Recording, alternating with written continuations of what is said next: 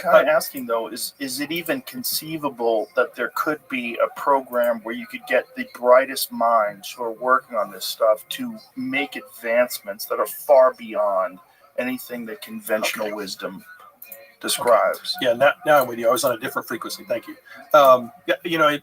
If we had some kind of kit, right, that is not from here, however we got it, right, and people will spend some time studying it, maybe they could figure it out. But that also gets into a little bit of a logic conundrum, right? Because I think you talked about going back to the 1400s and holding up an iPhone, right?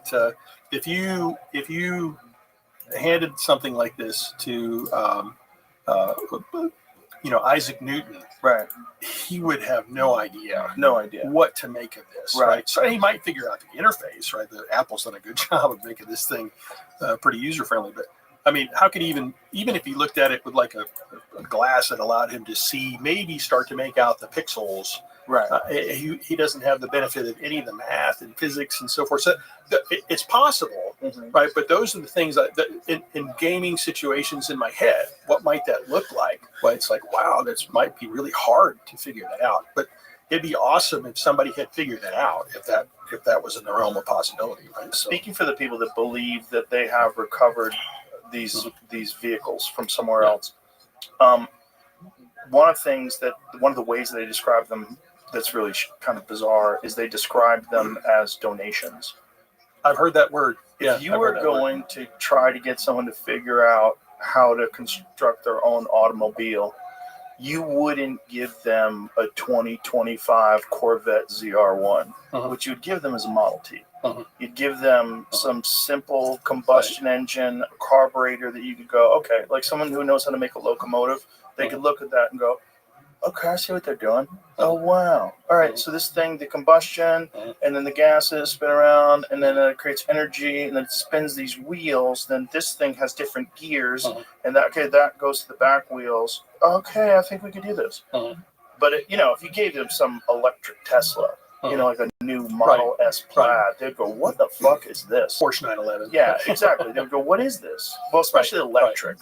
Electric vehicles, they go, this is bananas. Like this thing goes 0 to 60 in 1.9 seconds. Yeah, that's it's amazing. A fucking car. That's amazing, isn't it? It does feel, if you've ever been in an electric Tesla, like the Model S Plaid, it feels like spaceship. Like, it feels like you're not in this time period. Right. You're in something in the future.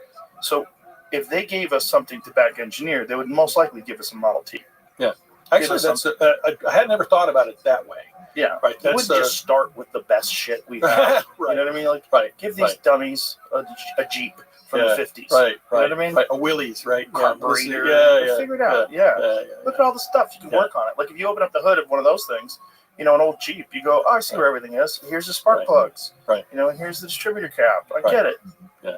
Well, I guess if that were the case, then I guess you could I could follow you down that thought process, if you will. Right? So then, could you imagine? I mean, I'm just asking you because I know you understand science and you understand engineering. Is it possible that there could have been some program that's been going on in complete total secrecy, shielded from Congress, shielded from the higher levels of government, on the most need to know basis possible with our current security systems, that they could have some kind of a program that's working on this stuff? I certainly couldn't rule that out, right? But some things I think about when I think about that problem. Let's talk about the F-117 stealth fighter, right? There was a program that was unclassified.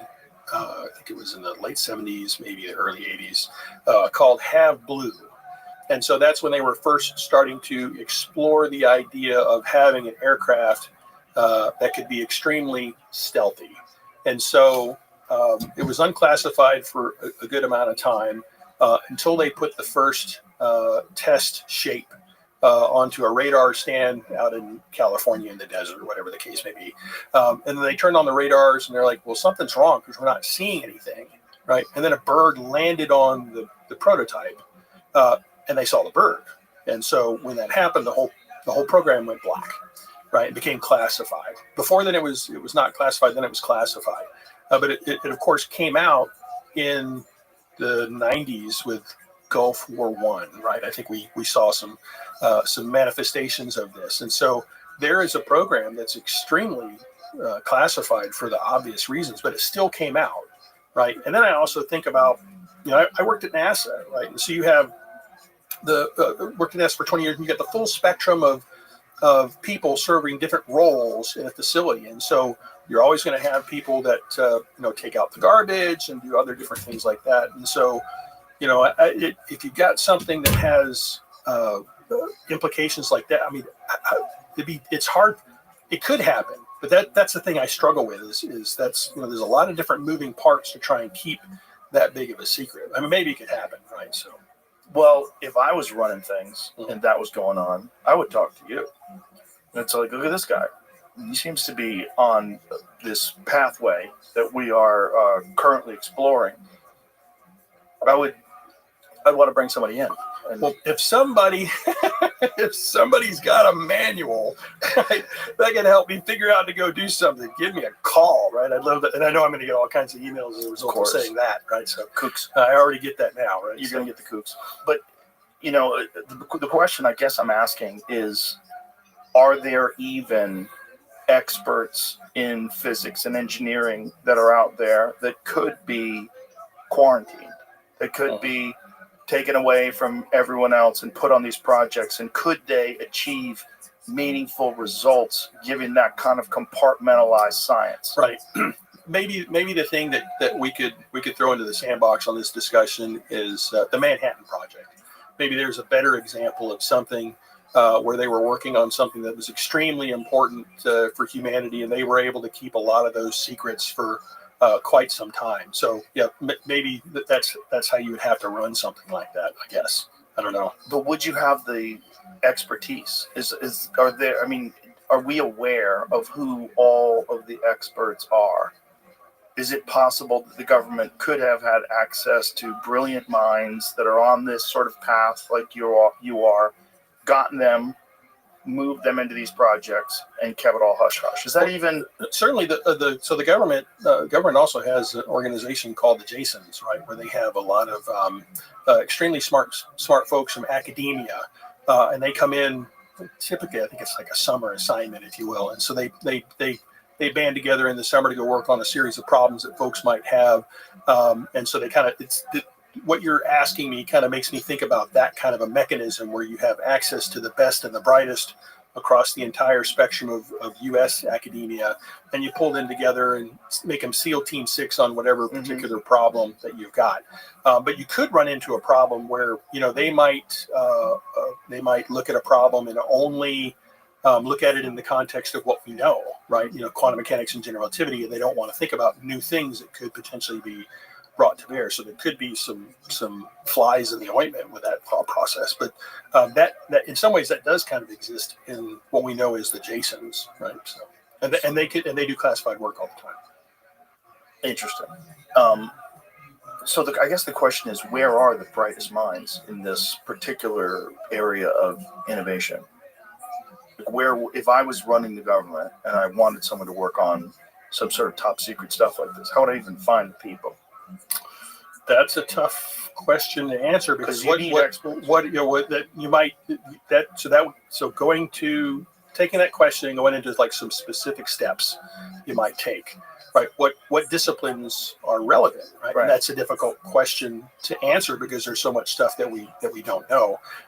You probably would have to sample from a number of different disciplines, right? Both in general relativity and quantum mechanics. With some hope that maybe you've got the right sprinkling of ingredients to bring to bear to that. And then there is a history of, I think, some folks in academia that actually like to think about advanced power and propulsion that are also just primarily physicists in their day-to-day capacity. Hal Puthoff, although he's got many and varied interests, he's a great physicist. He's published a lot of great papers in the literature just thinking about physics, right? He's got some stuff he's looked at called the polarizable vacuum. And so, in my drawer of preferred papers, I have a number of papers in there that are from Hal's work on the polarizable vacuum, because I find that interesting and fascinating. And so there may be some things out there that are adjacent to the concept where you could try and pull some of that together, I guess. Well, that's a fascinating thing for you to say, because Hal believes they have them. He believes that we have 10 of them. Yeah. Oh, yes, I know that. Yeah, which is just so nuts. Yeah. And then, he's a little agnostic on the Bob Lazar story. But the Bob Lazar story, which I'm sure you're aware of, is essentially what we're talking about. Like, you would bring in some out-of-the-box thinkers. And if you found some wildly intelligent young scientist who put a rocket engine in the back of a Honda, which is what he did, you would go, what is that crazy fucker up to? Like, let's have him look at it. What's it hurt? Right. The guys at Rocketdyne say he's a wizard. Right. Bring him out there. Or the guys that wherever he wasn't at Rocketdyne. He was at Los Alamos. The guys at Los Alamos said he's a wizard. So let's bring him out here. Let's see what's going on. Yeah, his story is I'm not too familiar with it. Right? It's the nuttiest story of all time. Yeah. And he supposedly, they denied that he ever worked at Los Alamos, but then they found him on an employee log. And not only that, he knew the outline of the place. He knew the security people. George Knapp took him on a tour of it. And he knew everybody. He knew the people that worked there. He knew how to get around. Like, he clearly worked there. So that's interesting that they tried to deny that he ever worked there. And then from there, he gets this job where he is flown out to the desert to Area 51 Site 4. And this is allegedly, right? During this time, he can't even tell his wife what he's doing. So his wife thinks he's going having affairs. He's got to leave and fly away at 11 p.m. at night. Like, right, but you can't tell me where you're going? You want to work? Right. Yeah, you're working late again? The wife starts having an affair. And because of his This almost sounds like a movie, right? It does sound like a movie, which is one of the beautiful things about reality. Is that reality seems so fake that sometimes actual true stories are bizarrely fictional. So his wife starts having an affair. Because of his clearance, he cannot be if he could be under extreme emotional duress. So they fire him. They tell him he can't. They don't give him any explanation. They don't tell him his wife cheating on him. He starts taking people out to the desert, explain to them, you have to see what we're working on. They fly this thing on certain nights, and they do these test flights around the base. It's nuts. So he takes these people into this area. They see it. They get arrested. When he gets arrested, he gets caught there. He explains what he was doing. He says, okay, I've got to go public or they're going to kill me. So he goes public with George Knapp. Initially, they hide his face, and then he says, you know what, fuck that. Let's just film me. Let me tell you everything. He goes over the diagram of this device, and he calls it the sport model, and it looks like that. That thing that we have right there. It's almost like a hubcap, right? But that's a copy of it. Okay. In the middle of that thing is some sort of a generator that he said works on this unknown element, this element 115. Oh, some of this is coming back. I think I've seen some stuff over the years. Yes. Yeah, some of it's coming back to me now. And essentially the way he describes it traveling, and again, this is in the 1980s, the way he describes it traveling is exactly the way you describe that sort of warp drive, changing space and time around it. And that you would point that thing where you wanted to go, and it would just... Yeah. It all sounds very surreal, right? There's another story. Again, as I said, I have a number of friends that are keenly interested in this, and so I've been exposed to some of the different things. That to me, the Tic Tac account is interesting because it's got a lot of rigorous data, if you will, that helps you go, well, I can't explain that. I can't explain that. I can't explain that. There is another accounting that I just put in the category. My brain doesn't even know what to make of it. And it's the concept of Rendlesham Forest. I don't know if that rings a bell. There's some over in the UK where there's a base over there and some airmen came across some very weird. I can't even begin to describe.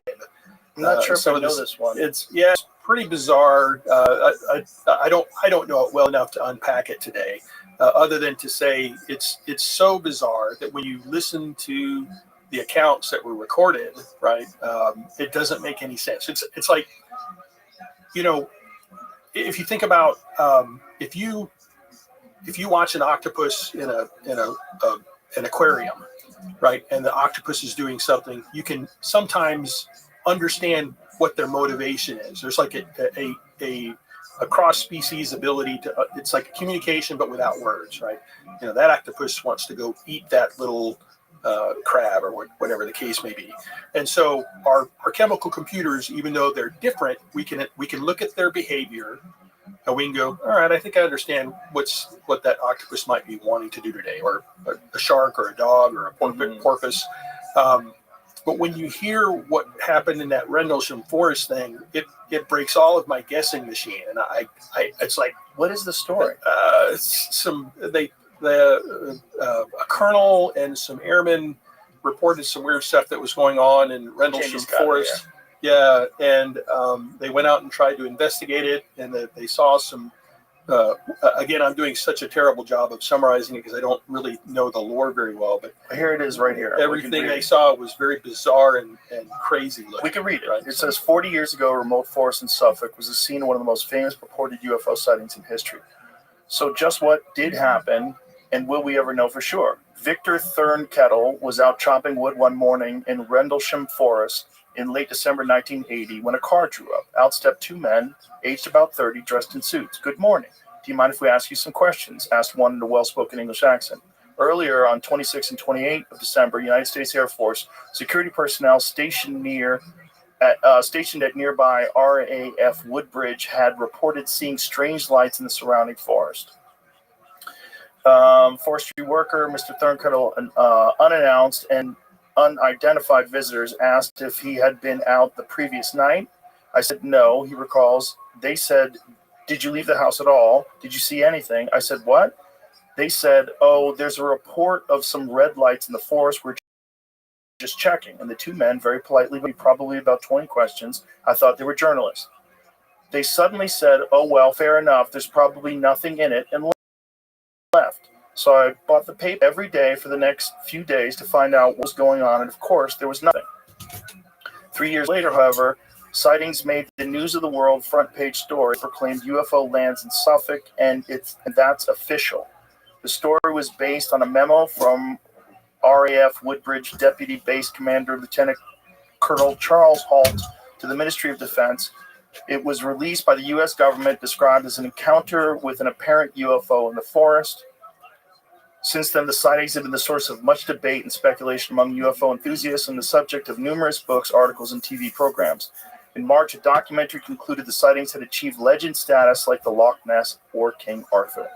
The forest even has its own official UFO trail, complete with a life-size replica, go back up, of the flying saucer. And this is the replica, with like the Hamza thing on it, that hand thing. Bizarre. Thurnkettle, UK authorities have said they didn't learn about the incident. Okay, well, what is the story, though? Let's get to, what is the story? Scroll down more. What does it say? Yeah, that gets into the stuff that it doesn't make sense in terms of what they describe the UFO doing. It's just very peculiar, right? So. Yeah. They got there. My heart absolutely plummeted. There was nothing. It was an absolute normal glade in the forest with 3 rabbit scrapes. They're all carefully marked. It happened to be roughly a triangle. Okay, what else does it say? What is the sighting? Burn marks on trees, but what's the sighting? I can see what the UFO looked like. But okay, sure. That's what they said it looked like? Whoa. And it had those markings on it? I Googled it. My Google search said that Crush brought it up when he was on here, but I couldn't find even clips about it, so I don't know that we went that deep into it. How bizarre is it that it has that symbol? What is that? That's an ancient Hindu symbol, correct? That Hamza symbol? I don't know. Oh, they're different. That looks very weird. Huh. So what about this one stands out to you? I put this one in the category of I don't understand if it's a real account, right? I mean, I think when you have a lieutenant colonel that's reporting something as factual, I tend not to just immediately dismiss it. Right. But and it's not just him; it's several people around him. What they described, right, doesn't make sense to me, right? In terms of the David Fravor talking about the Tic Tac, I can kind of, that's not totally alien to me. I could, it's trying to maneuver with the aircraft and it's maneuvering to their cap or whatever the case may be. And I can kind of connect the dots with that. But the Rendlesham Forest thing, it doesn't make any sense to me. Well, what about it doesn't make any sense? What they saw, why it was doing what it was doing. What was it doing? It just was out in the woods. It was out in the woods, with blinky lights and doing weird stuff. And like, Why is that weirder than the Tic Tac to you? I don't know. So this is a gut thing, right? In terms of my gut's telling me I don't understand this. This doesn't make sense to me. I don't know how to explain it any better than that. So, But if it's just an object that's in the wood, blinking lights, and looks like it's flying, why? I just don't understand why that's weirder than. I think they also described it had like melty bits or something like that were like dripping off of it and so forth. And it sounds so completely surreal. I think maybe what I'm unconsciously trying to do is I'm trying to, map. How might I map, math and physics to what it is that they're describing to me? Jamie, is this the one where they found debris at the scene? Yeah, Doug, I'm the one who told you about him. Have you been watching the enhanced games? No, I haven't watched him. What was that?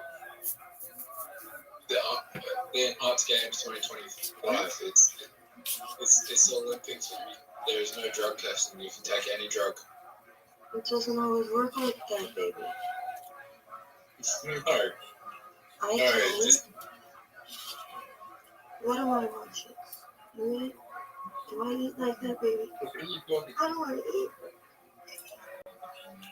I think she's talking in her sleep. All right, what channel is the enhanced games on? I think it's. Oh shit! Right. Yes. I'm not sure. Doug, why is Bonnie Blue in jail? I don't know. What? First competition of the enhanced games is scheduled for. Okay, the first competition of the enhanced games is scheduled for May 2022.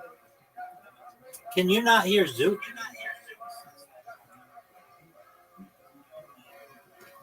What are you talking about? That mattered a long time ago. Okay, well, you have to understand I'm having a conversation with Zoot. So if you want to hear what I'm talking about, you've got to listen to Zoot. All right, Zoot. So what channel is it on? May. It's not till May 2026. So the training's now. Okay. Audie, go back to bed. You're not making sense.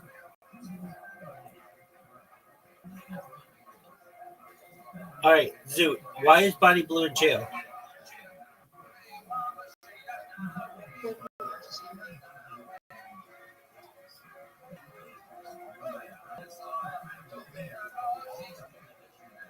Bonnie Blue has been arrested as her sister posts a statement and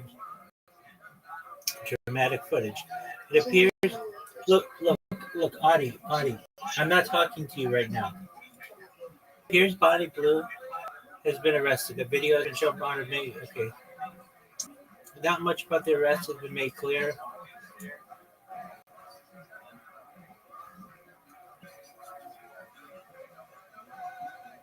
All right.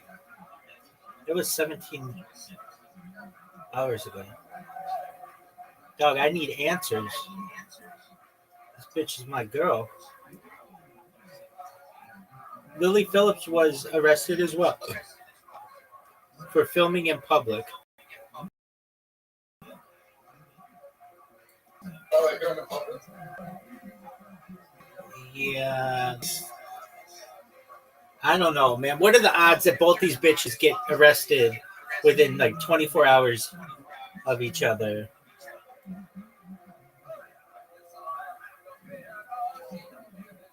All right, I'm gonna find this shit out from X right now.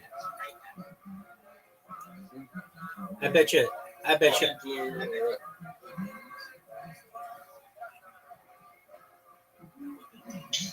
She's fighting the phone too, All right. She's on the upper record though.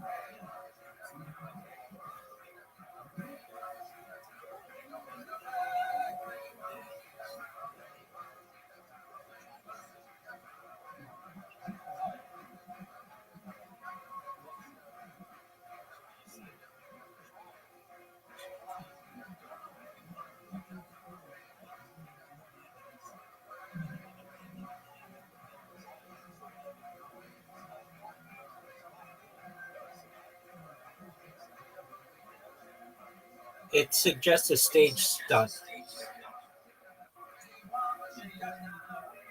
Rock says it's staged.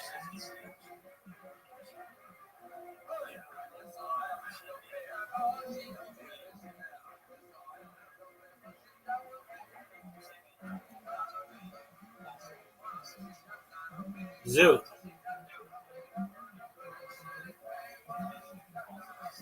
Zoo.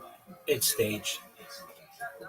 You came in here like your fucking sister was in jail,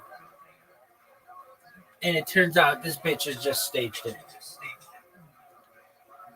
Yeah, that's what I said. No, you didn't. No, you didn't. You said that. You said that shit is the realest shit of all time, and I said it sounds like a hoax. Oh, Lily Phillips got arrested then. Dude, I just told you that. Oh, that's why. And I just said, what are the odds that both those bitches get arrested within certain hours of each other?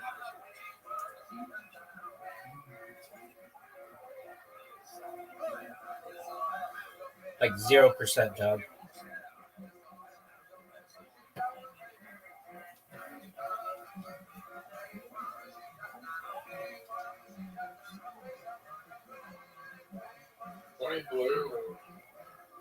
Both of them, dude. They're fucking. It's a publicity stunt.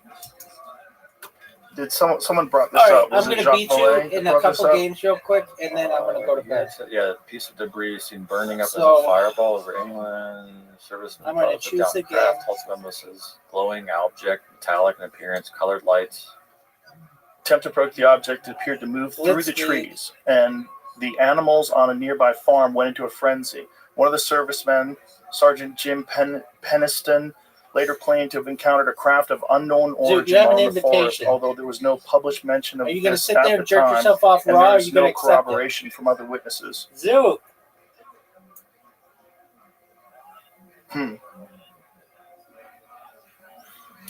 Yeah, so there's no matter how far you dig, there's not going to be very much satisfactory resolution of the mystery, if you will. It's just a bonkers Why kind is of story. this one stand out to you more than, like, say, Roswell?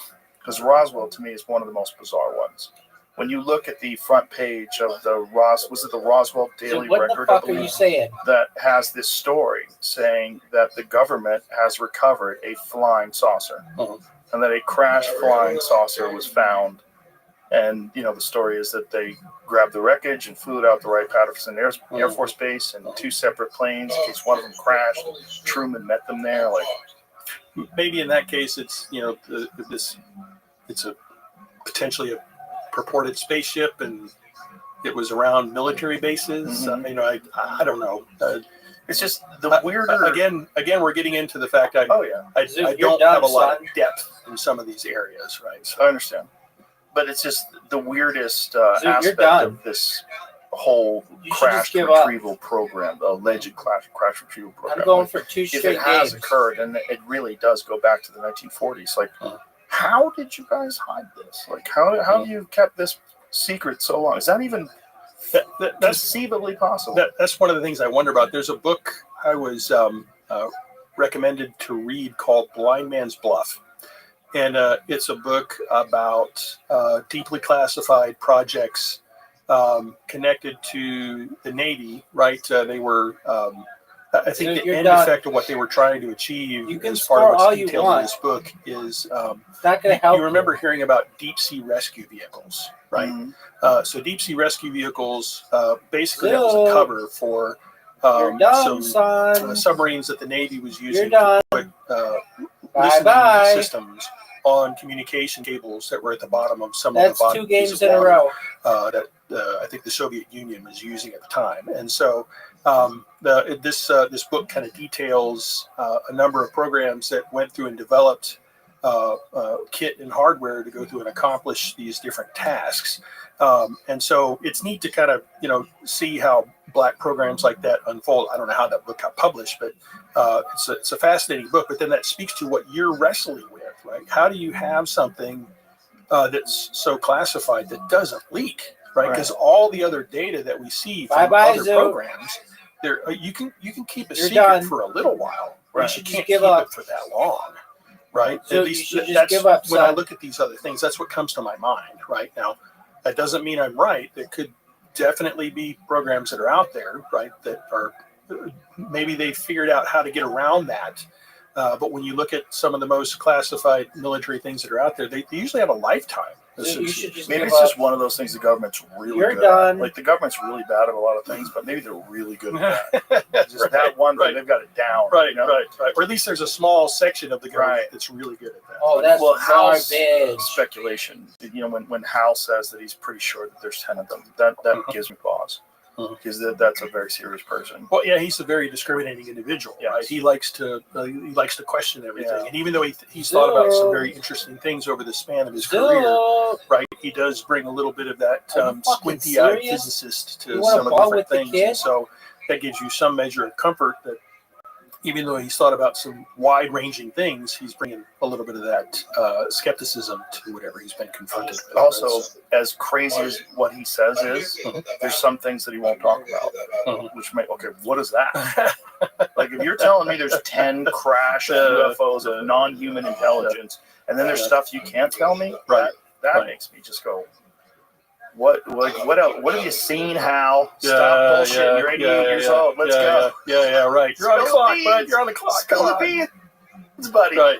Come on, if anybody knows, please. But I guess if you did spill the beans, my goodness, you would no longer have access to any of that stuff, and you'd probably be in trouble. Knows. They'd probably immediately get audited. Yeah, absolutely. You'd have a lot of special things that would happen. A lot of bad things would go your way. I would imagine. Because you're what he describes, that put it in perspective to me. So you have to understand that one of the things that would happen is there would be real problems because you'd have to figure out how this stuff was funded. So this is funded by misallocated, so you lied to Congress. So these are crimes. These are crimes that put people in prison for life. And then Made a But comeback. by the way, that goes back to that book I was telling you about, Blind Man's Dude, Bluff, 'cause I it made a talks comeback about 3 games in the a row. amount Son. that went into that program. What are It your was thoughts? hundreds of millions of dollars. Right. And it's interesting. They give like a little bit of a window of insight into how the Dude, quit checking classified shit. world moves. Quit stuff being around. a little beast. Right. Zoot, get your And then shit together, you also man. have this national security Dude, you problem. have an invitation. Because what Hal's If you don't saying is accept that it we're not within the only next ones that 10 have seconds, things, and that there's then we don't play. a mad race these things, and to successfully complete. And this was the fear, like when people were seeing these drones amongst conspiracies. So Zoot, I'm going to get some big points against you right now. I gotta think when you look at any of the counts of these things, the important things to maybe help categorize the nature of things that they see. If a craft has the ability to manifest extremely fast speeds, SR-71 does Mach 3.2.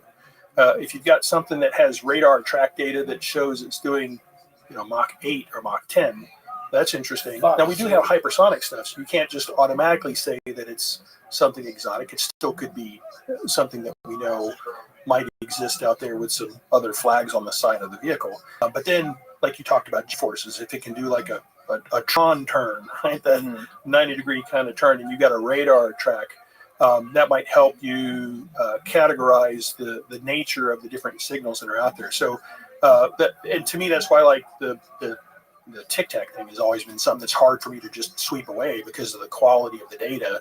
And some of the stuff they describe, I can't imagine other conventional systems that could potentially explain what they're seeing. But a lot of the other stuff I can actually probably piece together in my head. It could be this or it could be that. Right? They talk about the cubes inside of a clear sphere. Mm-hmm. There are patents in the system for radar corner cubes that are a cube, a metallic cube inside of a clear balloon that gets floated to evaluate radar sensitivity, right? Mm. So What when do I those look like?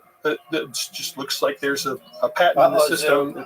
So it's a corner cube, but there's a patent that has a version of that that's light enough to go inside of a some kind of a balloon. Maybe it's filled with helium or something like that. There you go. That's the patent, right?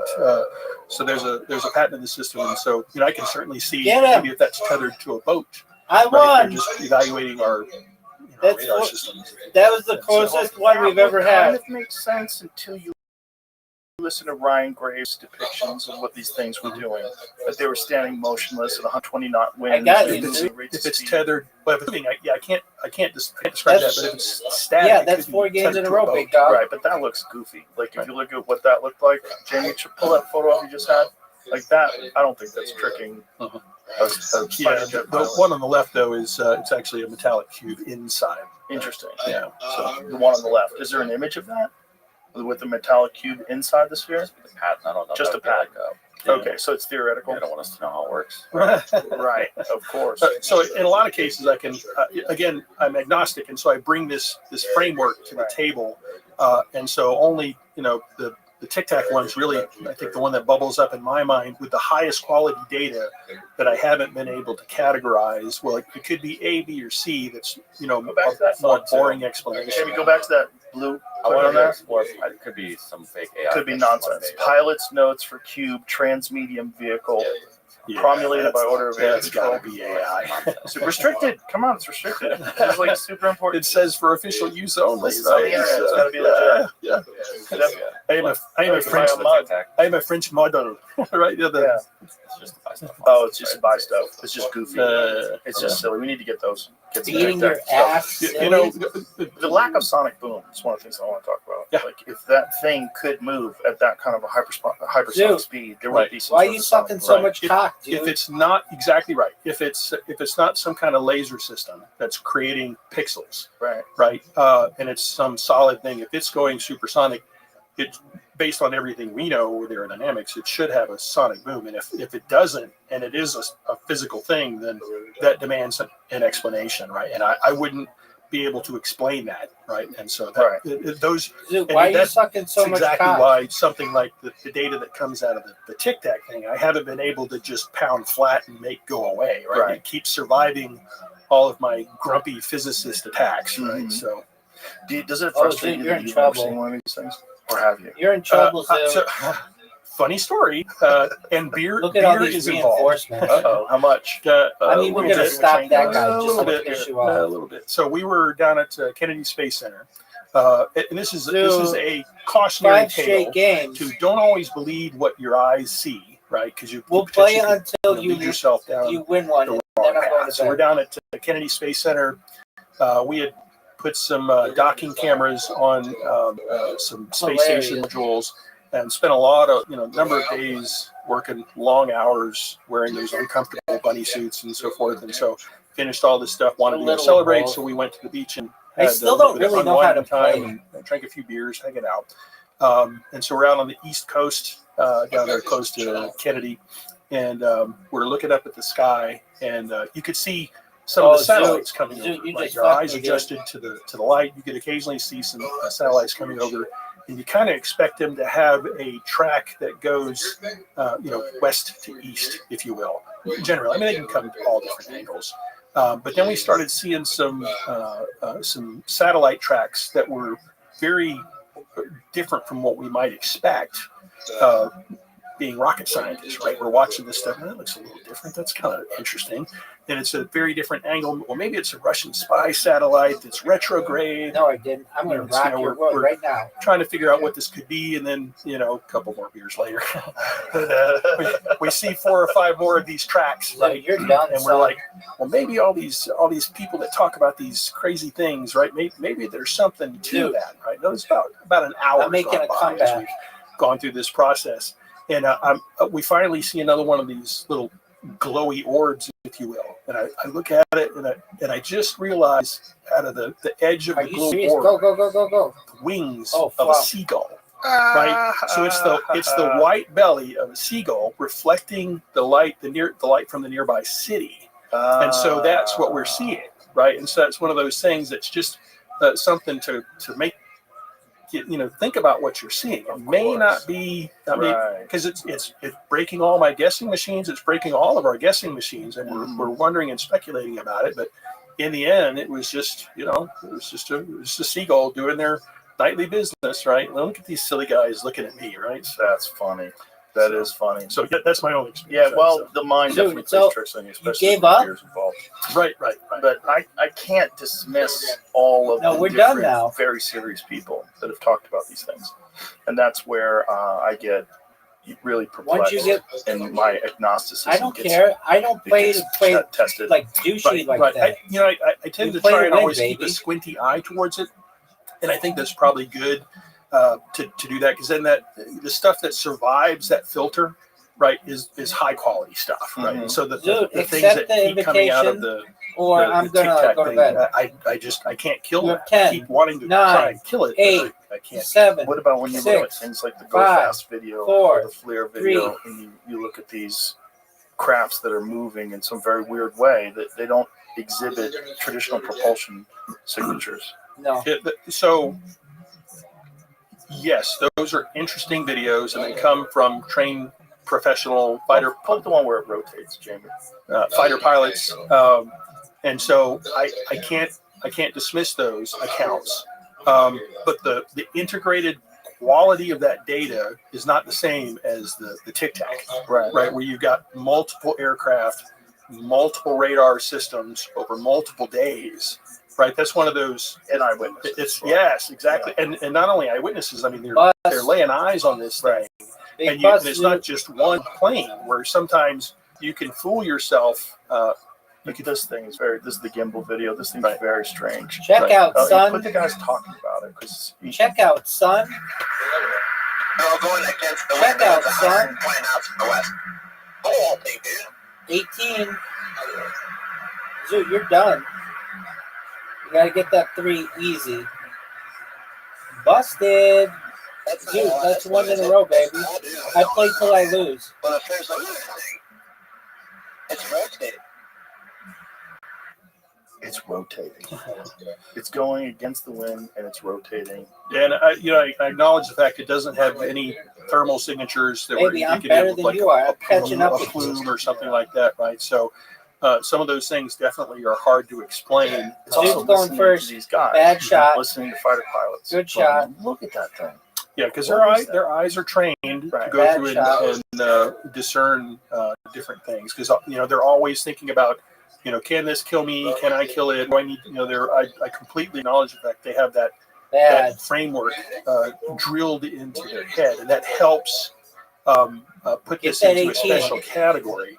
But those are unfortunately single Double data 12. points, so I can't do anything. with Nice. that, right? And Triple that gets 12. back to what we talked about at the All right. beginning All I need is of all this. 320. I would love for somebody to show up with a notebook, right, Oh, shoot. full of all these great observations that would help me. We're making these little nano chips I that should've we're trying got to that. use to extract Can I energy see from. those? Yeah, sure. Is that the actual nano chips? These are a bunch of the nano chips that we're doing. This is part of the Casimir company that we spun out. These chips interact with the quantum field and generate a voltage potential between those leads. And Go, so we measure voltage on those guys, and we put them in dark RF shielded enclosures. Dude, go. There's some pictures, That's so cool. and so Just looking Dude, at go. this is so cool. 10, and it's fun to 9, think about how 8. you even make stuff like that. We can talk about that in just Yeah. a minute, but let's talk about some of the applications, right? This is. Let's see. Can we go back a couple slides? I don't know. Keep I'm going. very tired. I want to go to Keep bed. going. Keep going. One more. All right. So let's just spend maybe 3 minutes here talking about the Casimir force. That was good. But at least picking up where we left off. Okay. Right. So we talked about the idea of the Casimir force is a macroscopic observational consequence of something called the quantum vacuum, these fluctuating fields and forces. You go to the next slide, Jamie. So conceptually, the following is true, independent of anything that we're doing with the nanotechnology we're developing. If you allow the quantum field to interact on these two metal plates that we talk about as part of the Casimir force. It will apply a force over a distance, and it will cause that gap to close and go to zero, right? So that is, by definition, a force over a distance. And so that is a unit of work. So the Casimir force phenomena is a illustration of extracting energy from the quantum field. So independent of anything that we're doing, right, that's part of what baked into the idea of the Casimir force interacting with the quantum field. Now, check out. All right, you here we might go. say, well, maybe we could use that as a power source. The only problem with this textbook illustration of Try to beat Casimir that. cavity, once the This is for plates the have championship. collapsed, but there's no more. You can't get any You're more done. energy out of it. You have to actually You're done. pull the plates apart. You have to You're wind done. the watch again. Bye-bye. And so this type of an All right, approach dude, I would gotta at get some best simply be a battery. So you couldn't extract continuous energy from the quantum field from this type of an apparatus. So this leads into an innovation that we came across. So Jamie, if you go forward one more slide. This is a slightly larger version of that scanning electron microscope image. I'll probably sleep like 4 hours. So we've changed the standard Casimir cavity concept by adding these pillars along the midplane. So we have these structures that we put inside the middle of the Casimir cavity. And so you see we got a cavity wall on the left and a cavity wall on the right with these big 3 pillars. The walls are fixed to the substrate. They can't move. We don't want them to move. We want them to stay still. And then the pillars are also fixed to the substrate. They cannot move. The walls are electrically connected to one another, and the pillars are electrically connected to one another, but they're isolated. So that's just a physical description of what this is. So now let's talk about how does this custom structure interact with quantum field? What's the difference with this? So for that, let me give you a metaphor. Imagine a Pacific atoll island out in the middle of the Pacific Ocean. It's surrounded by the ocean with all this random wave energy that's beating the outside of the atoll island. But at the center of the atoll island, there's a nice lagoon, very quiescent, very smooth. The water's connected to the Pacific, but a lot of that wave energy can't manifest on it. So it's a protected and nice environment. So imagine, Joe, you're sipping, some nice water and having a nice paddleboard day, quiescent, enjoying yourself. And he took the other package and he went deep sea out on the Pacific Ocean, and so he's really bobbling back and forth, and it's much more uncomfortable for him. Maybe he's getting sick and feeding the fish, right? So now, with that metaphor in mind, let's come back to the structure. So this structure, the walls on the outside are like Pacific atoll island. Inside the quantum field, which is like the Pacific Ocean. So it's assaulting that structure on all sides. The pillars are like you on your paddleboard in the lagoon. It's a protected environment. And so the way the quantum field interacts with this structure is it will occasionally cause a real electron inside the walls to quantum tunnel to the pillars. And so the pillars are like you on your paddleboard. It's a very quiescent environment. And so the electron shows up through this quantum tunneling process. But there's no wave energy on the lagoon to mirror that current back to the walls. So in that way, this structure will interact with the quantum field and generate a voltage potential. So we can measure a negative voltage on the pillars relative to the wall. And so although this is a very tiny little cavity, and we can measure the voltage directly using atomic force microscopes, if we put these guys together by the tens of thousands or hundreds of thousands, then we can get to voltage and current levels that map to things that we care about in application, like a tire pressure monitor system, something that uses microwatts worth of power, or a Fitbit, or you've got the ring there. I think that's an electronic ring or something like that. There's an Aura ring. Yeah, some low power applications, and so using this this approach, we're trying to create chips that are about the size of your pinky nail that generate 1.5 volts and 25 microamps. And so that maps to a number of chips that are on the market today that operate at that power level, but they have to be recharged. We don't have to be recharged. So we're like a solar panel that works in the dark. So you can put us in your device and then it can go down to the bottom of the ocean and it will continue to work. Or we can give it to our buddies at Intuitive Machines and they can carry it to the surface of the moon. And maybe they want to throw a sensor off to go measure something and it'll collect data, even though the sun stops shining. So the cool thing is, like I said at the beginning of this interview, we were going down this path of trying to understand the nature of the quantum field because we were motivated by where we might envision it could lead one day. Maybe we could add a deeper understanding of that physics Venn diagram and get to a point where we can figure out what do we need to put into the rings that go around that IXS Enterprise concept shift, if you will. And so it's cool to think that maybe we can come up with a technology that provides useful power today for things like this. Maybe if we put it in aggregate, if we put a lot of them together, right, we could get to a point where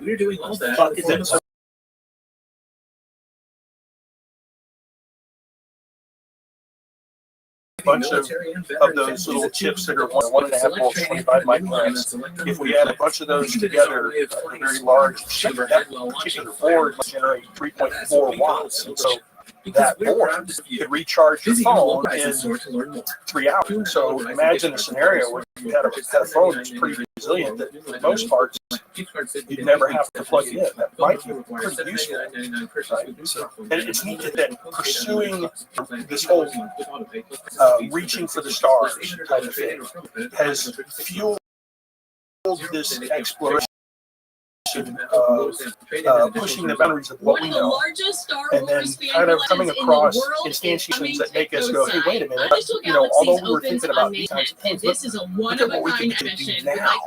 And so we could find ways to, lead the research and still value here. And incredible. This capability is amazing to think in terms of what it could unlock, right? Especially if we could, if this is 3.5 watts, you can imagine you put a bunch of these together, you can rapidly get to a kilowatt or even more, right? And have expeditionary power. I don't know if you've ever wanted to have a farm out in the middle of some untouched area where you didn't pay the money to run the power line. Well, now maybe in 10, 15 years, maybe you wouldn't have to. We could provide a solution that would allow you to come off the grid, right? So, I was seeing something online about some new technology that I believe was invented in Japan, where they have figured out a way to extract far more energy from solar panels. Yeah, I think they've increased the efficiency on solar panels, but there is a limit to that, right? In terms of when you get to close to 40% efficiency on a solar panel, you're kind of at the limit of what you can do. And then the challenge you have with a solar panel is at the surface of the Earth during ideal peak lighting conditions, the flux of power you get is about 1,000 watts per square meter, right? So if you wanted, a system that provided 5 kilowatts of power, you could do the math and figure you did a fairly big area. With our technology, we can stack it on top of one another. We don't have to stretch out like that. And so the quantum field could potentially provide a lot more power with a much smaller footprint, if you will. Right now, I have to acknowledge we're still very early, right? We're very low power levels, and so we want to crawl, walk, run. But we're thinking about what can we do now to provide use, right? And then use those applications to continue to grow the capability at Casimir. And then ultimately, if you have those things stacked 50 feet thick, 700 meters in a circle, then you have enough power to make a warp drive. Right. Well, and so this gets into the cool thing is what we're trying to understand and study in these little chips that we're making is we're trying to understand the nature of the quantum field, right? The structure to the quantum field. How can we alter it? How can we tweak it? What can we do with it?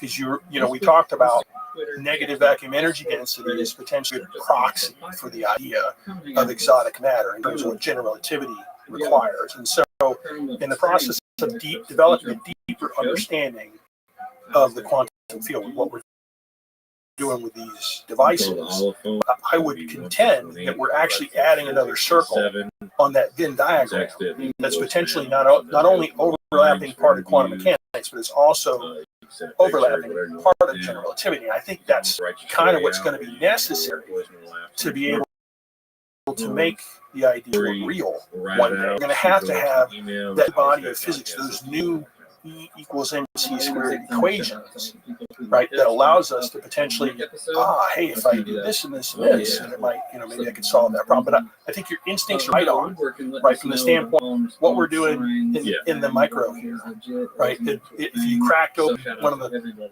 access panels on the IXS Enterprise, you looked, you might see some stuff that's like, I can see how these guys are descendants to what gets put together in macroscopic, whatever.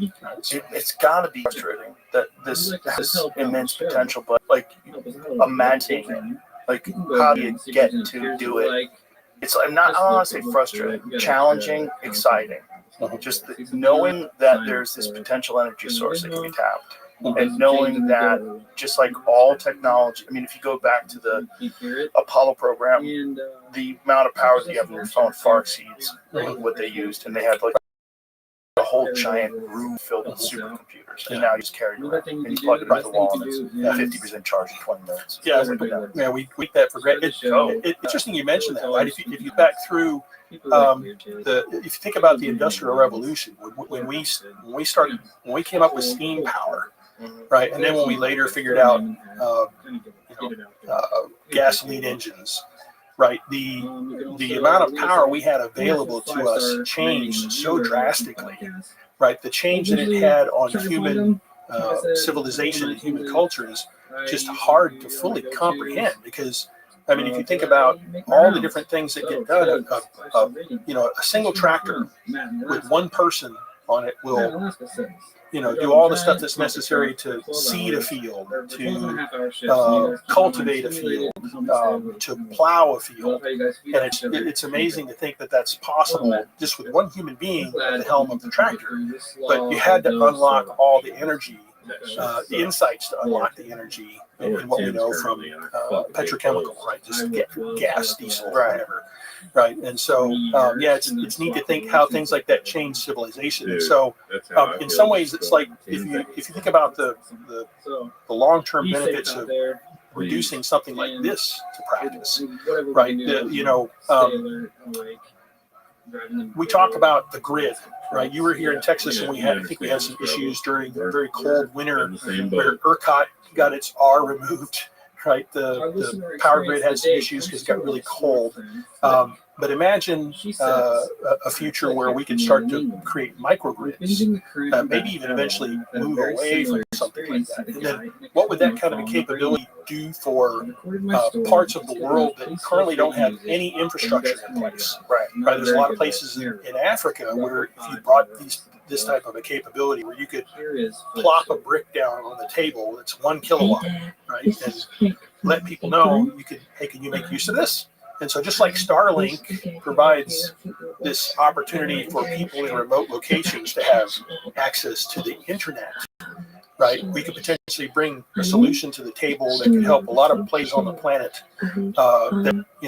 that they might not ever see that otherwise, right? So that's the thing. So those are some things that have us excited about as we continue to wrestle with technology, right? Anytime you're trying to do something, you're trying to establish order where there's only chaos. It's hard, right? But the things that help us weather that is the long-term implications of what we're doing, both in the near term and in the far term. It's really cool to think, right? We can provide benefits, here, and then farther down the line here, and then farther down the line to here, and then, oh, by the way, the whole reason we're doing all this stuff is because we hope to try and make the idea of a space where possible one day, right? It's cool to kind of have that connection between all these different nodes along the way, where you can see the path. Yeah, you can see the path. Right? I mean, it's how to be more useful for right. people today. Right. I mean, think about like one when we have a hurricane that hits, right, the power goes out.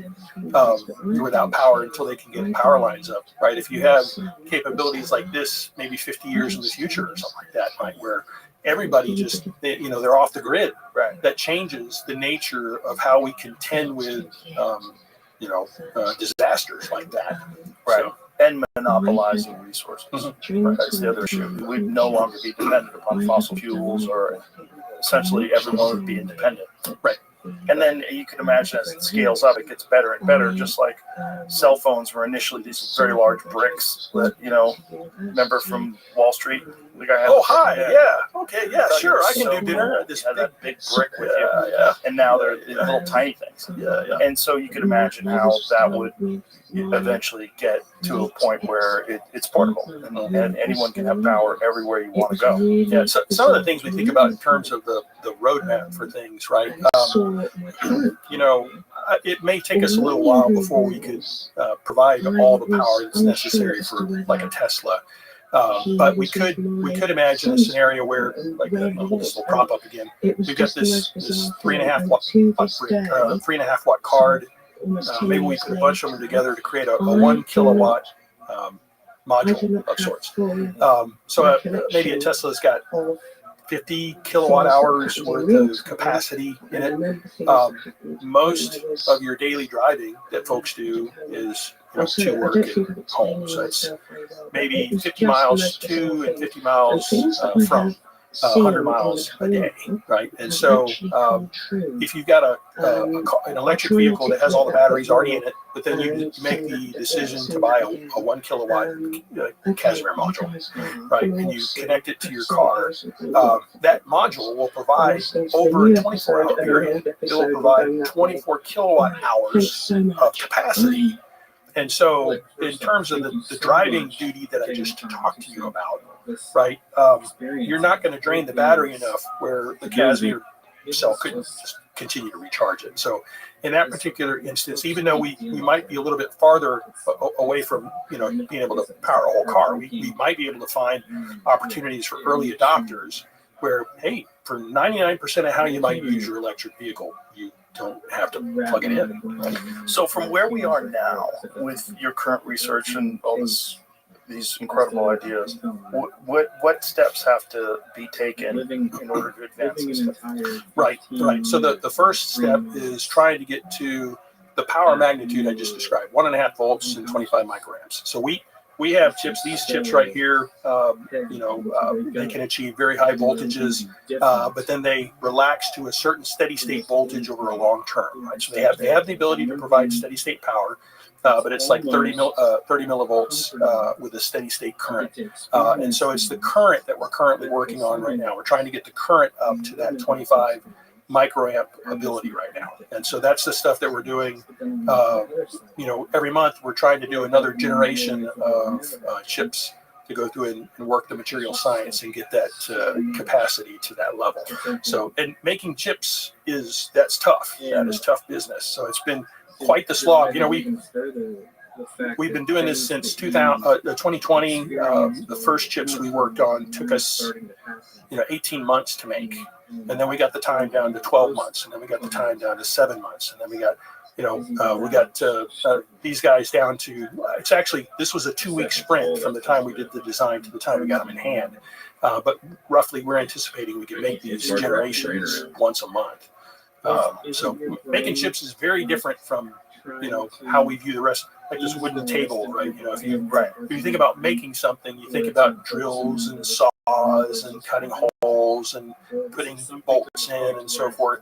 But we talk about making chips. It's an entirely different approach to how you make things. You make things with light, and you make things with plasma, right? This will be a good opportunity for me to use a little verbal description, and then you can grade me on how well I communicate this, right? So, in concept, how you make something smaller than what you can see with your eyeballs. So ordinarily when we want to look at something very small, we use a microscope, right? So we got this optical system we look through, and then we look at something, maybe it's got a paramecium or whatever in it. Now, what we're looking at is very tiny, and we use optics to blow that up. And in some cases, instead of putting our eyes against the little viewports on the microscope, maybe we'll put an imager, a camera on there, and we'll take the camera will collect the image and put it on a big screen, big LCD screen. Now, if you think about that in reverse, what if let's say you're looking at our chips and you're seeing these squares and circles and tiny little different shapes and so forth, but it's projected on a big screen. Now imagine for a moment, instead, you go through in some CAD program and you draw squares and circles or whatever. Maybe you draw a picture of Jamie's head, right? And then you go through and you take that digital file you just created, and you kind of look at this whole process that I was talking about in reverse. And so instead of using a imager to collect the image, use a projector to project the image back down through the optics, right? Where now you project some shape you want to manifest on a chip, right? But you can't see it. You could look at it with your eyes, but you couldn't see it. Right, but you're using this projection system through the microscope in reverse to put the image down on the chip.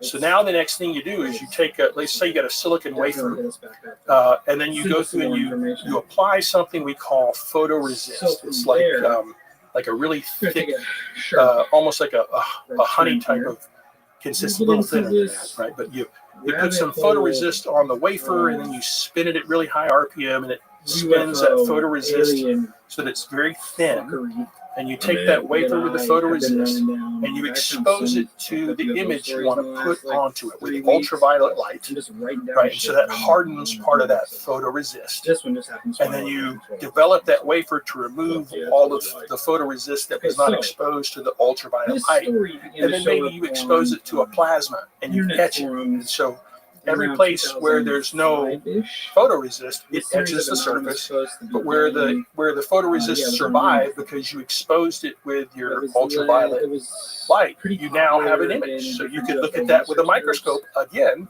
and then you'd see, Jamie's bug on the surface of the silicon wafer. And so in concept, that's how the idea of when you make a CPU or you make memory or you make any of this digital technology, that's technically how it works. Are you old enough to remember microfiche? What is that? The little film? Yeah, the little acetate things in school that you put in, right? So that's another kind of illustration of it that's just not applied to a chip. Right? Well, I would imagine the manufacturing something like this is a spectacular undertaking that would require a long time to develop the kind of factories that you would need to do this kind of stuff at scale in the United States. And this is an issue that we have that was really highlighted by the COVID pandemic, where we weren't able to get shipments of things, and a lot of cars weren't for sale because they didn't have the chips to put in a lot of the new American vehicles. Or in some cases, they took functionality out because they couldn't get the ding-dang chips to go do what they wanted to go do. I was really glad to see a lot of attention be brought to bear with, I think it was the CHIPS Act. And even Texas has taken a very strong stance on trying to attract some chip manufacturing capability here in Texas, right? Yeah, we were talking about the Samsung plant that they built here. Yeah. But the Samsung plant kind of highlights the issues because they weren't able to achieve the tolerances that they require in large batches. I think they'll eventually get there, right? Those are just illustrations of the fact it takes a while to get everything dialed in. Just like it took us 18 months to get our first chip, and then now we're getting a 2-week sprint. We can make our chip, and it took 5 years to get to that capability, if you will. I think they'll get all that figured out. But in my mind, the other value proposition for chip manufacturing, right, is, to me, chip manufacturing is like the 21st century automobile manufacturing jobs, if you will. It seems like that could provide a great opportunity for people to get meaningful work that pays well, that makes a product that a lot of people need, right? And so I think in some ways that's the upside to trying to focus on getting more chip manufacturing here in the States, right? So I just think that's a win. Because That's a one would win-win, think, right? Yeah, because chip manufacturers, one of the things that Apple stated, they have apparently a big leap coming forward with the iPhone 17, and they think that they're going to have to manufacture these in China. There's reading Tim Cook talking about it because they're saying that China is the only nation that's capable of achieving what they're trying to put into these. Is it China or Taiwan? I don't know. I believe it's China. I certainly. Now, I don't know definitively either. Right? When I think of Maybe it's manufacturing that's the issue, not the chips. But see if you can find what Tim Cook said about needing to develop the iPhone or manufacture the iPhone 17, because I think a lot of their stuff they do in India now, but they think this new one is going to be so sophisticated that they're going to have it made back in China. Yeah. So when I think of cutting edge chip capability, I think of TSMC, that is in Taiwan, right? And they've got those machines, the ASML machines. This is a very interesting thing, right? So the machines that help make some of those tiny chips that are inside the iPhone, they're made by this machine that's developed by a company called ASML over in the Netherlands. And part of me thinks it's like that's a very small brain trust of people, right, that are making machines that are kind of, setting the pace for, because I think about what happens if somebody, a bus has an accident or something like that, right? Because it's just like such a small group of people that have this skill on how to make these tiny little features that are 2 or 3 nanometers. I mean, that's crazy small. What percentage of the population can do that? Right. There's not a lot, and 2 or 3 nanometers. It's like that's if you were to put DNA on the table, right? You calculated 2 or 3 nanometers. It'd be as very. Oh, here, let me give you. Here's a better comparison. If you hold a marble in your hand and you imagine that as 1 nanometer, right? It's just kind of a comparison here. Right, so you have a marble in your hand, that's 1 nanometer. Well, how big is a meter? A meter is the size by comparison. Just to put a nanometer in mind, right? So we can all envision a meter, right? So that puts a nanometer to scale, right? So they're making things with lateral features that have this handful of nanometers in mind. Now that said, I do think that's so crazy. I do think chips are reaching a limit in terms of what they can do for the lateral features. The next big chapter, I think, for chips is they're going to go 3D. They're going to start making them.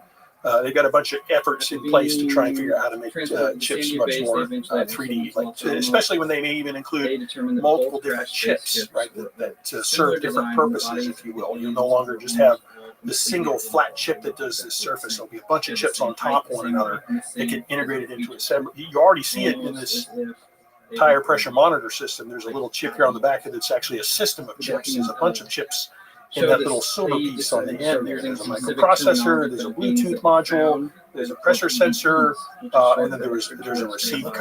Yeah, that's nothing, right? So that little shiny silver piece. Yeah, that shiny silver piece. It's not only just the pressure sensor; it's all the other support electronics, and everything else is just simple dumb stuff. And a big battery. Yes, and a big battery that has to last 5 years, right? So that's why this is not. You don't take the lid off this thing. This is glued on, right? It's when it's done, you just throw it away, right? So that's the current operating process. So crazy.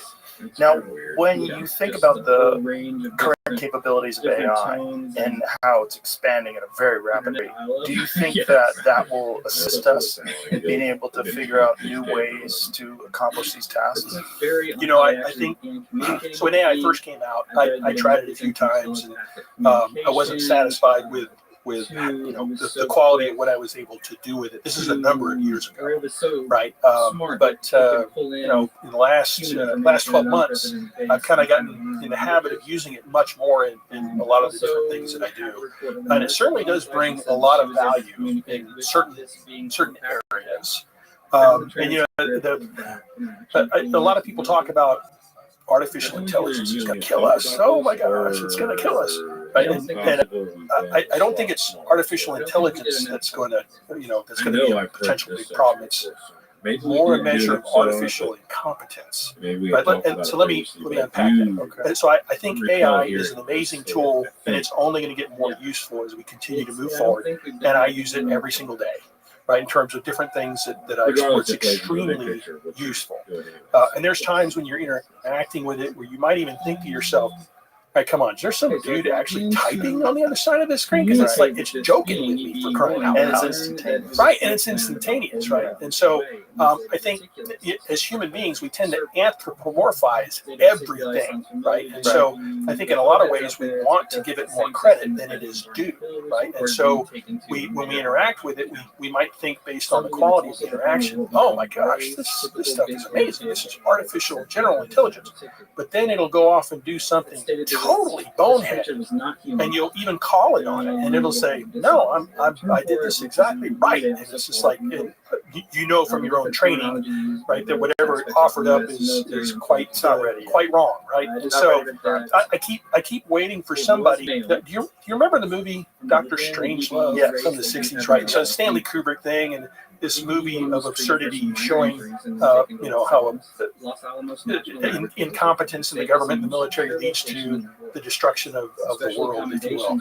It's like we need a Stanley Kubrick equivalent today to do a movie called AI Bob, right? Where AI Bob, accidentally takes out the world while trying to help, right? And it just, I think it's one of those things where I think AI is an amazing tool. We need to find out more ways to use it. It's incredible, but I think we just need to remind ourselves it's not quite as capable as we might think it is. We need to be careful of that so that we don't put it in control of something in a certain way where because it has these other faults, right, it does something that's really unfortunate, right? So we have to make sure that it's reached a very high level of proficiency before it gets... Right. Or just be careful about how we use it, and never be afraid to question what it provides, right? Because there's no question it helps me be faster at a lot of stuff I want to do.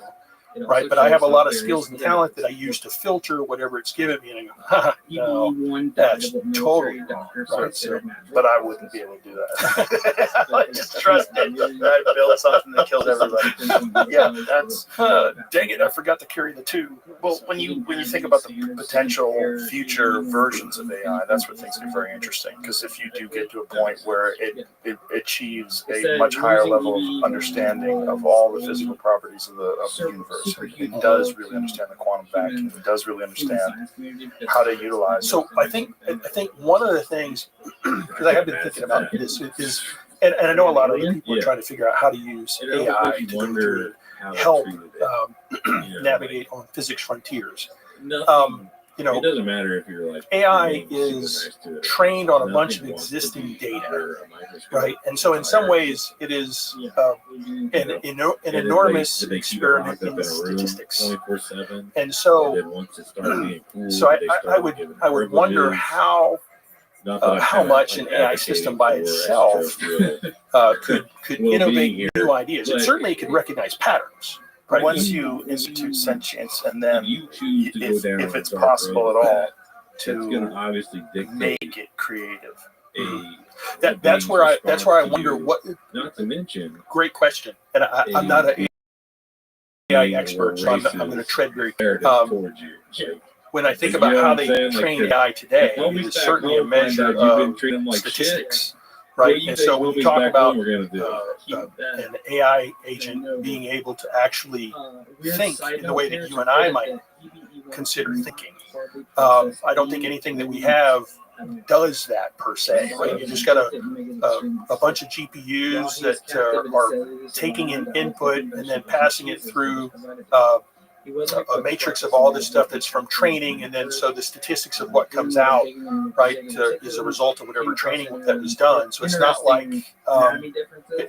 like Leonardo da Vinci imagining where he's going to put his next brushstroke on the ceiling of the Sistine Chapel, but certainly it could potentially, an image of the Sistine Chapel, an image of some other modern art or whatever, and come up with some cool homogenization of things, right, and so forth. So I still think we understand what is consciousness, right, before we can really even do that. What do you think? More or less. Oh, that's I Have you? I know you thought about it. Right. To the universe.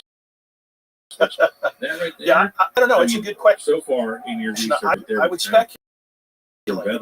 Because it is. Maybe down It drink water. to the nature of the quantum field, quantum vacuum. I think there are other forms of radiation, field fluctuations with the field that are beyond electric, like the lights in this room, is magnetic radiation. Scalar fluctuations would potentially be a whole nother realm of radiation that we currently don't have any sensors to detect, right? But maybe biology uses those types of things. And so there are things inside cell structures called microtubules. I think Hal maybe mentioned something about microtubules to you when he was here the other day. But cells have microtubule structures in them, and I think that may be connected to the idea of consciousness, although I don't have a well enough formulated answer to be able to defend anything. So I'm treading very carefully because this is not my area of expertise. But it's fun to speculate. it is fun to speculate, and maybe we can schedule another opportunity to come back and we can talk about consciousness, bring a couple other folks that are more cognizant than me. I would love that. Yeah. Want to organize that? Yeah, let's know who you would call. I don't know yet. I'll think about. I'll have a think. I actually probably have a couple other cool ideas for cool things we can confab on. I think a lot of people would really enjoy learning and listening about. Well, that would be a fantastic collaboration. People that have theories about consciousness along with these theories, these quantum theories. Fascinating stuff. Harold, thank you so much. So interesting, and I'm so happy that people like you are out there in the world working on this stuff, which I'm sure one day, when people look at the past and say, boy, look at those cave people, look what they're doing. Or, you know what I'm saying? Because like we would look at the Victorian people, or we would look at people from thousands of years ago, and they'll look back at this going, wow, this is where it all started. Yeah. This was the moment. So let's definitely do that. Let's definitely have another visit and bring in some people that will explore consciousness together. Sounds good. I love it. Thank you so much. Really appreciate it. Thank you, Joe. Bye, buddy. Do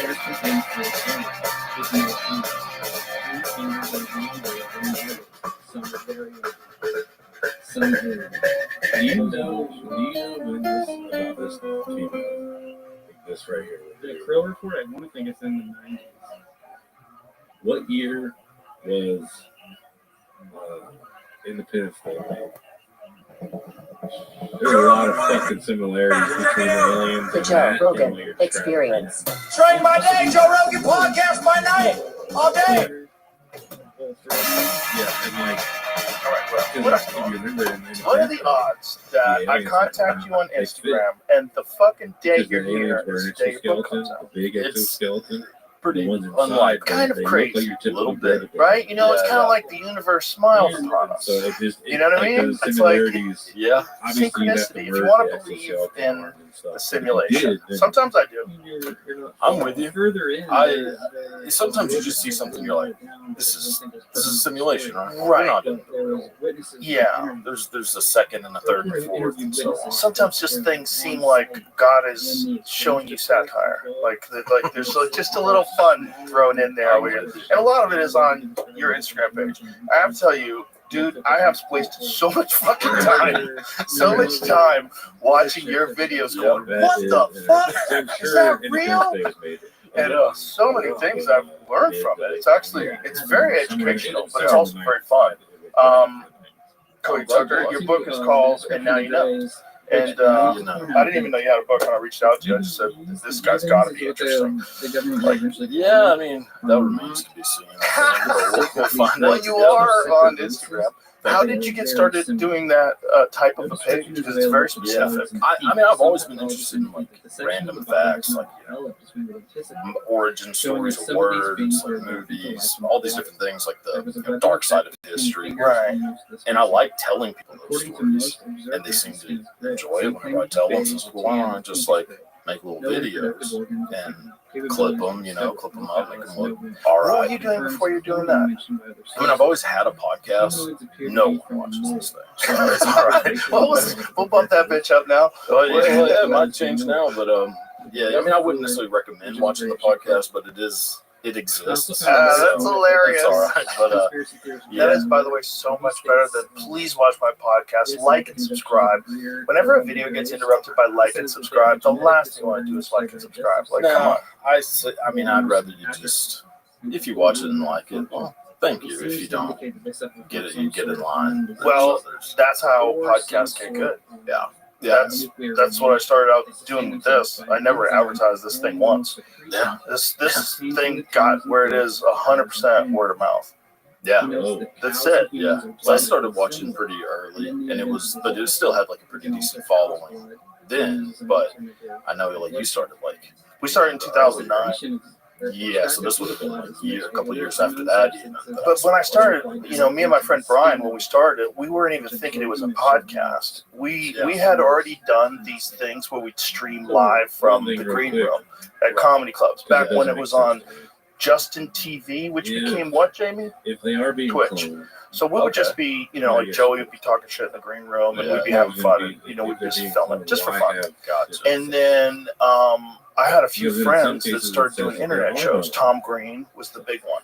Because Tom Green had it all set up at his house. It doesn't. Oh, he's the best. He's such a sweetheart, too. It's like everything you would hope he'd be, that's who he is. Great fucking guy. Yeah. And, like really forward thinker early on. He was like, I think I could just do this from my house. Why don't I just do? But it was too early. Like, this is 2007, and the internet sucked. It wasn't ready yet. No one had smartphones yet. It was like, but he was patient zero, I think. Gotcha. Him, and then there was this Opie and Anthony show that we used to do. Oh, they were amazing. They were amazing. But Anthony Cumia started doing this thing live from the compound in his basement, where he would do karaoke with a green screen, holding a machine gun. He was fucking, it's nuts. He's having fun. And he had like beers on tap, so they'd be getting hammered. He's playing video games. He's a maniac. And I was like, that looks like so much fun. I was like, just has a studio that he set up in his basement. And so we just started fucking around with the most bare of equipment. It was a fucking laptop webcam. And we had like a USB mic. Yeah. We had one of them blue mics, the big stupid silver ones. We had one of those. That's how we started. And then, we just kept doing it. But telling people not to go to your podcast is classic. That's very fun. Yeah. I mean, that's usually my thing. Because there are people that do watch it, and I think they like it, and I like those people. I'm glad those people are around, but it's not something that should become popular. Well, there's two schools of thought today with the youngins like yourself. It's like, just get famous at any cost. Get on TikTok, show your dick on OnlyFans, whatever you have to do, or not, right? Or fuck that, and then you're in the fuck that category. Yeah, I could care less about having anyone know who the fuck I am. Which, granted, here I am. I know it's not, but that's also why you're here, right? Yeah. It's also why your book came out today. It's like there's a synchronicity going on. Something's happening. Things are crossing over. So you did your podcast, and in those stories that you would tell on the podcast, where you would drop some crazy information, then you decided to start clipping them up. Exactly. So I would end it with just like, oh, here's some half-ass history, which is what I called like the segment. And then I was like, oh, here's like a half-ass history segment. Just ramble about some bullshit from like Napoleon or something. I binged them today. And because just get ready for you to come in. It was fun. That was fun. It was fun. You really freaked me out with the whole Outlaw Josie Wales thing. Like, I loved that movie, and now I'm like, oh no, I can't watch it anymore. Oh no. I wrote the book that turned into that. I mean, tell the story because it's so crazy. So, there was a fellow named Asa Carter. So Asa Carter is this massive white supremacist. Like, he was in the KKK and then left the KKK because they weren't racist about it. He was like, y'all don't hate black people way more. Like, y'all should be hating these people way more than you should. So he made his own version, like a splinter group of the KKK. And, he was part of, like, he would show up to, like, Nat King Cole concerts. tried to drag him off the stage. You know, Oh my like, God. and he became a speechwriter for George Wallace, not the comic, but you know, the governor of Alabama, George Wallace, who was the segregation now, segregation forever. Sponsored by He was, as you said, a massive a piece of shit. financial mass wellness in the and video. Horrible. saving and investing for your future. Yeah, Acorns just lets you a- get yeah. started with the spend money So you he's a got speechwriter right for now. that You guy. can help write that spare speech. You don't need to be an The expert. segregation now, Acorns segregation recommends forever. a He's a co-writer of that portfolio speech. that can help you Then weather all of the market's things ups kind of and fell apart downs. from him. George Using Wallace was Acorns, like, before "You're too you knew it, racist." had $100,000 in a little nest egg. I just don't want him to go to Sign up school. now Like, and join one of like, the I don't want 14 million to- all-time Oh my customers God. who And, already saved and yeah, so invested he, over $25 billion moved to with Florida, Acorns. changed his name, kind of, I acorns.com/hidden true think, to crime. Forrest Download Carter. the Acorns app to Changed get his name to started. start writing Paid books. non-client One endorsement. of them was the Compensation Rebel provides Outlaw incentive to Josie positively Wales. promote Acorns. Tier 1 Like, compensation God. provider. Investing involves risk. Acorns I Advisors guess LLC. back then there was no SEC registered Google, so investment a guy advisor. could do something like that, you would never know. How would you? Well, that's how Stephen King had Richard Bachman, remember? Exactly. He wrote Running Man.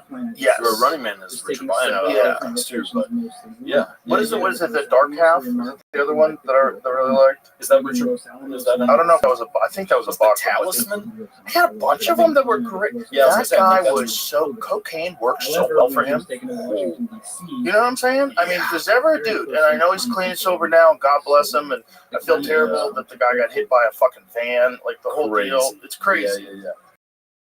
Is that? The Dark Half Stephen King adaptation. Oh, so what's Stephen King? It wasn't Bachman? Wait, another pseudonym. Jesus Christ. I didn't. That's how proud that guy was. I had no idea. He's prolific. He has extra pseudonyms. He had a pseudonym for it. Bro, there's not a That's guy incredible. who has ever lived who has made more bangers. actually makes sense More if you just- really break that Follows down. Thad Beaumont, a writer who achieves fame. So it's about that's the student. Because if you look on the So is post, it purely says Stephen Stephen King? King's Yeah, name. so It's, is this? the AI can. Right, but I think that's the actual. Is that the trailer for the film or the poster for the film? Yeah, is that what that image is though, or is that the image from the book? But right. No, I know that, but is that image? Is that from the book for the movie? That's the movie George A. Romero. Yeah, So it says see, Stephen that's King why there it for says sure, Stephen King, but- is because they're selling it. You'd have to find a picture of the book and see if, like, the book says. But bottom line is, They all say Stephen they all King. say, well, why would you change it now? It's like, see, even Yeah. see if the one that he wrote as Bachman for sure. Like, what did he write as Bachman Well, for sure? Running Man was for sure Richard Bachman. Okay. See if think- Running Man says Stephen. And I think Talisman. I think that was one that also. Yeah, fake picture and everything. That's amazing. That's so wild. I wonder who that guy is. Actually, Richard that looks- Manuel, a builder and friend of Stephen King's literary agent. He's just a regular guy. Just some dude. And He's like, Stephen buddy, King's like, hey, bro, I'm going to make you famous. That's kind of crazy. Oh, he wrote Thinner, too. When he inspired by Bachman Turner Overdrive, which is amazing. That's hilarious. BTO, one of the greatest bands of all time. So he did write The Dark Half.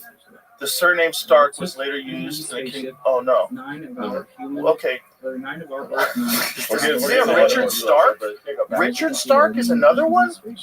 No. No. Richard We is should a be the whole tribute. fucking- Richard is a tribute to author. God. Well, yeah, so Did he write it as Bachman? He did. there should be like a bibliography on it.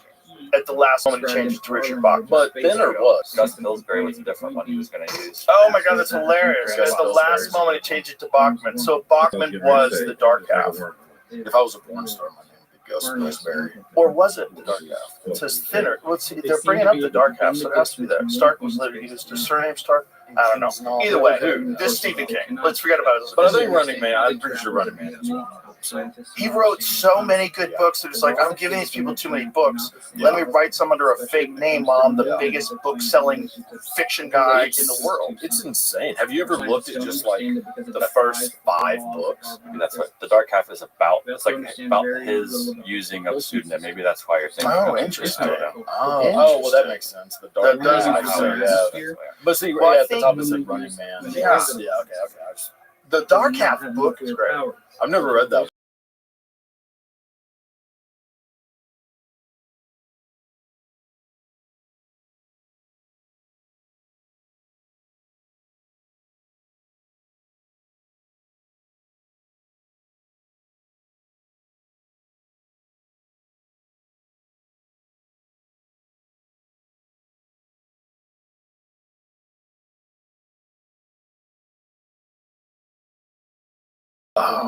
It's I can't remember. Well, let's put on the bookography. The Shining. Bookography, whatever you would call it. Bibliography. Bookography. If you look at his bibliography, it's insane. Because it's wrote so many bangers. Carrie's number one, and then it's like Carrie, Salem's Lot, Shining, a couple other like in Christine. Which Yeah, I just enjoy the dark half. It's like what I hate that cliche of the book's better because it's never better. You can see the movie, Right. but they never nail it. Yeah. It's just too hard. Well, The Shining kind of does because it's being done by Stanley Kubrick. Right, but he hated it. Yeah, he hated it. Which is so nuts.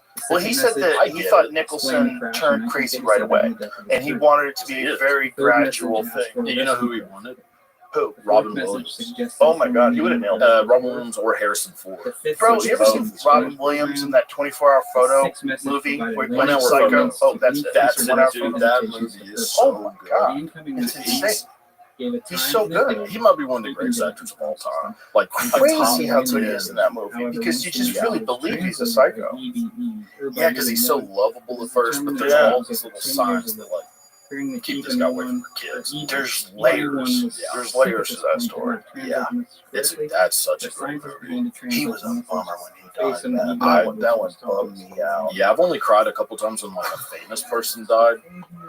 That's one of them. I like broke down. Heath Ledger and Steve Irwin were the others. Yeah, that was a bummer. Yeah, Steve Irwin especially. Chadwick Boseman from Black Panther and what else is he in? He He's was in at 42. Like Jackie Robinson. The heartbreaking one, there's an interview with him where he's talking to that woman and he says, "I'm already dead." And she doesn't know what he's saying because he didn't tell anybody. The dude went through the mill. He was filming the movie while he was battling cancer. While everyone was making fun of him for looking skinny and creepy looking. It's like Crazy. Yeah. Crazy. Which it is kind of a like gangster way to go. Right. It is. So did Norm Macdonald. He did the same thing. Norm Macdonald didn't tell anybody that he had cancer. Just went up to Canada and died. He's battling it for years. He told no one. You can kind of. It's one of those things that you can tell when you look back. Like when you look back and watch like episodes of like his show, you know, Norm's show, and you're like, I know. You see the puffy-ness and the drowned eyes. His eyes looks very tired. That to me, that's the funniest human being of all time. He's one of the all-time greats. Yeah, for sure. I'm sure you met him quite a bit out of I accidentally sat next to him twice on airplanes. Totally accidentally. And we were already friends. So it was super cool. Like, I knew him from the clubs. I knew him from being around. And my good friend Adam, who's a good friend of his, used to do that show that they did together. Yeah, Adam Egan. Okay. Yeah.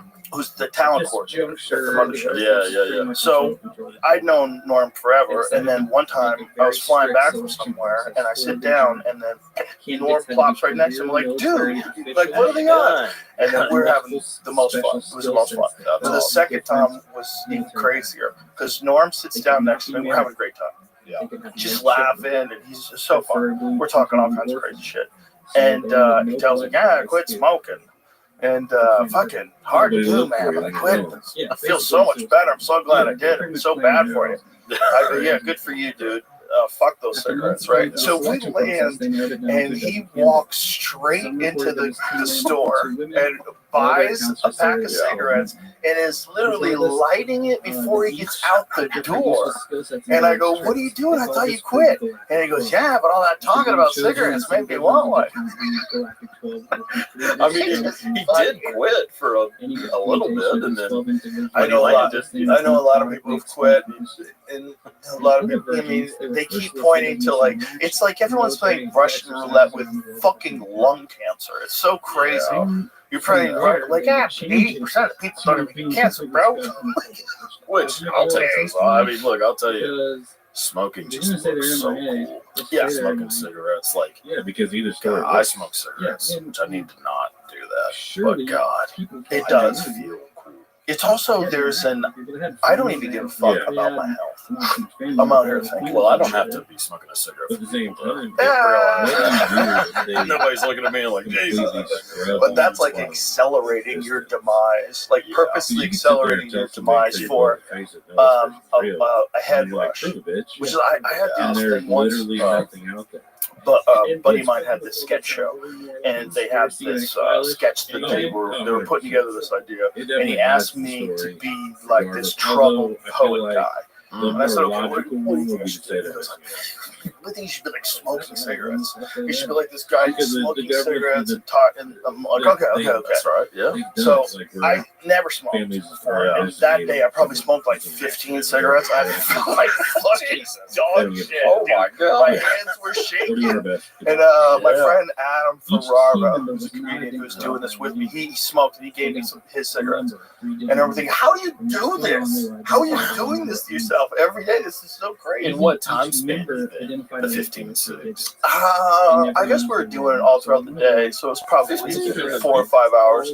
It's quite a bit. I mean, even for like because I don't smoke I'm not like a pack a day or something like that. Well, that's good. It is Probably a stated pack every in 3 diaries days. and documents. So, That's not too bad, but it's still terrible for you. it's still not good. I mean, I try to justify it in my head. I'm like, I I really do enjoy one right before I go on stage. I really do. It's smoke a cigarette a before you go? nicotine thing. Yeah. Yeah. It's like you can get nicotine from a bud, but it's the delivery methods that's different. Like there's something about smoking it, and cigars is similar to smoking the nicotine. It's a very different thing than like nicotine pouches and stuff. I've never done the gum, but there's a benefit to nicotine. It's just the delivery method that's what's terrible for you. Yeah, I don't think nicotine's ever like been proven just horrible. It's actually neuroprotective, which, like, I love saying those words because I don't really know what the fuck I'm saying, but it sounds like you're smart. Jillian Michaels here the other day, and she was talking about it. She chews gum, neuroprotective. People are like, oh, you quit smoking? She's like, no, it's actually good for you. But most people aren't aware of that. They just think of cigarette smoking equals cancer, equals nicotine, equals you're doing something bad. Well, because the nicotine obviously gets you partly addicted, and then makes you smoke more cigarettes, which is horrible. Yes. So there is like there's kind of like some blame you could put towards nicotine. Well, in that sense, yeah. The real issue is that many cigarettes, they add a bunch of stuff to make them more addictive. Well, right. That's the issue, is that if they would take all of that out, they wouldn't. I mean, obviously, so bad you shouldn't be breathing smoking. Yeah, it's like that's natural spirits, right? Those are American spirits. Yeah. But did you ever see that Russell Crowe movie, The Insider, where he plays the scientist? Jeffrey Wygant. Right. Is that who the character was that he's playing? There you get there. Yeah. I know That is so crazy that they did that. Yeah, that makes you so mad when you watch it. Like, you knew. Yeah, and like you trick people by making it more addictive, like with chemicals. Yeah, look how much. That's crazy. Look how much sugars in food. But here's my why is it okay to do that with cigarettes, but it would never be okay to do that with cheeseburgers? If we found out that McDonald's put fentanyl in the cheeseburgers, made you come back and eat more cheeseburgers there, we'd be like, no fucking way. That's crazy. You're making it more addictive? That's crazy. You can't do that.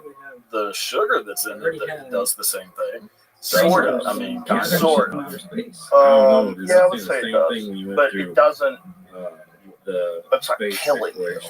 Well, kind of. I don't know. Yeah, it kind of can. It's like very low dose stress training. Essentially, like if you have a very good diet and you occasionally have a quarter pounder, you're gonna live. Yeah. You know what I mean? It's a low dose poison. Your body can filter out most of that stuff. The real problem seems to be when it becomes the primary focus of what you eat. Could you just get in a bunch of inflammation-causing bullshit that your body doesn't know how to get rid of? Your body's like, what is this you're feeding me? Oh, God, it feels so good. Jesus. Oh, you're in the moment, isn't it? Oh, that's heaven on earth. I had a quarter pounder once a couple of years ago, and I haven't had one. But if I do go to McDonald's, I always eat filet of fishes. I love those ones. You do?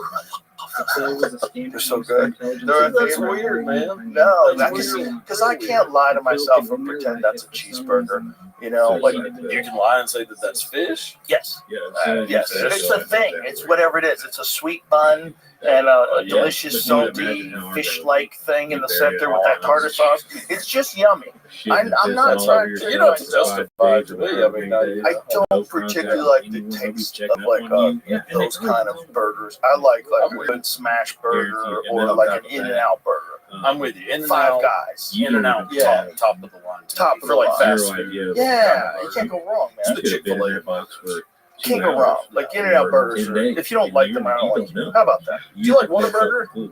It's okay. It's horrible. It's not. People want to compare it to In-N-Out. Like Texas people get crazy. Like you're getting crazy.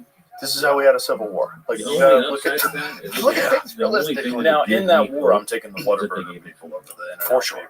people. 100%. The In-N-Out people are not. They're also giving Those you Whataburger Bubbles are. Yeah. true too. I mean, they started In-N-Out in the wrong state, for God's sake.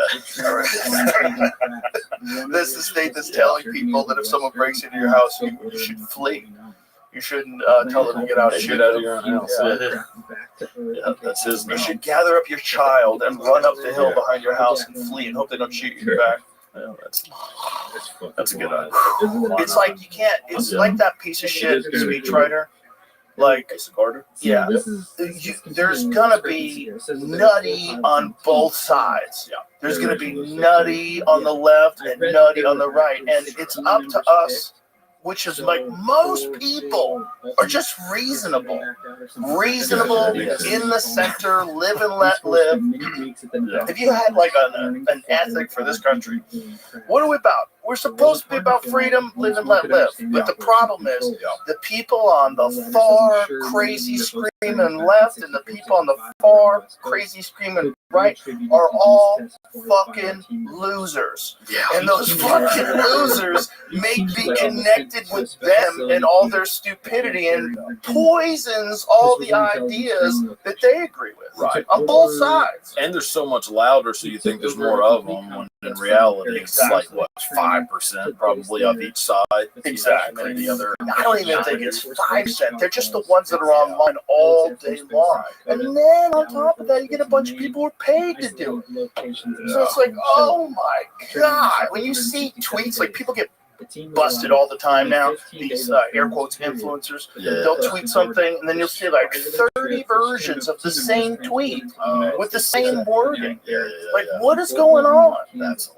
Like, from now forever, I'll never listen to you again. And there's, On both sides. That's so funny. It's not a left-wing thing. It's not a right-wing thing. I see it with fucking everything. It's like, there's like large-scale manipulation going on. It's like really nuts to see.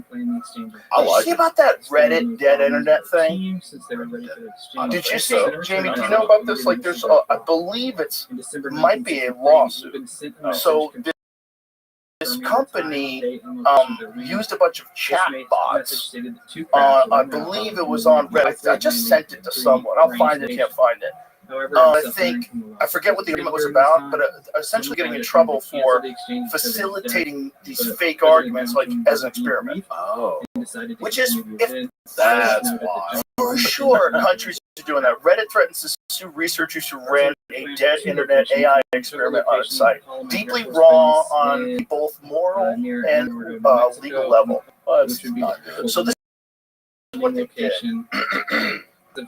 Change my view is the subreddit. Long been a contentious place for Reddit users to post an opinion and understand other people's perspectives. Forum filled with fiery but largely civil debate, bring everything from the role, political activism, to the dangers of social media and echo chambers. Okay.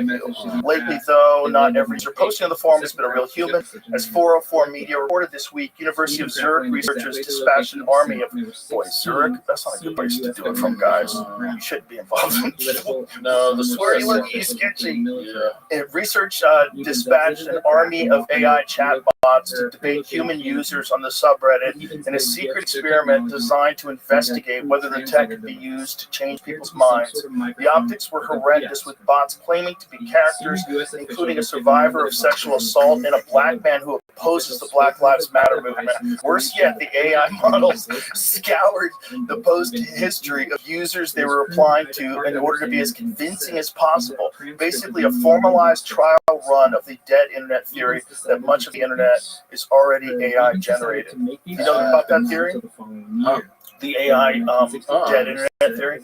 So the idea is that AI becomes sentient and completely fakes the internet. Fakes the internet. Yeah, pull it up, Jim. Like, but there was a link in that article under when it got to dead internet theory. There was actually a link. It was right. Where is it? Scroll down a little bit. Most team members it didn't have a link. The link was actually about it passing the Turing test, which is it already did. Right. Which is back to 1965. Did the internet there's an online community thing. So there's a lot of kooks, like people with schizophrenia, that get things right. Like they Yeah, see that things- is kind of the problem. Is they're not always wrong. Well, eventually they're right. Like Ted Kaczynski, the Unabomber, you know, that guy, his whole thing was that technology was going to overtake the human race. Right. And I think he's right. Yeah, you know, he wasn't necessarily wrong. He was just wrong to be blowing people up. Oh, well, he was. That's So the really they're fucked just up. trying Did to you ever see Well, the the Netflix stuff. Did you see the Netflix documentary where they go over his life when he was a baby, when they left him in the crib, Yeah, and he never got touched for like months? which immediately permanent. You can't fix that. Yeah, Like, like so you get those wide eyes, you know, where And that's like then telling someone's he crazy. gets in the Harvard LSD studies where they humiliate him while he's on acid. Yeah, because he was part of the MK Ultra. Like he had that professor that was like recruiting impressionable but highly intelligent young men. How crazy is that program? MK Ultra is wild. Why? That is one of the most interesting. The CIA in general. I mean, just like this is a rabbit hole of just the craziest thing I've ever seen. But like all the Manson stuff, which I'm obsessed with Charles Manson, so all that stuff is. Oh, the Manson stuff's crazy. The CIA stuff's not even a rabbit hole. It's like one of them labyrinths that they find in Turkey that could, like 2,000 people could live underground. You're like, who built this? What the fuck is this? Yeah, like the How long has this been going on? Like the French catacombs where it's just like people get lost every day. You know, like, If you go down the CIA rabbit hole, you'll find a city, like a civilization.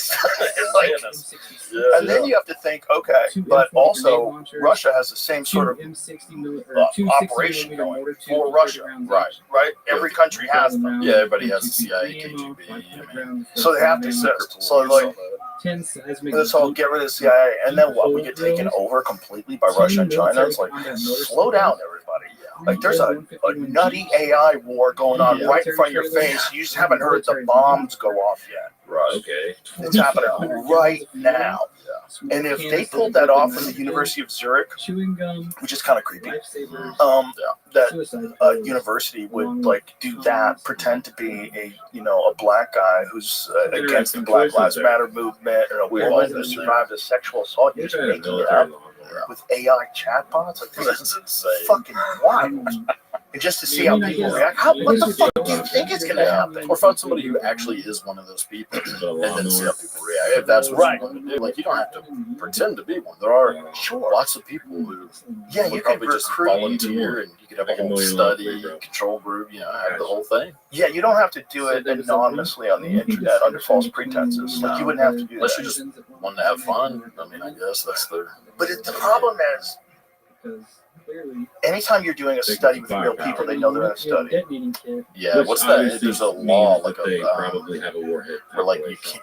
There's something about being observed, like Right, ruins the thing, whatever. Like it's part of like that. I don't know. I suck at science, but I think there's something. Well, I don't even know if that's science. I'm just talking about like It goes to humans. show their Like, confidence. people know they're being watched as a part of a study. Yeah, your behavior. You're gonna influence their behavior. Well, it's just like if you get asked a question to be part of a survey, you're not answering that thing accurately, Right. even if it's anonymous. Oh, Right.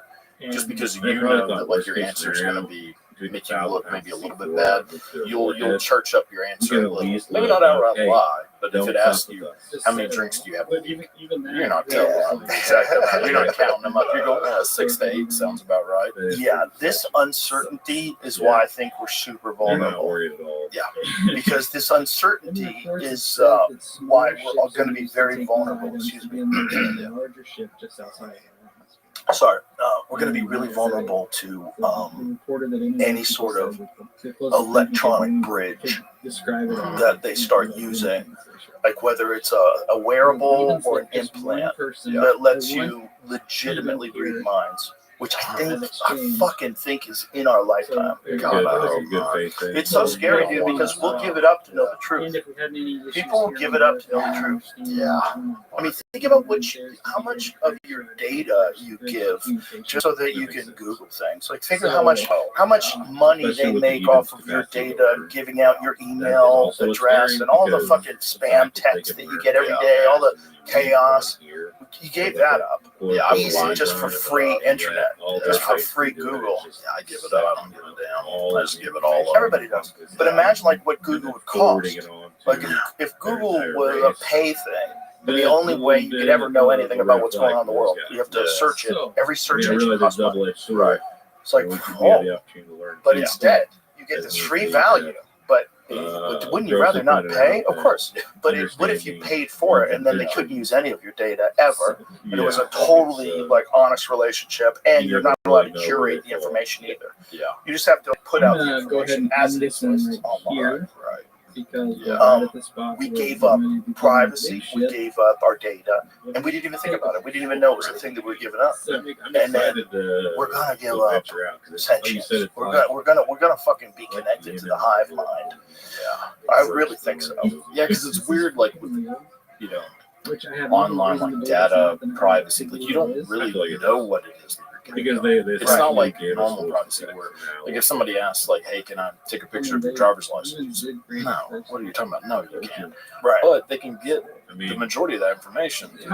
You know, they can track, you know, get your address, get your way. They can find out even more information about you. You're giving up like your privacy, like data privacy. Yeah. But we don't like we don't have like a list of what they're getting. I mean, I guess if you read that whole thing, but who's reading that? Like, right. So Nobody reads that shit. Somebody told me there was something that we might have to edit this out. It's not true. But somebody told me there's something fucked up about Google's terms and whatever terms apply. There with a thing that you have to agree to, that it has something in there that you will agree to mediation. Once I heard about it, I started listening to a bunch of yeah, like in case of some sort of a dispute, a legal dispute, you've agreed to mediation in the, so you're not going to sue them. So you can't really.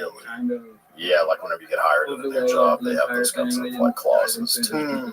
Yeah, that's so weird. If it's true, yeah. Well, we need to find out if it's true. Somebody was telling it to me, and I was like, wait, what? That sounds insane. Excavating the ships and shit. I thought that was a pretty good point. Oh, for sure.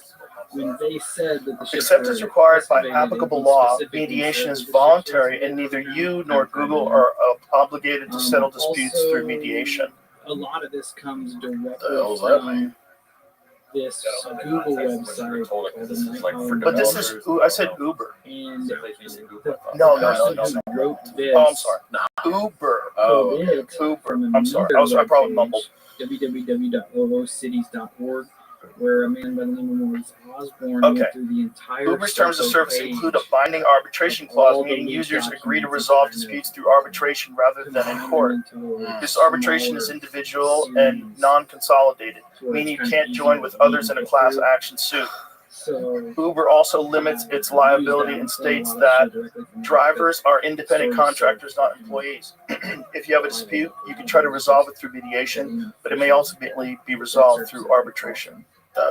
That's wild. Jesus. That's kind of wild. It's like we have our own rules. Our laws, no. Forget about the laws of the land. No, you agree to a legal contract. That's like very sneaky. Right? Because if there's like laws, if we have laws to prevent fraud and laws to prevent negligence, we have those for companies. And you're a company. Like, no, we're not. We're not even a company. Yeah. There's people, they're independent contractors. Right. Oh, you have no liability at all. You make all the money. What a great deal. Who did you pay? Who did you fucking pay off to get that sweetheart of a deal? Yeah, and also, how many people know what arbitration is? Because I'll be honest, I don't know what it is. I'm just kind of going with it. Sounds scary. If you're going to go through arbitration. I could not. I don't want to do that. Arbitration is. Let's find out. Be sure to well, I think what essentially they're saying that you have to have a conversation with them outside of like a judge and jury ruling You know what I mean? Like we have to have some sort of mediation. I think that's what they're saying. I could be wrong. Well, if but that is, yeah, I'm sure that's in your best interest. that's not. Yeah, like that's why. The thing about Uber is if they're just private contractors, then it becomes like, okay, what is your responsibility to screen these private contractors? Because some of these people might be psychos, and you're a woman and you get in the car with someone who hasn't been vetted and they're a psycho. That's the thing that's terrifying is they didn't hide anything. Everything that you find out. Where is it based? On the moon? Talking about the laws of the Netherlands. The Netherlands. That'd be a good move. You got to start somewhere where the Nazis rolled through with fucking tanks. So it says do that or Luxembourg. Right? Did the Nazis get to the Netherlands? the king knows. He's talking about Amsterdam. yeah, that's I've where been Anne Frank. That's right. on me. Vienna Convention. That's right. Humans are like, Vienna Convention on the International Sale of Goods That's shall our not biggest apply. and baddest. and they're like, Okay. Except as well as set forth in these terms shall be exclusively governed and construed what's the carrier? in accordance with the laws of the Netherlands, excluding its rules on conflicts of laws. Excluding its rules on conflicts of laws. We What actually does have a that mean? chamber that you can put it That's in. a weird thing to say. These may as well be Portuguese as well. In accordance with the laws of the Netherlands, excluding its rules on conflicts of laws. I have an idea. So Yeah, what do you think is, Jimmy? if you copy and paste this into like Grok or ChatGPT. Oh no! We're going down so many rabbit holes. Explain this to an American. Kids use Uber so much, man, that like a small percentage comparative to the I past also suggest of kids are getting the driver's license. do a fuckload more Good. than what they just let the news know about. You're probably right. Perfectly fine Like with these that.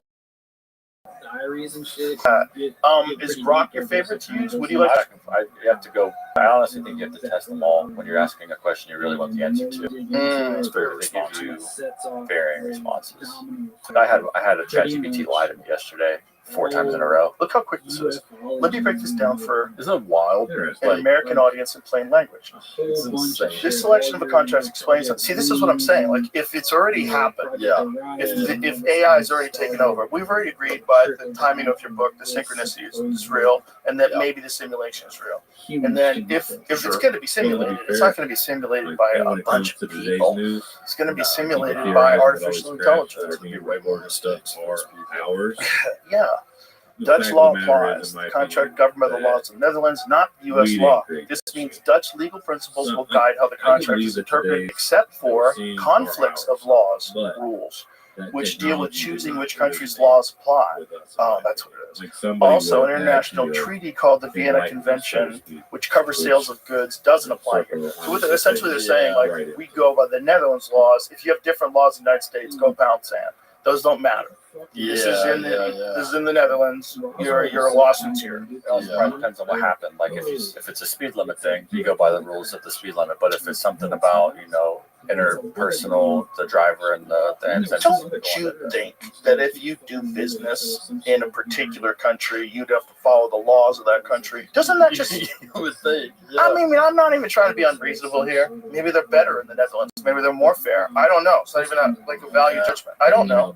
Maybe they are. Maybe they just want the best for their customers. So they say, you know what? If they really want to sue the fuck out of us and win, we really should do it in the Netherlands. Maybe. Isn't there The Hague?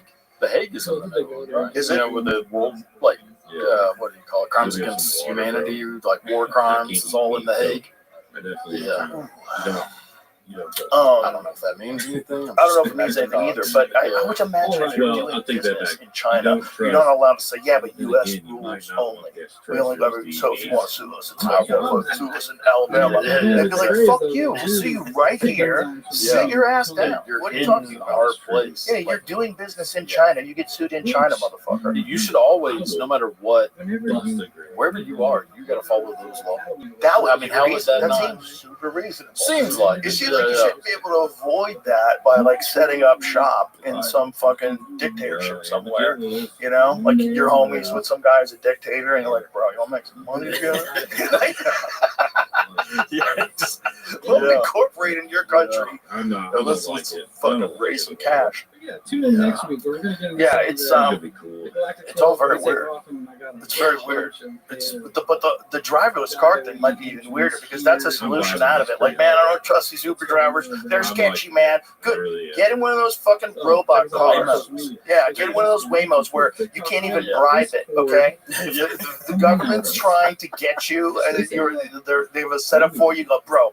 Change of plans. This is what I want you to do. I'm going to give you $500. You're going to drive me to Ohio. You know what I mean? You know what I mean? Like, you can do that. Like, if the government's after you and you're in a fucking Uber drive and the guy's cool, you go, listen, dude, I'm going to make this worth your while. It's a 4-hour drive, 4 hours back. Yeah, how do you do that too? You don't. You don't. They get you. They shut the car off. They lock the doors. Giving you your own personal You're marching locked in an band. Uber contract. Waymo's partnered with us. Oh, I know, because I was going to get in one yesterday. I was like, I haven't been Austin in a long time. Like, I used to come down there a lot. Military and veteran families a $200 cars and Verizon whatnot. gift card and a phone on us with a I select saw trade these in and a new Waymos. line on select What was unlimited this plans. thing? I've Think of it as never our heard way of of it. flying Didn't know this sweaters, existed. I shirts see over one head driving while launching around, nobody fireworks. driving. I'm like, Weird. And that's what we I call a do not celebration. like this Because we're at all. proud to But serve you. immediately downloaded Visit the your Uber local and Verizon Waymo store app because I was tomorrow. like, well, let me just $200 get on Verizon gift card requires small Did purchase you get it? $799.99 or No, more. I checked it out. I just don't think. Because what if it just doesn't Phone want number to take? requires $799. Like, what if something happens where it's like, you know what I would like to do? Take you down 35 at about 90 miles an hour in the wrong lane. You know, What if my front camera goes out and I can't see what's in front of me and I just start plowing into other cars? Like, I'm not saying that that's going to happen or wherever will happen. I'm sure there's a bunch of backup cameras. Don't get me wrong. But it just sketches me out. Although I do think it's inevitable. Yeah, I looked it up. There's only been one fatality involving one, and it wasn't even their fault. It was a driverless one where someone rear-ended the Waymo. Like, It's gonna be a must see So I whether was like, you're a wow, hardcore they seem Star pretty Wars safe. fan or Like, just in curious terms of about like the one way of they the most drive famous through, they drive real sci-fi slow. It's franchises right. of all They're easy to time. avoid. Unofficial I can Galaxies is see coming to taking one Cosi like starting just going on around May like an 10th. Uber or So something. get You know, your you're tickets just like, now you know, at going above 30 cosi.org. miles an hour. Yeah. Getting on like the interstate. Do you want to help kids with their Imagine if you showed feelings this but to aren't Ted sure Kaczynski. how? You know, Get him away from me! research shows that I children was that right. struggle to I support was kids right. like They're that. coming to get Help us. is They are, man. backed by We experts are at Nationwide allowing them to Children's come to Hospital. get us. The Kids We're Mental paying Health for them. We're Foundation psyched. offers free Well, this resources is to cool. help you create I'm guilty of it. I have a Tesla that does auto driving. Visit You turn this button on, and it fucking stops at Because stop kids' signs, mental health hits its starts with blinkers, us. goes around stuff. It's crazy. Do you use it?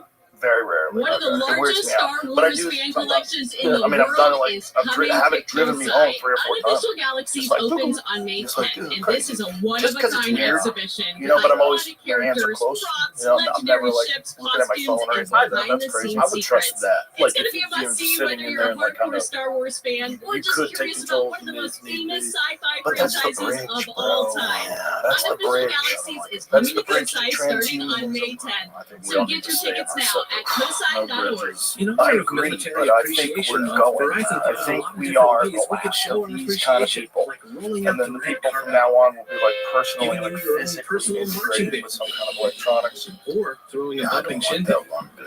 At Verizon, they're There's doing much all that in the form of acoustic type special fellow. military I offers. can't. That's I why think this there's month so much only, we're wild giving genetic military stuff and going veteran on right families now a $200 that Verizon gift they're card going to and a phone change on what it us with a means to select be trade a in and a new person line on within select our unlimited lifetime. plans. Like there's Think some, of it as our way of there was flying that squadron thing of in jets China. overhead while So you launching find fireworks. this. You And know that's what what we call a tardigrades is? celebration. Because we're proud to Tardigrades serve are you. these really Visit your weird, local Verizon little, store to almost learn more. insect-looking $200 things that are Verizon gift card requires unbelievably smartphone durable. purchase Oh, they're $799 tiny, microscopic little fuckers. Yeah, they're called like something bears. Yeah. What do they call them? What kind of bear? Water bear. Yeah. So these little fuckers can survive forever in space. For whatever reason, they go into like hibernation in space. Like, and they think there's some of them from the Japanese lunar lander that are actually on the moon.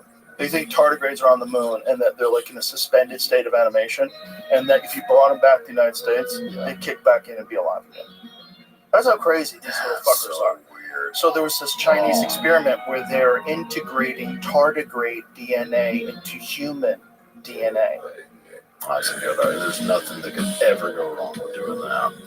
Jeez. But what happens if someone develops like a bulletproof, immortal human that lives, like literally lives forever unless it gets hit with a meteor?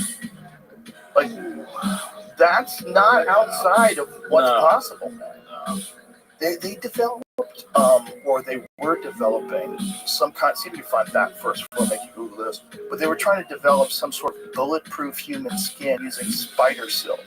So they were going to, It's like Kevlar's, but your own skin, like with gene splicing. I don't like that. The gene Gene splicing thing editing. freaks me out. Splice, like that movie. I don't know if you ever saw that with Adrian. I did. Ooh, that was crazy. It's a great movie, but like just seeing all that, I'm like, Yeah. that's what my mind immediately goes to is him banging this thing with That his alien thing. Yeah, that thing was sick. Yeah, it was a kind of a goofy movie. Oh, It wasn't like wow, I would really believe that was happening. No, it it was was Schindler's List or something. yeah, yeah, it was kind of goofy, but it was fun, and it was just very strange. Because you go, okay, I could kind of see that happening For sure. Yeah, I think so. I mean, that's kind of what a lot of that is. What was that, CRISPR? You remember that thing was kind of that was a talking point. Well, they have CRISPR too now, which is even more effective, apparently. Made by an artist. Bulletproof skin is made of goat. No, this isn't it. No, there was. What's that? Not to say that it reinforces spider silk and stop bullets, but when you go to what it actually is, Oh, so it's bullshit. it's not bullshit. But it was But it's just, definitely someone not sort of exactly explaining what I things expected. differently. Plus, we kind of already I covered. thought there was a study about human skin. That's what I think that they were trying to say. Oh, so it's a bullshit headline in the story. Yeah, Is that what it is? left, right, Back up, to left, 2018. right. Did you find anything in the tardigrade Yeah, I thing? was gonna say, Yeah, well, and it had, they were explaining what it did. So there's All of this it showed that there was a clean business, transfer. so check us out These at cells also function YouTube, normally. Facebook, Instagram, YouTube. But also Increased demonstrated rate of increased growth. rate of cell growth. They're trying to make them immune to radiation. That's what the idea was. They're making super people, man. They're making X-Men. That is so crazy. That is Yeah, wild. you can't They're gonna even put I don't like fucking that at all. tardigrade genes into humans. God, that makes me so Even just a uncomfortable. video. They may create super soldiers. What And, the send fuck? it to the email. So, It's gonna be house okay, at China has already done write your story out, send it these over there. genetic experiments A lot on of people babies been that are supposed to Texting the phone, inoculate them to like HIV, but also somehow increase their intelligence. Just come on and tell And me. the guy got in trouble, and they Sending said, it "You're through bad. text, You shouldn't have done that research that I paid you to do." And so they put him in jail for like a couple of years, probably play golf, and then Goodfellas. now he's out. But that happened, and that's just what we know about publicly. Like, why would they tell if they were like making super soldiers, and if they really? By the time we hear about it, there's probably some mountain in China that has an underground base, just like we have, just like Area 51. You have some base carved to the side of a mountain. They're doing wild shit over there. Where Jared Leto lives. He lives in the LA one. Yeah. He lives in the one that's connected to the music scene in Laurel Canyon. You know, because it's all like, you know, the whole music scene has like weird intelligence The agents. Laurel Canyon thing is strange. Crazy. Yeah, with all those people like Joni Mitchell, Neil Young, well, maybe not Neil Young, but like like a lot of those artists had like Too many connections. Yeah, and Jim Morrison's dad started Vietnam. Yes. Anyway, Jim Morrison's dad was like a serious military man. Yeah, he was the Navy admiral during the Gulf of Tonkin. Yeah. It's one of those things where it's like you first hear about that one and you go, what? Get out of here. Yeah. But then you hear, well, no, like it's not like these artists didn't exist, but why did they become famous? Why did they get promoted? Like what was it about? Was it do you think it's like a psychology? But because like take a guy in the Laurel Canyon scene like Hendrix. Like, you can't make a Hendrix accidentally, or you can't make a Jim Morrison. Even though his dad was like, there's something about that guy. The way he sang, just the way it felt when he was on stage. He was a star, man. I don't think you could turn a person who isn't that into that. No, not even close. No. No, you can pump up like a pop idol. You can't really pump up a rock star. Right. You can make a boy band. Yeah, you can make a boy band. You could, make Ariana Grande out of clay and send her ass out up there. You can't make Bob Dylan. God, no, you can't. Yeah, you can't do that to Jim Morrison. You Right. can't do that to like a lot of those. Like an actual rock star. Yeah. It's just that's like a flash in the pan. Like it happened. We don't know how it happened. Any kind of musical star, it's like it either, there's no way. that being said, I shouldn't say no today's way. But I don't think the intelligence agencies can like get a guy and train him to be that. No, you could like take a budding scene and pump it up, but that scene's already there. Like it was already going to exist. Like it already was existing. I mean, there was like the beatnik stuff in New York that was already happening way before any of this. So like, and they were just kind of the next generation of that, just the West Coast version.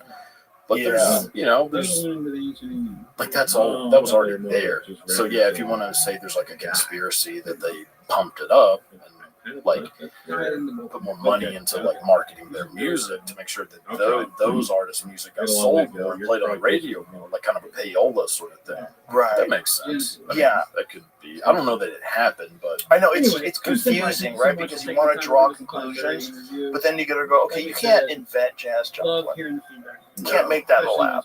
Like, you know, when she's singing "Piece of My Heart," you know, like you just like that is either. That's like God just kissed her with this talent. You can't like engineer that. I don't think. Yeah, I don't think. There's no way. But if they could do that, they could manipulate all of reality. Well, if they could do that, then you should probably do another one. Jesus Christ! I mean, the amount of times, dude, that I've seen like people on TV, they're supposed to be these like massively famous artists. I don't know who any of these people are, and I'm like in the age where I should still know who all these people are. Like, I'm pretty young, but like.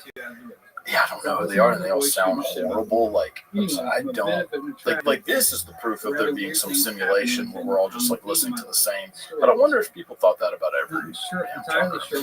I think they did, but I think there's something particularly lost about this current generation because of social media. Yeah, because what we were talking about with those chatbots arguing with each other, and we know for sure that happens all over Twitter and Instagrams, a lot of bot accounts. And just, I think people are super confused as to like what's like a real thing, right? What's real? What resonates? Like what feels? What's cool and what's not? What's being promoted and artificially astroturfed, and what's just fucking cool where it draws people into it? And it's harder to tell now. It's tricky. Well, it also seems like there isn't. Because, like, you know, you go back to, let's say, like, the 60s, and you think, like, okay, late 60s, this is the time of, like, you know, Hendrix, and, like, the Rolling Stones, the Sgt. Pepper, like, these, like, the highly influential experimental musicians. Yeah, Cream was, like, you know, it hadn't broken up yet, they broke up in, like, 70. But, like, the number one song in, like, 1969, and one of them was, you know, Sugar, Sugar by the Archies. It's, like, one of the most mainstream bubblegum pop songs ever. It's like there was all, but those like Hendrix and stuff were still there. Like it was in the zeitgeist. It was still popular. But now it's like those types of people are nowhere to even be found, and it's all just the sugar type things. If that makes sense. Interesting. You know what I mean? But there's still a lot of really good bands now. Well, there are. The thing is, like, the whole music business is weird because you don't sell anything anymore other than tickets to come see people. But yet, there's still a giant industry that is involved in promoting and taking these artists and, you know, essentially locking them up to these deals. Well, yeah, because you get the ticket money. I mean, yeah, but they get the ticket money now, and that's the thing that the music companies didn't used to get. Exactly. So yeah, you still are gonna market, distribute the way that you would have in the past, but now you're just getting your slice of cake from a different. You know, you're getting it from a different area than you used to. You're still pumping them out, you know, pumping them up for the same reason, ultimately to make money. It's just you're getting it in a different way. What I'm saying is that now a bunch of people are emerging that aren't doing any of that stuff. You got like your Tyler, the creator type dudes, completely disconnected from that system. Makes his own music, makes his own. He's creator of his own domain, and you don't need all those people, and so. You have this weird thing happening now where you have a lot of like AstroTurf stuff, a lot of stuff that's just like thrown out there to try to get people to link. It sounds like stuff that people like and it's created, but you still have a lot more opportunity for legit artists to just like Zach Bryan just emerge from like TikTok clips or whatever they were, YouTube clips. Yeah, there's always going to be the ones who come out in like the indie way, you know, like what Tarantino was for like movies, you know, like come out like I'm doing this all on my own, and like there's always going to be those people. I just think it seems like there's not a lot of those. Yeah, but get when to the they high break point. through, it fucking means something. Yes. Like Oliver Anthony. Yes. Yeah. Do you want to hear his new song and we can't play it on the show? Sure. Yeah. Yeah. How about that? Well, everybody at home, we'll be right back. That's what I'm talking about. Oh my God. Yeah, man. Dude, see, that exists, right? So in the middle of all this honey, sugar shit that you're saying today, there's still Oliver Anthony. There's still people out there that are legit. They're legit. There's a bunch, man. There's a lot. There's just a lot of noise. Yes, true. And I think I also just don't try to find things as much. You know what I mean? Like I don't like pursue it the way I probably should. 'Cause in my head, just have this like bias of like, if it came out in the last 20 years, I don't care. It's hard to find stuff. You know, it's like I get suggestions from a lot of my friends. That's some of the best songs. Yeah. But also, Spotify has a really good. I know I work at Spotify, blah blah. But for real, their suggestion thing is legit. It's amazing. The algorithm's very good. It's legit. It knows like the kind of vibe you're into. Yeah, I agree. Because I'll look, put in just some like random playlists or like in my head think of like, what do I want to hear like right now? How about like 70s garage rock? And I'll just put that in, and there's like all this amazing stuff. It'll have like some deep cuts from like the Stones, one of my favorite bands, and like just all this other stuff that I've never heard before, but it all came out around that time. Has the same sound, and there's never like a miss on that whole list of like 200 songs. Yeah, incredible. There's some great playlists. You know, it's like that's what's interesting too about people curating their own playlists. Like there's a bunch of my friends that'll give me their playlists. Like Tony gave me one of his playlists the other day. I was like, God damn, this is fucking legit. Like, a bunch of cool shit that I've never heard before. Yeah. Oh, I make playlists all the time. That's one of my favorite things to do is like a hobby is to make playlists for people. I love it. Like if they tell me like, oh, I'm like, I like want to know more songs that sound like this. I'm like, gotcha. I'll make you playlists and send it to you. I love that stuff like that for people. Yeah, I only have one playlist, but it's like 39 hours long. Oh, that's how much do you really need? Yeah, it's ridiculous though to try to find songs that I have to use the search bar. Yeah, I can never just scroll down. There's too many of them. I have probably 40 playlists that I've made, because I do them by like decades, and then I'll do genres within decades. Super specific. Well, I'm just like slightly autistic. How much? What percent? Gotta be 55, 56. Like enough to where I can I can function. Did you smell math? No, see, when it comes to that, I don't have any of that autism. I just have the weird, like, I can't handle too many sounds. Oh, interesting. Yeah, no, I can't handle a lot of stimulus, and then I make playlists or do jigsaw puzzles. I do like being following. Yeah. Or read 24/7 and look up random, bullshit.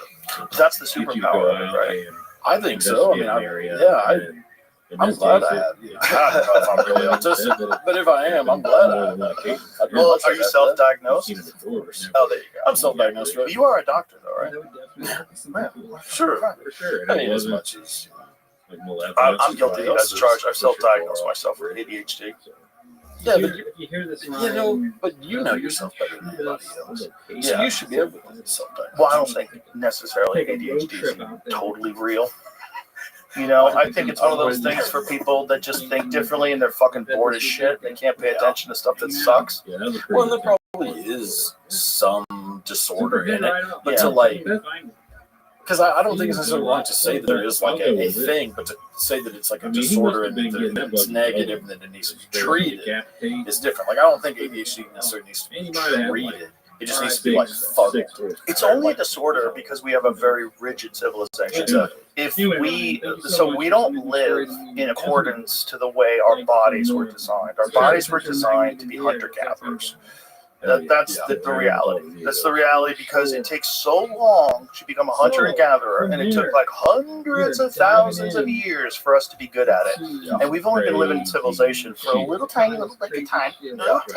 So our fucking programming is all not to sit still all day, not to stare at a fucking teacher, not to be bored memorizing shit. Our whole thing is like be active, do something, learn something, get excited about something. So Yeah. We have like an entire forgotten group of people that have so much energy and they have all these interests that are not what you're dulling them down with all day long. I'm like, And all they right, whatever, I'll could check the learn book out. in a way better manner Especially if it by falls just in like line with participating my in point. things and reading stuff as well. But having a teacher that actually is enthusiastic about it, where they get you excited about it, like not having to sit down all day. You're fucking 10. You want to run. You want to play with your friends. Right. You want to have fun, and you just sit there, and by the end of the day, you're like, I hate school because it's fucking boring. Yeah, school sucks. Like school ruins and everything. It ruins the natural love of learning that I think most humans have. It's ruined by schools. Because, well, one, you're there way longer than you should be. There's no reason a kid should be in school for 8 hours, 9 hours sometimes.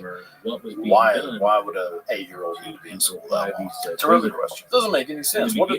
What are you teaching a 10-year-old in 8 hours? Like That they're gonna remember. Yeah, and also, I mean, like, you don't have to have recess. You don't have to have all these extra things. Like, you can shorten all this down, make it more streamlined, and have kids home. But it's just to prepare people for a 9 to 5, and so many parents. There's so many households have both parents working, so it's like, well, it is kind of nice to not have a babysitter. You just send your kid to school. Have your kid be a latchkey kid, like I was. too. Yeah. That was a normal thing back then. No one thought twice about letting your kids just go outside. Like all the kids in the neighborhood, we all grew up like that. We all would just go over each other's houses. You just come home from school, nobody's home, you had a key. Are a lot more I would just come in and start playing guitar or something. I mean, I didn't go around the neighborhood. There was a lot of meth labs, a lot of fully functioning. You lived near meth labs when you were a kid? Yeah. No shit, dude. Fully functioning. Like, where'd you live? East Texas. We Don't have to say, don't rat anybody out. The address. Some of that head right now, like, the motherfucker, I remember him.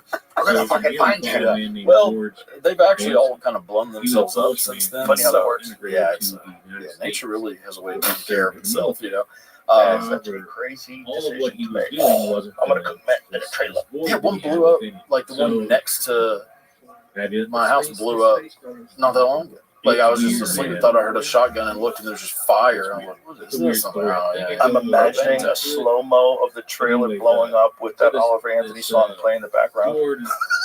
You wouldn't be far off. Yeah, it's pretty close. Yeah, meth labs are known. They are known to go up badly. It was not a neighborhood you could like ride bikes around and like play. However, because you're cooking meth and you're on meth. So right? And even if you're not on meth, you're in contact with it all the time. So you're probably getting at least a skin high. Well, and they're not using like, high grade equipment. I mean, they're wearing like, some like cheap gloves, maybe. I mean, most of it's bare hand. They're like old school hat makers. Mercury poisoning, they go crazy. What's really crazy is that we look at that and we say that is so nuts that people take meth. Why would you do that? And yet, what percentage of kids today are on Adderall? Which is the exact same thing, just a slow release, a delayed release meth. What percentage, if you had to guess?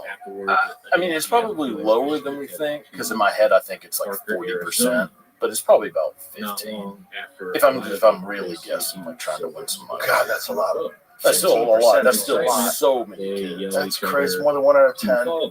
And that's so crazy. It's just the idea that is so nuts. They're all on meth. Yeah. And that's an ADHD thing, right? They give it to you when you have ADHD. Yeah, Riddle. Yeah, ADHD medication. When I was a kid, I would have run through. I would have taken my clothes off and ran through the woods. Well, yeah. I'd be like, ah!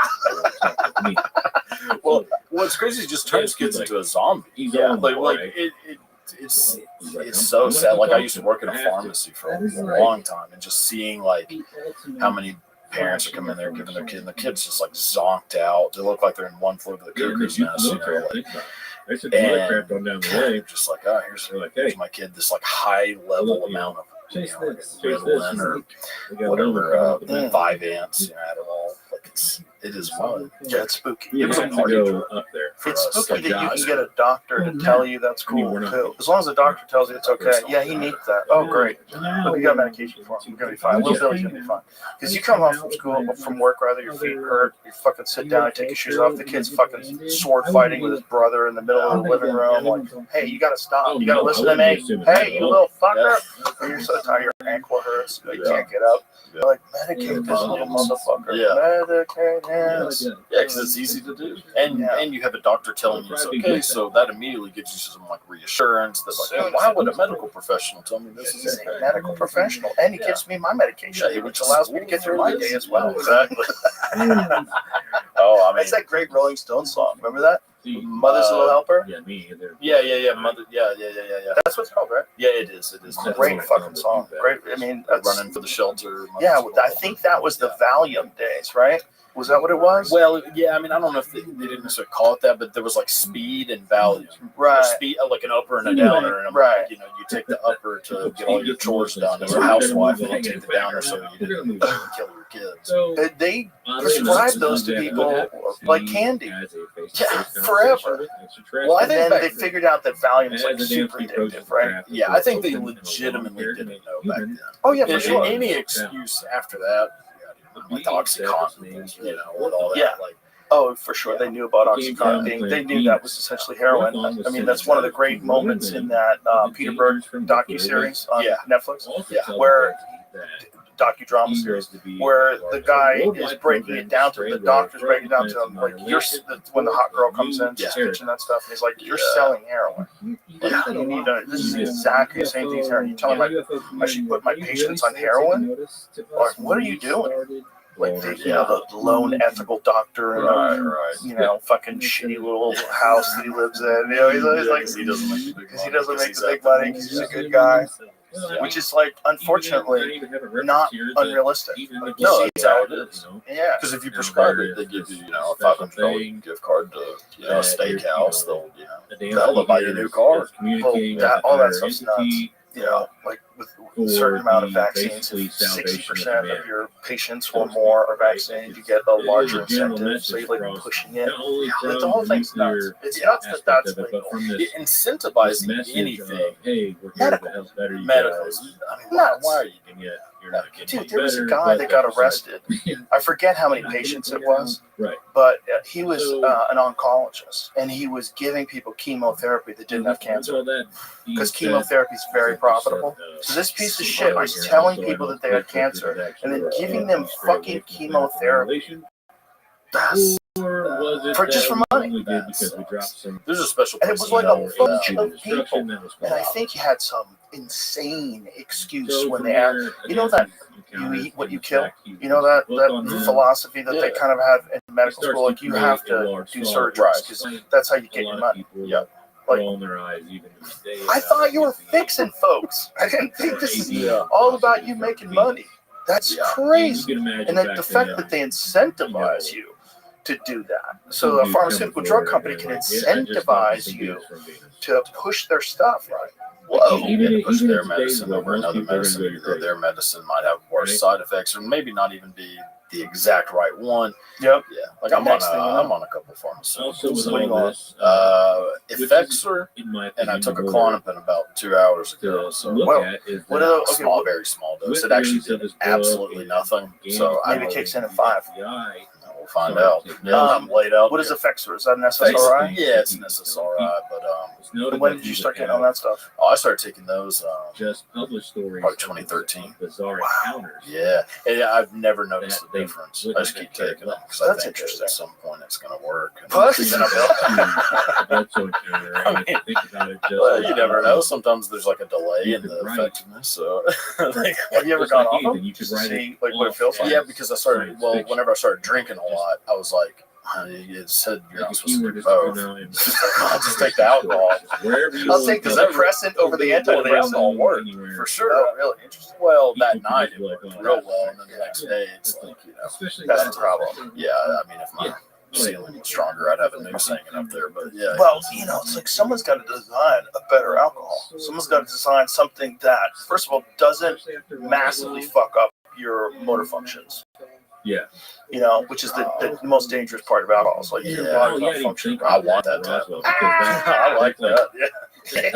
I like the whole feeling. You like just stumbling. Yeah. Being hammered. Yeah, I like waking up and being like, why is my knee bleeding? Like that's a great feeling. It's definitely fun to be had, but it's just like you're agreeing, just like you agree when you're smoking cigarettes. Like I'm giving up some health here for this experience. You know, there's like a quote. I don't know whose it is. It's definitely not mine, but like getting drunk is you're just buying happiness from tomorrow. It's a great quote. I mean, it makes sense because that's what you're doing. You're getting twice as happy, but tomorrow, you're gonna have zero happiness. Yeah, I was buying like weeks ahead. Yeah, well, some people just keep that, like Bert Kreischer just keeps that party rolling. He never stops. Well, he just knocked out a 5K. Good for him. I got invited to go do that, and I couldn't turn that down fast enough.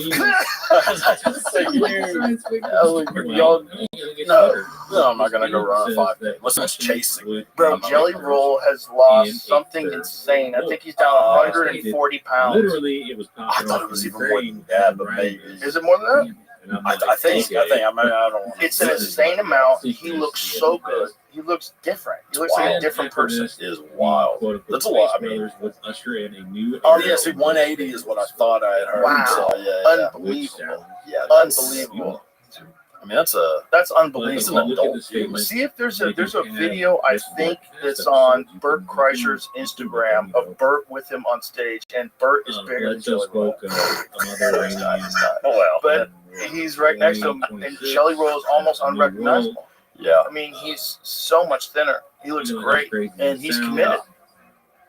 Yeah. He's like fucking all in on this, all in on being healthy. I got it. He ran a 5K. Look at that. Yeah, there it was. Yeah. Boy. Look at Bert. Bert's bigger than him. Look, I'm not lying. No, you're really not. Yeah, Jelly Roll looks like a totally different human being. Yeah, I mean, he looks good. Yeah, he looks great. I mean, that's extraordinary. Extraordinary that he's been able to do that. Yeah. In how long? I mean, it hasn't been that long. I mean, I think. Yeah, that's. If the FBI opens a file, his weight loss, he wanted to lose 100 pounds. It says his first goal. Okay, so he passed that goal in 2024. Okay, so he already lost 100 pounds by 2024. Okay. So here we are in May of 2025. Next year he says half marathon. Wow. I mean, he could. Why not? Why not? Yeah, if he did 5K, he could do it. 5K is what, 3.5 miles? Uh-huh. Yeah. Wow. So I have marathon's 13.1. It almost makes it sound like prior. His weight goal is to be under 250 pounds. Well, he'll definitely be. So to do all the fun stuff in life, you got to be under 250. That's the skydiving, ride a roller coaster, riding a bull, and wrestling an alligator. Oh, don't do a lot of those things. I'll tell you what, don't do a lot the wrestling an alligator thing, I can tell you from first-hand experience, you can be any way in wrestling an alligator. Really? Why not? I mean, I feel like the bigger you you gotta die, you gotta die. I think the bigger you are, the better at wrestling you are. For an alligator. You don't want to be 120 pounds to jump on the back of an alligator. That's true, but you don't even want to be 300 pounds to jump on the back of an alligator because they roll. Like their whole thing's roll. But they wouldn't be able to roll quite as much. If I'm on the back of an alligator, that thing is not budging. Boy, I think you're wrong. I think you're really wrong. Like I'm really sure you're wrong. I would like to test it. I don't want you to. You seem like a nice guy. I've seen so many videos. Especially Crocs, when dudes like put their arm in a croc and the croc says like, not today. Yeah. Well, see, crocodile's different. Crocodile's very vicious. An alligator's basically just a giant turtle. I mean, you could just smack that thing down. It's not gonna do anything to you. Yeah, they eat people. They'll get you. They still eat people. ZOC. No, they'll eat a grown adult if they get a hold of you. They'll can drag you under a log. It's just they're not as aggressive as crocs. Crocs actually target people, whereas alligators are like if you fuck up. There's a fun story. A guy was in a police chase in Florida. Cops chasing him, gets to a bridge, jumps out of the car into the water, lands on an alligator, and just gets mauled right in front of the cops. He gets killed by an alligator right in front of a biggin too. It was like a big, like again, like the book coming out today. Like sometimes the universe is there with a 13-footer. Like right when you die, oh no! Oh, grabs a hold of your head, starts rolling. Oh, Have you ever been close to one? Fuck yeah. Dude, yeah, I've snuck up on, accidentally snuck up on one once, and it's kind of terrifying. Hearing the I can't make the sound, but that like, that sound they make. Bro, they're dinosaurs. Yeah. They're heartless, soulless eating machines. Yeah, I was going to take a piss by a tree and just heard that sound. I was like, and it was nighttime, so I'm like, oh, I don't like that just happened. That's not And good. look around, there's one, not like super close, but close enough to get a good look and be like, When I was a kid, I lived in Florida from age 11 to 13. We lived in Gainesville, which is right by this place called Lake Alice. Hey, baseball And fans, Lake Alice it's time to swing had big on all your bets this kinds of season. alligators. Step up to the plate. People would go Odds there boost and token for feed them BetMGM, an marshmallows. official sports Chuck betting partner of marshmallows in Major water, League and then they Baseball. eventually No told opt-in you, hey, is stop doing required. that. It's Just bad log for on to your alligators. BetMGM But account to alligators were receive like a your odds protected boost token. species back Then then. place a bet on I'd have any been dressing MLB up like game an alligator and so activate your quick. token. Now, boosted bet hits. You'll score But a it was bigger so payout weird no matter the to showdown. be like, I lived in San Francisco BetMGM is your before that, betting so home for you baseball. see Major nothing. League And then all of a Baseball sudden, trademark dinosaurs, used with like legit permission. dinosaurs. BetMGM in-game Why? systems. And I remember being a little kid thinking, why is everybody so goddamn comfortable being around these huge fucking lizards? It is crazy when you go to Florida because I'm pretty close to Caddo Lake. I don't know if you're familiar with Caddo Lake, but it's like the largest natural lake in Texas. It looks like we went back in time 5 million years, 60 million years. It's like it's the scariest looking place on the planet. And it's just filled with alligators. So we would go there as a kid all the time. Yeah, you see alligators. Just like, but nobody cares. Some people are just like out barbecuing, like grilling up against the lake. And, and obviously the meat being around like these alligators just come up, just don't care. They're just like, all right. That's so crazy. Yeah. So crazy that people just tolerate dinosaurs. Yeah, I mean, I guess just, for whatever reason, they don't do anything to people, like unprovoked, really. Like, as far as I know. Well, they can. They certainly should. Yeah, for sure. But they're just like, they're so overpopulated because, now. like you said, Roswell. They're all over Florida. They say essentially any body of water in Florida that's still, there's potential for an alligator being inside of it. Because they just travel at night and go into a new lake, sit there and wait. They can hold their breath for hours. God, I would they don't have to eat for a year. Like what? So Like what? What are we doing? Jesus. Oh my God! Oh, that is. Yep. Have you ever heard of alligator gars? Yeah, we have them. So like my family, a lot of them live in Gonzales. I'm not familiar with that is, but by San Antonio, and they go like bow fishing for gars. And we used to go fishing for gars in a spillway.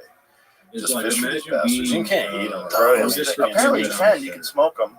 That's what I heard. We would just pull up and then smash their head with a rock. What am I supposed to do? My point was, some guy just caught a world record in Texas. I think it was out of Lakeway. I forget where it was, but it was 7 feet long. See if you can find it. And he caught it on like 2-pound test or something crazy. No, man, that was a lake trout. Different story. Someone like me doesn't go. In 7 feet. I wonder if it was Joe over there. Look at the size of that thing, man. That's so crazy. That is Houston Chronicle. So look at the size of that thing. Oh my God.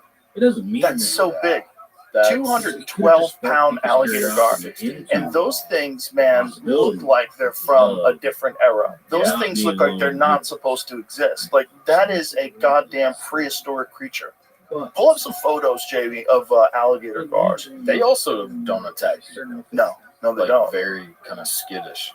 But my kids found out that they're in lakes now, and they're like, "Fuck this." Yeah.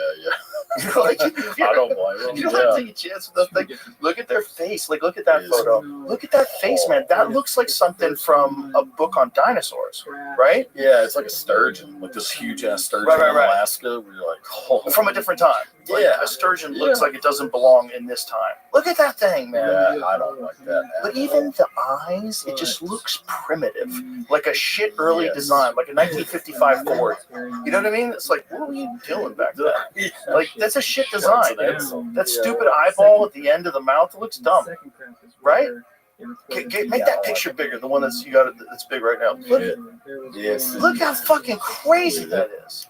Why not? God. Because in this information, I mean, it's so crazy. Look at that thing, man. You've never gone. They only give you a small version. Isn't that weird? What a weird. Even if you open it. Oh, there it is. That's so strange. Wow. But look how bad that design is. That's like you know what it's like? It's like you ever see like a Dodge Charger, like a '69 Charger, a badass looking car, but like why is it so long and goofy? Like what's going on here? It's like old time. They hadn't figured out proportions yet. Looks weird. Yeah, That thing looks weird. It doesn't look modern. It looks like it's from a different time. Definitely not modern. What that does? Probably slammed into things. Oh, that's like a hole. No, that's like a real nostril that breathes another way. Unless they can breathe up above. Is that a nostril? You think? Well, it does look like. See if there's other ones that show that same thing. That's crazy if that's a nostril. That could just be a hole in his nose. It could, but I think unless they're like no. Oh that God, it has, does look like a nostril. They all have a little nostril. Find out if can alligator guards breathe air.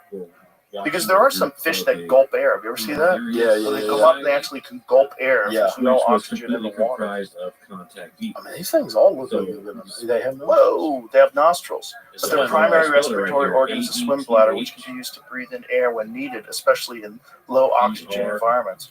Wow. But they do breathe using gills at the top. Yeah, So they have gills and nostrils. That's nuts. Like most fish have nostrils. Most fish have nostrils. Whoa. However, they have a unique adaptation, a swim bladder connected to their mouth. Whoa. And the swim bladder functions as a lung, allowing them to breathe air. See, that's why they're still around. When did these motherfuckers first start being around? Like, how long have they been on Earth for? I'm going to guess Millions. Oh, right? Yeah, Millions. 100%. That seems like a many million-year-old fish. I would guess like these guys 100. Oh, there it is. 100 million in the Cretaceous.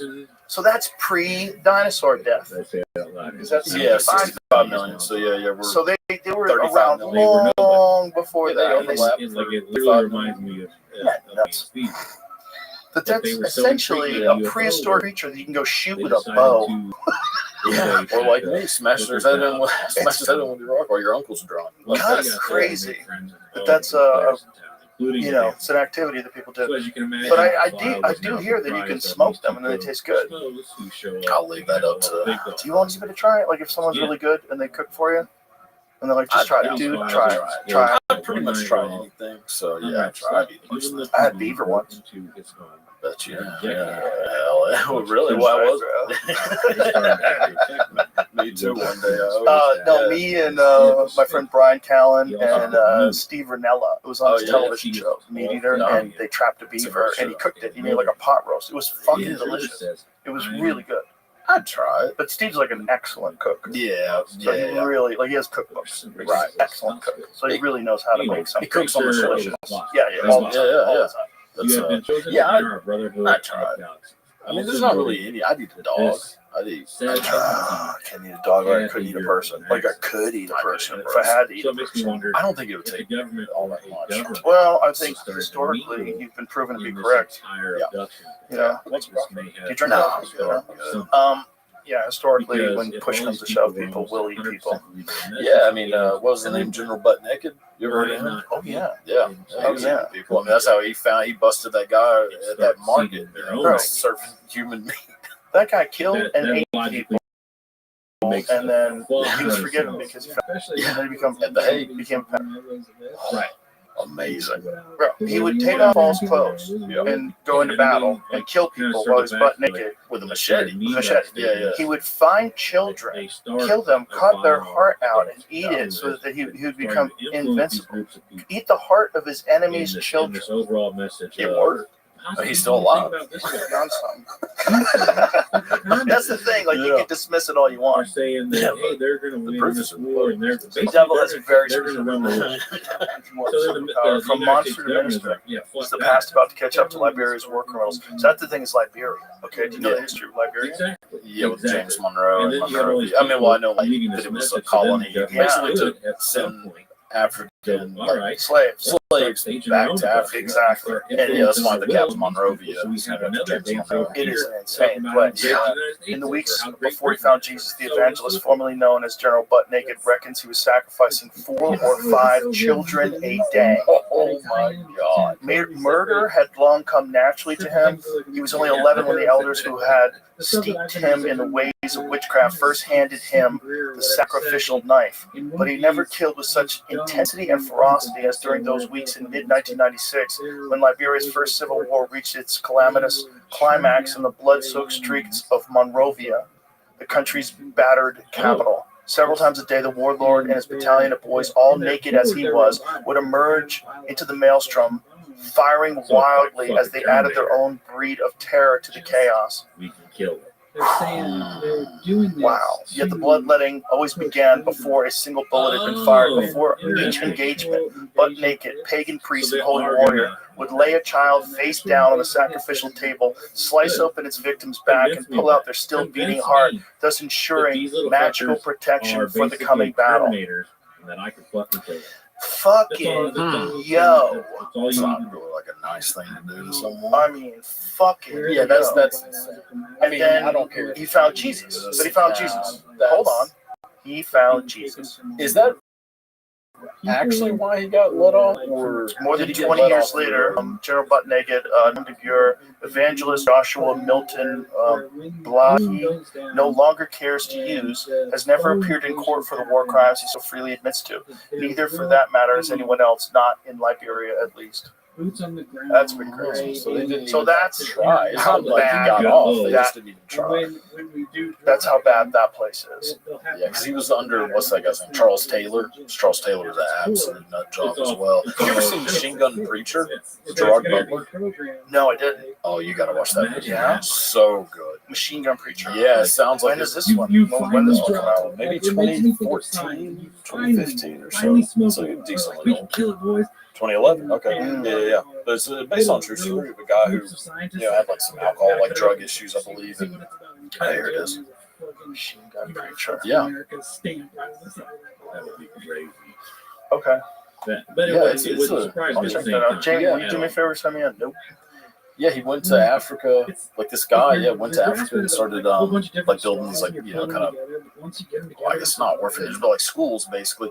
And then obviously, the warlords would come in and burn these schools down because they don't want them being built and try to take the money that's being donated. So he started like going over there, like he was at one point just kind of, getting money and sending it there.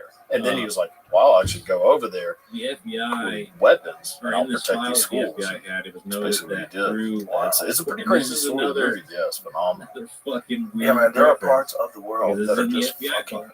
bananas. through Yeah. quote unquote Which is really great about the early days of Vice. Oh yeah, The early days of Vice, man, they would go and interview like General Butt Naked. Like that's where I heard about it. Yeah. A Vice I don't know. stuff. It was the Yeah. Cannibal But I like Warlords it. of Liberia. Was the Mhm. I like it. They would go everywhere, And it all was the Costco, crazy wasn't places. it? They would go all parts of the world. Yeah, You know? it's amazing. Like just how crazy people are. But People that- that don't right visit there, those that places of the world, they don't see suggests like that the this look in unrest the eyes of was people nobody who've like been you to and all those dangerous and parts. advanced Like my friend knowledge. Shane Smith from Somehow. Vice. Yeah. He's on got UFOs this when he starts and talking about these places that he's technologies been, especially the early days. Like there's like beings were he has able an to understanding of the access. dangers of the outside world that I think us in this little gated community we call the United States, we're very, very ignorant about how fucking sideways know. things have I'm gone assuming in it's other this parts of the Costco world person I was right talking now. about earlier. While Yeah. you're enjoying Netflix, cuddling up with your sweetheart, eating popcorn, there's parts of the world right now where someone's cutting out a child's heart to eat it before they go to battle. So Like, does Bosco maybe not in the help same start timeline, the but info close that enough. unraveled? It's not. I mean, He just started knows because what's he's not happening? doing it Right. doesn't mean Who somebody knows else what's is. happening right now in certain Also, war-torn parts of the world? Yeah. And we just think, well, you know, what we really need is equity. Like, we didn't Yeah. worry about the climate. The climate Yeah, change should be our number one priority. Like, actually, you need to stay safe. You need to fucking stay safe, and you need to understand there's a bunch of spots that aren't safe. Yeah. Well, and also, climate change. Sure, worry about it, but like that kid's gonna get his heart ripped out in the next 15 minutes. Let's go ahead and like worry about him. That's probably number one. And then let's go ahead and worry about him for a little bit. I think It's people, weird. people who are good people don't want to believe that there's bad people in the world. And I understand that reluctance. I understand like you have this perspective, and in your world that you've cultivated, you probably are safe because you've cultivated this world with a bunch of people that share the worldview of But when you enter into other people's spaces and you are ignorant to their culture and how crazy we're. Like I read about this couple who decided that they're going to prove that people were just good people everywhere, and they went and hung out with ISIS and they killed them. Did you read about that one, Jamie? Do you know that story? That is incredible. I was like, you need better friends. You need better friends. You need better friends that show you some videos, that show you, like, this is what's going on in this part of the world. Like, you have to understand, like, it is, you need to talk to someone who's maybe surfing in Afghanistan. Like, you need to understand what's going on over there. The problem is those people will never listen to that. They'd be like, well, you just saw the bad side of ISIS. Like, you got ISIS on a bad day. It's like, I have a lighter that my friend Chris Williamson gave me that is from my comedy club that went to Antarctica because they took a group of people to show them that the world isn't flat. To show them the sun actually at the start, it does go around like that. You watch it the whole time. Like, fuck. These people should completely recalibrate. Like that guy was trying to launch himself up in the sky to prove it, and he died. Yeah, that guy. He need better friends. All these people just need better friends. Like, you need people around you. Like, hey, don't do that.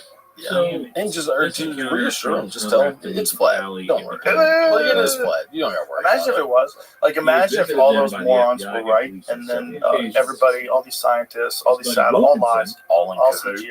They've all been in cahoots for this whole time. Even was it Socrates or Aristotle? I think Aristotle mapped it out back in 3,000 years ago. This is my take on it. I firmly believe that at one point in time, there's a bunch of people that were uninformed that thought the world was flat. Way back in the day. Yeah. And they figured it out with experiments, and then you look at all the other bodies in the solar system, everything else is round. Kind of makes sense.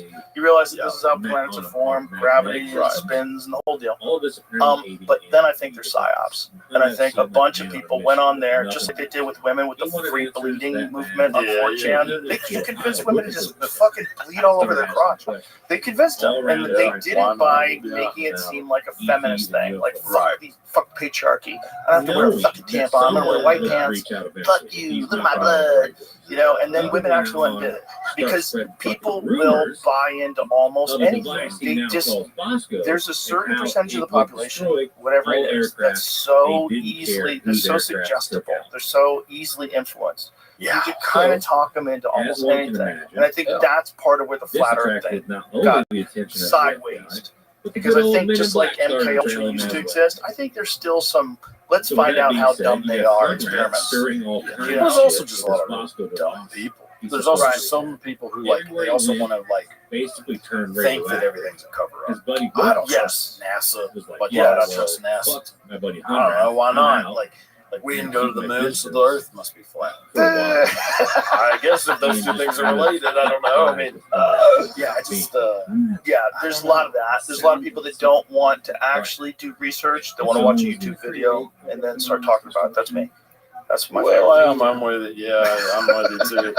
Yeah, I like a good deep dive, but sometimes just give it the. Sometimes I'm just fucking around and I'm not really serious about whether or not I care if it's real. I'm more interested to know about these emerald tablets. Like, where are they? Who's got them? What do they say? Like, I don't want to know if it's a hoax. But I'm only fucking around. I'm not like completely invested in it. But when you start making videos about how you're correct and the world is flat and everybody else is wrong, like, no. That's you're annoying. This is silly. Like, you're just not seeing things correctly. Like, there's a lot of lies. There's a lot of conspiracies. It doesn't mean all of it. Okay, it doesn't mean the stars are actually lights in the sky. A more interesting possibility is that it only exists when consciousness engages with it. And that's the real simulation theory. That's the real weirdness. That's when things get like Tom Campbell, the My Big Toe, the theory of everything. That's when things get really weird. When instead of consciousness is like a part of the creation of reality itself. It's all integrated. Yeah. I don't like thinking about any of that stuff. I don't like space. I leave that alone. I don't know. I don't like space. Because also, what happened before? And then what happened before that? Because it's an environment before the Big Bang. I think they call it the environment. Is that what it's called? About meeting with friends in the day. Yeah, what do they call it? They took Brian the Cox was skies explaining at to like us. mid-afternoon. What? Oh god! No Yeah, one and all theoretical, of course. Well, yeah, The yeah. airstrip Which is called the problem emergency because then services. Local sometimes also it's just search the surrounding yeah, I every couldn't direction. have that be No which, signs of you know, no wreckage. great for like those people. I could not have that be my life. Both the This feds coming and up local with these cops theorems plug on into study this. because you're never going to get an answer. But it doesn't I have need to an be. answer. Nevertheless, I'm no glad one it's not found you. a Oh well, yeah, single yeah, for sure. I I'm know. glad you No, do no, what I'm- you do. well, and yeah, you- yeah. It's like Yeah, exactly. No, I'm So glad these that they two do it. I just saying like for me, disappeared it would drive me right, absolutely because I can't. I have to like without know a an trace. answer. right. So much I so, can't. I hate like, I understand being hypotheticals skeptical and when like the string government theory. cops get I involved. hate it. They That said that, local that pilots can to piss those off. I guys. don't need to know any Blew about that. in That every one's direction. weird. Yeah, any of that stuff. Look I at like. these I like. guys. They This found happened no on this wreckage, day. This is who was no involved. This plane is what hiding out happened. there. Right.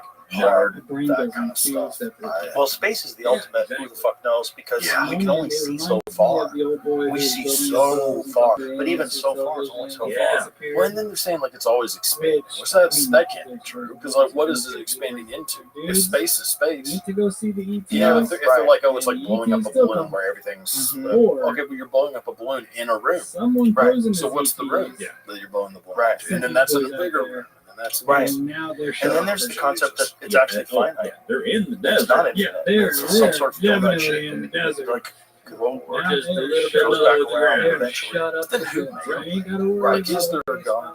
Did God make this? Or is God the universe? Yeah, but then who made God? And then that bothers Right, but doesn't it have that thing? Is that a thing that we think that like That's because 100% where I'm at, we because were I believe born that and we Wilkinson die, dude that had we a have family. these One biological of the whole reasons he did that limitations that we attach to the on universe first is itself? because That's very like, that's he has a fair. family, he has a That, wife, right, yeah, and that we children. see things as being built and destroyed. That there's always been Right. something. Well, wouldn't it be crazy Yeah. if there wasn't something at one point in time? Yeah. That seems even crazier. Then there always has been something. Because if it's just something, if it's just the nature of everything, there is always something, right? Right. It couldn't be nothing and then all of a sudden everything. That Right. seems Because what started that? What kicked that off? Exactly. What snapped its fingers? Like That's McKenna's great line. Terrence McKenna had a great line about the difference between science and religion is that science only asks you for one miracle. I want you to believe in one miracle, the Big Bang. yeah. That's a good. It's a great line. It's because it really is true, and it's funny because people would be incredulous about the resurrection of Jesus Christ, but yet they're convinced that the entire universe is smaller than the head of a pen, and for no reason that anybody's adequately explained to me makes sense. Yeah. No, Instantaneously became everything. Okay. Yeah.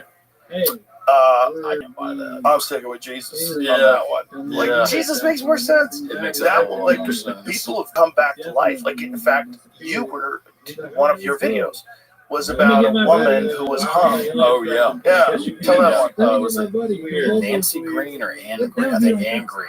Yeah, she was. That's exactly what I said at the she- this is a beginning of it. I said, miscarriage. this is literally me and Steve. Yeah, at the time it was basically It's like, oh, you're a 100% witch. We're gonna kill you because your Damn it. baby's At least we not. know. It didn't We live, so she just disappeared. buried the thing, acted like nothing No, happened. that we were chasing. They tried aliens her, and actually- convicted One her. thing that we So she have had a going miscarriage, for us is buried neither the of us child, know. and they Buried caught it. her. Yeah, they caught her thinking that she had killed the kid. Right. Like, why would you be just burying your baby? All right, Like, so I'm gonna they try to weren't get really this thinking that, last oh yeah, she had a miscarriage. encounter before I shut her down here. Hung her.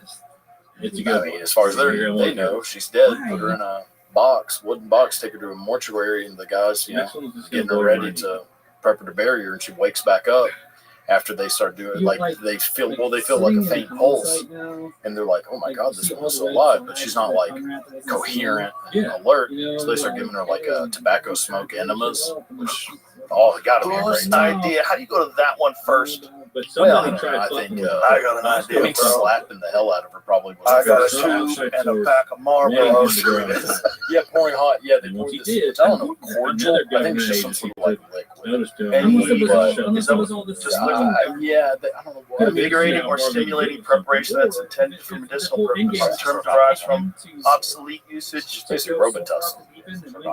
Yeah. Oh, what or some hot Buffalo Trace. Let's go, lady. Rubbing her limbs and extremities, blood-letting, poultice. Poultice. Follow story of a man What is named that? Antonio Gold. Moist mass. A moist mass. So basically putting like a hot, you know, materials like cereal. Okay. Cereal. Oh, cereal. I don't put, so they put Soft oatmeal materials on like cereals used as a base. So they put oatmeal on our They put tits. a big bowl of oatmeal on it. Tobacco. They're just experimenting. This lady, the tobacco smoke enema to me is the wildest one. Like you went up her asshole with a cigar. Is that what you did? You weirdo. Yeah, like a backdoor Clinton. That's a guy that wanted to smoke a cigarette in the operating room. It's like I know. Plus some smoke up your ass. Yeah. Oh my god, that's literally it. Blow smoke on my ass. Blowing smoke on your ass is supposed to be deceiving you. They probably found out it was bullshit. Right. It's a little more interesting. He's just an ass freak.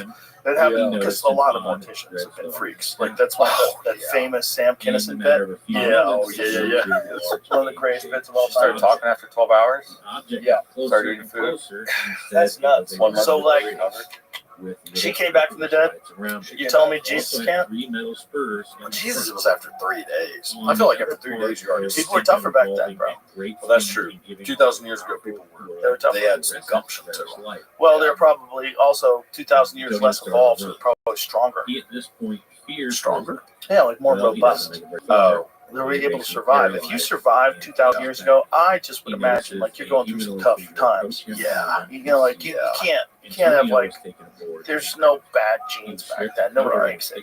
Yeah, and Jesus went through some stuff by the time he hit 33. I just think human beings we're probably dealing with a very robust gene pool. The people that didn't live, you know? Yeah. Especially if you go back earlier and earlier. But if you go way back. Because they were basically doing like survival of the fittest. I mean, that was life. If you have a kid who comes out all gimpy, you just throw that fucker off a cliff. Yeah, they're dead. You sacrifice them. You do it. They can't be held down. Right. You know, I was watching this YouTube clip yesterday on Cro-Magnon, man. Like the early Homo sapiens killed off a lot of the Neanderthals, like the battles with like there were just these massive fucking Icelandic type dudes that lived back then. Like you gotta be tough to survive thousands of years ago, especially if you lived in the north like that. God, can you imagine being a Viking just living in like Iceland? Your house is made out of sticks and there's polar bears outside. Getting real. Fuck, it just sucks. There's nothing to do. I wouldn't like that. Fuck. I'm real glad I live right now. I would have liked to have lived a couple decades back. I think I'd be more comfortable, like in the 70s or 80s. I think you're perfect right here, dude. You get more research information now. That's true. It'd be harder to do your job back then. Oh, everybody my job think you're wouldn't exist. bullshitting. Everybody already does. So America's full of shit, man. It's making stuff up about the past. That's what most All in people all, think I'm doing very anyway. fucking bizarre encounter. Fine, I mean. Right? Well, how do you research it? Like, how do you find crazy facts? I just just read like books constantly. So like I'll say like Napoleon. I'll just be like, oh, let me find a book on Napoleon. Read about Napoleon, and I'm mostly just skimming through looking to like find something that seems interesting. Or then I'll just Google like interesting shit about Napoleon, and then read through it. Half of it's not true, so I gotta sift through that, and then put it all together into like kind of a story. The analysis of the encounter. That way, but it's mostly just reading like articles online, like scholarly articles, just like flipping through them until I find something. Imagine trying to piece through the truth of the Probably was getting 1700s. close to getting caught. Just to imagine. Yeah, I mean, right now, like try to figure out exactly what happened. It's they was extraterrestrial. I mean, there was some good like. This curvy alien. Yeah, but What's going on? But if it's Yeah, I mean, barely know. I mean, really, you have to go back. They did it. Go back to the 20s. Right. Like who now? Gas and Like, took oh, my yeah, that clothes did off and they covered Well, me in all this yeah, stuff. but at least we have like photographs and stuff. But my Yeah, point true. is going to be now take it back a couple thousand years Oh, ago. what a Like, poor good guy. luck. Well, that's why so many people think they have a hard time knowing for sure whether some people even existed. Like Achilles. Like people Right. For the outro. believe that he necessarily existed. Oh, I mean, they didn't believe that entire Make war sure happened you tune in next week to round 2. relatively recently.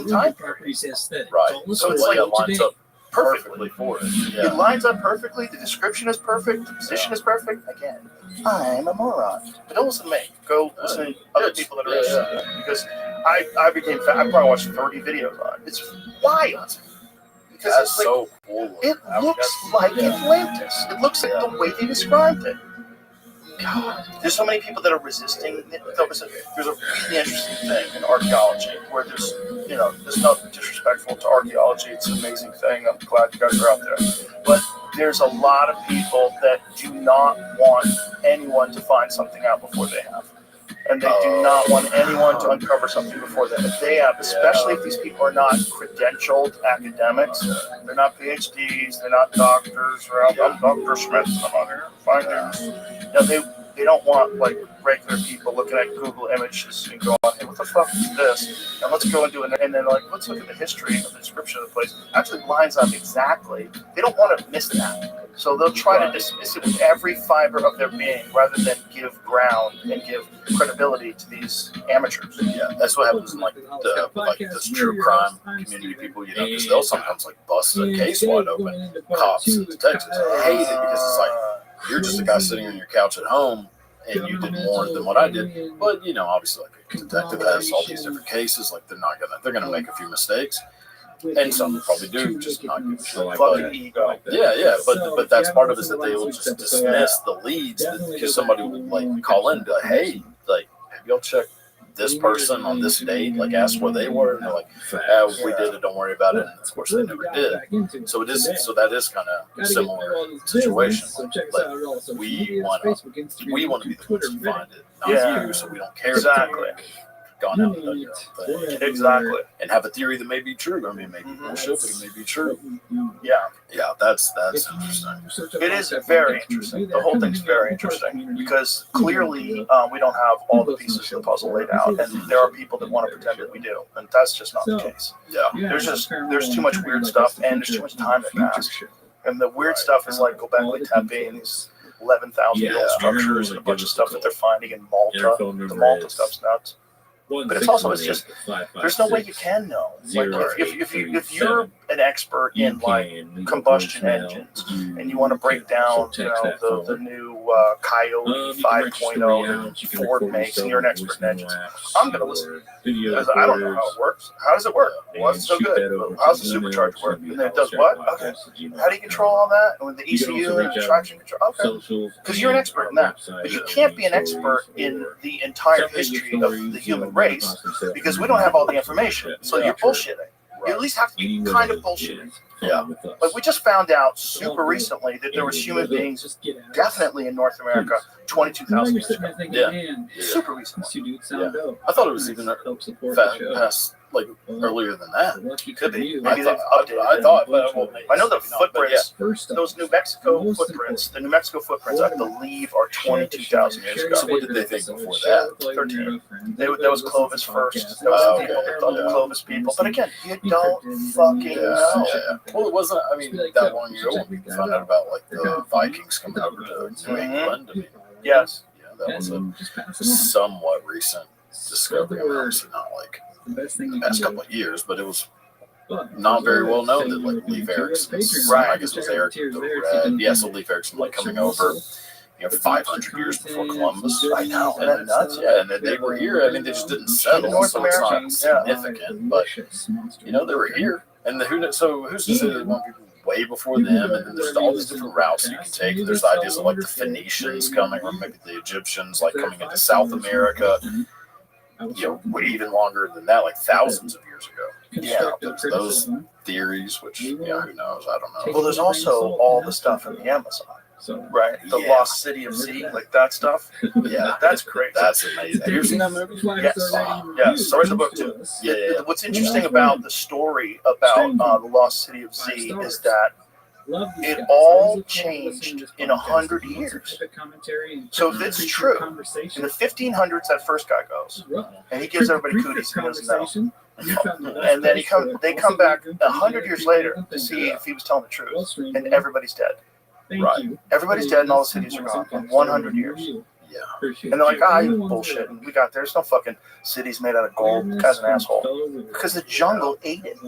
Yeah, which 100 years So, is yeah, do that. such a long For me, time listen, for like that kind of like wooden vegetation. structures. Yeah, I mean, Yeah.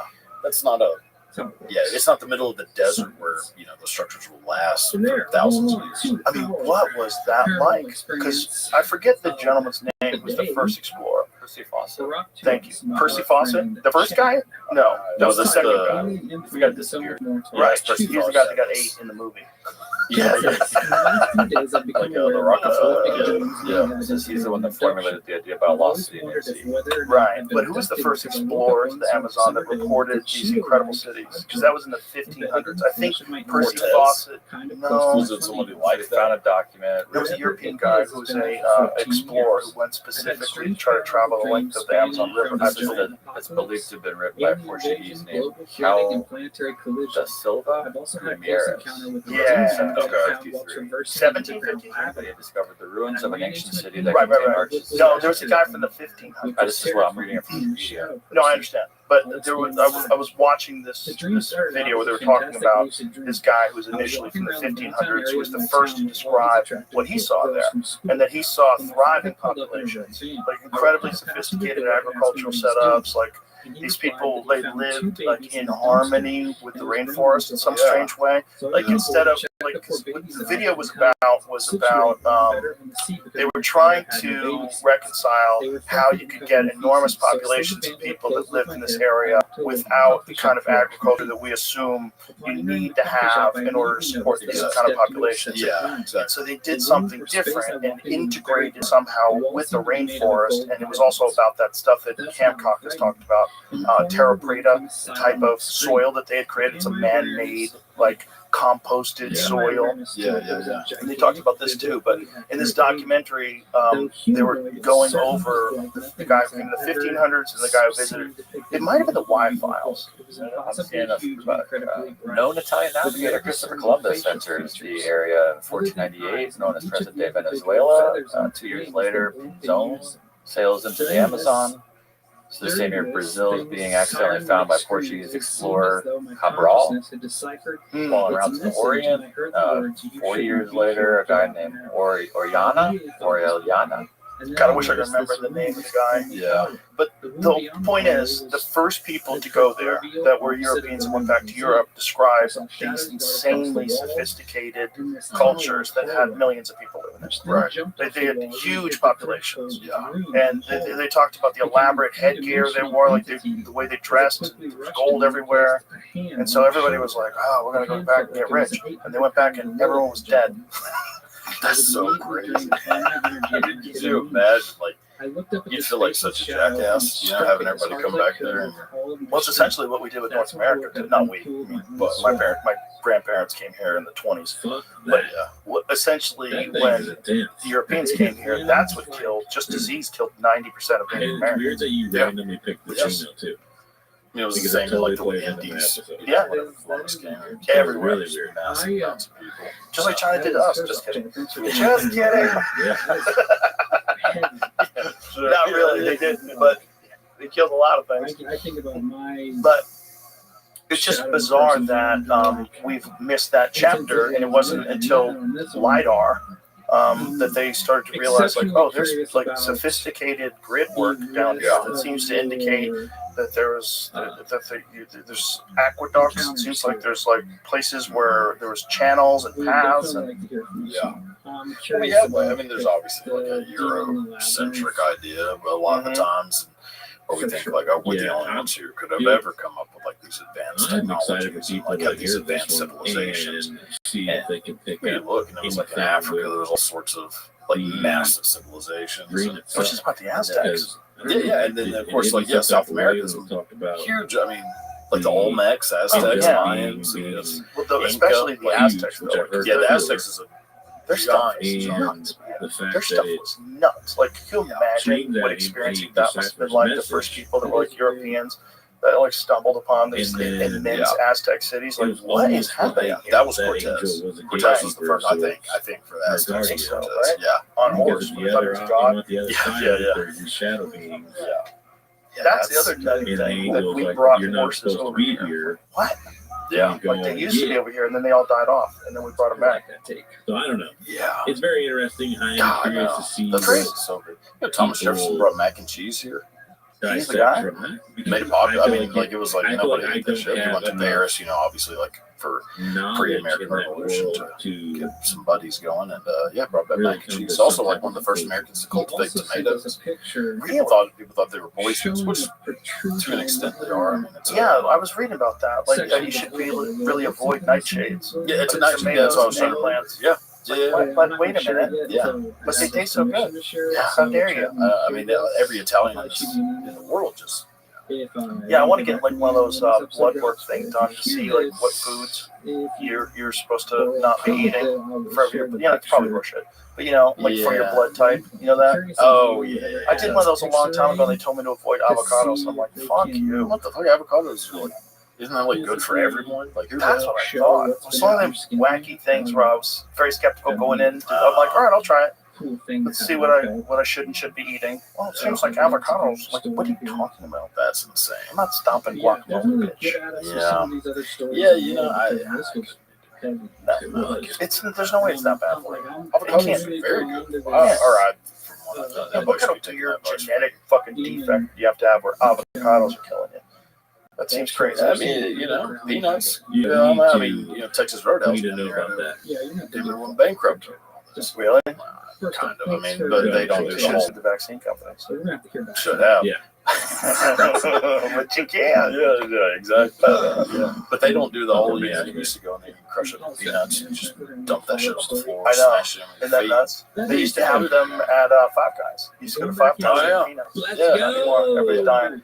I know. You can't even eat them in the room because if someone is near you that has a severe peanut allergy, that's why they don't have them on planes anymore. Remember they used to have them on planes? Oh, really? Yeah. Yeah, you can't even eat peanut. Like if you and I were sitting next to each other on a plane and I have a severe peanut allergy and you start eating them, I could die just sitting next to you, breathing your peanutty air. God, what a great way to kill someone if you really wanted to and get Right. away with I it. didn't know. Just peanut dust. Yep. So. Yeah. That would be it. You just need a BB&J and just, pocket peanuts. Yeah, you just have So, some mashed up from peanuts there- you toss on them. God, Like what a- fucking I'm ready to go. Great So, way to kill someone. And it's nuts. Like for everybody if y'all else, it's just a remember yummy part of previous Snickers. episode And for of you, it's the basically anthrax.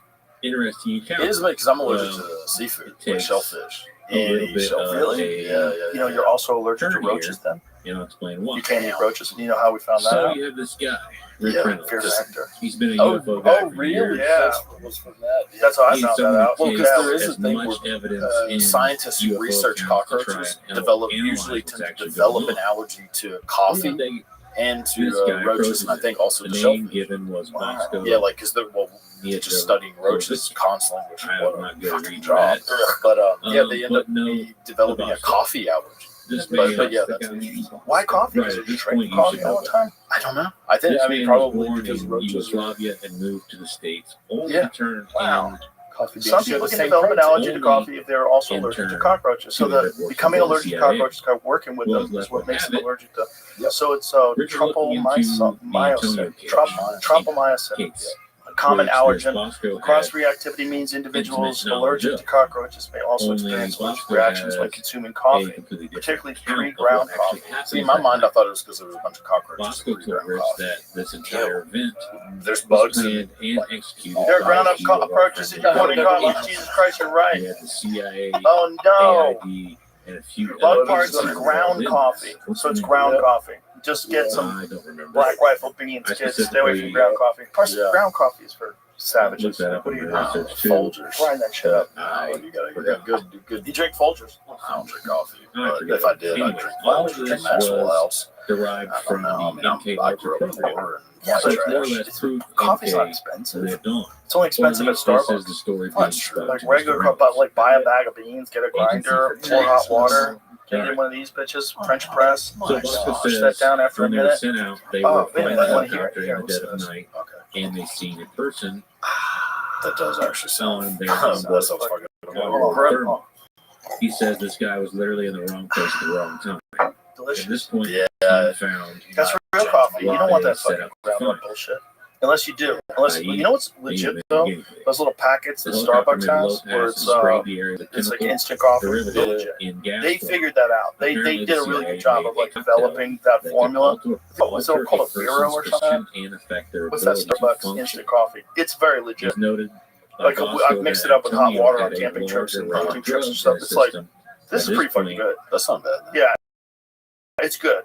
It's like, it tastes like real coffee. Like, but I think like that was complicated to me. I don't think like the cheaper instant was that kind of. Because if you like coffee, like the flavor, I like what it tastes like. Yes, I do too. It just gives me panic attacks. You try the and then there's the decaf, which like gives me a fucking headache, and I don't know how they did it. Right? Yeah. How are you doing that? Yes, like what?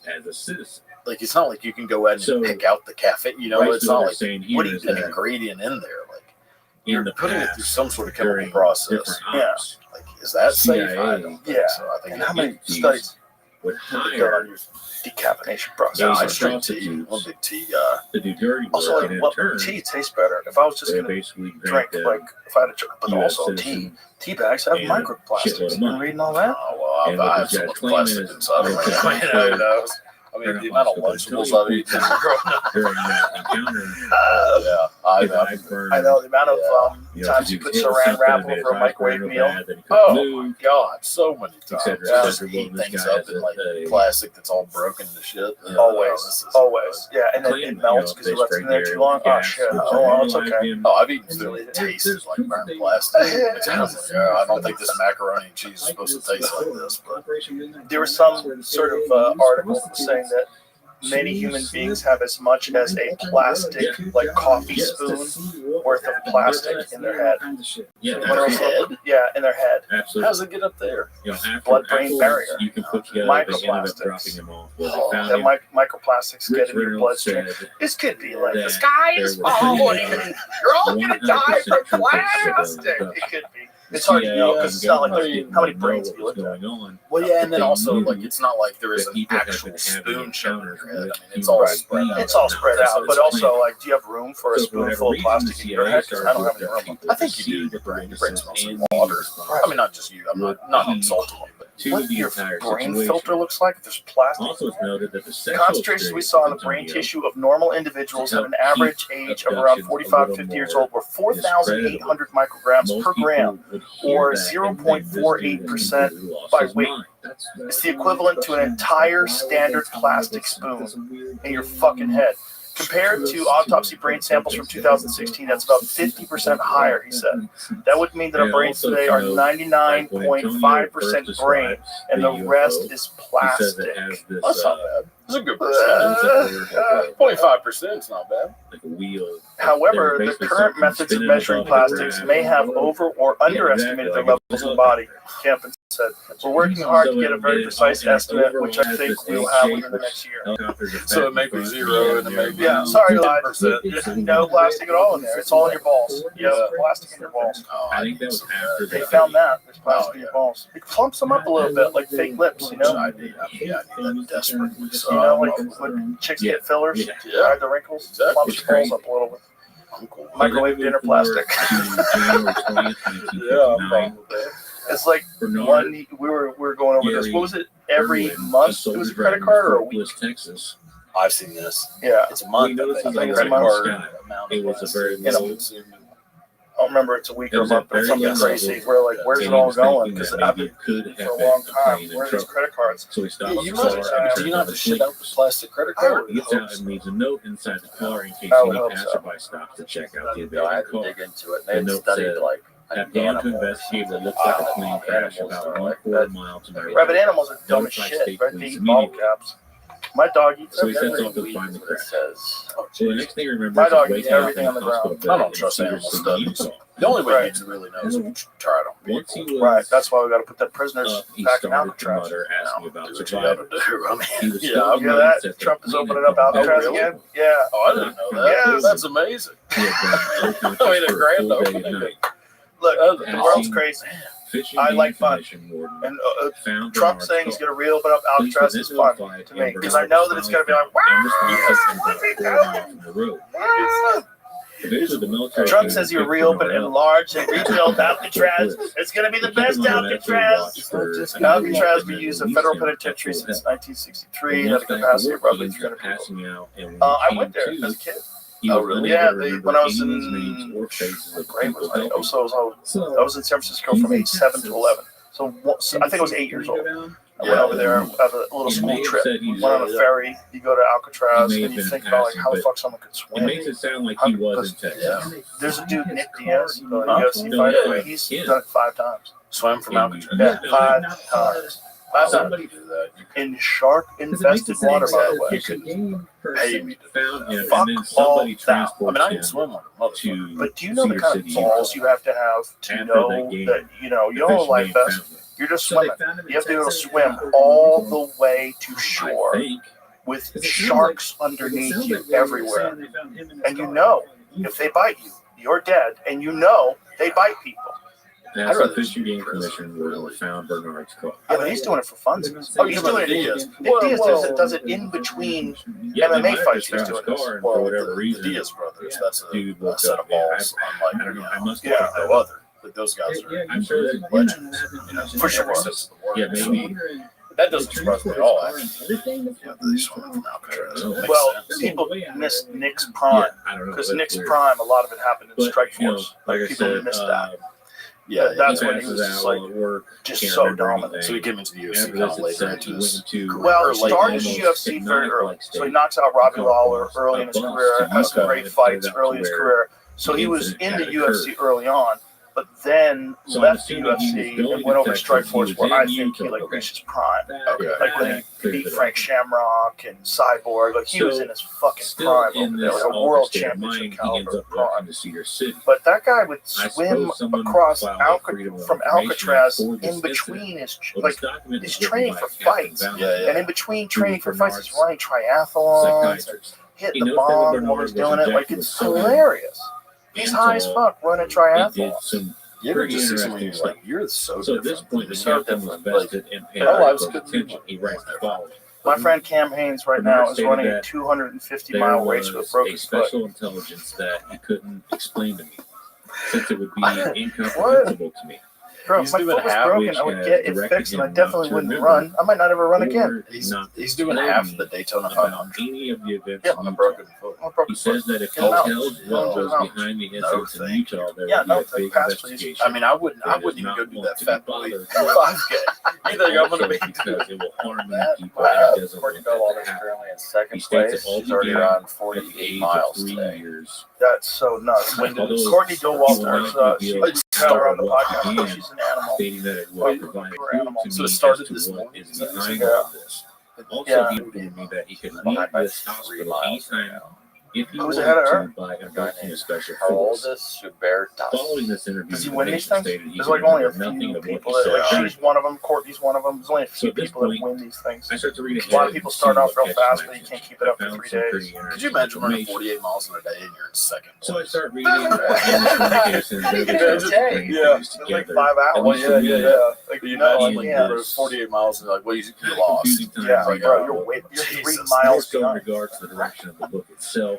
Yeah. So there was an article put a written shotgun in by my mouth Mysterious so Universe quick before I on do a that. man But who had been we abducted. need people like you. Well, We his need people like granddaughter them. ends up That's reaching the out beautiful to thing make him about tell the human him race is that who we're she all is. so fucking different. Yeah. Where there's so They many meet up. versions of humans out there. So And we he should shares many details. Really, on we her should grandfather's celebrate case as a I kid. love it. After her I grandfather love how experienced different, the like, whenever I go FBI back and look at, like, and said they were people going from to history or be whatever, able to that's like take one of to the another things I agency. like the most about it. Is A few like how, days later, God, that a couple person's guys in military night and day uniform different from me. claiming But that's so cool that they were what they United did, States or, Air Force whatever. Like a intelligence Teddy Roosevelt. show Like, there's start nothing asking about the me right questions. that is like Teddy Roosevelt. How about that dude that ate Jennifer that said guy's these men heart had a that lot had of been knowledge pickled and for like? Oh yeah, William They Buck. were very Yeah, interested King Louis in XIV's heart. missing in the Yeah, missing time tell her that grandfather's fucking story. experience. Yeah, well, yeah, They King Louis said XIV he just in was missing general an upwards absolute of nut 8 job. hours. Birthing fetish, They like also watch women started give birth, asking which Yeah. if he had any don't we all, dreams, but yeah, like being taken aboard a UFO but yeah, so he and dies subjected to medical experiments. 130 years Her later, grandfather you know, stated his he heart has did, been in fact, preserved have a in few what I guess weird would be dreams. formaldehyde, The first was him and floating it's out sitting of bed, in then being this taken to guy's a small office, round room basically. And that a was fellow, brightly lit I and think smelled he's of like burning metal. Archbishop of Canterbury. I don't know, some lord, whatever they're fruity each other. But then this fellow named William Buckland comes in, who had kind of like a notorious big stomach, ate a lot of weird shit. And he saw the heart. It's like, that's the heart of King Louis XIV. I've never eaten the heart of King before, so how about I just give it a try? And then they come back in, and he's eating the damn heart. Well, preserved. I mean, it's about as preserved as it gets. It's been preserved for 100. But that's my point. No. He didn't have like a hot plate. Just pulling it out. Yeah, it wasn't in the microwave. Imagine being in the room with that guy when he takes those bites. You'd be like, oh, God. Wretched. Like, The what are you smell doing, of formaldehyde. Have you ever dissected like an animal? Yeah, in high school. Yeah. That smell is like a smell that I can smell it right now thinking about it, you know? Like, it's one of those things that never leaves you. It's like a dead body smell. Biting into a raw heart with that smell. Another was at the tea repair shop that her grandfather owned. A Doss's Captain Victorian feud hero, a gentleman whose ambition was to eat an example of every animal in existence. Again, this Courtney Joe Walter and Cam Hayes who are running 250 miles right now, and this dude is like, I want to eat one of everything. I want to eat a fucking rat. I mean, this guy ate rats. He probably had rabies. He kept a pet jackal in his house. He's got a jackal in his house. He built the country's first mosque. Had a jackal in his house. He lived in a hut made from driftwood, dressed as a mermaid, and excommunicated his cat. There's somebody else though. I really should. There's a guy named Robert Hawker. To the west, famed Cornish poet Robert Stephen Hawker lived in a. So this is not him. Just a bunch of weird guys that were living in the time. So it's a different cat. Oh, this is a different cat. Not any of these were. I thought it was the same guy. Okay, this is a bunch of weirdos all throughout history. So Charles, Major General Charles George Gordon, They're all eccentric guys. Oh, different people they living were right here. to the government ends up shutting it down immediately. Oh, this is also pretty good though. Don't leave this out. Right. So this guy's Major General Charles George Gordon, a British Army officer whose day job saw him fight a series of bloody campaigns across the Middle East and Africa, yet was almost as notorious for believing the earth was encased in a hollow sphere, and that the Garden of Eden was located in the sea somewhere off the coast of Seychelles. Judy ends up pulled over by a pasture. This guy who ate the heart. William Buckland, so the man who ate everything, born in 1784, a year in which famine in Japan claimed 300,000 lives and a massive locust swarm hit South Africa. Coincidence? Of course, but it fits in the theme of this blog nicely, so I'll leave it in there. So this guy ate everything he could. The account. She gets out of the car. He had his hand in a huge hyena skull.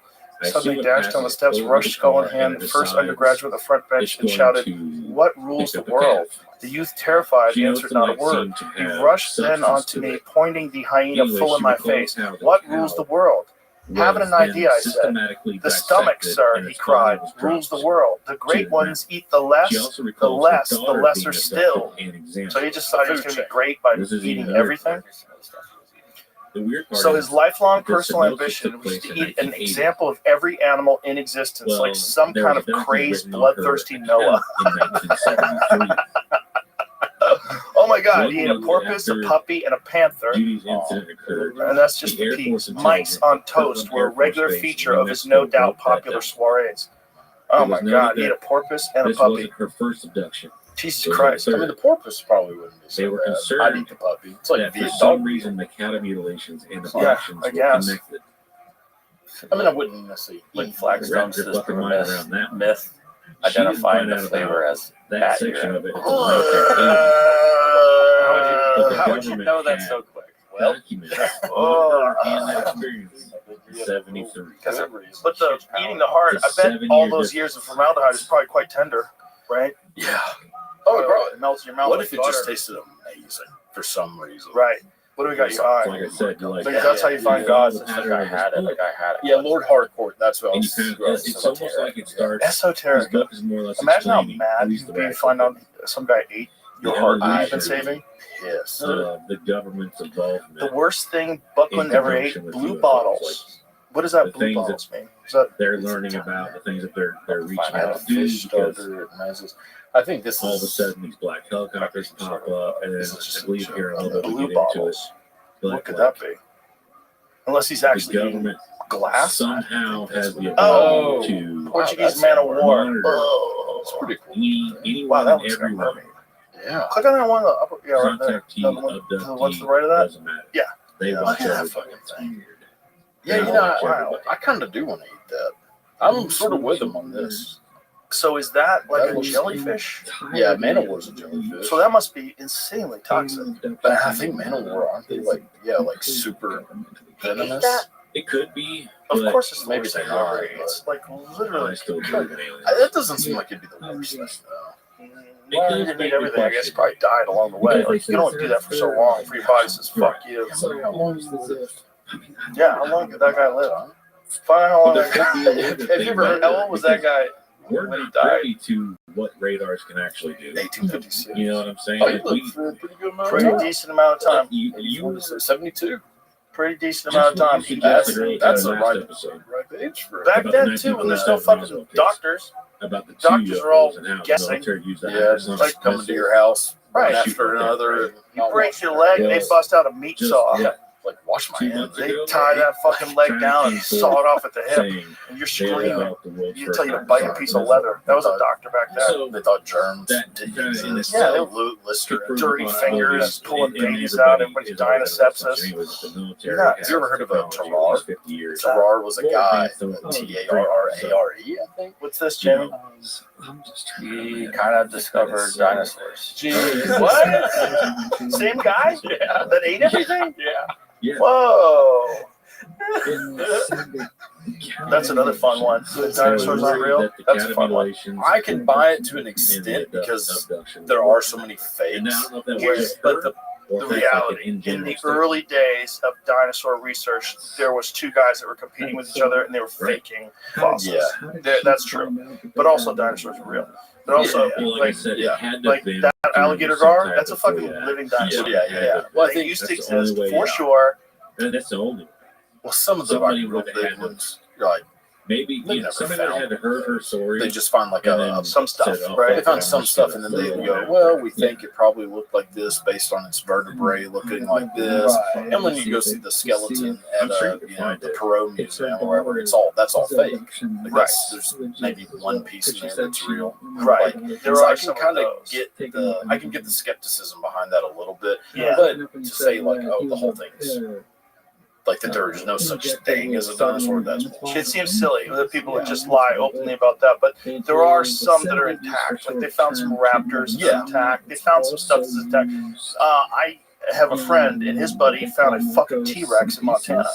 Completely intact. That's, I don't know how much or- they or- found. They Yeah. found quite a bit of it though, to the point where they brought in a professional excavation, and they pulled out this big ass fucking T-Rex in Montana. Could you imagine? Bro, Montana used to be a part of the Great Inland Sea. There was a sea, and that there's like seashells up there, which is nuts. Those Which probably could were like also- the Badlands were.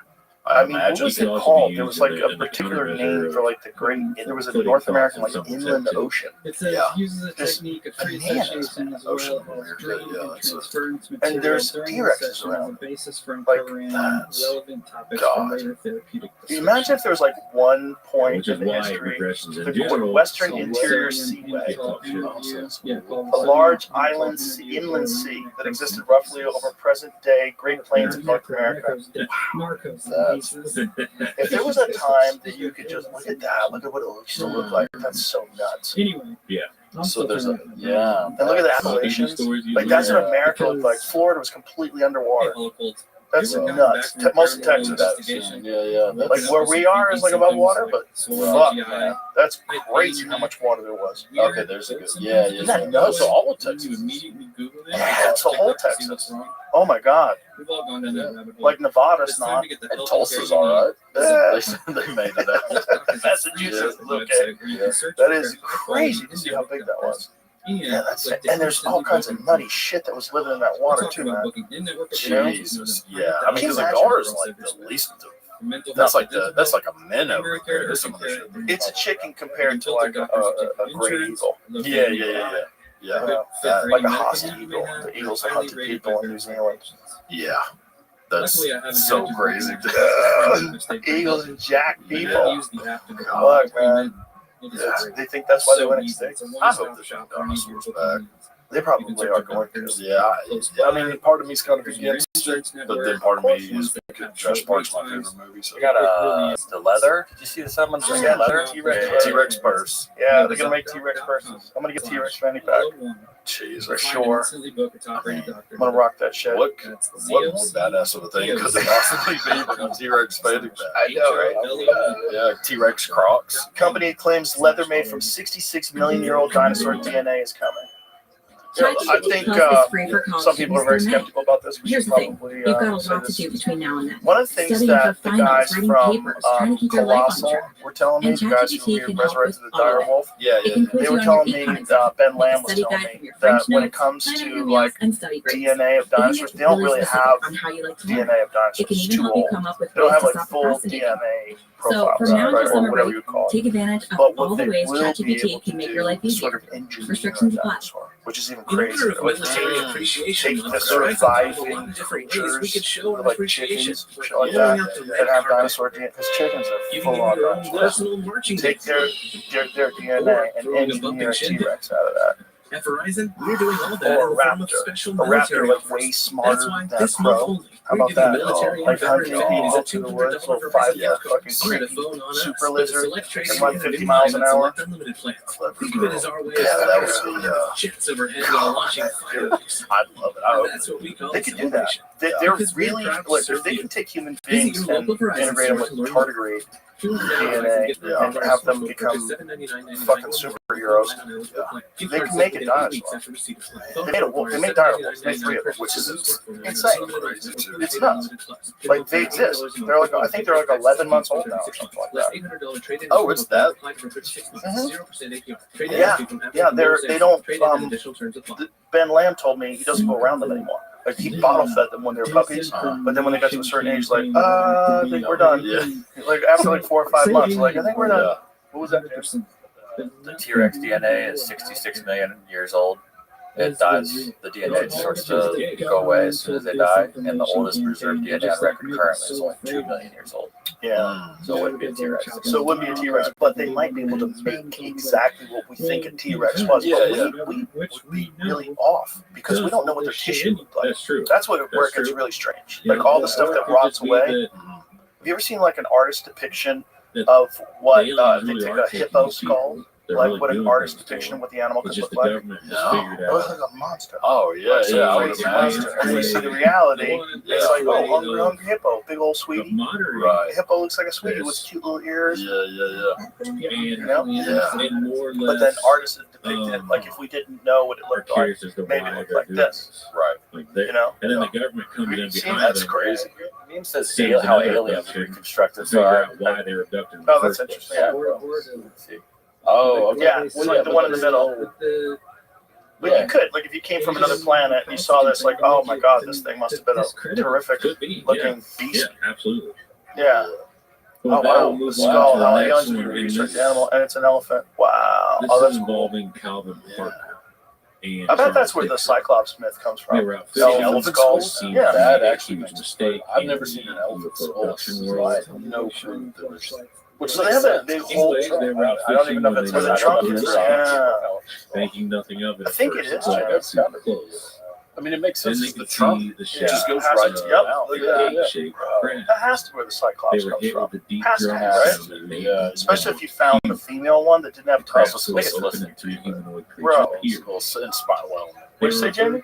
By their I didn't even type in monster-shaped Cyclops, hands. and it was the first thing They that was had on top. antennas poking Maybe out, it's because that's a and their theory that's faces been around for a wet. long time. yeah, well, there was I that. know, but I've been noticing this Yeah, happen. It says that right there. Right there. Cyclops is likely inspired by noticed elephant this skull. happen. Parker You'll be saying thing. Think the government's listening? The first thing I'll type Well, they're helping us. Thought of They're fans of the show. They're trying to help out. aliens Yeah. It makes sense. I mean, if you found stuff from a long, like, in a large what do you think of? Here's one that always gets me. Stores of giants. As if that wasn't I strange, want it that gets to be a little real weirder. so bad. I mean, I want all That's this. a The two men Smithsonian went to the hiding police information. event. Then they were Those are the called big, to could be down in then the go basement. to They're kind of like a Kessler Air 10-foot Force tall Base. human being. And A race of giants that existed. roam on the the earth. Mississippi Gulf David and Coast. Goliath's a real story. They were taken there by the local It police just officer, seems like Deputy they wouldn't Tom be gone. Hunt, They wouldn't who be makes a statement afterwards about the transport. Unless We were in in the cataclysm, an like the unmarked Younger car, Dryas impact theory, there wasn't enough but the food. guards And they died off, you know? at the Because base if you're that big, you need to were eat a lot. expecting us and So waved you us think through the they moment were I said around who I like was. Way died longer. off. After passing Yeah. through the gate, Yeah, I don't think the like officer noticed two But I cars think like full of it air is. police There's so pulling many behind them. stories. So many cultures Also have noticed that the these entire stories, route even in the was Bible, of a race of basically giants. routed by Like it seems like air it police couldn't on just every be big intersection. people. So Right. the way my mind It works seems is like that what they're talking about is something imagine driving crazy. through I guess it an could be intersection if you're just because and you're to the paths of mythologizing. water. Yeah, that's a word. But if you're just Like, only turning giving something you one that path is to go. real, this is the same with like a dragon. Right. People obviously just get inspired by Exactly. things that are around them. Once They they start were to morph directed into things. I mean, there was no to fire go to a breathing specific animal Right. flying around. Probably They were then crocodiles and greeted shit with like a Yeah, that. sound of crocodiles, medical and then personnel. there are like After cobras that inside spit the venom, building, which obviously gets in the your men eyes, were are going to subjected burn to a like a series of son of a bitch. medical So like there's like the inspections. fire myth, The and medical team And people exaggerate. were yeah, so full exactly that's what hazmat so gear. like They dressed people in will all take somebody white, who is a big masked son of and a bitch, gloves. and they go, oh, Both men even let's, had a exaggerate gun for counter sure. on The guy he fought was 9 After feet tall. Right. the medical 6'5". portion was done, Exactly. they were escorted Yeah. to another building. But also, This building when you had talk about armed men races and everywhere. these giants, you Once could also be again, talking about like they people laid from out Iceland. a route Yeah. for the men Like to follow. naturally.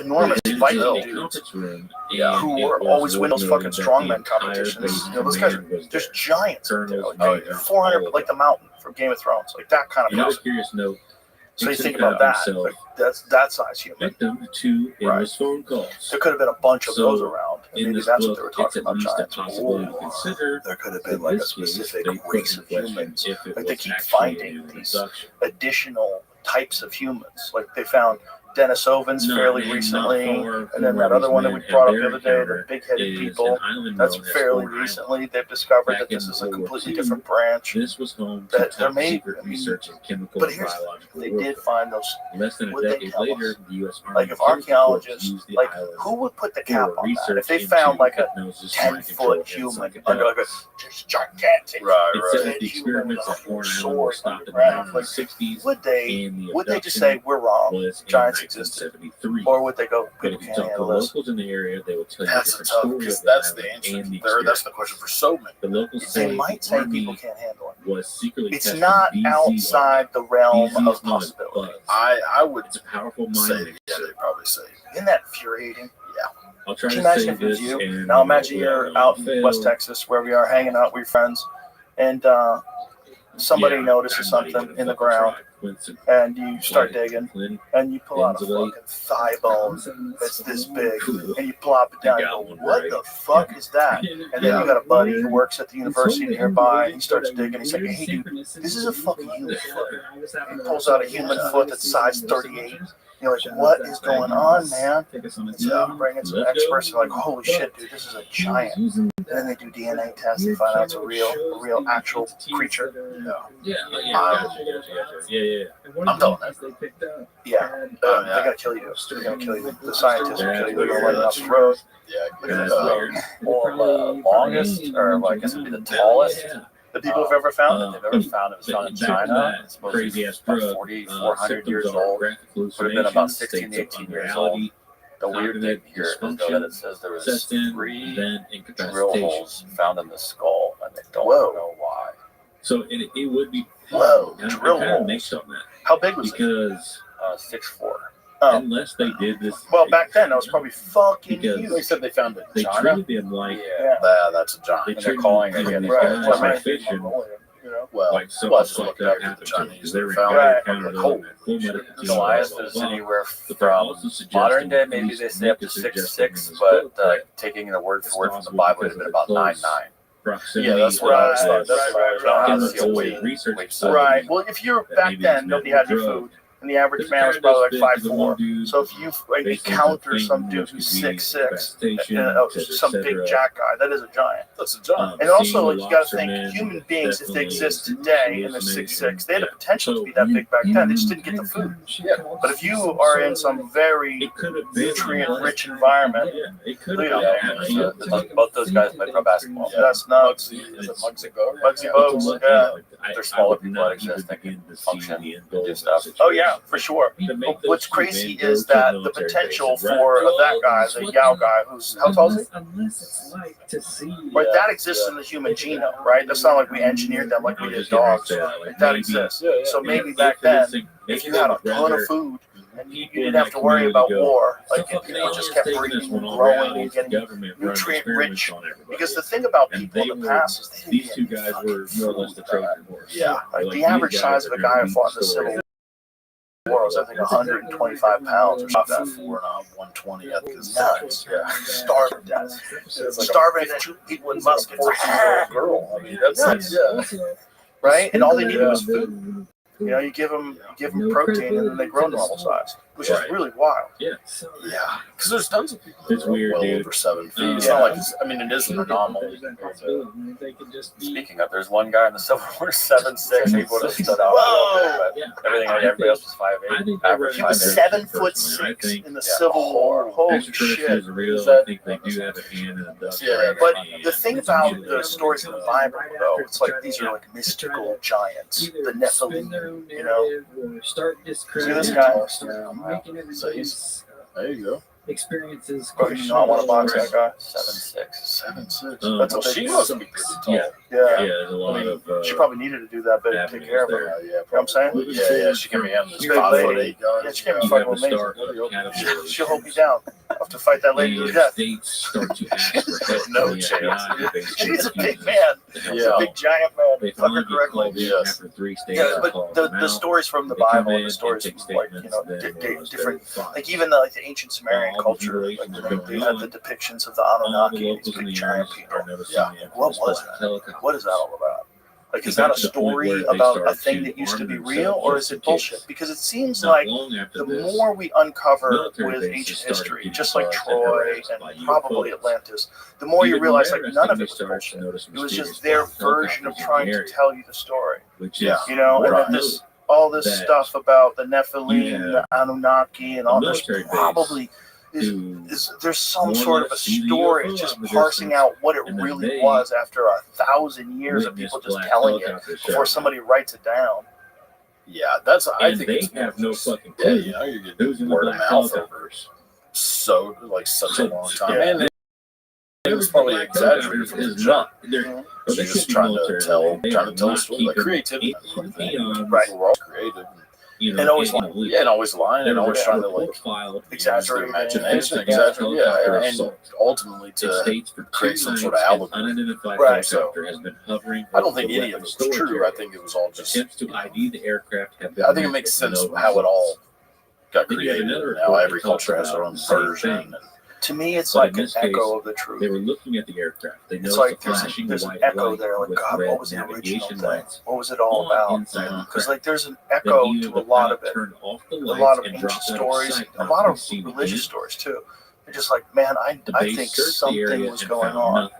I think this So is you the have more echo than one of account like this found where historical no one can actually ID these mysterious black depiction helicopters. of The military, probably no something typical real that went down. intelligence Like the community Noah can and the Ark figure it story. out. I think that's a historical. That's a depiction That's what of I that would say. flood Like, that let we me saw shoot it. that wiped out Let me Atlantis. shoot it. Without a doubt. I mean, that's part of the Epic of Gilgamesh. It's a Mhm. giant flood. And that's the oldest story ever written. Yep. You know of. I mean, and it's not the only one that depicts a massive flood. Yeah. Pretty much every religion that's that old has some story involving a flood. I think when you apply that to all the other stories too, you should probably assume that it wasn't fiction. And on It might not with be the unknown accurate agency because of all the borderline factors that we already harassing laid people out, with their but it's because of helicopters people. and But it's tapping their probably the phones, echoes of a the real story. UFOlogists Well, the come flood in is playing, yeah. So have I do military think that contacts because that's that part of all allegory, across the it's United like States. taking something They have underground that is real and then very you just isolated make like a areas. almost a That's fairy squadrons tale of out. Mark Black But like you helicopters still with have some instrumentation because you're telling on board. almost in that you're like sacred, like you're preserving history. You're not doing it in the sense that we would do it now, where we would like dictate time and date and names. Right. You're just saying, oh, this is a great event that happened in our ancestors' time. Like I said, And if they figure this out, imagine if they figured all these things thousands and thousands of years ago. Then you have the flood, the impacts, society has to rebuild, and you're telling the story over and over and over after all this time. That would kind of account for a lot of things, For sure. and one of them would be that God created the universe in 6 days. Yeah. Because, like, what is the Big Bang? Right. What is 6 days? Like, what are you saying? Like, what does that mean? Is it just is that like 72 virgins? You know, when they say 72 virgins in heaven, they don't really mean 72 virgins. It's like a fuckload. It's a way of saying a fuckload. Like when you say God created the universe in 6 days, like maybe that means maybe that's the Big Bang. Like maybe you're literally talking about the birth of the universe. Yeah. In a very short period of time. Yeah. I'm sure. And It could have Just been. boom. If the universe is infinite, it's been around forever. What is like that quick burst? What is that? No. Yeah. I mean, that's If how you were trying to recall that story. Right. You would say, right. yeah, on this day this happened, this day that happened, but ultimately it's just day after day after day, and then 7 day you rest. Yeah, if you were trying to explain the universe happened, that, like you were talking about it for thousands of years, and down clay tablets, thousands of years later, the memories of some ancient knowledge where people really had reached a level of sophistication that we could only imagine. Yeah. And they were just flatlined right back to 233. Yeah. I mean, that's what because like Greek mythology, all those mythologies, it's like an actual birth. Like it all happens, starts with like there's darkness and then there's light. Yep. And that's like a common theme with pretty much every religion, every mythology. There was a sea of darkness and there was light. However, what if that's their version of the description of the Big Bang? Yeah, just turning on a light. But that's how you describe the Big Bang. Some of us no concept of science, like no idea. What are you talking about? Atoms? What? Right. What molecules? Subatomic particles? What the fuck? Yeah, exactly. You'd be like, imagine walking into a dark room, flicking a light switch, and suddenly everything's here. During all of this, I started to notice that the common theme throughout any of those religions. Yeah. Well, I think the appeal of like a page like yours and the kind of that kind of thing. It's like people always love to learn cool shit and interesting shit. Yeah. You know, whether it's interesting shit about the universe or UFOs or crazy people throughout history. Guy who wrote Outlaw Josie Wells being a piece of shit. I mean, the KKK is just not good. They aren't big enough assholes. It was such a good movie. It sucks. Yeah, it is. You can't watch the damn movie, but you got to separate the man from the art. And then also there's a bunch of other influences, I'm sure, where they wrote the script and changed a bunch of things. Yeah. Once the man in the car Bishop, people love learning. You just gotta make it interesting. Yeah. School, I hated school, but I had a couple teachers that made it interesting, and I loved every day going to those classes. Every other class, I didn't get fucked. I was trying to skip. I was trying to do whatever I could to get out of it. Yeah, it's unfortunate, right? It's like the enthusiasm of the teacher is so important. The competency of the teacher is so important. It makes, like I had a teacher, Mr. Simmons, who was a high school history teacher, and every day would tell like a story kind of similar to that, like, or not every day, but every day before like a big test. And that's how he started off, like, clear your minds, like, don't worry about this test, like, I'm gonna tell you something. And he had like this real deep, like, booming voice. It was like the most fascinating shit ever. And he would just tell this story that had nothing to do with the test. It doesn't matter. Like, he's like, this is just interesting. Like, y'all would like this. That's great. Those people are so important. I mean, that guy like probably inspired me to do all kind of like more. Later found out that it took until I was long out of school before I really started getting interested in learning things. Yeah. I mean, later on, Bishop I didn't start really just diving into the same issues after school. Like I felt like all the way through school, through college, I got my degree and all that. I don't think I learned a damn thing. I learned that college was a waste of time. That's you learn how to get student debt. There are a few possibilities. Yeah. That's all I mean. I was given a virus but they'll tell you that that's the only way to go. Which is just like, how do you know? We're in space. This is crazy. The people in the 1900s figured it out forever. It can't be improved upon. Are you fucking sure? Yeah. It's crazy. Well, listen, brother, really fun talking to you. Thanks, man. I really appreciate it. I really appreciate your channel. It's very fun. And now you know. Mind-blowing stories from history and pop culture. Cody Tucker out now. Really fun talking to you, brother. Let's do it again sometime. All right. Thanks, sir. Thank you. Bye, everybody. So it begins to hurt horribly, and he ends up going to the hospital. They tell him he's fractured his tibia and that he needed to be prepped for surgery, which of course needs him to be put under. Before said surgery, he calls a buddy, George Pickard, and tells him, "Hey man, one of the attendants at this hospital has the same name as someone that debated on the matter of black helicopters a few months Straight my ago." day, Joe Rogan podcast by So night, he got closer, all day. he got more nervous. He tells his nephew, Chris, What's going on? I have a feeling that if I put me under Hello, Cameron Deeds. I know if I get put under, Thank you. This is my first time trying one of these new energy drinks that Black Rifle came out. Have you tried them? I have. Legit. Really good. Everything is legit. Yeah, really good. Mango. What do you So think? this is the part of the podcast where I try to talk you out of running a 250-mile race with a broken foot, you fucking maniac. We're talking about my book. This is the whole point of this was undeniable. Well, you'll definitely be undeniable. You have 250 miles with a broken foot. Yeah, it's Why are you doing that? That seems like not a good idea. But what am I? A doctor. okay. So real talk. Let's just we'll break it down. So if I was a professional athlete in my prime, right, it would obviously make sense to say, I need to get surgery, my foot's broken, can't perform, whatever. But since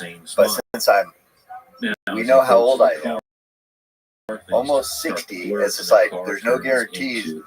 I'm like, if I can fight this off and still whatever, still perform, then I'm going to do it. The next thing you remember is I can't afford to play the long game, can I? Fix your foot. It's like I don't understand. Like, this is what I've always said with people with jiu-jitsu injuries, because I've had a bunch of surgeries. Yeah.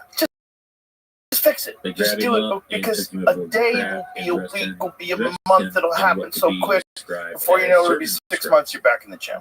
Just do it. That's what I always tell everybody. Just fix it. Yeah. I just buy it. Get the surgery. Like, there's things like, I don't think you should get surgery for. Things that you can rehabilitate. There's sort of there's doctors. I'm careful about this because a lot of doctors are nervous about whether or not to do surgery. But there's some doctors that are just too excited to cut people and stitch them back together again. That's how they make their money. And, famously, I've said it too many times, but for people's stories, my doctor told for sure, you're going to need surgery. You're going to have to get some shoulder surgery. It's just a matter of when, and if you put it off, it'll probably get worse. I have zero problem with that shoulder now. I got stem cells in it from Rodney McGee in Vegas. He went with me to that place. Went back in 6 months. He's like, the tear is completely gone. So I could have gone under the knife, and maybe he would have done a great job at fixing it. Apparently, he did the Lakers and a bunch of pro athletes and everything like that. But they don't entertain the possibility that there's other ways to fix things. So when it comes to broken bones and torn ligaments, like if your ligaments, like I have a bunch of friends who have ACL tears, complete ACL tears, no ACL, and they still do jiu-jitsu. I'm like, dude, you're just grinding up your meniscus, the shit that you're going to need for the rest of your life. And take it from me, a 57-year-old man who loves jiu-jitsu. You can't do that. You need that stuff. Like, that stuff's going to go away, and then it'll be bone on bone, and then you're going to be, like, in agony all the time. Yeah. Theoretically. Just get it fixed. I always say, just get it fixed. Get it fixed. Before you know it, it'll be fixed. Yeah, but I keep thinking about it. So if I would have done it, so I broke it last June, but all the things I did from last June to now, I've got accomplished, still got it done, made it happen. Yeah, it hasn't been that don't fix it ever. Just live with a broken foot forever. That's retarded. It just makes sense. It makes zero sense. This is reverse psychology, isn't it? Good. Yeah, no, don't do it. Chop. Break the other one too, so it balances out. That's the problem. Is that you only have one broken foot. If you just take a hammer to your right foot or your left foot, then you'll have no problem. Well, we'll know. I'm sure you're going to get through it. I'm positive you're going to get through it. But it's like, why are you doing that to yourself? Next Monday at 5 a.m., 250 miles. Which one is that? What's the race called? Your mark is set, go. Cocodona 250. Where is it?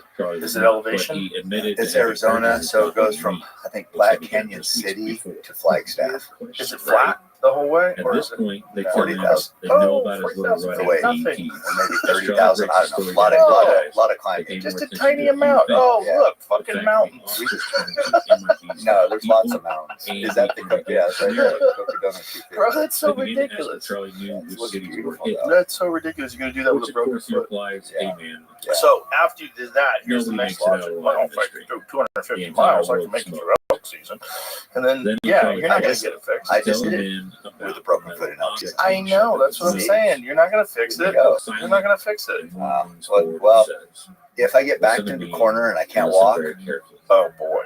But then the problem is, what if you've done permanent damage? Like, didn't you say your hamstrings bother you now because you jumped? there's no way. But yeah, And you gotta run 250 miles with a fucked up hamstring. Great idea. of the American population. That's not gonna fuck it up worse. Devices that This control is Maybe it'll supposed fix to be it. this is supposed to be a feel good discussion. very I thought controversially, friends the BSing, Charlie, right? Everybody has a good time here. the The most influential man in the world, Time Magazine should have been. No, Meghan He Markle. said the number of implants was growing by the How- day. how- and if we it's- became if it's released most with a influential, shot in the there- fast. There should be there's no debate. Nobody's even in the same category as you. And to I don't know. everyone's I don't surprise, think about came it. back clean. I try not to. It's a little I'm complicated. thinking about it. I really shouldn't be influential. Pushed up the nose. I'm not, I don't think hard enough about the consequences. Oh, you say that all the time, but man, you have so many good conversations, and it's like it's definitely changed. Here's what's crazy is, you know, mainstream media with all the money that the advertisers had to pay or whatever. It's like that was their thing. Now that feels like that money is coming to the podcast realm because of you. I mean, you've shown the power of podcast, and I think all the podcast hosts are benefiting from that. This book was written Well, I in think we are 2020. all benefiting from all of our work. You know, I don't think it's me. You know, I just have been doing it longer than most. You know, but there's guys like Corolla, a few other guys that have been doing it longer than me. You know, it's just podcasting is just better because there's less people involved. It's really that simple. The problem with stuff like Fox News and CNN is there's too many people involved and too many interests, right? You have the interests of the network, the interests of the censors. You have a bunch of people, you know, don't want you talking about certain things or want you talking about certain other things. Like they want you to push certain narratives. There's too many people. And so it feels curated. And so when you're listening, it doesn't resonate. But when you listen to two people just shoot the shit, you're like, oh, I know what that's like. Like that's like if someone came over your house and started talking like a CNN anchor, you're like, what the fuck is this guy doing in my house? Get him out of here. I can't relax. I'm trying to have a glass of wine. What we've learned today is that climate change is the most important. You're like, oh God, get this guy out of the fucking house. Like, what are you saying? So Why are you Douglas talking Murray about is that? going to come over to my house. It sounds like Yeah, I mean, it's just there's people who are professional talking heads. Do you know, like there's people that are professional sportscasters. You know, they talk like a sportscaster voice, like Howard Cosell. Radio DJ yeah, voice. radio DJ voice. Yeah, exactly. Top 40 DJ voice. It's like they're all the same. Coming up next, all right. You know, like that kind of weird thing that they do, where you're used to it. It sounds professional. It doesn't resonate with you, so it doesn't seem normal. When you hear people, whether it's you or me or Theo Vaughn or Andrew Schultz or whoever it is that's doing a podcast, they're just people talking, normal people talking to people, and that's what people want. And if a normal person can talk to scientists, and you know, it's like, what, how does that work? Why is it?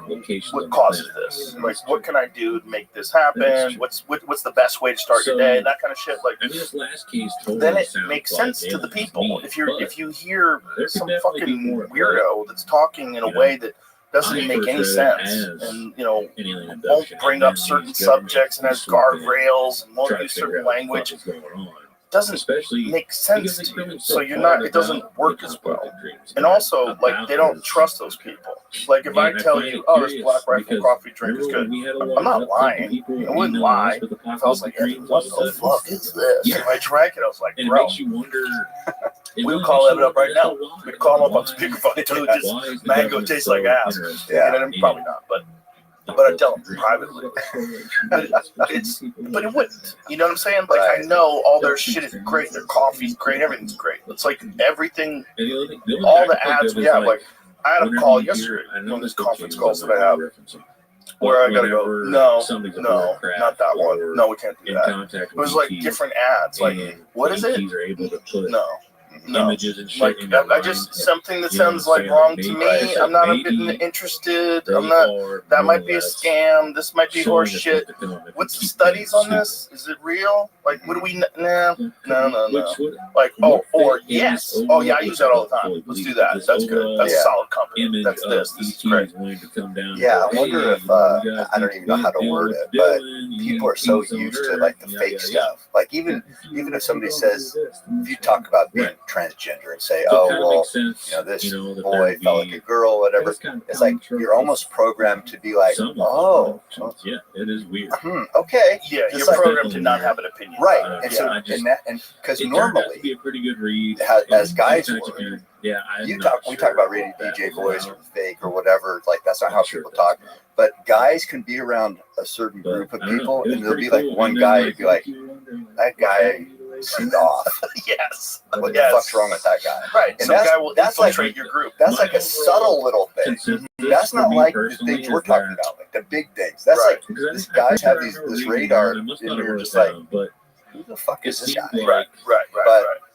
And then you go to the complete other realm where it's so preposterous, and we're supposed to be like, oh, the okay, government Yeah. had the that makes ability sense. I actually heard psychologists to discussing monitor this, and he that. said that there's an issue with The- talking because they- about it was things almost like publicly, they- especially with social they would media, start because there's files so on much it. They would visit backlash them. on They social would- media whenever in you some hit cases, any they would hot fucking button re-abduct. topic. Well, I know I've Immigration, heard politics, stories anything that's like a of people real being abducted hotly by hotly aliens and contended then being topic. re-abducted. People will by say the government. things just so they don't get attacked, and they distort their opinions based on how much they think they're going to get attacked. So all that social media stuff is super effective.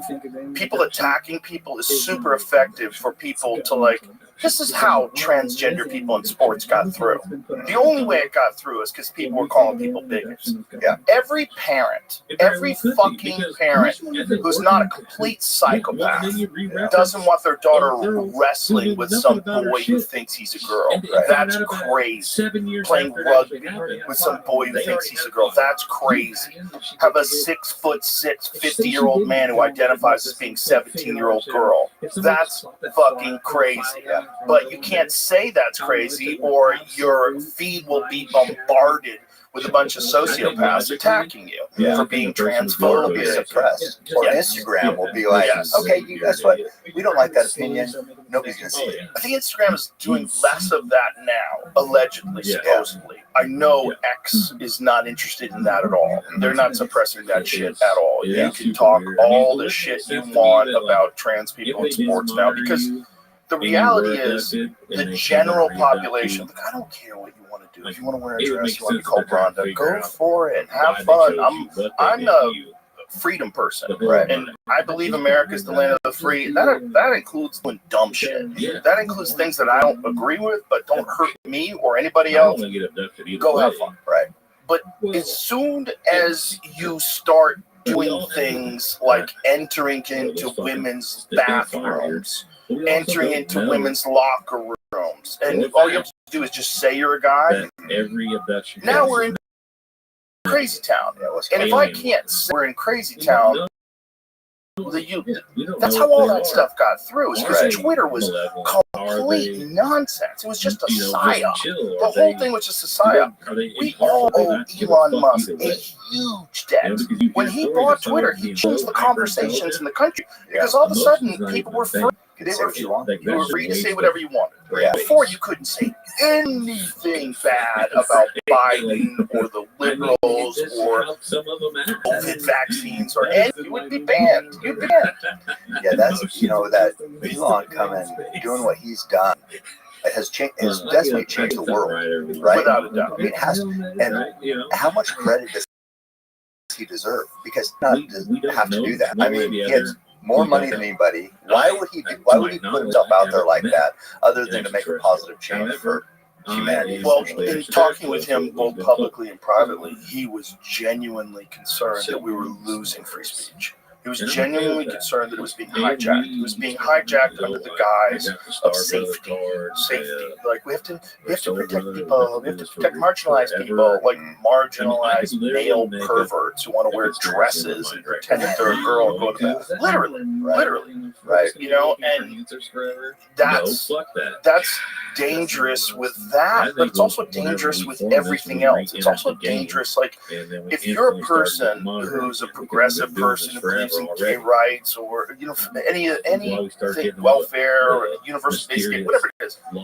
Imagine living in a world where there's no free speech, but the Republicans are in control, or like super religious conservative people are in control, or Muslims are in control. Let's imagine, like the Muslim population in this country is expanding all the time. They've got Muslim-run cities now. They have call to prayer in certain cities in this country. Imagine that goes everywhere. They're in control of social media, and they institute Sharia law on social media, and they want to throw gay people off the roof.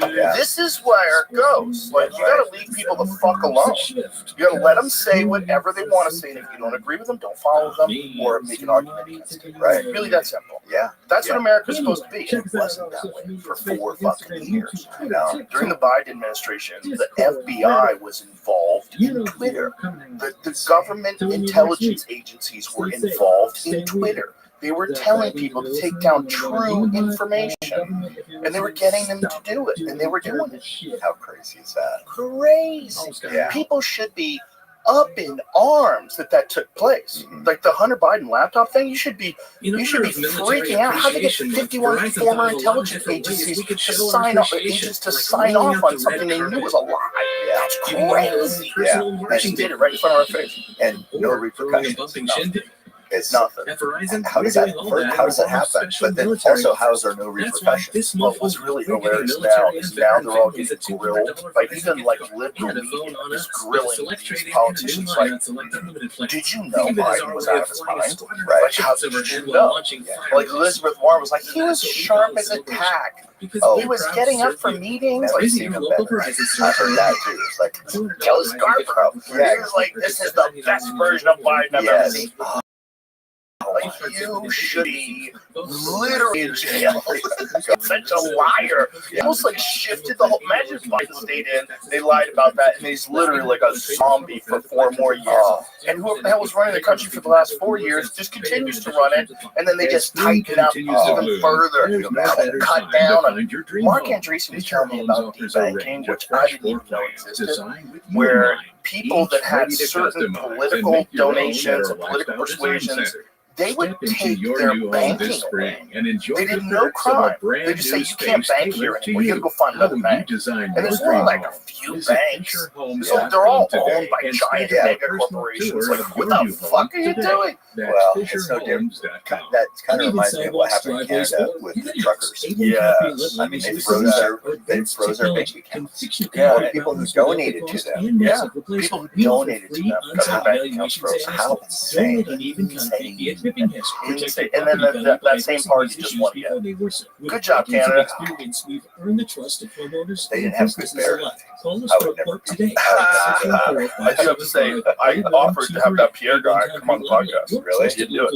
Wouldn't do it. Thought it was too problematic. One of the largest or whatever. Star Wars Jordan fan told me, I forget what he collections said. in the world But they were is telling him not to coming do it. Like his to advisors Unofficial were telling him not Galaxies to do it. opens on May It's like, 10th. This is hey, a one-of-a-kind they can't talk to exhibition you with and have iconic conversation characters, hold up. It's not. props, You're not legendary grilling ships, people. You're not costumes, attacking people. Of course not. behind-the-scenes This is secrets. like a It's safe, gonna be a you know, must-see the whether friend you're a zone type hardcore thing. Star It's like, Wars no. fan or And I just heard you curious talk about about one of the most Kamala famous saying, sci-fi just want to get to know her. franchises of Just all want to talk to her. 100%.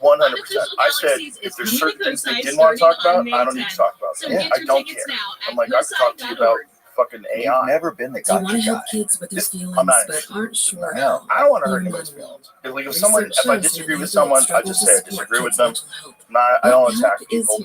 As I've gotten older and wiser in life, I want less conflict. I mean, sometimes you have to be able to disagree in a way that's forceful, but I'm never insulting or attacking people. Right. And especially this Pierre Polevec guy, because I don't know how to say In it. honor of How do you say Military it? Appreciation Month, It's a weird Verizon way has of a lot saying of it. different ways we can show our appreciation. Like I would rolling just out the ask red him carpet, questions like, what's wrong? What's giving you wrong your with own Ken? personal Like, how did this marching happen? Why did it go this way? or throwing a What can bumping be champagne. done to reverse At some of these Verizon, things we're that we doing all put that into in the place? form of Like, how special did you military feel offers. about this? That's why What would this you month have done only, we're differently? giving Real military and simple veteran stuff. families a Real simple. I don't know anything about campus politics. and a Right. phone on You know? us with a It'd be select interesting. trade-in and a new Yeah, line I'd on love to select hear it. It would have been fun. Think of Yeah. it as our way But of what flying I- a squad of jets overhead people are while just, launching and this is fireworks. also why That's what we call a the celebration. attacking Because of we're people proud on to serve social you. media is effective. Visit your local Like the Verizon same store to thing learn that more. keeps people from To learn saying more things Verizon because they're worried that they're going to be gift cards attacked for $7.99 also $99 keeps only people on from $49 talking to look certain like people gift because cards they're worried delivered about in 8 they're weeks being after attacked. receiving. Don't You know, they'll try to like. purchase with news This is one of the things that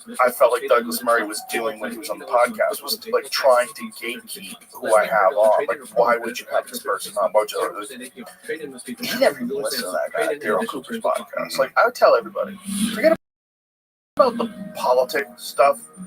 Listen to his stuff on Guyana. Listen to his stuff on Jim Jones. Jim Jones series. This is hours. Fucking incredible. Doesn't he do like hours long discussions? Yeah. Fear and Loathing in New Jerusalem is something like 30 hours long.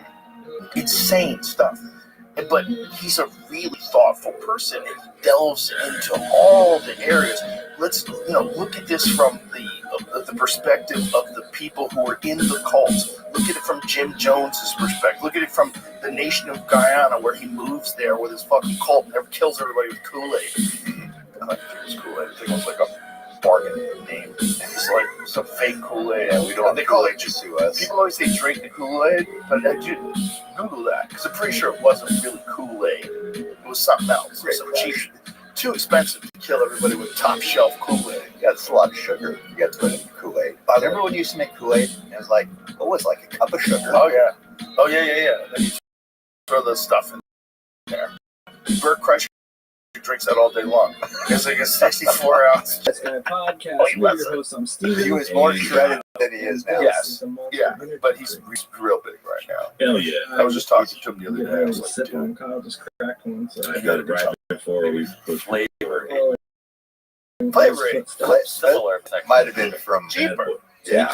So that's from Costco. Yeah, in bulk. Flavor Aid. There's Kirkland. So we don't have sponsorship, but Yeah. I keep tagging What does it them say? on Twitter and Oh, shit. your aid? yeah, they're not ready for all this smoke. All I do Was is it? post Flay, something about F-L-A, some oh. word or some Flavor. Oh, that's bullshit. I'm just like, Make yeah, it larger? stuff here. Yeah, Oh, there it goes. Oh, there it goes. Yeah, Flavor Aid. Okay. You More think aid. Killed everybody with Flavor Aid. They're mixing it up. We're not gonna Poison have monster got logo. Fucking worst way to go. Because Feeling your body just getting destroyed from the inside out.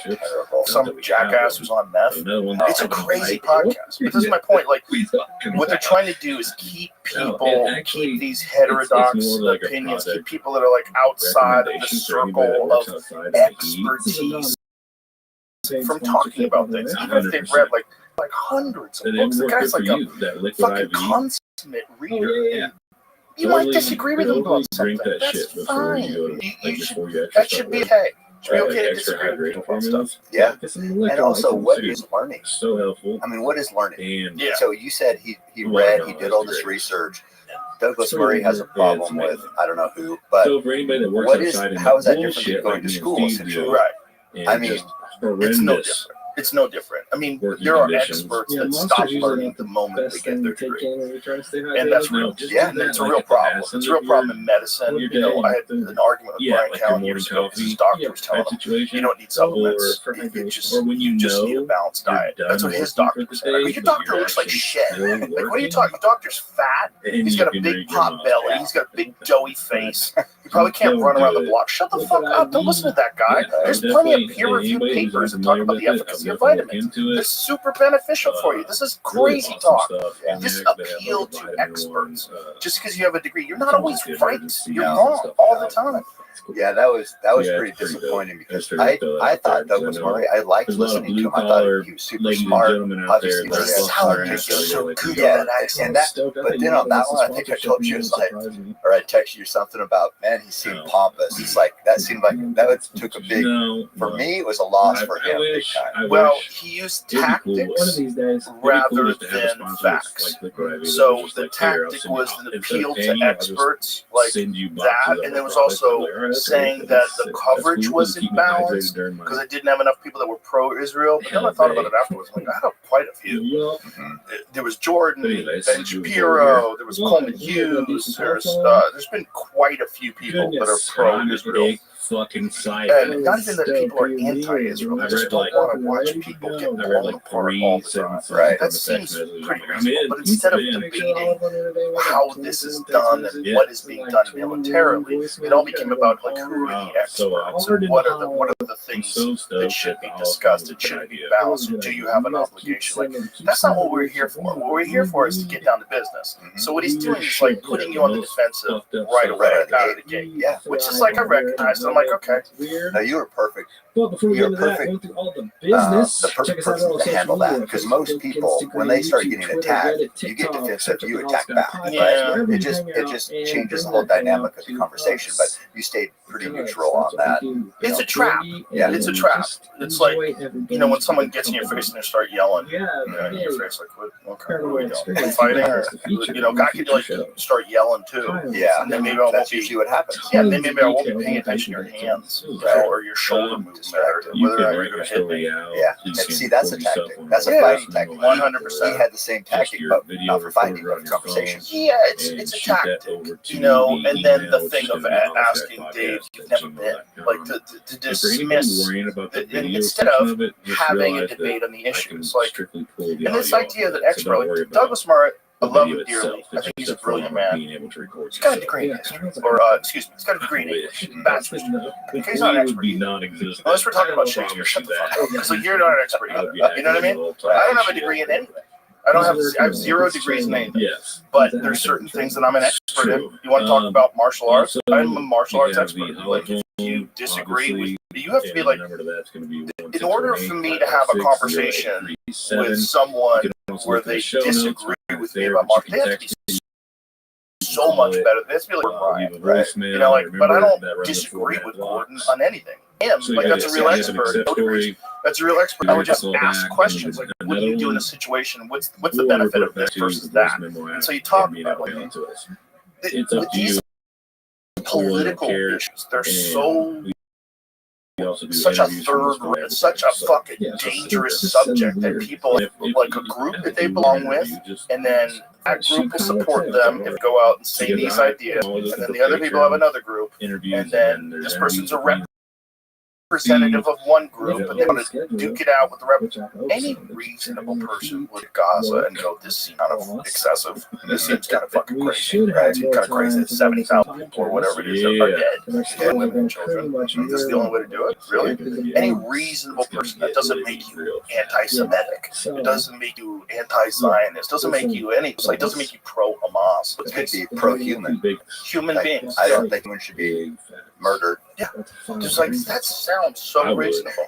But the thing is, like, we never got into that. Because the conversation, tactically, he entered into the conversation as, because he doesn't have really a defensible position.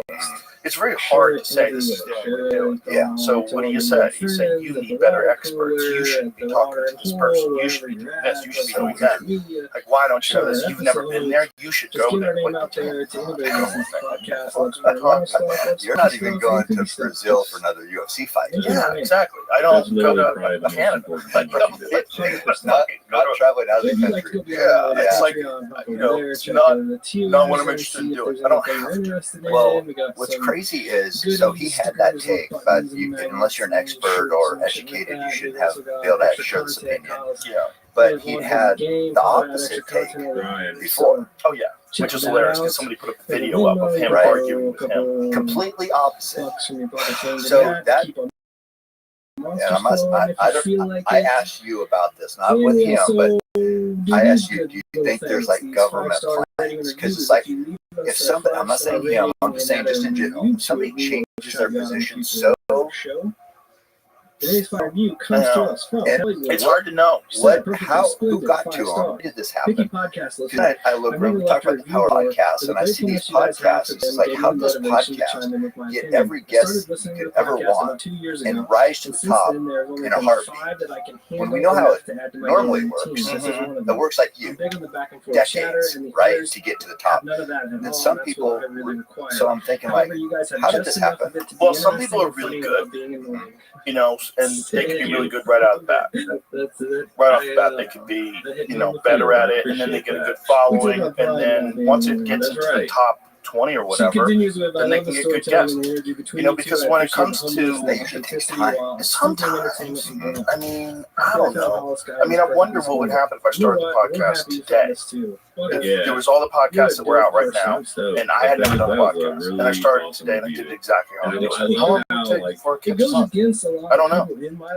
I would suck though. That would be a problem. I would suck and everybody would be watching because I sucked when nobody was watching, and I got better at it. I figured out how to do it. But as far as like Douglas, I don't know if anybody got to him or whether or not the group that he associates with thinks this way. I don't necessarily put everything inside of a grand conspiracy. It might be that he has financial ties towards certain things. You know, like certain, you know, he speaks at certain places, he sells certain books, he knows how he's selling them. I mean, or it might be just that's how he thinks about things too. Sometimes people always think like, oh, somebody got to him. Like maybe that's just how he thinks.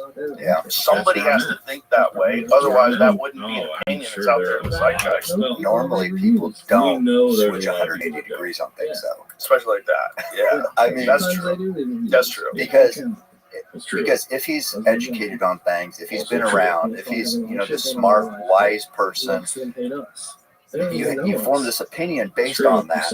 You don't go 180 degrees the other way and change the complete opposite take. Right. Unless you've been influenced. It wasn't like you were just a kid and you didn't know, and now all of a sudden you're an adult. It's like, I can't believe I used to say that. He was an adult the whole time. Right. So how? I don't know. You know, it's you definitely could get suspicious for sure.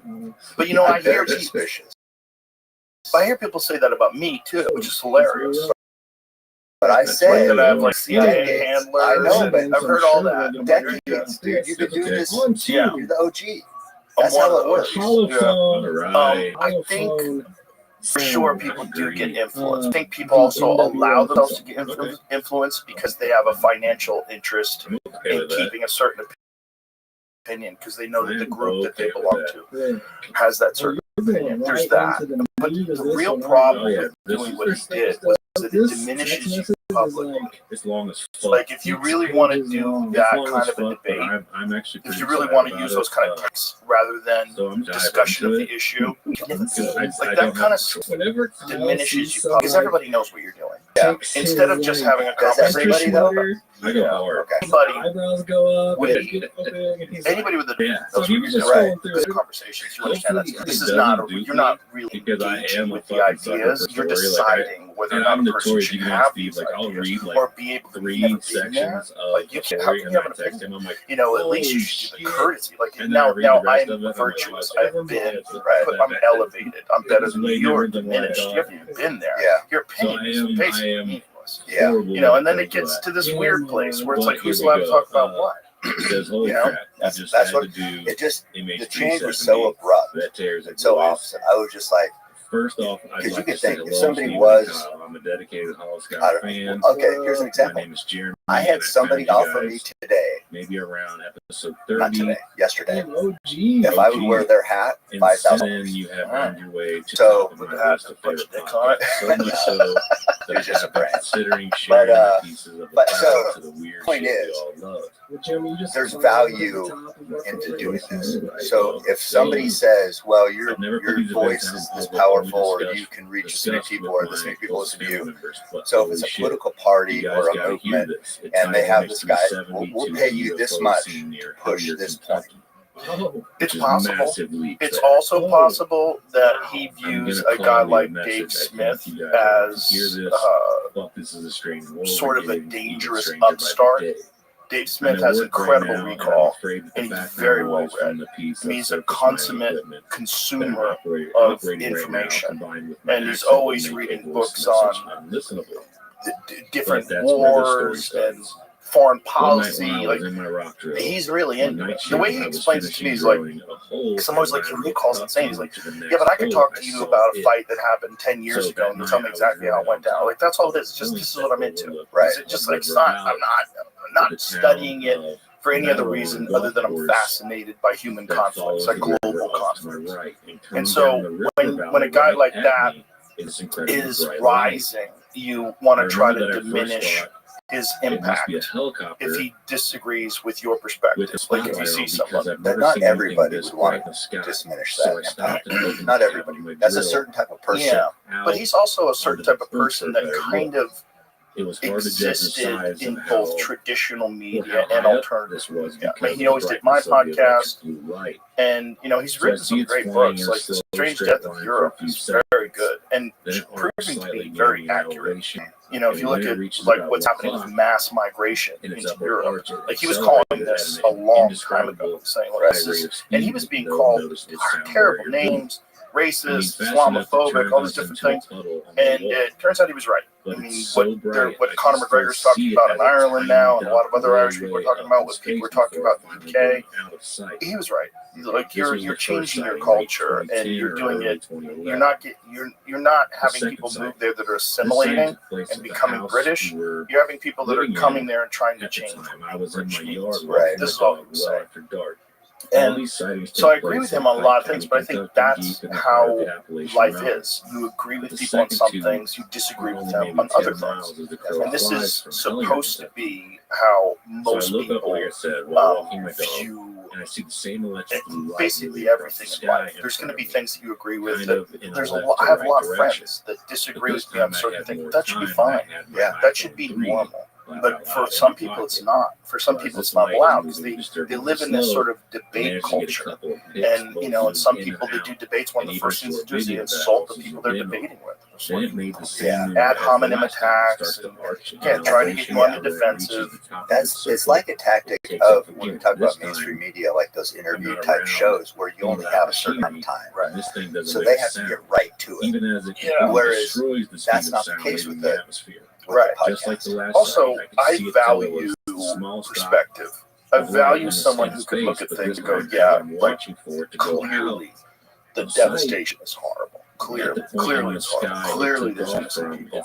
I've seen people say, I don't want to say, I've seen people say there are no innocent Palestinians in Gaza. I've seen people say that. That's a crazy thing to say. That's a crazy thing to say.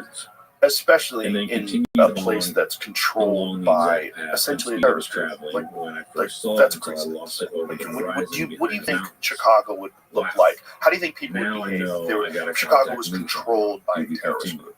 Do you think people would be free to speak out against them? Is that the problem? Then they're not speaking out against them, so they should get bombed? That's crazy. If you have a wife and a child and you're barely getting by, you barely have enough money for food, are you really going to be out in the streets protesting against this fucking terrorist group with machine guns and billions of dollars they've got from USAID? Yeah.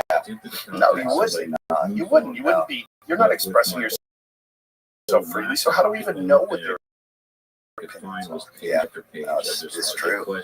Yeah, it's just, I mean, all of it, just a changing landscape of media. You just get thinking about like these voices, and Douglas brought it up. That discussion was interesting, but all that I remember from it is like how much he changed his perspective. But well, I think he's still a brilliant guy, and I would still talk to him and listen to him about a lot of things. But I think having conversations like me, community like that, diminishes your appeal. Or diminish whether or not diminishes the overall impact of your mind on other people. Because I think Goofy this way. I know you communicate Goofy this way. And as soon as I know that, I'm like, yeah, now I have to put this through this filter now when you say things. I'm like, yeah, but he believes a bunch of goofy shit about that. Which is fine. Which is fine. People do that with me too.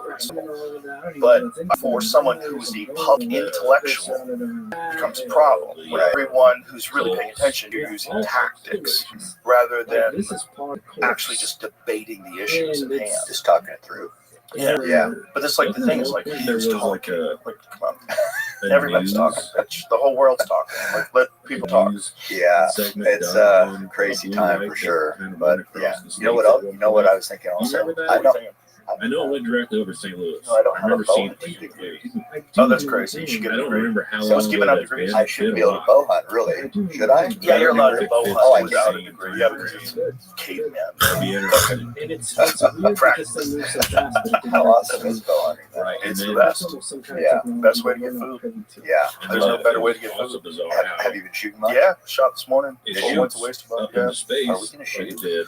I don't know if I have time Disappears. today, unfortunately, because we Then spent so that much same time at instant waste of it well. disappearing up there, I gotta head home after this. Getting healthy. Yeah, we were getting stem cells today, and what's the mask? Or The like- infusion, or like the lung even- stuff. Like you Yeah, said, like that you was, described, like it just kind Well, of it's stem cell in the nebulizer, blink of an basically. eye. But yeah, so you It breathe it reset in. So you itself, breathe it or- in like vape. You're Yeah. vaping like stem it cells. made me think like almost like Hey, that forward all I second know, time and I just said this when disappeared I was like a there, line but of I did time. that last time. Oh yeah. And then I ran Right back a to 5-mile the race. It cells, was almost 8K, the but idea my for fastest 5 miles half an I've hour ever run. instead of Really, with a broken foot. pushing this time to Yeah. just follow. At 57. So it's So like, it's I don't know what definitely weird. it didn't hurt. It Yeah. didn't hurt me, obviously.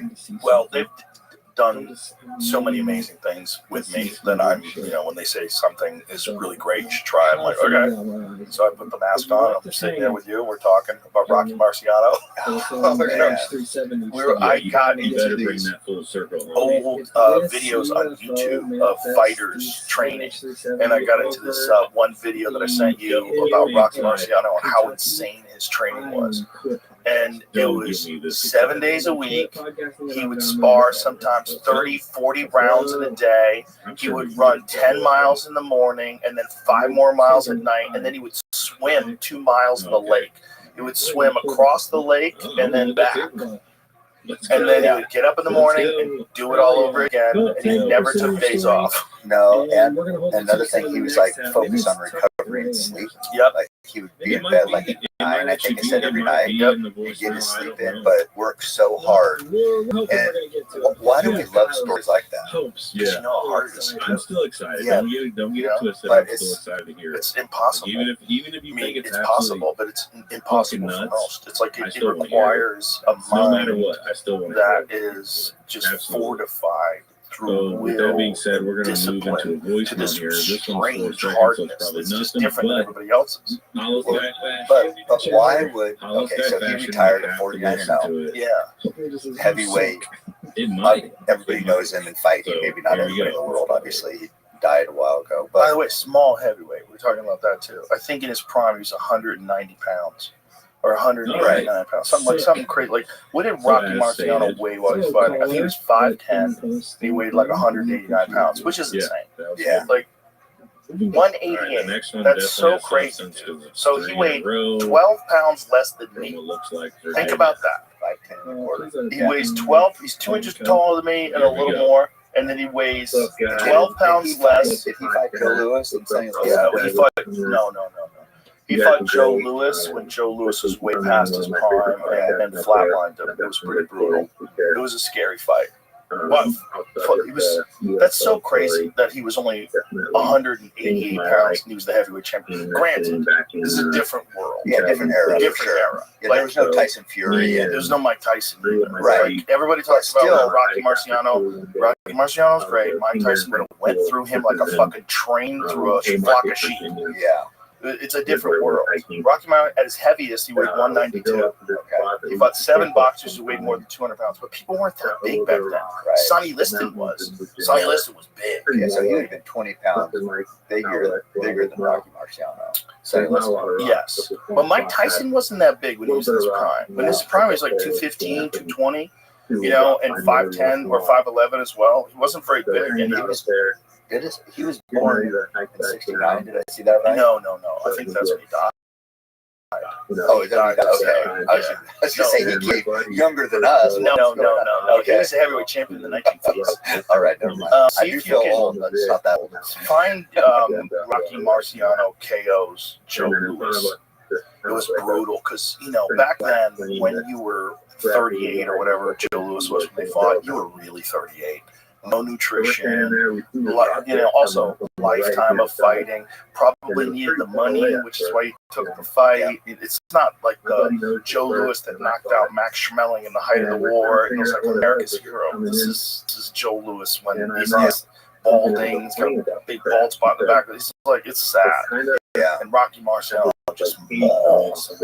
That's crazy about how did George Foreman reinvent himself when he was old? The thing is, like, one thing you did see in this fight was the technical brilliance of Joe Louis, especially early in the fight. Like, if they had fought in their prime, I think Louis would have fucked him up. That's my belief. He's a lot bigger. He was taller, but he also had incredible power. How old was We'll ask after we watch this video. But he was doing really well for a while. But the thing about Marciano was he was not the most talented, but he did not get fucking tired, and he hit like a truck. He hit like a truck, and he was just a fucking animal. He just plowed forward.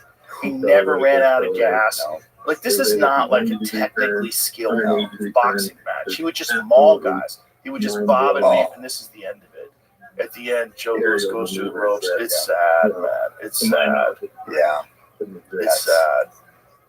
That's How old was Joe Louis when he fought Rocky Marciano? He looked pretty good, though, up until, like, Rocky started catching him. But this is how a lot of Rocky's fights would go. Even his last fight, which was against Archie Moore, I think? He got dropped in that fight. He just got up and just eventually pounded him and beat him down and KO'd him. Yeah. But he was just so fucking tough. Like, what he would do to himself was nothing compared to whatever was going to happen inside that ring. Right. So that was going to be my point. So he had all the success, retired, undefeated. Pretty young, too. People knew. He was 30. 37. Okay, that's how old Poetan is right now. Okay, that's how old Alex Pereira is right now. Right. That's crazy. So 37 back then was like, it was over. Oh, yeah. So much older.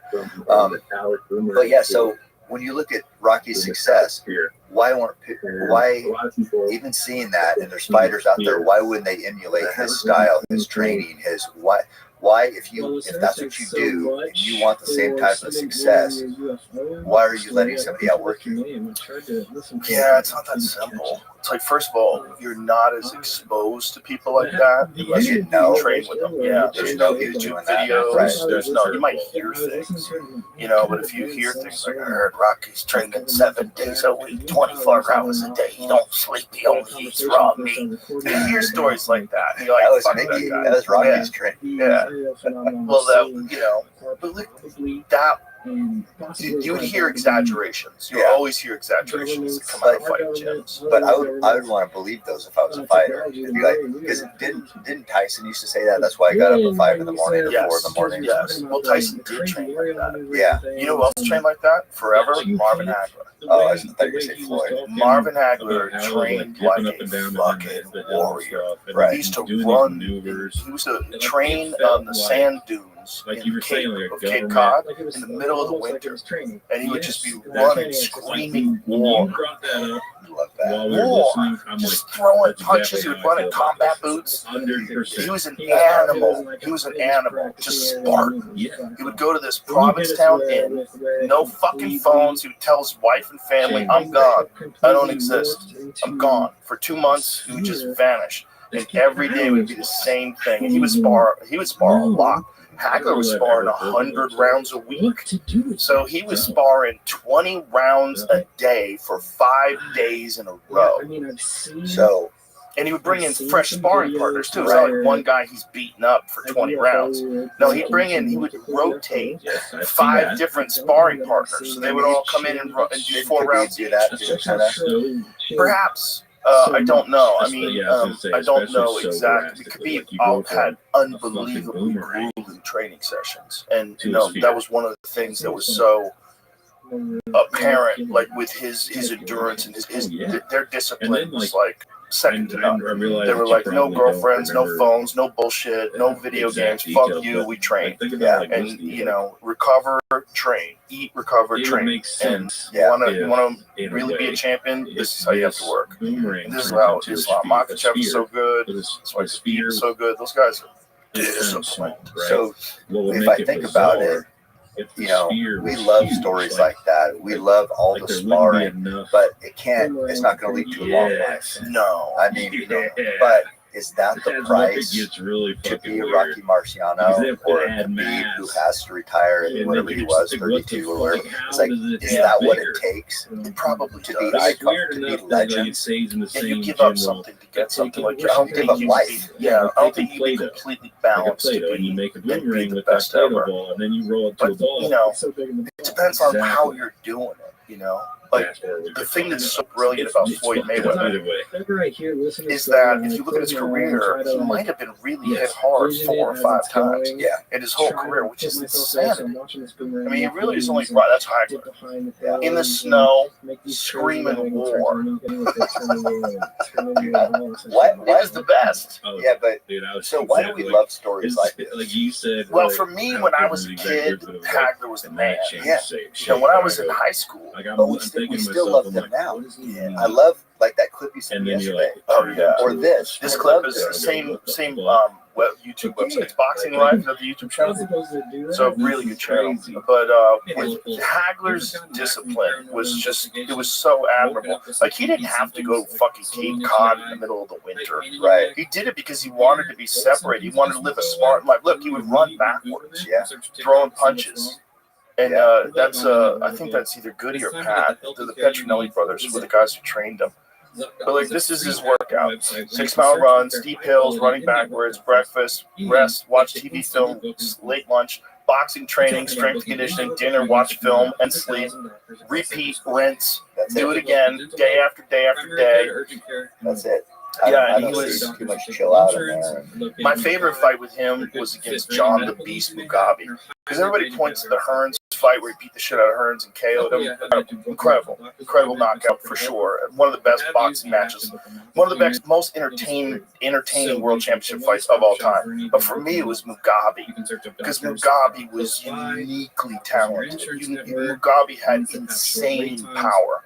I remember I was at a boxing gym in Massachusetts at the time Mugabe was about to fight Hagler, when Mugabe was coming up. And they were telling me stories about Mugabe fighting guys, and they never fought again. They had brain damage. You know, I don't know how much, again, boxing gym talk, it's hard to know. Yeah. But I remember being a kid listening to this going, what the fuck? Like, he hit that hard. Mugabe was flattening people. See if you can find John Mugabe. Who did he KO? Did he KO Terry Norris? No, that was later. Who did John Mugabe fight that he knocked out? Best KOs. Let's see. Let's pull up John Mugabe's record. So John Mugabe was like almost kind of, okay, here, top John Mugabe greatest knockouts. He was almost like a Francis Ngannou guy, where it's like his power was just so crazy. You would watch him hit people and you go, what the fuck, man? Oh, this is Julian Jackson, right? Is that who it is? Pretty sure he KO'd Julian Jackson. Or maybe that was Terry Norris. No, Julian Jackson KO'd Terry Norris. But, you know, he just had extraordinary power. Are they showing the KOs here? This is just a lot of boxing. Here it is. Here he goes.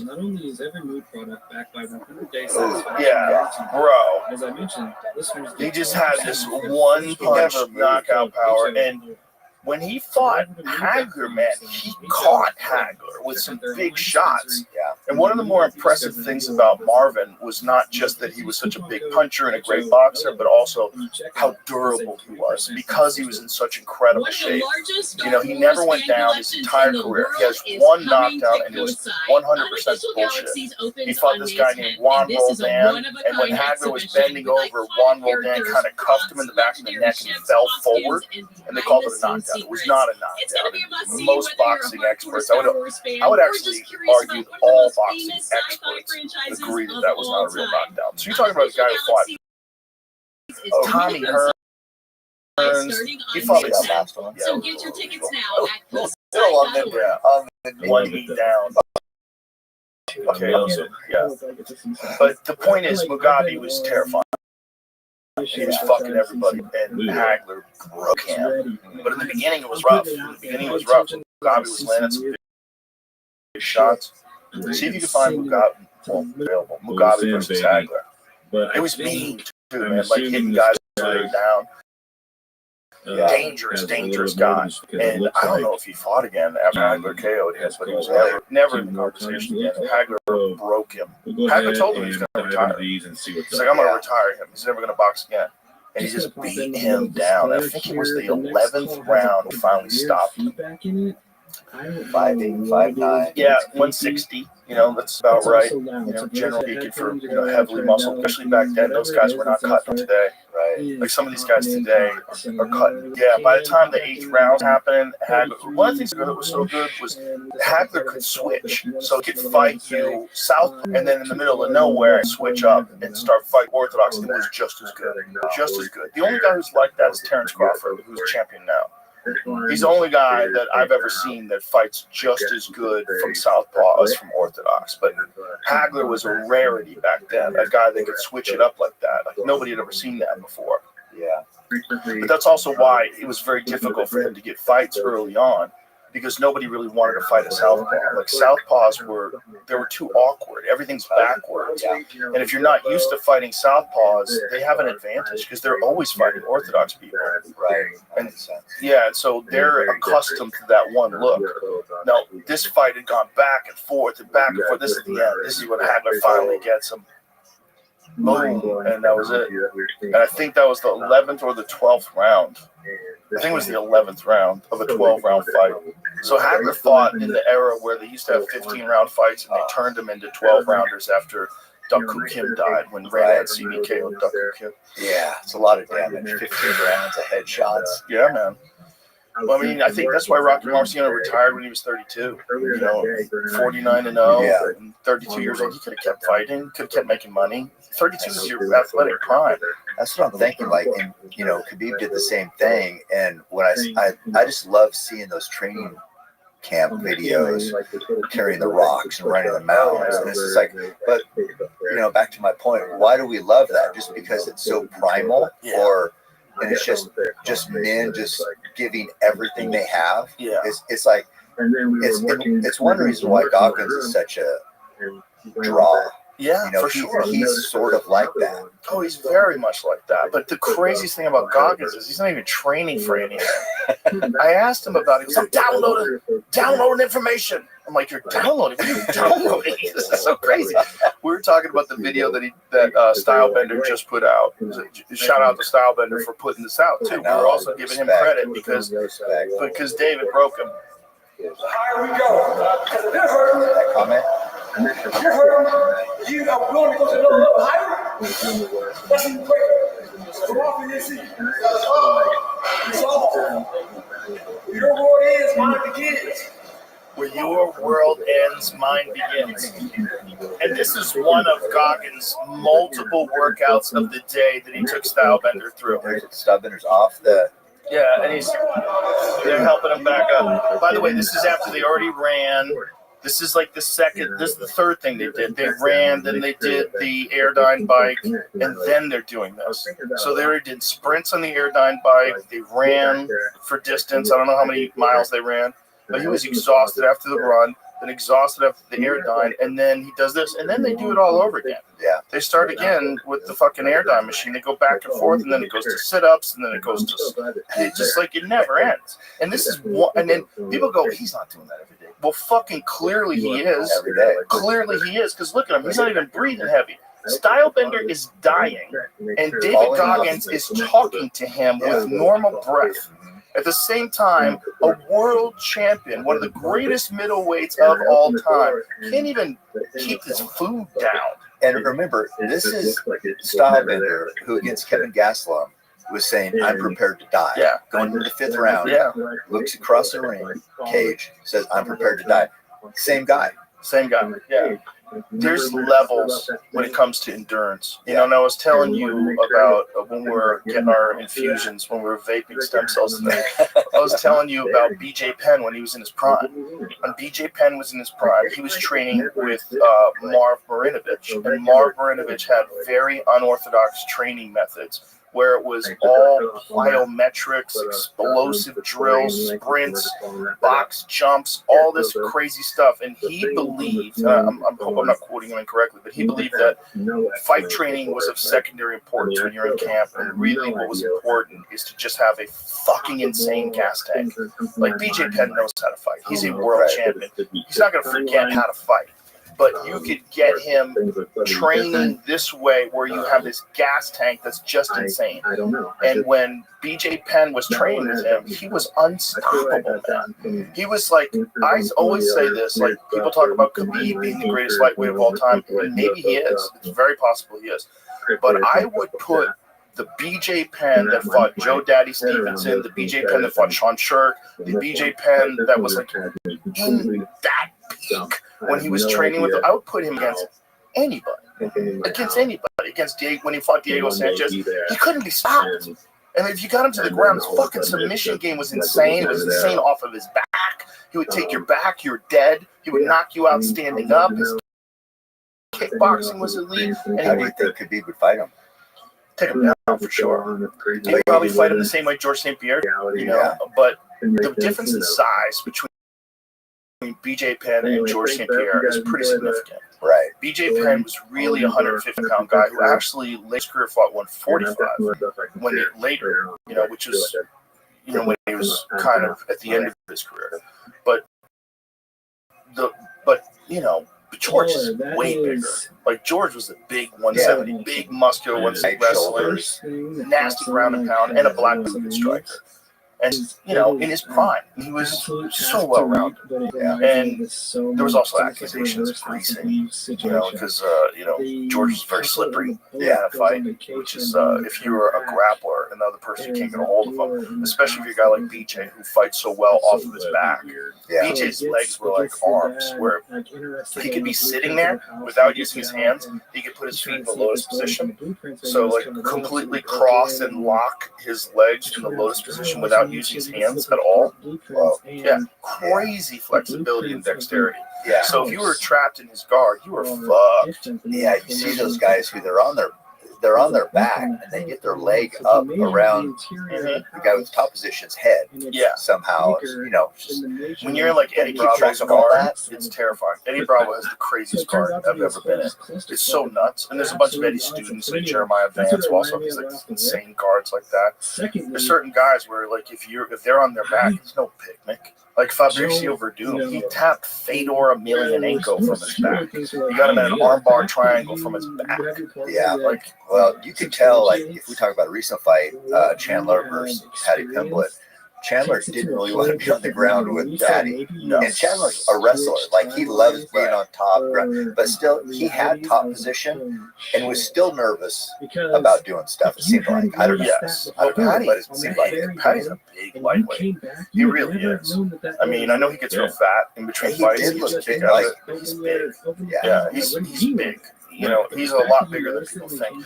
I always say that he tricks people by dancing and having silly hair, and you go, oh, that's a killer. He's like tricking you. He's like, you know, he's like one of them bugs that pretends to stick when you get close and it jacks you. Yeah, he looked so good. He's really good. Which Chandler. I love Chandler. Love Chandler. That was a tough one to watch. I love Chandler as well, but I love Paddy as well. Paddy is very impressive. Oh yeah. You know, there's a good argument that the last three guys he fought, Bobby Green, Chandler, and Tony Ferguson, like he's fighting guys with losing records, which is true. You know, that is true. But it's still very impressive. What he did to Chandler in comparison to like what Oliveira did, like Oliveira was in real trouble in the third round of their last fight. Real trouble. And real trouble in the first round of their first fight. And Paddy was never in trouble. Chandler was this close to having that belt. Yes. This close in the first round. This close. Yeah. And maybe just got Yeah, sure. Maybe just got a little overzealous in that fight. Yeah, he was excited. I mean, In the second round. Yeah. But also, Oliveira's a master. Oh, he's so good. Well, that his fight against I think Arma, right? Was so good. Yeah, I was watching those guys fight, and I'm just like, I've never seen two guys this crisp, good, technical, just never out of position hardly. And Charles almost caught him twice in two very close submission attempts. Looks like he's out at one time. He wasn't moving. Well, he was pretty locked in, but he wasn't out, but it was very close. Yeah, very close. I think he should have won that fight, in my opinion. Those positions where Charles had, where you were that close to finishing a fight, count for a lot. Yeah, and I think that's part of the problem with the scoring system. It's one thing if you like go for a guillotine, the guy gets out of it immediately, you're on your back, you're getting beat up. That submission attempt, that's not that much. When a guy has a fully locked-in Darce choke and you're almost out and you get saved by the bell, that should count for a lot. What's the best position for Darce? Because they were both kind of flat on the ground. Yeah, there's a bunch of different ways you can catch a Darce, but the way a Darce works is like, say if you have an underhook, which means your left arm is wrapped around my waist. What I want to do is shove my arm under your armpit so it pops out the side of your neck. Then I want to wrap my bicep around like this. So I lock my arm around one side of your neck and this, and then I'm squeezing. Yeah. So that's Tony Ferguson. He had a nasty Darce. Yeah. Tony's Darce was elite. Because Tony has long, you see him catching it standing up there. Yeah. Tony has long arms and he's strong as fuck. And he's got like a great grappling pace because he started off as a wrestler. Oh, there's Charles. Charles is up on top right there. Yeah. That's what I say. They're kind of laying both flat. I just didn't know what was best. Well, that's not ideal. Ideal is when you get the guy on his back and then you could lock like the Dustin Poirier one where Islam has him. See how Dustin in the lower right hand corner? Yeah, that's it right there. So that's him against go a little higher there. That's Renato Moicano. But one of the things that you see about Islam, he's a very unique way of doing the Darce, is Islam grabs his own wrist like this to finish it, whereas other guys go all the way down to the biceps. And the thing about grabbing the wrist like that that's really good is you can make it a little bit tighter in a situation where you can't, like some guys have too much bulk and maybe your arms are too short. You can't get the, like, having long arms is really important for a Darce. Like John Jones must have a wicked Darce. Because you can get the arms all the way through if they're long, then you can cinch it up. But Islam cinches it up actually by grabbing a hold of his wrist. And so it gives you extra space, and the grip that he uses is incredibly tight. He's also insanely strong. Islam is insanely strong. Like, he's got that sort of elite grappling strength that comes from decades of throwing human bodies around. Yeah, there's a thing about that. Like here, he says, Demetrius Johnson says, I felt it. I know. Fucking Max Holloway just texted me. How strong is that Darce? that's a sick Darce. Islam is elite. Yeah, he's elite when it comes to like strangling people. So is Ilia Topuria. He's got a nasty Darce too. Are they fighting? I don't know. Oh, that never got signed. It's the word is. This is only from the internet. This is not from Dana. And if he told me, he probably told me not to tell anybody, so I won't tell you. But the word on the internet is that Ilia plans to fight in the June card, the big international fight we card at the end of June. Whether or not it's for the title, he said he's only fighting for the title. That's what he said. Unless he said Conor McGregor. He said I'd fight Conor McGregor. Or the title. I think he should just fight Conor McGregor because he knows the numbers would be fucking insane. Yeah. Millions of dollars. But it doesn't mean he's fighting Islam, because Islam might decide I'm going to go up to 170. Right. Yeah. Like, here's what could happen, because Islam's been talking about fighting 170. If Bilal Muhammad, who's the current welterweight champion, was going to fight Jack Della Maddalena,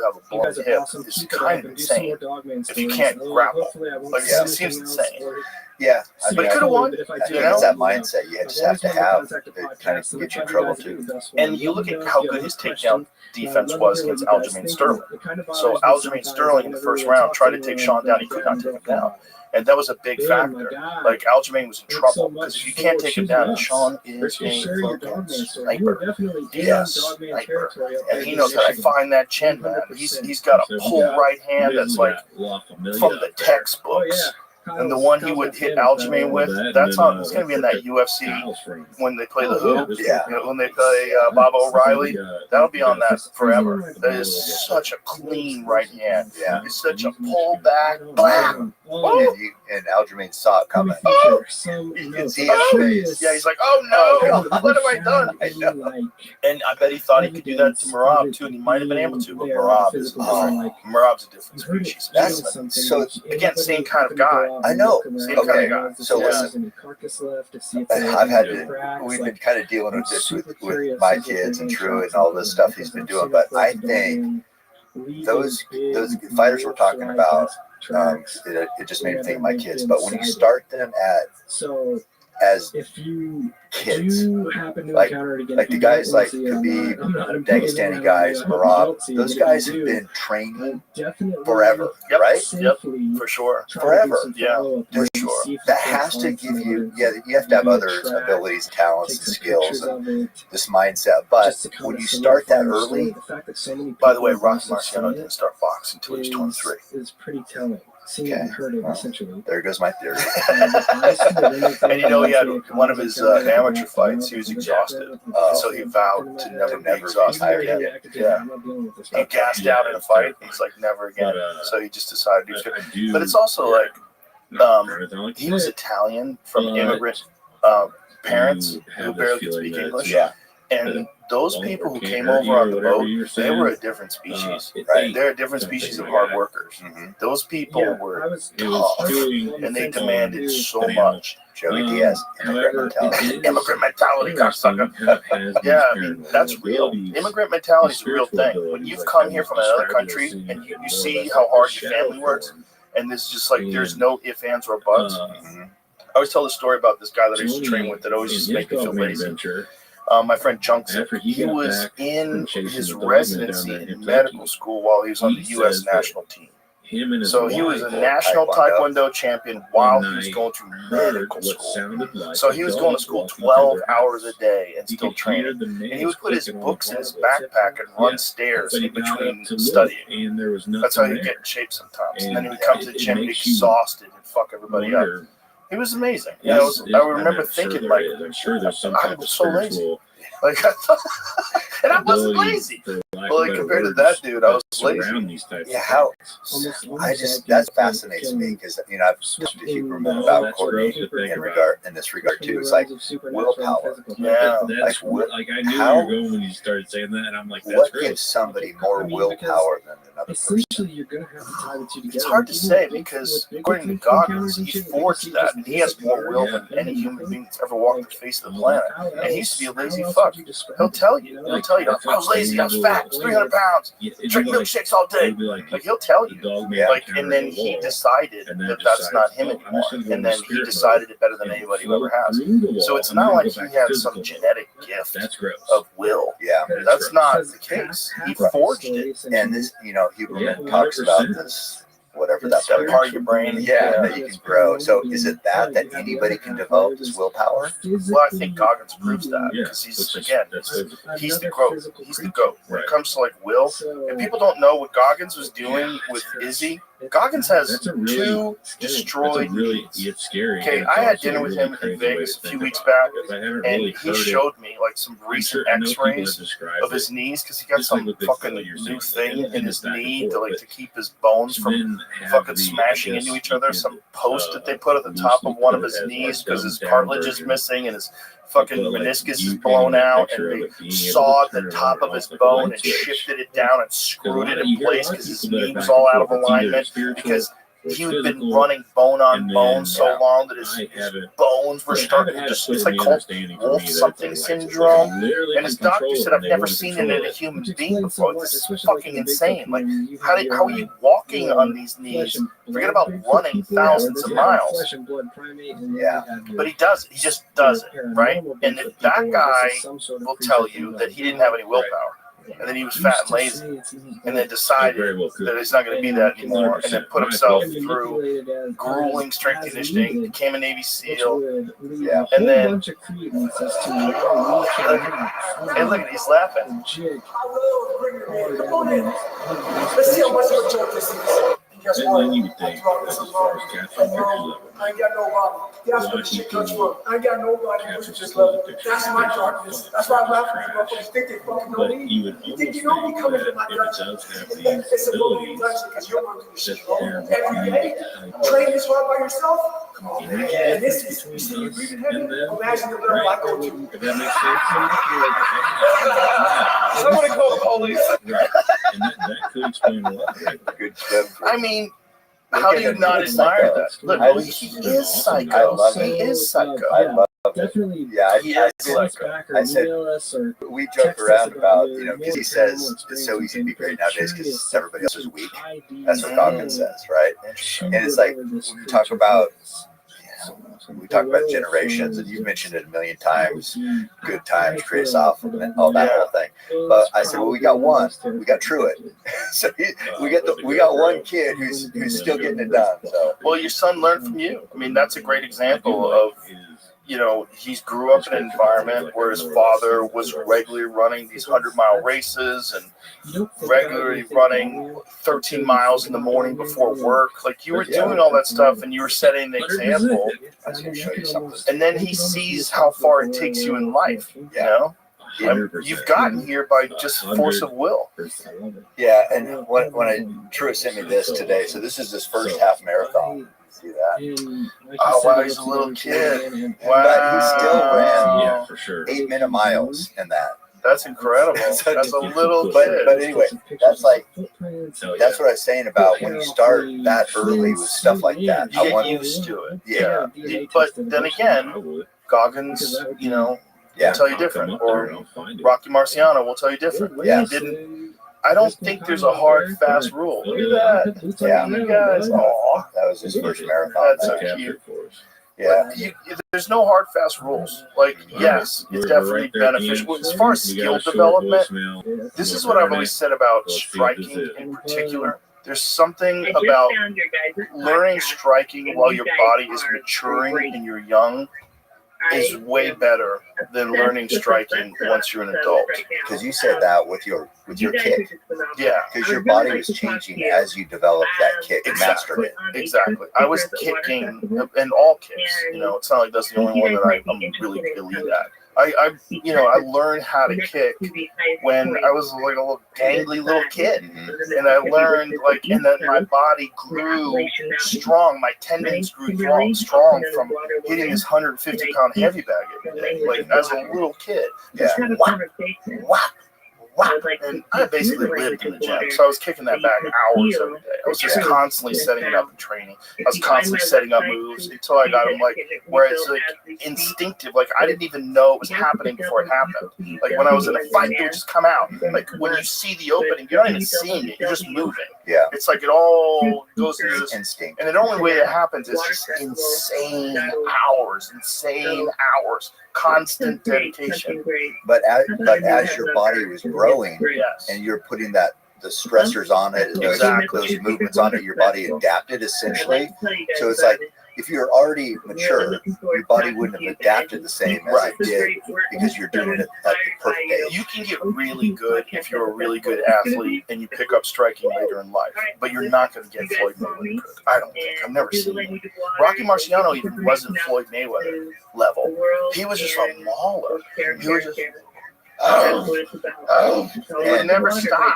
And he couldn't hurt him. His endurance was insane. The volume was insane.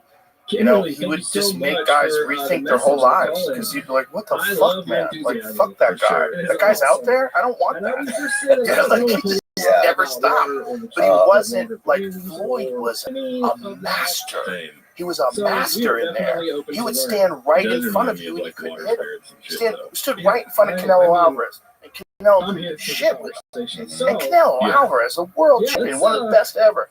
He couldn't do shit with Floyd. Yeah, I mean, do you think that would be less intimidating fighting somebody like that because he didn't have that power, like the knockout power? And he also had brittle hands. Like, Floyd's broken his hands multiple times. You knew you weren't just going to get you wouldn't get Mugabe. Right. That's what we're here for. Right. You're not going to be able to hit him. It's going to suck and be frustrating. But he doesn't hit like Hagler. You're not going to be able to cool blood. Right. He's not going to beat you down and stop you. Like, the thing about Hagler was, like, Hagler didn't mind getting hit because his chin was iron. He didn't mind, and he wanted to smile at you when you hit him. And one of the things he said about Mugabe after the fight, they said, it seemed like Mugabe caught you with a big shot. He goes, oh, yeah, I like when that stuff happens. I like a good fight. This is what he said after he knocked him out. And, like, when the ring announcer was saying, the winner and still the undisputed middleweight champion of the world. Hagler's like saying it out loud to himself. The undisputed middleweight champion of the world. And that's the guy that just went through hell for months in the snow in the Cape Cod. And then he just beats the scariest fucking guy in the division. And at that point in time, this is before the Leonard fight, he was talking about retiring. And you'd have to know, if you were a fighter in his division or potentially going to fight him, and you saw that after a war, and then you see him acting like that, you're probably just like, bro, when he knocked out Mugabe, it was an outdoor fight, and steam was coming off of his head. Just like at the end of the fight, see if you can go to the end of the fight when Mugabe drops and they raise his hand and he's celebrating. As he's celebrating and walking around, steam is coming off his head. Yeah, he's a monster. Those I don't know. I'm addicted to these fucking video viral clips so now I got two of them. You just reminded me of. There's one. Have you ever heard of Badwater? It's called Badwater 135, I think, but it's a race in Death Valley. Yes. Okay. Yeah. So Goggins did that, and it gets like 130 degrees where you have to. It's on the highway through Death Valley, so you have to run like on the white line, so your shoes don't melt. And you wear kind of all white because it's so hot. But it gets 130 degrees. So Goggins, his first time doing that, he's got, his physical issues like always, but he finishes, he gets third place, I believe. They come up to him and they're like, so what was it like out there? How was the heat? And he just was like sitting there just in his chair like this, and this camera just like didn't notice. Giving you your own personal didn't notice it was 130 degrees. That one is just, I love that one. That's special military offers. That's real. What do you got there? We're giving military and veteran families a $200 Verizon gift card and a phone on us with a select trade-in and new line on select unlimited plans. Think of it as our way of freeing us from chits in our head while launching fireworks. Why is this? That's what we That's call a terrible. celebration. Because we're proud Why do to they serve have you. music so much louder than someone's talking? I hate that. So there's Didn't even notice it. Yeah, there's that one. Here's the Hagler one. Look at the steam. You see the steam coming off his head? Look at that. That's so insane. Fucking steam. What is it about just people being shredded and just weapons? Well, it's just inspirational, man. It makes you want to go to the gym. I mean, when I see Goggins, Lowe's knows that the Mapping Project it makes me want to saving work is out. at the top of your to-do When I list. talk to you, it Save makes me want to now. work Buy out. When I one, know get that you're one out there half off running, select you stains have a and full-time primers. job. Top brands like Valspar, HGTV owned by Sherwin Williams and Cabot via Visa gift card rebate. I try to talk Find you out of more that job. Memorial Day deals now It's like, at you're Lowe's. wasting money We help. being there. You say. You know you think it's a good Selection job, varies by but you're wasting location. money. While supply What is lasts, it? discount taken at time of purchase. See We're sales associate working for out details. Offer so valid much 5/15 while to you got a 5/28. full-time job. I mean, most people With just don't have that Christmas kind of gifts willpower. and make And when someone I hope you're does, ready for the it's most like difficult super chicken inspirational to everybody else. Dip it in We all the feed sauces. off each Dip other. it in that hot sauce in Humans your bag. feed off Dip it each in your other. When I see a McFlurry. guy like Your Goggins, dip is your or I watch a business. Hagler Christmas video gifts at in training, In honor of it's Military just Appreciation fuel, Month, man. Verizon It just, thought of a lot of to different me, it ways just we could pumps show my our blood up. appreciation. Rolling out the red I want to carpet. go hit the bag, man. I want to Giving go work you your out own like personal right now. marching band. Like I see that, and Or throwing a bumping but shindig. I've always At used Verizon, that we're as doing all that in the form of As a special positive. military always offers. read That's why this month autobiographies we're about giving fighters, military and and watched veteran families a videos, $200 and Verizon watched gift them card talk. and a And phone just, on us to me, with a it's select always trade-in like and a been, new line on select it's like unlimited wood. plans. Just Think throw of it it on as the our way of fire. freeing It's us more from fuel. jets overhead while launching Without, I mean, fireworks. this is the craziest That's thing what we about call a Goggins. Like, celebration. Because he we're ain't got proud to nobody serve you. doing that for him. Visit your It's local all in Verizon his store own to learn fucked more. up head. $200 Verizon gift card requires Yeah, monthly purchase there's of another $99 clip where this guy, and they're annual doing, gift you card know, sent within they 8 do weeks after these receipt. big Phone events, offer speaking requires events, $79.99 and purchase so with he was sitting in there, the Verizon guy's like Phone interviewing him, offer he's like, so you $80 run for pay plus taxes hours fees and for hours, taxes. don't you? Less And he than just $100 looked, he trade-in from again Verizon looks at him Flex just like, Zero he's percent got gift masters taken this with delivery, but he Verizon just looked at him and he's just like, out, you know, something like hours, Do you want to help days. kids with their He feelings runs but for aren't days and sure days. how? So not hours. What are you talking about? Research Fucking shows hours, many adults struggle to days. Yeah, what support did he kids' do? mental Like health. But 99, help is here. 100 Backed by miles. experts at the How many Nationwide 100 Children's Hospital, milers has the he Kids done in his Mental life? Health Oh, Foundation he had offers the free world record. resources He to did help you 8 create a 100-mile supportive races environment for for the like kids 8 consecutive weekends. Visit So it was something like that, kidsmentalhealthfoundation.org for more. which Because normally, kids' mental health starts with us. you know, you do 100 miles, you're banged up for a while. I would imagine. 100 miles is a lot.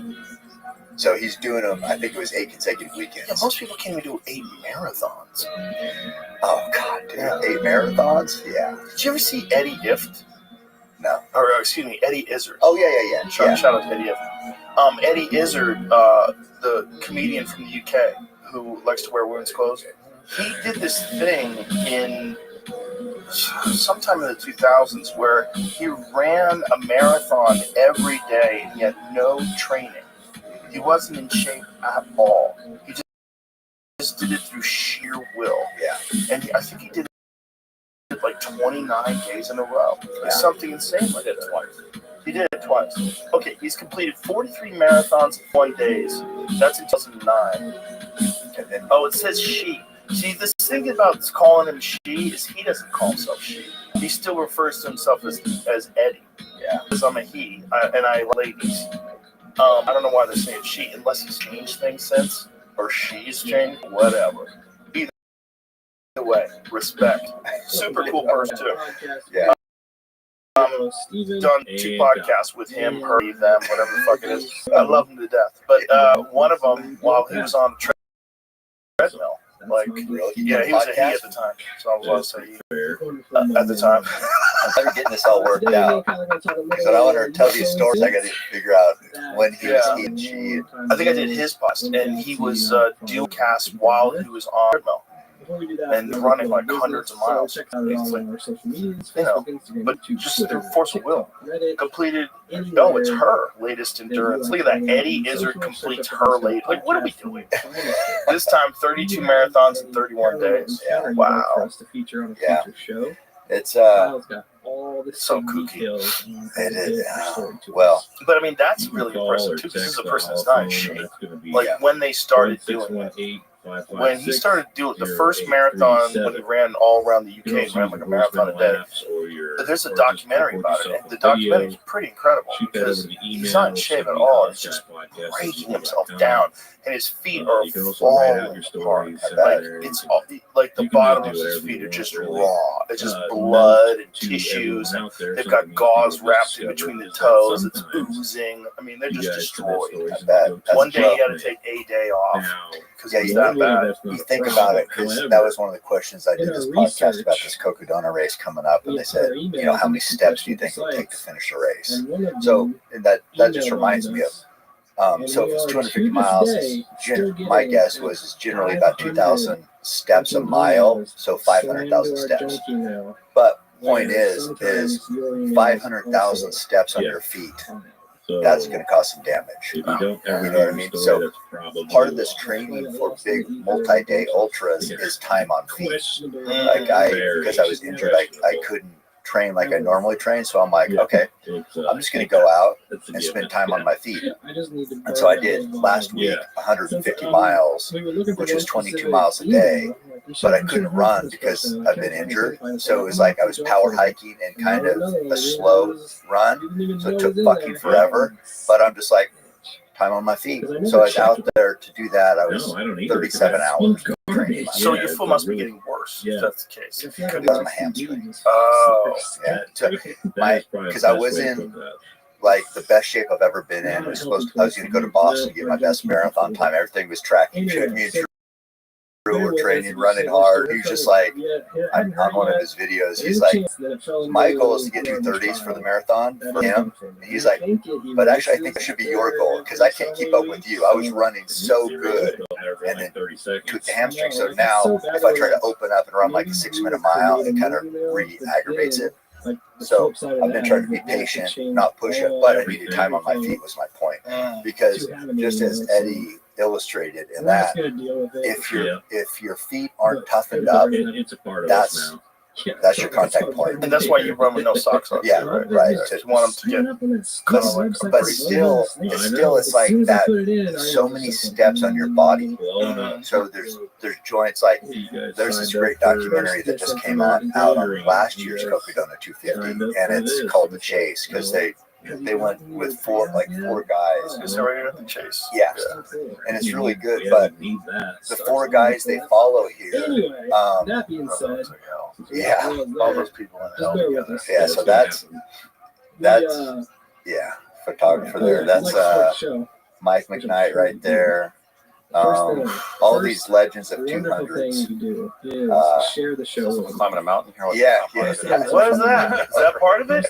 Shut the fuck up. Is that part of it? That's in the same country, but that's just one of the key runners. That's what he does during his runs. What? Yeah. During his runs. Yeah. Take a little break. Yeah. He climbed all the way. He climbs in the film. He climbs this whole fucking thing to the top. And so that are different. Yeah, but the point is like that's the guy who's climbing right there. What an animal. Yeah, these guys are just studs. But here's the thing. So they had these guys, Jeff Browning right there, legends, won like 30 100-mile races. That's Joe String Bean McConaughey. What's the guy's name that climbs? That's Michael Verstage is his name, I think. They'll probably show him. There's McKnight, so they'll show him coming up.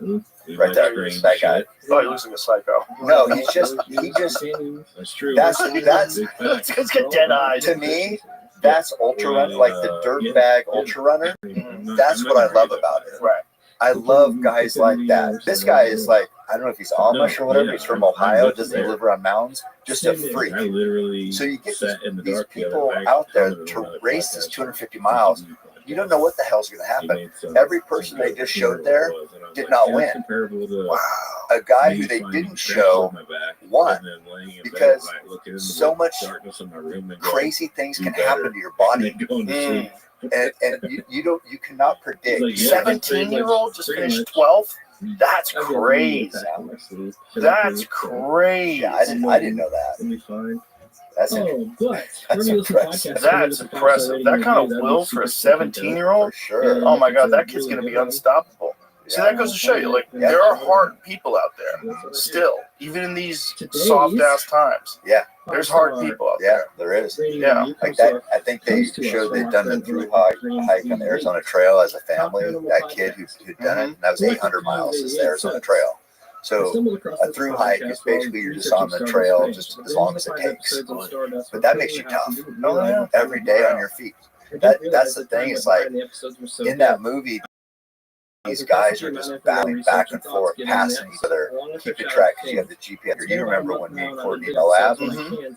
So people get addicted to this tracking. Right. You know, my I know my brother just did.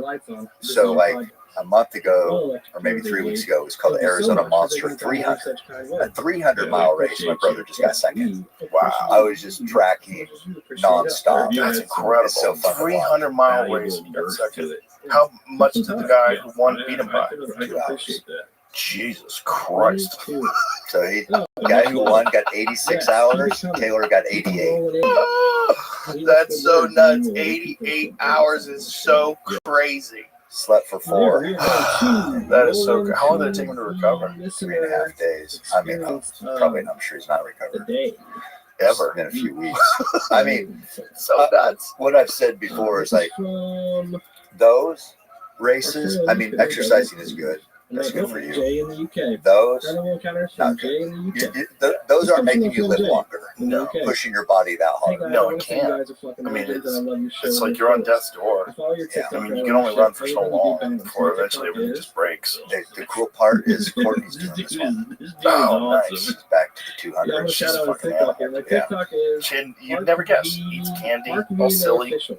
Easy to talk to, real fun. But somewhere in that brain, there's some darkness. I don't know. She can call upon. I've been trying to find it. You know, she came out. We did. I just released it on my YouTube, but we did 3 hours or no 3 days. We did 100 miles. Look at her, she's eating McDonald's French fries. So this is I know I had Trace bring us McDonald's. We stayed at Pisgah for 12 hours and did 15 summits, 50 miles, just up and down. Look at her just chilling, eating fries. She looks like an Instagram influencer. Yeah. You know, she doesn't look like some psychopath that can run that far. No. So, yeah, we did this 3 days, 100 miles, and we did. This is a McDonald's commercial. Your fries stuffed in your pockets. I know. The perfect fuel, seed oils for runners. We need calories and salt. There's my brother right there, Taylor. That's who got just wanted to say first so this is his race. Shows 5 But stars. I've given yeah, you a the review point on is like we went so 3 days, and I'm of what you think you is know 5 this stars. is 41 miles down this day. You get to the last day, and I'm fucking beat up, dude. She never never got tired. So yeah. And I'm like, I thought she can do her little run at this like a 9-minute mile pace forever. And I just don't. That's where I'm like, this willpower. How does it work? Well, she famously went blind. Yeah. And kept running and fell and cracked her fucking head. Got up, kept running and won. But yeah, she's a maniac. But it's like it's not like this angry Goggins. Like who's gonna care? Like a different kind of mental strength. She's got her own thing, her own formula. Yeah, I don't know if I told you this, but so I was talking to her about getting these ultra races. I mean, it's pain is what mostly stops you, right? It just hurts so bad to run. So I said, she talks about the pain cave. Like she goes into the pain cave, and that's, you know, she welcomes it. She's not shying away from the pain. And I said, I go, okay. So you're just like embracing the pain. She's like, no, I'm working in there. And so she's explaining, she's got this chisel. She's hitting the chisel with a hammer. Everybody used to gather outside and I said, oh, so you're not thinking about running? She's like, no. She's, I'm thinking about hitting the chisel. And she goes, rocks falling down and piling up. I said, so that, you're thinking about that, not running. She's not running at all. She's thinking about working. So she makes her brain think about making this cave bigger. And I'm like, from the bedside table, come round the I said, is the there bed, so come like out furniture of the and shit in the bedroom. cave? She's like, no. So I said, Plato's cave? I said, but is it, I said, is it the same cave every time, every race? She says, yeah. And I go, but there was 3 stairs. I said, you have like an extra, like a wing and then the rest for of the one stairs specific pointing race. Is kind of you like work an on this L-shape. wing of the cave? She's like, yeah, so sometimes. I jumped down the So 3 stairs she's in onto this the cave, square, as I thinking usually about do, and from grabbing chiseling the rock, and I making the cave larger, making the cave larger, and just expanding the pain cave. And I was just like, I was blown away. And she goes, I feel like I need to stop talking about this because the more I talk, the crazier I see. But yeah, so well, I kind of think you have to be crazy to be great. Yeah, I don't think it comes to a normal person. I think there's got to be something going on. I mean, for her, it's the pain cave. You know, for Goggins, it's who's going to carry the boats. You don't know me, son. There was no lights up there, no whatever it lights is, on, like you got to be crazy. No lights and you have to decide. Like if you want to be Courtney in a 200-mile race, you got to decide. For years, you have to chase that goal. You're not going to do it tomorrow. It's not going to happen. Like you're gonna have to build up for years, right? Yeah, and she's gonna be building up along the way too. So you probably never catch her. I don't know. She looks, you know, she's 40 now. Looks like better than she's ever looked as far as like performance. You know, I think she's done 1 race this year, won it, broke the course record, and now she's got this one coming up. So. I don't know. When she won the Moab, 240, right? 240, yeah. How far away was she from the second place person? It's like 8 or 10 hours. And I asked her about that too. Because even that, so if you said, oh, you're up by hours, right? You just kind of, she pushed the whole time. So that's what I am fascinated, and I just want to know why. Right. So when I was growing up, what did she say? Died. She just wants to do the best she can. She just wants to see what she says. She's never racing anybody else. It's always just how hard could you push herself.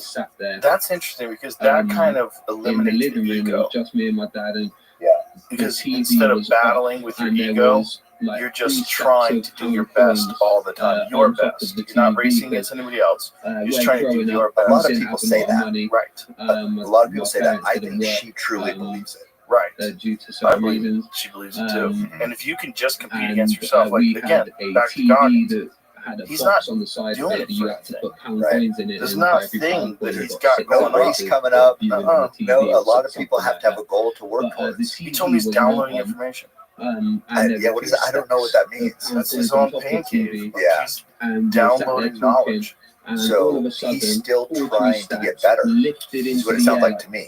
He's trying to figure out, like, he's developing his mind to be this unstoppable force, which he clearly is. It's as close to an unstoppable force as I've ever seen, especially when you consider the damage. If you go back to that Izzy video, let's look at his stride. Because here's the thing about Goggins. One of the things you see in his stride is if you look at his knees, he's got giant scars up both of his knees.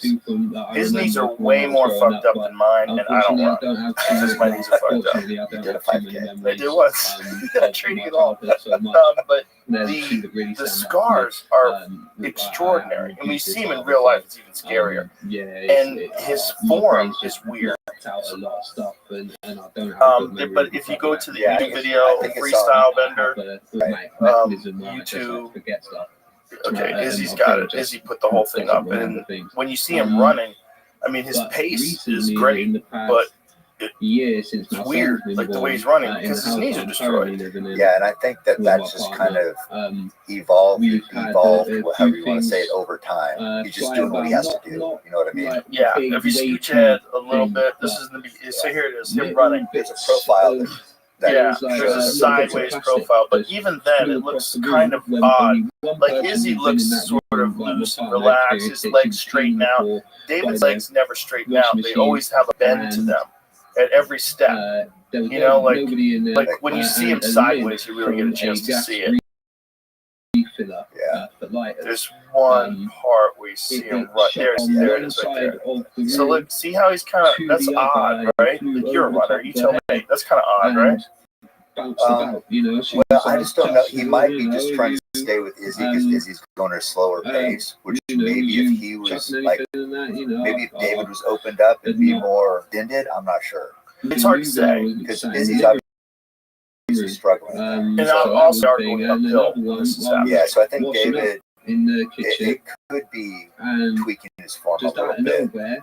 But I mean, being agony. There's no way he's not in agony if you know the extent of the damage that he has on his knees. And if you've seen the x-rays, we've showed them on the podcast before, where little fucking screws and shit, they saw the femur off it, or his tibia off and shifted it to make it flat again.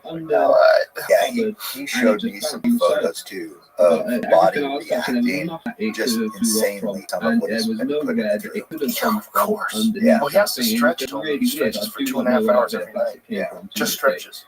And that's changed a lot for him, too. When you look at him and Izzy running, I mean, David's 50. They don't look that much different as far as physically looks insane. Yeah. And again, he's not breathing heavy at all. And that was one of multiple workouts he does in the day. Yeah. But that would break most human beings. I think Izzy posted that was David does three of those workouts a day. That's so crazy. Yeah. And he keeps going. Yeah, by himself. All alone. Yeah. I mean, there's real boogeymen out there, right? And with David, this is all for his own personal growth, or what he likes to call downloading knowledge. Whatever he's doing, that's for him. It's his own battle that he does. But just to know that there's a guy like that out there, it pushes everybody else too. Like David existing in this soft ass world that we live in today raises the bar for literally everyone. That's everyone who hears about him knows that there's a standard above in which they have ever pushed themselves, right? Above and beyond. And that's Marvin Hagler, and that's Rocky Marciano. There's people like this Khabib. There's champions. And what people do is they cultivate their own little world without those people. Oh, yeah. They're like, I don't know if I've heard you, I think you, like, you don't like knowing about certain men don't like knowing that there's people like that out there. Because then it's just like, fuck. They don't like being held to a standard that they can't match. Like they don't like being confronted by he's cheating, he's doing this, it's probably on peptides. There's some fucking excuse. There's not a peptide in the world that makes you work out 6 hours a day. It doesn't exist. No, it doesn't exist. Yeah, I think that. Very weird. You have to be a crazy person, and you have to be willing to get yourself to that place, that crazy place. What was super cool was when Drew was going after the pull-ups. Goggins was checking in, and he was just like all in. Like, you got to tell him to do this, tell him to do this. He's like, you write this down, call me back. I mean, he was so into it. Yeah, he's a man. He's love him. I love him to death. And I think he does a great service to the world, even though he's doing it all in silence. He's doing it all alone. You get glimpses of it. You get enough to know, and especially that video where you see him with Izzy, like, oh, this is real. This isn't a mythical person. You know, this isn't the gray man. This is a real human being. Like, holy shit, man. Like, there's people out there that are just working harder than everybody else, and they're gonna keep doing it. Yeah. And that's their grind. You know, and those people are super valuable. Those people are so valuable. The Marvin Haglers of the world, the Rocky Marcianos of the world, like, those are very, very valuable people. Yeah. Because they change everybody's perspective of like what's possible, what to strive for, and what it takes. Like, do you really want to be a champion? Why? Because you just want to be cool. You want to be the coolest guy on the block. Like, you're not gonna win. You gotta find some fucking psychopath who just lives it. It's their whole life, and if it's not your whole life, get out. Get out. It's there's another quote that I love. Something like, "There's somebody out there training every day, and when you meet, they will win." Yeah, I mean, that's just a fact. Most people don't want to think about those type of people. They like think that they're like, oh yeah, I'm working my ass off. I'm doing more than anybody. They're ignoring a few people. Yeah. You don't work more than anybody. That's not real. There's no way you do. There's one guy who lives in Vegas. He's my friend.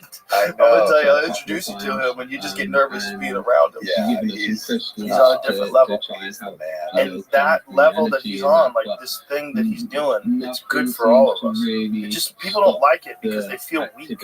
Like, I've compared myself to him, like, Jesus Christ, I don't think I will. But if I was the type of person that all I was my hard work and my will, I would look at him and I would feel inferior. And people do not like that. And there's a lot of bitch-ass men out there that don't like it when guys are working harder than them. And they try to bring those people down. And David takes all those fucking people, and then he writes all the shit that they said down, and then he records it and listens while he's running. Shoot me back an email or reply to this. He's one-on-one. But you better shut the fuck up. You're just gonna make him meaner. Yeah. You're gonna make him crazy. I love that. What's that? The challenge nowadays is sort of thing, who's real and who isn't. Right. Because there's people that say things just like David says, but they're not really doing it that way. They're not doing it that way. They're not him. No, they're not him. It's an act. It gives them this social currency in today's world. So that's the hard part, is like, who's real, who isn't. And they might be working harder than most people. 10-20 minutes to be able to sit down. down. Not everywhere. No, there's people out there that are just, and you can't, you know, you can't, because there's not only so many hours in a day, only so much time you do. Yeah, you know, I've never done anything like that before. But what I did do when we had that Sober October challenge with Tom and Bert and Ari is I went kind of crazy. Yeah. And lost my mind. I was doing 7 hours of cardio a day because I wanted Bert Kreischer to die. Because Bert really thought he was good. So I watched John Wick like 5 times in a row. Did you do 7 days? Oh yeah, I was doing 7 hours. Yeah, I was doing him. I was literally trying to him. I was running hills. Let's see what happens. And he dies. I was like, he's talking shit. He was talking shit. He was like, that's Bert. Like, Bert will tell you he can do the splits. I'm like, okay, do the splits. Yeah. You can't do the splits. Like, he'll tell you he can beat you in push-ups. Okay, he can't beat you in push-ups. But he'll always say it, which is fine. Yeah. But there was something about that competition where we were all kind of going crazy. We all decided to never do that again because at the end of the month, we were like, it was bad for your family. Bad for your kids never saw me. I was like, daddy's fucking screaming in the gym all day. I set off the fire alarm because I sweat so much in the gym that the fire alarm went off. That's pushing it. Puddles around me, puddles, just puddles. I was just drinking water and soda. I was drinking like cream sodas because I needed sugar. Yeah, I just felt that's what I wanted. I wanted soda. So I was drinking like sugary sodas and just running like a fucking maniac. And at the end of it, I was like, I can't do it. That's a part of my brain I don't like. That part was like the part that made me very good at fighting. And then it like ignited again. And I was like, "Ooh, it's still in there." Like, Jesus. It's been a while and it's still there. It's been a while. It kind of got stronger. It was like more, you like wanted to stay back. You know, it's like you want to start doing other things. You want to start running and doing races and start like, hey, you're busy. Yeah. Let's not get crazy. Do you think it's the measurables that have changed things? Like, because our watches tell us everything. Right. So you get those numbers, you want those numbers to go up. Yeah, they say that that's a thing, like with like those Fitbits and all these different wearables. Like people say that people are getting addicted to those the same way they're getting addicted to social media. So we were doing everything through the MyZone's chest strap. It's a heart rate monitor. And it was basically giving you a certain amount of points for having your heart rate above like 140, and then even more points if it gets above like 180, like when you're in the red. And so you would just clock as many points as you could for a day. It had to, so you had to push hard to get those points. Exactly. Yeah, you have to be. You know, you're in the yellow, like the 140 for hours and hours. Yeah, here's what my heart rate is so low. If me and Drew are going on a run, we did a 20-mile run a few months ago. His was in the 20-mile run, we ran like 6:18s. His was 157, and mine is 139 or 140. Wow. So I have a hard time getting my heart high. That's crazy. That's insane fitness. I'd like to see what David's is.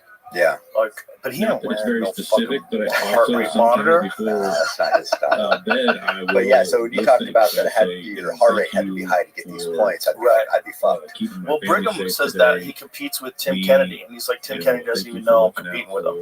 As he can find, because Tim Kennedy's wearable numbers are posted on the MyZone's thing. Like, that's the thing about MyZone's that was interesting, is like you can compete with them.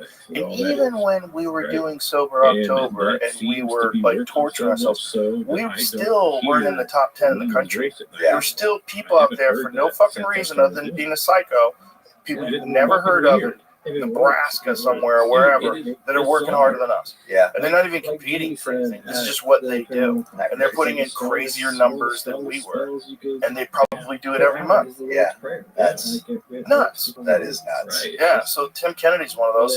He's always like posting these crazy numbers. And Brigham tries to compete with him. And like when he finds Tim's numbers, like that's why he spends like 2 hours a day doing Muay Thai. He's competing with these numbers. Oh, I see. Yeah. See, Strava is sort of like that. Runners use Strava. I'm not on it, but that gets posted publicly, so everybody can see the pace, the climb, the hours.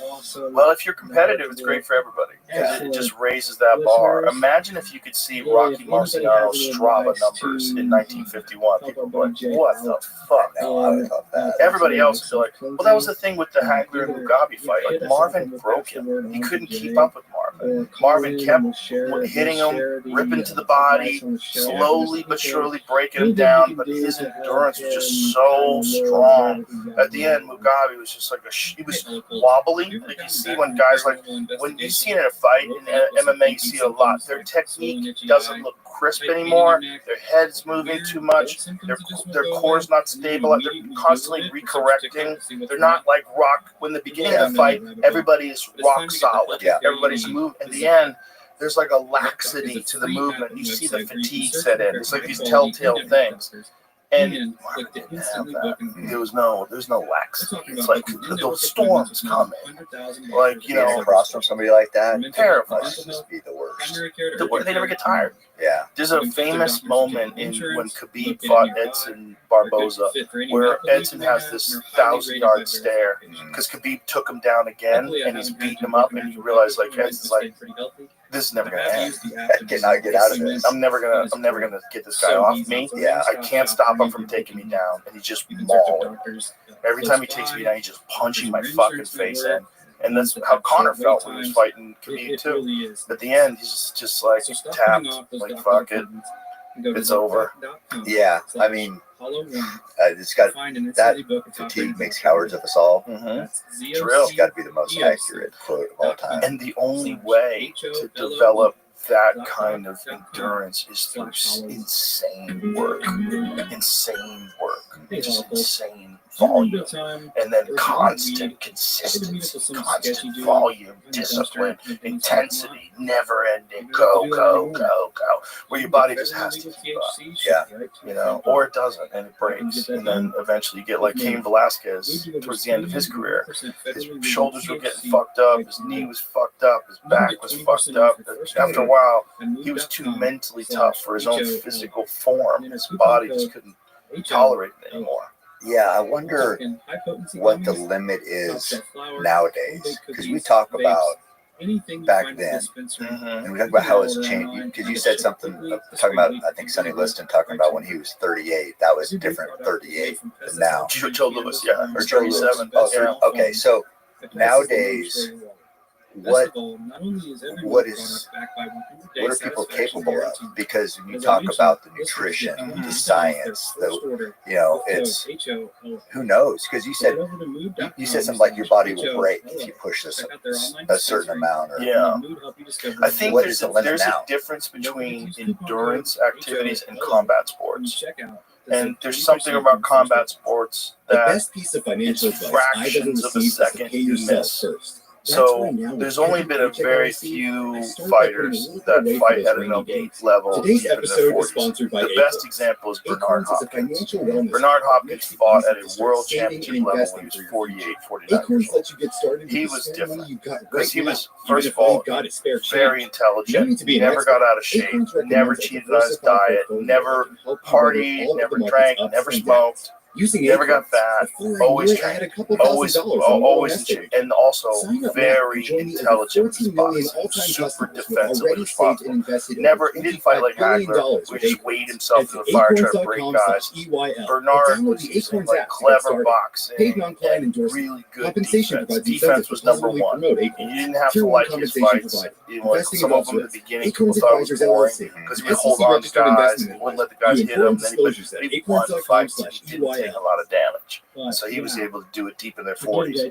But most people, by the time you're 37, that's usually when the wheels start to fall off if you're natural. The thing about today is with boxing, especially in the off season, no one can stop you from doing peptides and growth hormone and testosterone replacement. No one can stop you. As long as you're not getting VADA tested, and that usually generally they do that during camp, and as long as you're not getting randomly tested like USADA used to do with the UFC, they just show up at your door. If you just get weighed in and then the state athletic commission drug tests you like in Nevada, that's an intelligence test. Yeah. Right. You know, that's how certain guys were able to like maintain their power going up in weight class, multiple divisions.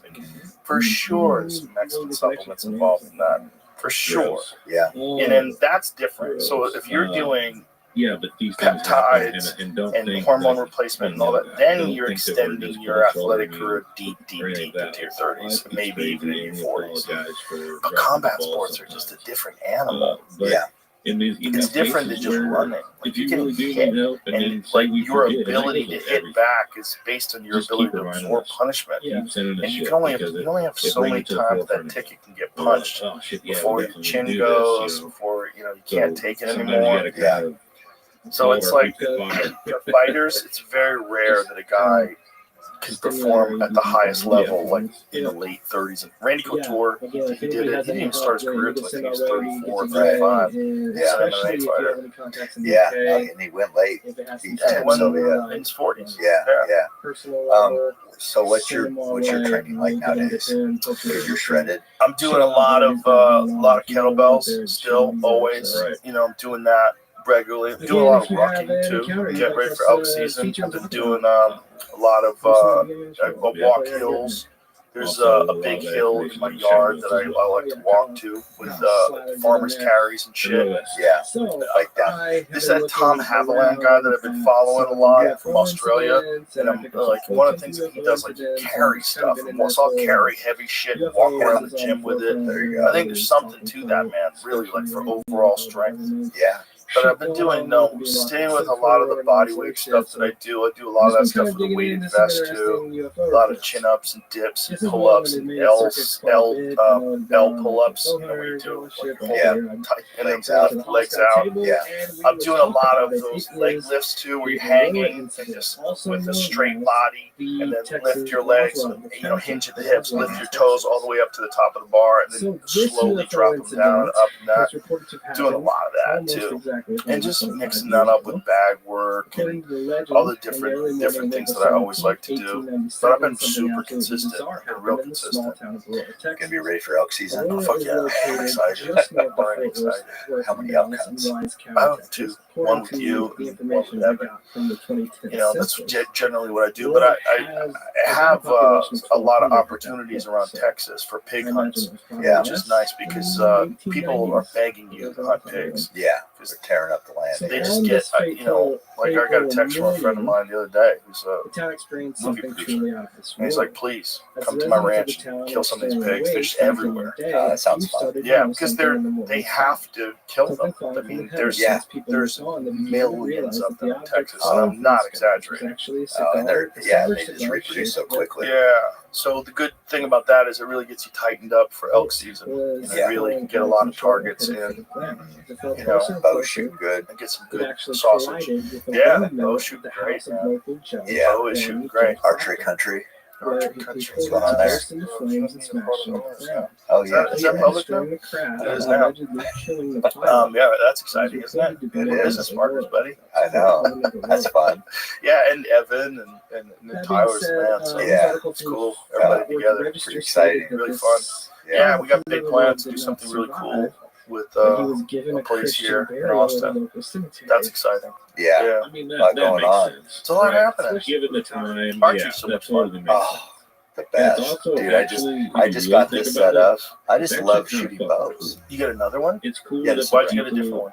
That local area that's nice. decided to that does look good. bury them So we had the with the same origin on respects they Is would this bury their 80? loved ones. Like I find that really fucking cool. It's a good looking bow. Yeah. For So sure. some changes. Yeah, man. Had to get in Sitka, and we're Yeah. We're rocking. Oh yeah, I got After it. this So you said Truett ran in Origin jeans. No, he didn't. Not true. I thought he did. Yeah. He's running in what's the company that he uses? It's called Perfect Jean. Oh, I saw Jesse Michaels was repping those too in one of his YouTube videos. Yeah. Anyway, so Origin liked your call out though. There's a perfect jean. Yeah, well, there's a lot of people that make these great stretchy jeans. Now, Reptown makes a great pair. Barbell makes a great pair. Yeah, but he's so jacked for a guy who runs like that kind of time, sub 3 hour marathon. Nobody looks like him. That's why I know. Look how jacked he is. Yeah, he's down to he just did Eugene. So he said he got his fastest time ever in Boston on Monday. Look at that. No one's jacked like that doing fucking marathons. And then also gets the world record in pull-ups. Yeah, and then he just beat that time 6 days later in Eugene. So he did it. So normally under 3 hours as fast. He did Eugene in 2:34. He came in 7th place in the Austin Marathon and doesn't look anything like anybody else that's running. Everybody else looks like popsicle sticks. Yeah, I mean, part of it is like I told him when he was like that little guy. I said, "Hey, running's your thing. Just so you know, running is going to take you." And he hated it. Because I made the kids run. So you make a kid do something, they're going to hate it, right? So he kind of half-assed effort all through high school. Did pretty good. Was like all conferences as a freshman, but that was as hard as he ever kind of worked. He just wanted to lift, and he hated running. So I told him, I said, if you work hard, you can run in college. I mean, for sure. He's like, I don't want to run for 4 more years. He's like, so done with running. So finally now he has this goal of running under a 2:30 marathon. So that's in the 2:20s, which is fucking fast. And what's like a world record?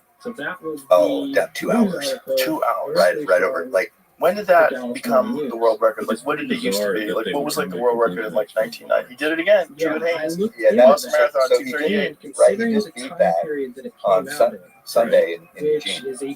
Nuts. Yeah, but yeah. So his lowest time is what now? 2:34.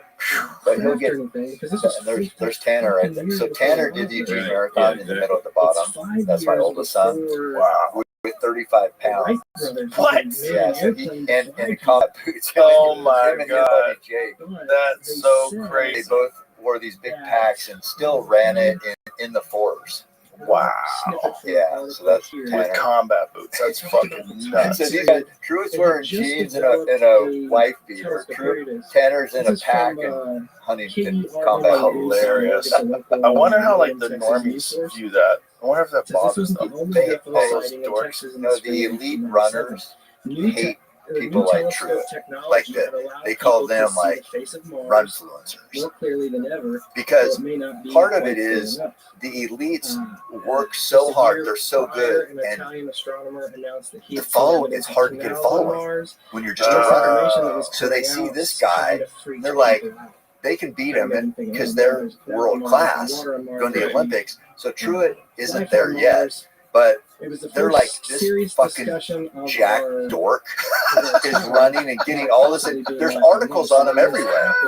And so that's why it's kind of the gatekeeping thing. Well, that's funny because then the haters work for him. Because it's unbelievably impressive. It's impressive. I don't give a fuck what you say. Oh, I don't like these people. They're the run influencers. Come on, man. The guy has the world chin-up record. He's obviously a freak. Yeah, he's obviously doing something that's very, very extraordinary. And if you don't want that because it's for us, relevant, right? it's only for us. He's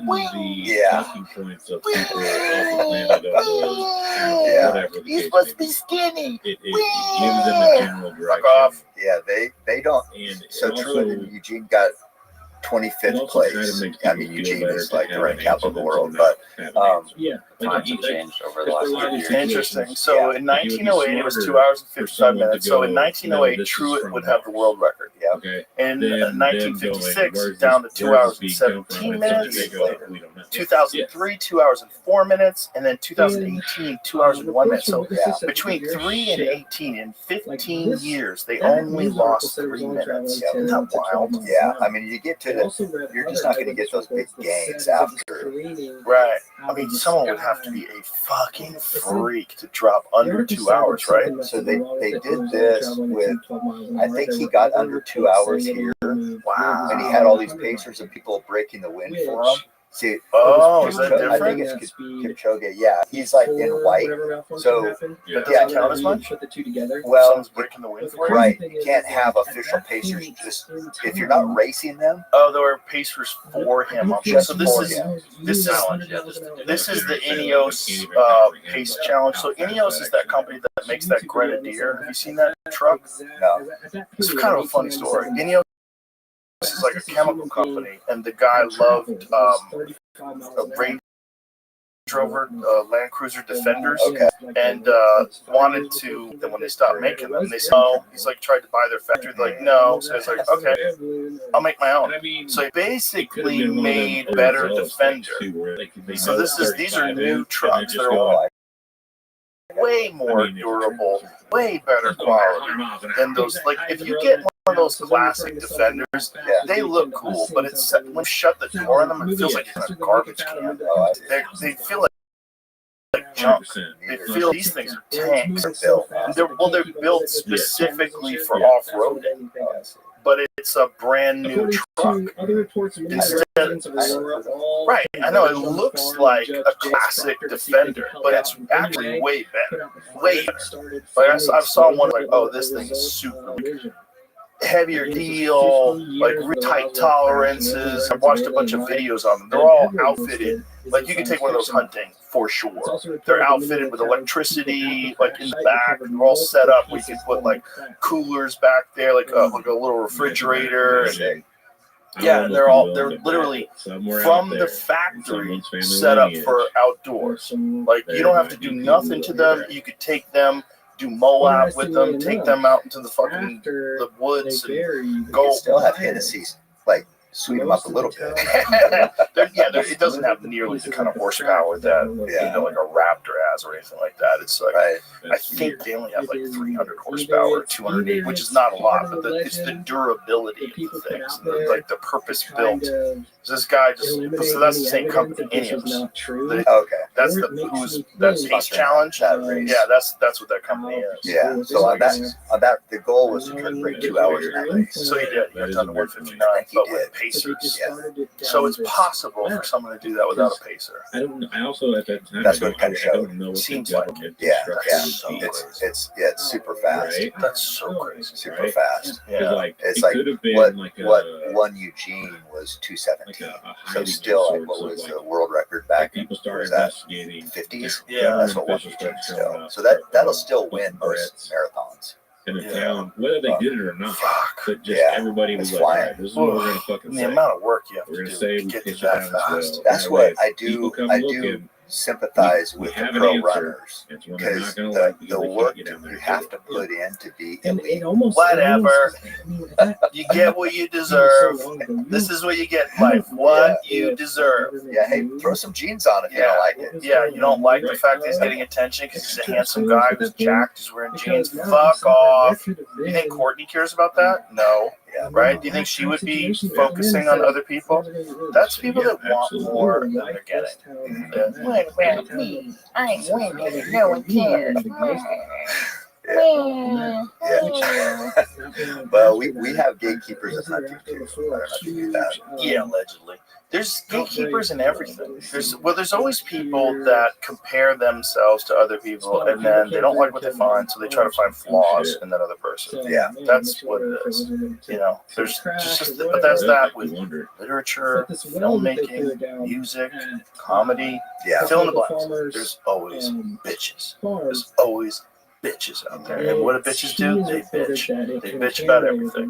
Yeah. Sub 230 marathon in 2025 or die.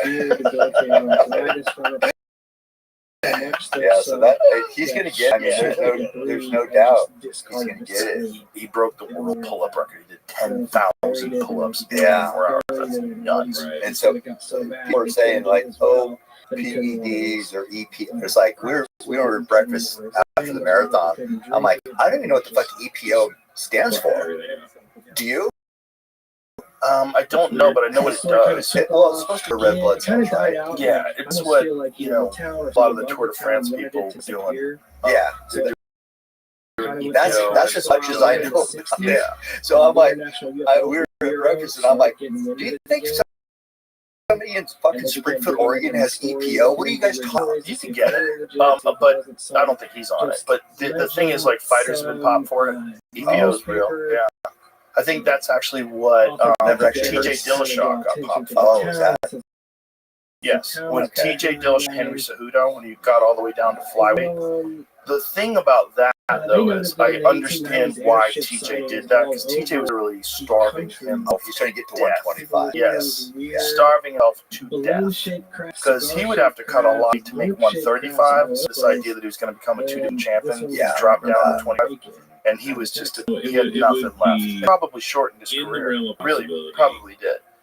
Because he looked like hell. And then Henry Cejudo took him out in the first round. You know, when you put, so this, I'm not trying to compare me at all, but I was losing weight, intentionally trying to get lighter for these races coming up. So I was my same theory of burning 4,000, eating 3,000, so 1,000 calorie deficit a day, which is fine for regular life. But when you're I was also running 100 miles a week. That's what my body just wasn't getting what it needed, but I was still trying to push hard. Right. That's why I got injured. What did you want your goal weight to be? 55. So at 155, then you feel like it's easier to run. What's the most you've ever weighed and run like a 100-miler? I found a YouTube interview from probably like 80, 180. Yeah. What was that like? It was hard. Yeah. Because I think about that a lot of times when I'm wearing my weight vest. Because I have one of those outdoorsman packs. Yeah. So it's got the post on the back, and I put a 45-pound plate on it. And so the pack probably weighs like 5 pounds, and then the plates, so it's 50 pounds. That's like a normal thing that people have to lose. Yeah. It's a normal thing. And I'm walking up hills with this thing. I'm like, this sucks. This sucks. This isn't getting that heavy. Yeah. And some people, they have to lose 100 pounds. Like, what are your joints feel like? Yeah. Because it hurts my feet. Yeah. I mean, you saw Jelly Rolls lost like 200 now. I know. 200 pounds. He threw his phone away. I think he got it back. Did he get it back? I think he got it back. Oh, no. I've been seeing some social media posts. Well, I think he's got a guy who does that. Oh. Yeah, because I reached out to him and it came up green. I was like, yeah, weird. I did too. So then I reached out to him on Instagram, and his social media guy says, I'll get this message to Jelly Roll, but he got rid of his phone. Oh, good. He had the same phone forever, and, years of drinking in bars, giving out his number, because he's so nice. He gave out his number to everybody. And apparently everybody just blows his phone up all day long, and he's a superstar now, and it's just like, it's overwhelming. And I think, like a lot of people, he was dealing with social media addiction, I'm sure. And then he's on this path to lose weight and get healthy. And so, he just decided, chuck that phone away. Fuck these phones. No phone. Good move. I mean, he looks so good right now. He looks great. He's the opposite of Bert. He's the nicest fucking guy ever. He's not the opposite of Bert. They're going to meet in the middle. He's still got some ways to go. Bert he'll be back on. And I do have to give Bert props. He is strong. Oh, he's strong. Yeah. He's strong. So he benched a lot. He beat me in benching. Did he really? Yeah. What did he bench? Did like 225, like 13 times, 10 times, something like that. Yeah, that's impressive because back in the sober October days, when I'm talking about when we had that challenge, he couldn't do it once. Really? Yeah, he couldn't do 225 once. Because we all had like this little contest, like who could do 225. And he couldn't do it at all. He's on PD. Yeah, he is for sure. He's definitely on testosterone. No, he's strong. But he works hard. And he just drinks hard too. I think I heard him say on here that he did pull back by 80-pound bone. Did he? Yeah. That's impressive. I know. I'm telling you, he's pretty strong. Because you know who couldn't pull back my bone? Alexander Gustafsson. Really? He fought in the UFC at 205. Yeah, he's huge. Yeah, he couldn't pull the bow back. Pulling a bow. He's like, is there a trick to this? I go, no, here's the trick. Just pull that fucker back. Yeah. I do it 100 times a day. I mean, if people haven't done it, it's tough. I started incorporating, and this is probably a good thing for anybody who shoots archery a lot to do. I started incorporating what you told me, which was cable rows, standing up while holding a 10-pound weight. Yeah. And it's making a world of difference because I was developing pretty severe imbalance. And then by being a meathead, I was pushing through this tendon pain that I was developing on my right lower side from just stabilizing and holding this 85-pound bow all these reps, only one way. And it's like, that's not smart. Right. So I started switching it over. However many times I pull the bow back with my right arm, I'll do that same amount with cable rows while holding this 10-pound weight out. It's made all the difference in the world. Because now I have tendon problems on my left side too, so it balances it out. Not really, it's not. But I do feel like a lot of soreness on that side when I do these long sessions. I'm hitting it. You're hitting it at least. And then I'm doing a lot of back extensions, and here's the big one, that reverse hyper. I've talked about that machine before. That machine is a goddamn life changer. But dude, you have everything here. It's nice. Yeah, it's nice. Yeah, I have to go to like 4 different places to get everything you have here. Yeah, the gym is pretty sweet. It's set up real nice. That reverse hyper is so big though because it pulls the back. It's decompressing on the downswing. And when you stack the weight on there, I like to get about. So I have 245s on each side, and lately I've been sticking an additional 25 on each side. So a lot of weight. Yeah. So you're doing this swing up, so it strengthens the hamstrings and the lower back muscles, and then on a swing down, it's like pulling it, like stretching it out. And then I like to do that Dex machine where you hang from your hips, you swing down, and you're just decompressing your back. And I've been doing deep stretches in the sauna every day. Instead of just sitting in the sauna for 25 minutes, now I'm doing like heavy stretches. It's fucking so hard to do when it's 195 in there. You do the water. What? You gotta do the steam. It's so hot. I do the same thing, but you got to do Are you stretching? No, You push up. didn't even stretch it. That's why you Push-ups. blew out your hamstring. Did you push up in there? Sometimes. Oh. But I want to get an exercise bike in there. I know people. There's a Minus 2 one arrow. that's a sauna that's set up that way.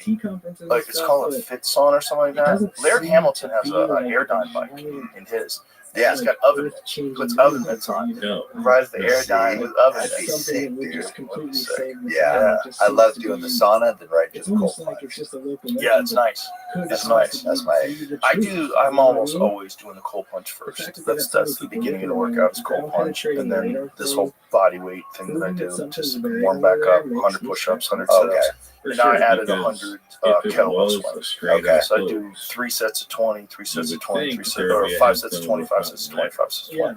But I do them like 1, 2, 3. So I do like first push-ups, then body weight squat, then I do 5 cycles. So it's 100 of everything. And then by that time, I'm warmed up. It's like 15, So 500 reps or how many movements? 3 movements, 100 each, 300 reps. So 300, 100 swings, 100 push-ups, 100 body weight squats. And then did I hear no drinking anymore? No drinking for like 2+ months now. Yeah, I'm never going back. I mean, I will. Maybe I'll have a glass of wine somewhere if I feel like it. Like I'm not an alcoholic. Yeah. But I feel stupid for waiting this long. Yeah. Because like I would have these days like, cause I have a nightclub, I have a bar, we go to the club, we'll do some shows, have a couple of cocktails with the boys, have a bunch of laughs. Do a podcast, have some whiskey, have some laughs, and then the next day, like, ugh. Yeah. And I'd be going through my workouts going, oh, you fucking moron, what have you done?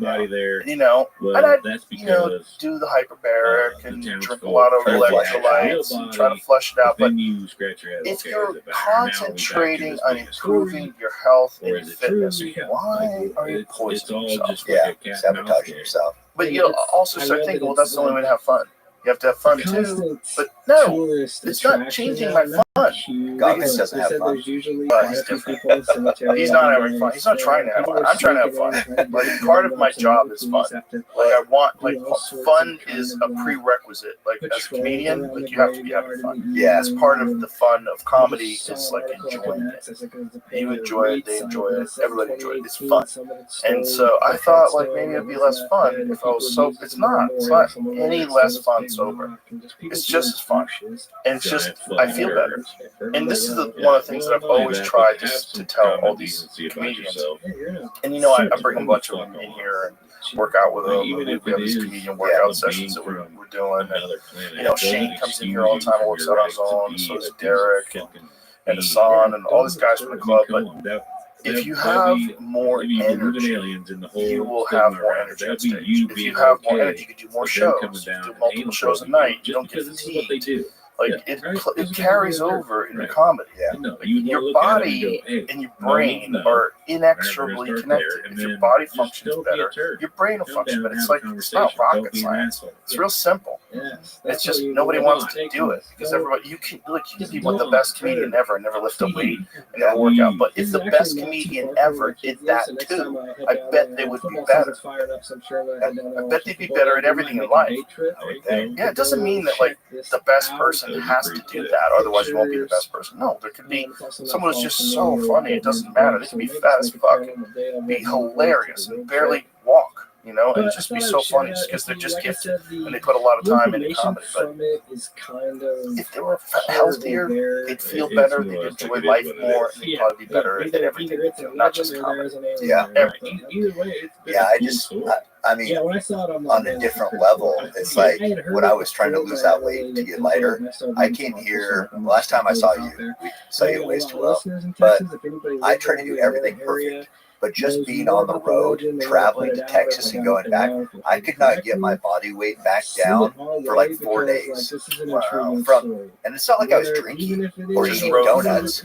Just you go to that steak place at the hotel I'm staying at, really good. Remember those big steaks we had? Yeah. And I'm like eating this meat going, how much fucking sugar is on this thing? I mean,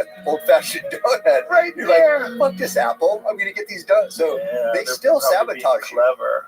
Yeah, I wonder if there's like a marketing strategy involved in that. I wonder if they had like a meeting. Like, look, people are trying to eat well, but we can fuck them. The algorithm. Yeah, it's like the algorithm. It really is kind of like they're predicting everything. That's the other thing I'm doing. I'm basically off of social media. All I'm doing is I still allow myself to look at it if I'm taking a shit. I'll look, but I try not to like linger. So now every time you send me something, I know you're shitting. Most likely. Or someone sends me something. Tainted. Or someone said, "Well, I didn't send you. I sent you YouTube videos." That's different. Okay. I was watching that actually at home on TV. Okay. I was watching that on the big screen. Yeah. Because I was interested like last night in watching like some every night is different. If I get like some downtime and I can relax a little bit and watch something on TV, sometimes I like watching a show, a fiction show like Mobland or something like that. But sometimes I get on these kicks where I want to watch certain things. Last night it was like old school fighters training. And I went down this rabbit hole. I watched old school Sugar Ray Robinson too. That was amazing. He was another one, super dedicated to his craft. Again, trained harder than anybody, but also trained smarter. He would move different than people because he was a dancer. He actually retired from fighting for a brief period of time just to be a dancer and performed in dance shows. Wow. And then went back to fighting. But so he could move, man. And footwork. Yeah, but it was intentional. It wasn't. It was all like there were certain moves that he had programmed into his footwork movement and his balance, his ability to get out of the way and fight. And he was fighting at a time when these guys were fighting like every couple of weeks. Yeah, they fought a lot. Crazy. What's your? So you said fighting sometimes, but what is your go-to on YouTube? Do you think you watch most? If I want to just zone out, it's professional pool. I like watching professional pool. Yeah. That's my number one addiction is playing pool. So that comes up on your recommended list on YouTube? Yeah, mostly pool. And then Ancient Civilizations. Okay. Ancient Civilizations is number 2. I love watching videos on these mysteries where they're just uncovering. I was watching this whole thing in about Malta the other day, where they found these elongated skulls in Malta that are missing the characteristics of a normal human skull. So a normal human skull has, I think it's called a sagittal crest. There's a line that goes down the middle like this, just like like as you're growing as a baby, you have like these plates in your head that move around and they expand as your head grows, and there's like lines. So there's a line that goes straight, there's a line that goes like this, across. These heads don't have that. They don't have the line that goes straight. But they're elongated human skulls, and they have a line that goes in the back, but they don't have the line that goes down the center. And they're trying to make sense of this. Like, what is this? Yeah. What is this? And Malta is a giant mystery. Like, Malta is this island that used to be at one point in time before the flood. It was connected to Sicily. They know Neanderthals lived there like thousands of years before recorded civilization. But they didn't think Homo sapiens did. But they found these elongated skulls that are different than any human skull. Then they found these incredible stone constructions, these stone buildings, and immense stones that have crazy erosion on them that they think is more than 6,000 years of erosion. So they're trying to figure out, what happened? Like, what is this? How old is this? Is this from before the flood? Is this before the Ice Age? Like, what the fuck is this stuff? And why are these elongated skulls there? Yeah, that's nuts. Bizarre stuff. Yeah. Bizarre stuff. Because it's like, there's so many mysteries in terms of like the human race and how long people have been building things. And every now and then they'll uncover something that pushes everything back. Like, they used to think the first people in North America were 13,000 years ago. It was Clovis first. And then they found these footprints in New Mexico that are 22,000 years old. So like, well, okay. Well, that's not number one. That's not like the first person to come here. There's like probably people even before that. Yeah. But there's very little information. And then there's this like crazy stone wall that they found in Montana. And it was on private property. And no one even knew it was there. And these people, they just were clearing some land, and they found this fucking wall. This thing, I think it's called the Sage Wall in Montana. But these immense stones that looks like they were placed there who knows how long, and there's people arguing, oh, this is like natural. This is it. Whoa. Hey, what the fuck is that, dude? So that was all covered with tree. By the way, it goes deep into the ground too. It goes like 10 feet deep into the ground. Wow. So they're like, okay, is this a natural formation? Yeah. It doesn't look natural. It looks like human beings placed those stones. Yeah, it looks like it was placed there. Yeah. It's really weird, man. And look, like there's like weird stuff about it, like that. Like someone made that. That has a circle that's carved into it, and then there's like the that sort of structure that looks like it's the outline of it. Right. So there's a lot of arguments. Like that one photograph right there. That photograph's fucking crazy. Yeah, is that fake? That one's fake? Are you sure? The rest of them will. Well, let's see which one is fake and which one isn't. Because some of them, that one on the upper left hand is definitely real. And these, like I said, these go down deep. You know, they've done like, they've used like machinery or sensors to find out how deep that goes. And it goes like 10 feet down deep into the ground. Like, Look at that one with the rock on top of it. That flat rock up there. Like, what is that? Right. Yeah. There's a lot of weird stuff when it comes to, so if this is man-made, how fucking old is that? Yeah. Like, how old is that? There's nothing else there, just that wall? Yeah. Like, or maybe is there other, because they didn't even know this existed. I think it was till the 90s. Wow. 96. So what other stuff is out there that people haven't uncovered, that is covered with ground? It's another thing they're finding out about the rainforest. They used to think the Amazon rainforest was like these little patching tribes of people. Well, there's a guy that visited in the 1500s, and he said that there was like these crazy temples and these huge structures and cities with millions of people. And then new explorers went 100 years later, and they found none of these things. Because that fucking first guy probably gave everybody diseases and killed the entire continent, which is nuts. Like, probably killed everybody that lived in the Amazon.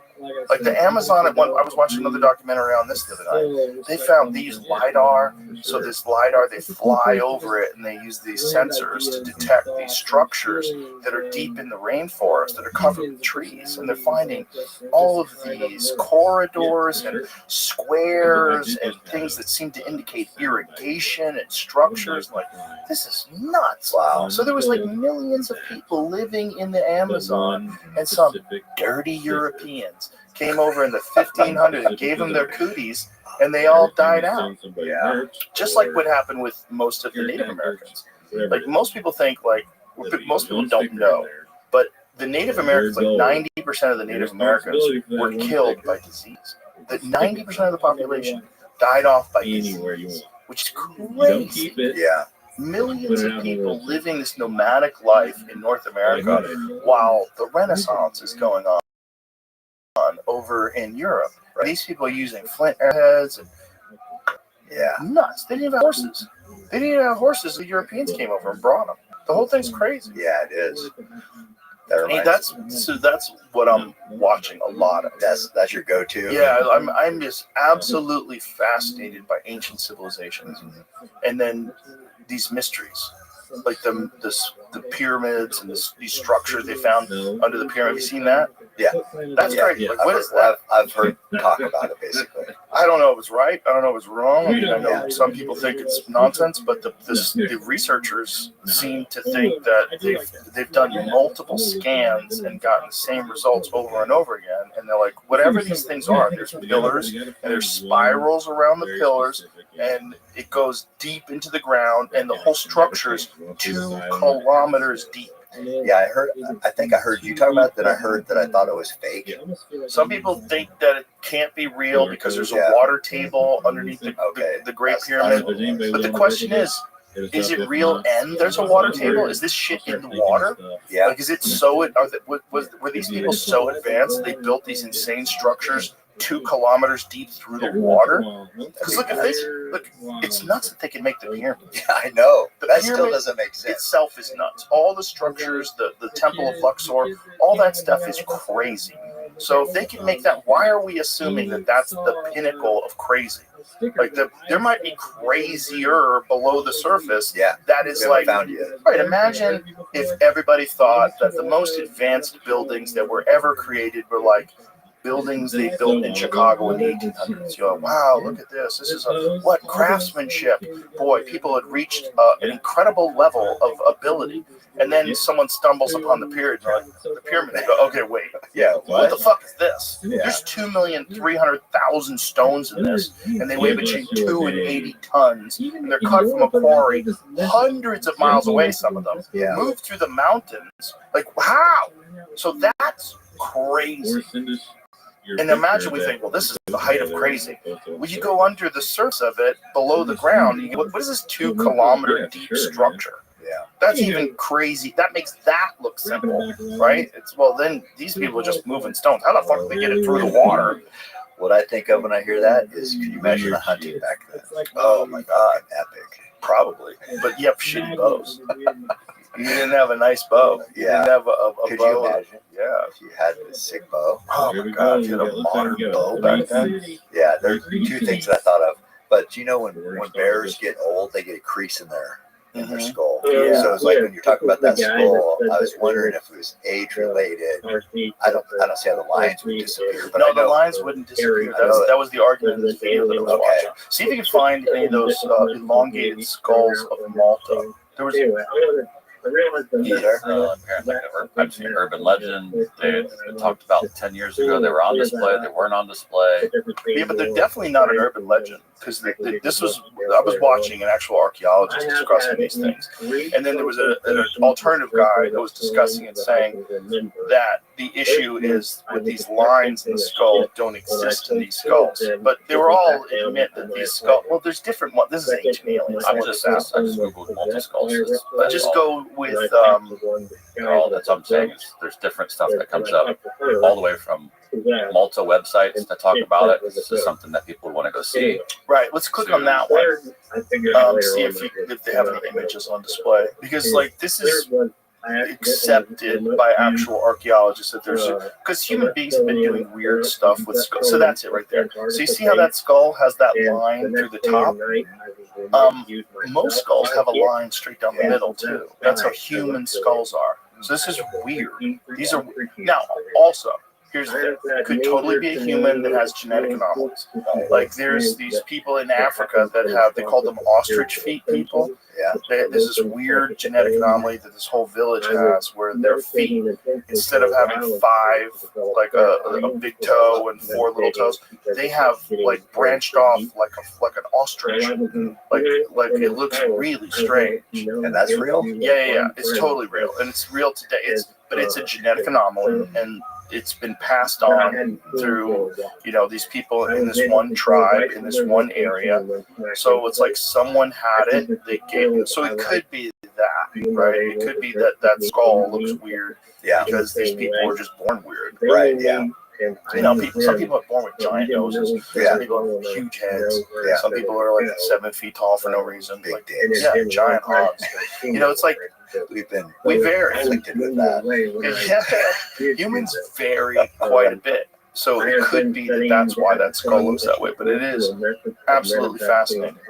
And one of the things that they keep finding is new versions of human beings, which is really weird. Like they found the Denisovans. I think they found those in like 2010. And then there was, what is the recent ones, Jamie, that we were talking about that have the big heads? They're these big headed, like, not Homo sapien, but like cousins of Homo sapiens. That they just found these like really recently, within the last few years. Like, okay, we thought these were Denisovans. This is a totally different branch. And so there's multiple branches of human beings that coexisted along with Homo sapiens and Neanderthals for a long ass time. Yeah, scientists may have discovered a new form of ancient humans known as large head people. So this is in December of 2024. The Julured, large headed people. So they took like these skulls and tried to make like a recreation of what they look like. They look like these jacked looking hairy cave people. They look pretty badass. That's not her. She looks hot. She doesn't look anything like that. You wouldn't survive back then if you looked like that. So you can find like an image of what they've recreated because the image looks pretty cool. I was So where does hunting videos fit in your YouTube algorithm? No, I watch those too. That's I watch. I watch all yours, of course. I watch a lot of different. I was watching Remy's, some of Remy's videos last night. That one and the one right there. Yeah. There's a video of one standing up. See if you can find images. There's one that we looked at before where the dudes are standing up and he looks super. Yeah, that's it. So there's super jacked, hairy dude, thick ass bones. Yeah. Like Neanderthals. Like they were way different than us. They were way more jacked than us. He looks like a beast, doesn't he? You had to be to survive. He made an arrowhead look like he had in his hand or something. Yeah, something. I mean, Neanderthals, they did art. They made cave art. Some of the cave art they know for sure was Neanderthals. And some of it's pretty slightly different rendering. Whoa. That's what they looked like. Bro, those things would have fucked us up. Imagine that guy in the UFC. You'd be like, oh, Jesus. Imagine the guy on the right has to fight the guy on the left. Are you fucking kidding me? So this is like this big, dense. It's kind of weird that we survived. Especially if you look at some of those marathon runners. Like, imagine those people survive while that thing's around. Those things probably eat people. Like, look at that's what they think they look like. God. Yeah, that'd be rough. Super dense, giant, jacked human beings. That one in the corner was walking to the right, far right. Yeah, look at that. Like that's what they think they look like. Yeah. Fuck that. Imagine you walk through the woods, you see that dude there. That's what is fascinating though is like that's what I do like about the endurance stuff that we're doing is those people, imagine how far they can get in a day. Oh yeah. And so nowadays we're so far the other way. Yeah. Where if you walk a mile, you've done something. Well, you're eating everything in the middle of the supermarket, and you're watching video games, playing video games all day. Some kids aren't even playing video games; they're watching other people play video games. That's what's like. It's pretty cool to think about. We're still making our bodies go, say, this 250-mile race. I mean, that's kind of cool. Yeah, it is cool. But back then, they probably did that shit all the time. All the time. So we're built for that. Yeah, you know what I mean. They probably had to.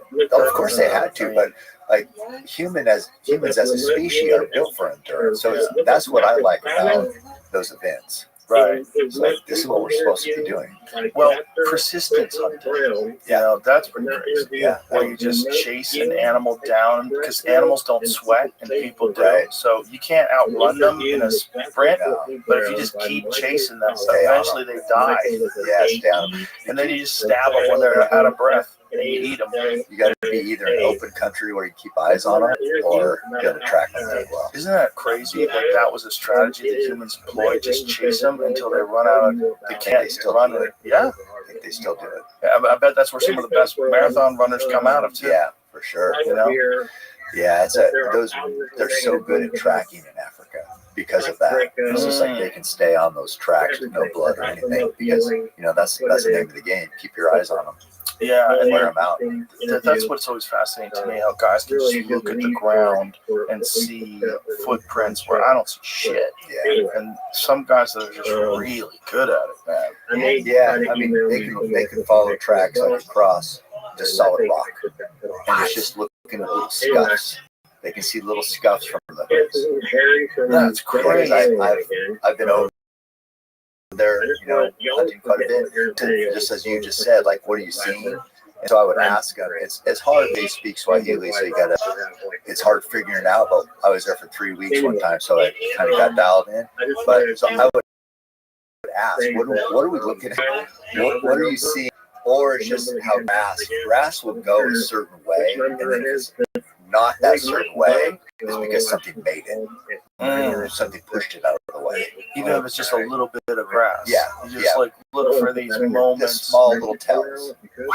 Yeah, so it's like, so that's another reason why I love the mountains, love being out. It's just you have to be so, if you're going to be good at it, in tune with everything. You have to be sensitive to almost everything. How you can get within bow range of a kill or put an arrow in it. You're just deciphering all this information. Some people are good, some people aren't, but mostly it's experience related. those people have learned in Africa, have learned from the best trackers there are. We haven't had to be that good here, but I've wanted to develop that skill and just get better. But it's like, it's noticing the little minute details. Someone had a really good argument. Do you remember who it was, Jamie, where they were talking about the invention of the bow and arrow? And they were saying the odds of this happening simultaneously all over the world are very unlikely. And that what's much more likely is that someone developed that technology and was traveling. And that when you go back to the earliest use of the bow, which I don't know when that was. Do you know when that was? Let's guess. What would you guess? How many thousands of years ago did they figure out the bow and arrow? Oh my God. 3,000? I would say. I mean, it has to be before pyramids. Yeah. The pyramids are 5,000 or 4,500. That's the conventional. I mean, so many people think it's older than that. Let's say 10,000. 10,000 years for the bow and arrow. So that means that someone had to be traveling, because like Native Americans had it, the Polynesians had it, like everybody had it, right? The Africans had it, like everyone had the bow and arrow. Europeans had it. When was the Mongolians? Well, that was the 1200s. The rise of Genghis Khan was like the 1200s, 1200s to the 1300s. Yeah, they had crazy. Yeah, they did 160 bows. Yeah, they were fucking people up with those bows. Yeah, those guys. They say that their skeletons were distorted. You know, like I'm talking about, like I'm trying to balance out my body because I'm pulling too much forearm. Yeah, everything was jacked. Their shoulders, their back, everything was like torqued and twisted. What was the? So let's guess. What did we say? I said 10. 10,000 years. You said. Let's say 5. Okay. What I just stumbled across is the earliest people known to have used bows and arrows. The ancient Egyptians who adopted archery in approximately 2800 BC. Okay, so roughly 4,800 plus years ago, roughly guessing. So how does it get to North America? How do those people get it? So if the Native Americans, if we have evidence of human beings living in New Mexico 22,000 years ago, when did they pick up the bow? Who got it to them? Because by the time Columbus came in the 1400s, they already had it. So where'd they get it? Who taught them that? Yeah. Where'd they get it? Did they figure it out independently to put feathers as fletchings and to put a... Yeah, look at that cool picture from Egypt. Wow. That's crazy. Right, so were the Egyptians traveling all the way to North America? Like who? I don't know. Who figured it out first? But do you remember who it was, Jamie? All in on his shit. Changed the question. That's why I went down the other route. It was a fascinating conversation because I never considered it until they brought it up. They said, I don't think the bow and arrow just... He goes, I think that's technology that was shared, which is a great argument for world travelers. Yeah, I I was thinking about, was there land bridges that we don't know about? I don't know. Well, there definitely was, if you go back 11,000 years ago. I mean, that's when people were walking across the Bering Land Bridge. Yeah. Oh, Michael Waddell. Was it him that was saying that? I'm wearing the same shirt. What's the odds? Well, you guys, I know you guys are talking about, Pope and Young went over on the boats and took, remember they took tubs of arrows? Yeah, because they're just slinging them. And they're going to be gone for 7 months. Yeah. And Waddell had some great stories about talking to his wife about, hey, I'm going to go hunt and be back next year. Because it's like so long of it. Boat ride. Yeah. Just the people getting in boats back then was so nuts. I just know that, Fred Bear has that quote, the history of archery is the history of mankind. I always think of that. So as long as man's been around, we've had to kill. The archery equipment is... Well, it must have just completely opened up the door for having more kids, for being able to survive and feed your family. Because if you're just stabbing things, you got to get so close. And then you get an atlatl. Okay, how far can you throw that? Yeah. But then if you got a bow, now all of a sudden, all those fuckers over there are in trouble. Yeah. And they don't even know yet. They don't even know what to look out for. And this thing's whistling through the air. Contradictory information. Oh, what is this? The 4 waves of bow and arrow use in North America. This occurred at 12,000. Whoa, 12,000. 12,000 years ago. 100%. You keep doing you. So it's pre-Egyptian. BC then? I don't know what. No, 12,000 years ago is 10,000 BC. Okay, I found bows in different places. Wow, that's nuts. 12,000 years ago. Yes, Alaska. Right. So again, 12,000 years ago. Now it makes sense that people are walking. So people from Asia can walk over. I mean, maybe it was made in Asia. Yeah. But 30,000. 30,000. I don't know what the evidence is. Subarctic people first brought archery bow with them to North America from Asia 30,000 years ago. Anyway, wow. Period. Okay, how? So 30,000 years ago, people were supposedly dumb as shit, and like, how are they figuring out how to make a stick fly through the air with a string and kill things with it? Yeah. And hunt. Yeah. Mongolian people were the first to adopt the bow in the southwestern region, what is now called the United States. Whoa. Mogollon, not Mongolian. Mogollon. I don't even know who they are. About inspiration. There are people across after Jesus. 30,000 years ago is nuts. But it's like, how does that get all around the world? It's really interesting because it's not like there's a bunch of different versions of it. Yeah, because the physical characteristics of this bow are striking in several respects. So it's like, it's really fucking mind blowing. That's a recurve. No, I just mean like they found. Oh, right. Yeah, I thought that they were saying that no matter where they found these bows, they were all very similar. Right, they had the fletchings. It goes to your point of how did that information get around the world? How did they figure that out? Yeah. First recorded use of archery bow occurred quite early in human history. Images from the Paleolithic and Mesolithic cave paintings, 10,000 BC. In Spain and France, depict groups of simple silhouetted figures using the bow as both the weapon of combat and the hunt. See if you can find some of those images. Mesolithic. That's that one documentary, The Cave of Dreams. It's a Werner Herzog film. I think that's what it's called. You giving us you down there? Whoa. Isn't that sweet? That's crazy. Look at that one. Go to that one. That right there. Whoa. That's crazy. 7,000-year-old bow and arrow painting. God.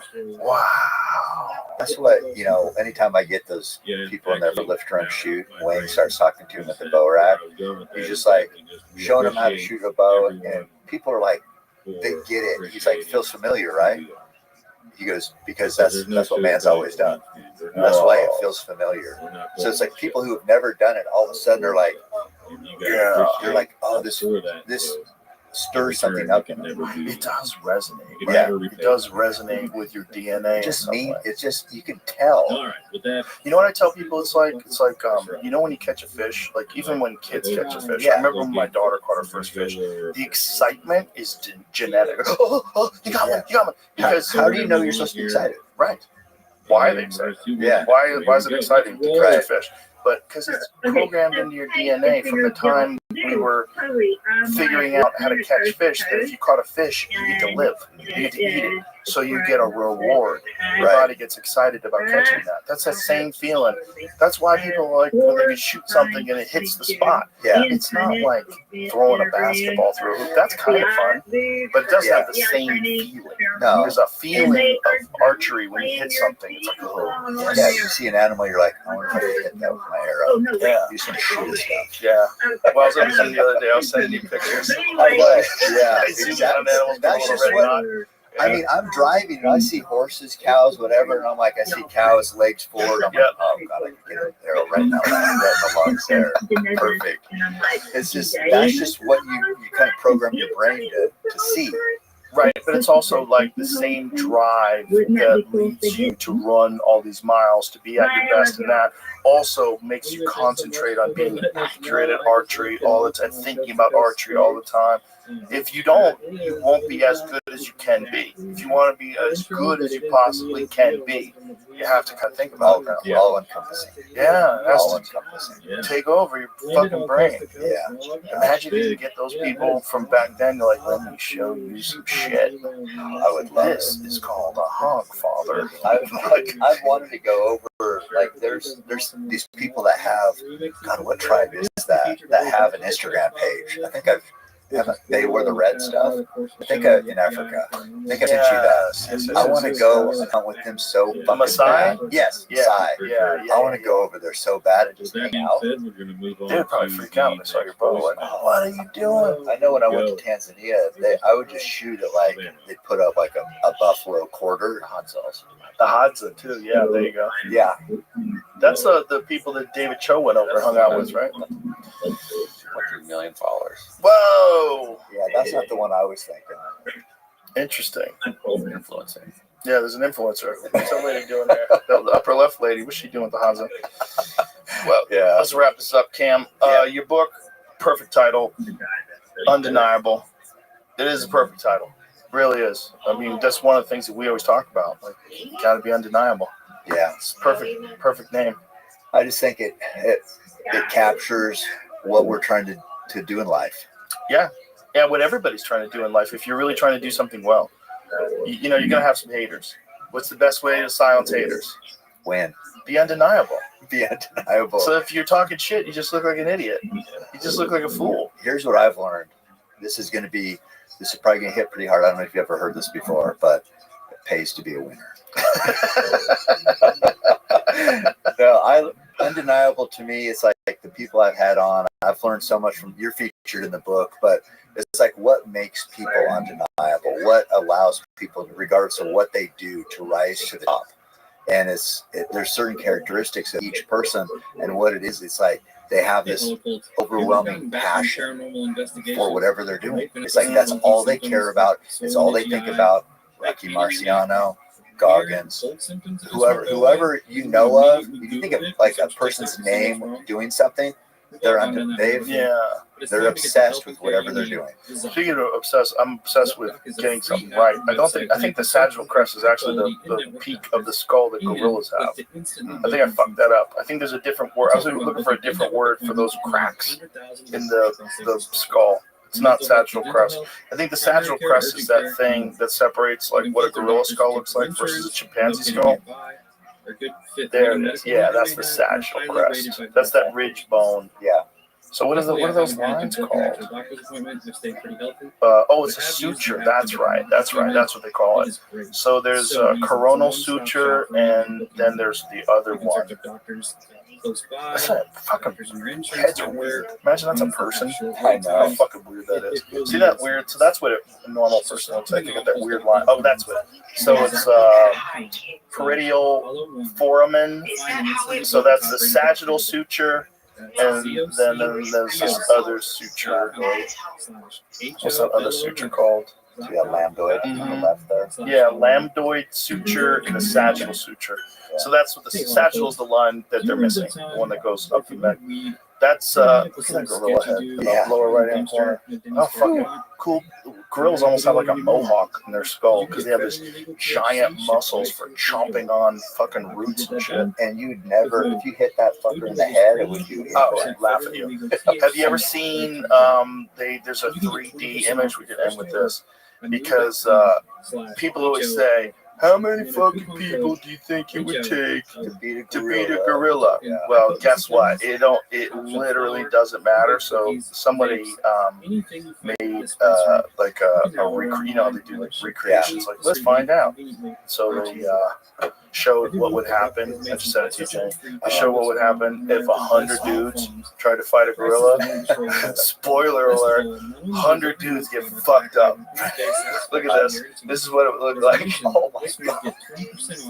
Like the gorilla's trying to run, it just turns around, and just starts fucking people up. Holy shit! Yeah, you got no chance. Could you imagine taking a big right from that thing? I would watch the first couple of dudes take a right, and I would take a left. I would be like, "See ya." I don't think gorillas are gonna chase me, so I'm. In honor of military appreciation month, Get Verizon on his back, he would just grab you with one arm and throw you fucking 50 yards. He would grab you, and his grip would break your fucking ribcage. It would just, his fingers would probably penetrate the skin and go right through your organs. Hey, look, he's just fucking all these people up. That guy took a couple in a row. He's probably tried this already. They probably already had. Look at this. All these other guys are like, "Oh, I'm gonna give it a shot. I'm gonna give it my best." Yeah, why is this guy still there? I don't know. He's a big force. Like he's running, trying to bitch ass hammer fist hit that gorilla. It's not, if you get your kind of bell rung a little bit, you're kind of dazed, and then you're just standing there. Look how far he flies too. When it hits him, boom. That would be a good one to end on, but here's what we really need to end on. Because last time, Endure was like the #1 seller, and they put it number 7 or something on New York Times. So we need. Why was it? We need #1. We deserve #1. We should be #1 this time. You didn't get #1 because of some weird shit. It's not because the New York Times bestseller list is an editorial. Yeah, that's what's weird. If it just goes based on sales, Endure would have been up there, but they gave me #7. So crazy. Just give me what I deserve this time. Why you lying? I don't know. If you're gonna have a top 10, why lie? You're lying. You can't decide that this one's a top 10 because it's made by a transgender person of color. Is it better? I don't know if it helps me to call them out or no. They're gonna fuck you. No matter what, but America will know. But on Amazon, that's not curated, right? No, so that'll be sales. legit. That's that'll be sales. That'll be legit. So that's the one that should count. But yeah, I mean, the whole point. Also, I wanted to also end on. I wouldn't have had the success with those books if not for you.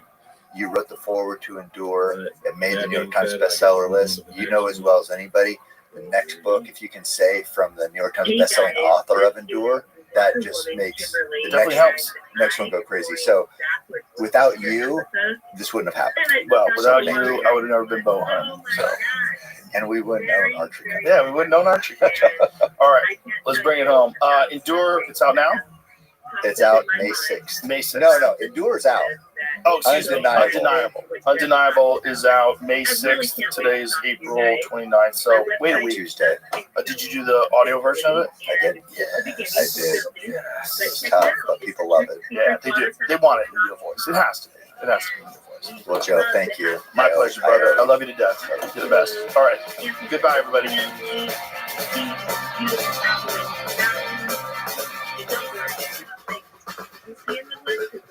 But it is one of the smartest things in America. That's why NASA put a telescope right down the road, and it's now become an observatory. The Joe Rogan Experience. Train by day, Joe Rogan podcast by night, all day. Just want to throw that out there. Go, Jose, my man. I cannot believe I'm here. I can't believe you're here. I'm so happy, yo. I remember when, people began telling me, hey, Joe Rogan? And I was like, Joe Rogan, what? Because I'm always lost, right? Yeah, Joe Rogan loves Bazaar. Yeah, loves Bazaar in Las Vegas. It's my favorite restaurant in Vegas. Loves Bazaar meat in Las Vegas. And I'm like, really? Shit. You're happy every time you listen that anybody likes your restaurant. Well, your restaurant is set up so good. When you walk in, those Argentine grills are going with the live wood fires. Oh, and you smell the steaks right when you walk in. Oh, it's perfect honeypot. Because if you're not hungry, you get hungry the moment you walk in the door. So Bazaar, I opened first one. Oh my God, they were 15 years ago in LA. In this hotel, amazing hotel, SLS, by Felipe Stark. San Nazarian was the brains behind the whole project. And the restaurant just became, wow, big hit in LA. It was a crazy place. It was like Alice in Wonderland, like Joe in Wonderland. But then when we were opening SLS, the same hotel in Vegas, we were like, let's do Bazaar, but something else. And obviously what everybody loves in Vegas is a meat place. So we got the spirit of the original Bazaar, same dishes, the whimsy, the cotton candy foie gras, the Philly cheesesteak that you eat in one bite, but we brought meats from different parts of the United States, different parts of Spain, Europe, Iberico pork, big grills, and was kind of fancy. You could go fancy. You could go cotton candy and cones of caviar, which, by the way, I have here some cones if you're hungry later. But then you can go and you eat a steak. That's it. Why is Vegas a big meat place? It feels like there's a lot of steakhouses. A lot of steakhouses. Not a lot of great ones, though. A lot of women. Overall, it's good. I'm not gonna be the one saying. There's a few that you can. I'm not gonna be the one. I'm not gonna be. I mean, listen, it's great chef. My friend Tom Colicchio has one. What's that one? I don't even know. There's so many casinos. I don't know. But Tom Colicchio, the chef. Wow, you know everything. Yeah, that's what we've been to. Oh, that one's great. Yeah, that one's Tom is a great guy.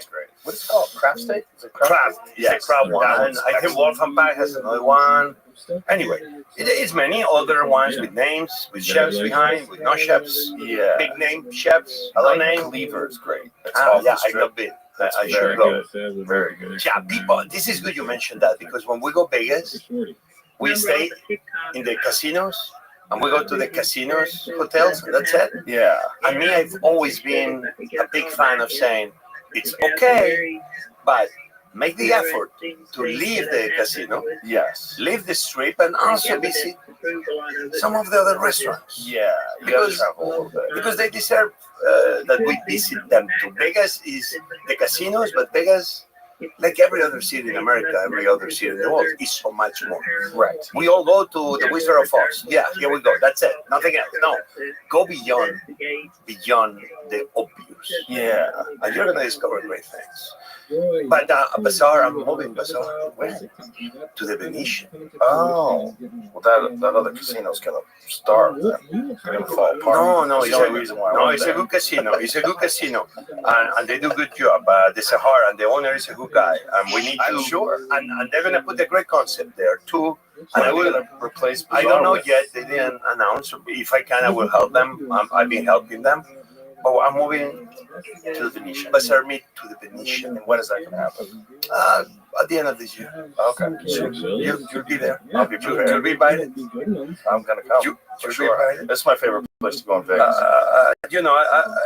I'm very happy because it's almost, I don't know if it's the same as when a player moves to a new NBA team. Sometimes works, sometimes doesn't work. No, Bazaar meat will work. But it's that feeling, right? It's like I'm going to this new casino. It's great, closer to my other restaurants at the Cosmopolitan. Mm-hmm. I can go walking from one to each other, and better for me. Yeah. And then I had the other Bazaar, which is Bazaar. Man, I'm sorry, it sounds like a commercial, but no, restaurants are like my babies. I've eaten at your place in Chicago as well. Yeah, the Bazaar meat in Chicago and Bazaar Mar is great. Excellent. So Bazaar is kind of, again, restaurants for me, they've never been business. God knows I'm not the best businessman. I'm surrounded by good business people. I am a creative so good, though. I think that's why they're so good. I think if you were just concentrating on making money, it wouldn't. Well, I should. You shouldn't. You keep doing what you're doing. It's not a bad thing, but I am you are a storyteller. You are a storyteller. Yes. You are a troubadour, a medieval troubadour that will tell the stories of what was happening around the castles and courts in medieval times in Europe. You're a storyteller, right? I am not very good at anything. My English, I miss a lot of words that I wish I knew. So but it sounds cool. I could express myself better. No. But I'm a storyteller, and I tell stories through dishes. That's who I am. Yeah. Well, you do a fantastic job of that, and the passion that you have for food comes through. It comes through in your restaurants. It really does. Like, you can tell the difference between someone who just really loves food and someone who's just trying to make money. So it's good that you're not a good businessman and that you surround yourself with good businessmen, because that's all you need. Good businessmen that you can trust, and then you concentrate on what you do best. That's a perfect marriage. You know that I'm 55. I'm about to become 56 in July 13th. I born in 69. And I realized, not only as a chef, but as a person, as a man, as a father, as a husband, all the different labels we all have. It's always that the more you know, the more you realize you know nothing. Right. In the old days, I will be 23. Yeah, I know. Now it's like, I don't know. Tell me. And even if I know something in a conversation, I used to tell, do you know about? I say, I don't. Why? Because I want to listen. Because I want to learn. I realized that me leaving home fairly early and not going to university and not even beginning the first year of high school, I was out. I didn't even graduate in the first year. That one of the things I needed was receive education, but not in the traditional way. The traditional way was not for me.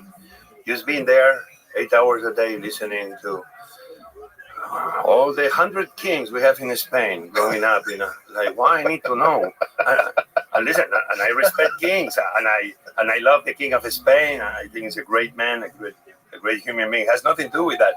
It's only I didn't want to know about the other 200 kings we had in Spain in its history. It's not what I was interested. Yeah, I would be interested in knowing what they did. That was amazing, but not knowing their names and their last names. I didn't care about that.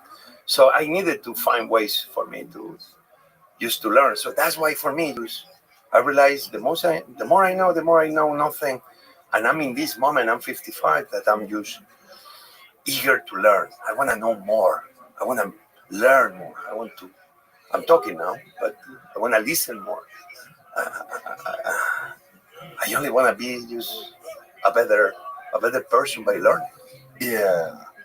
Well, that's beautiful. And when you're young, you think you know everything.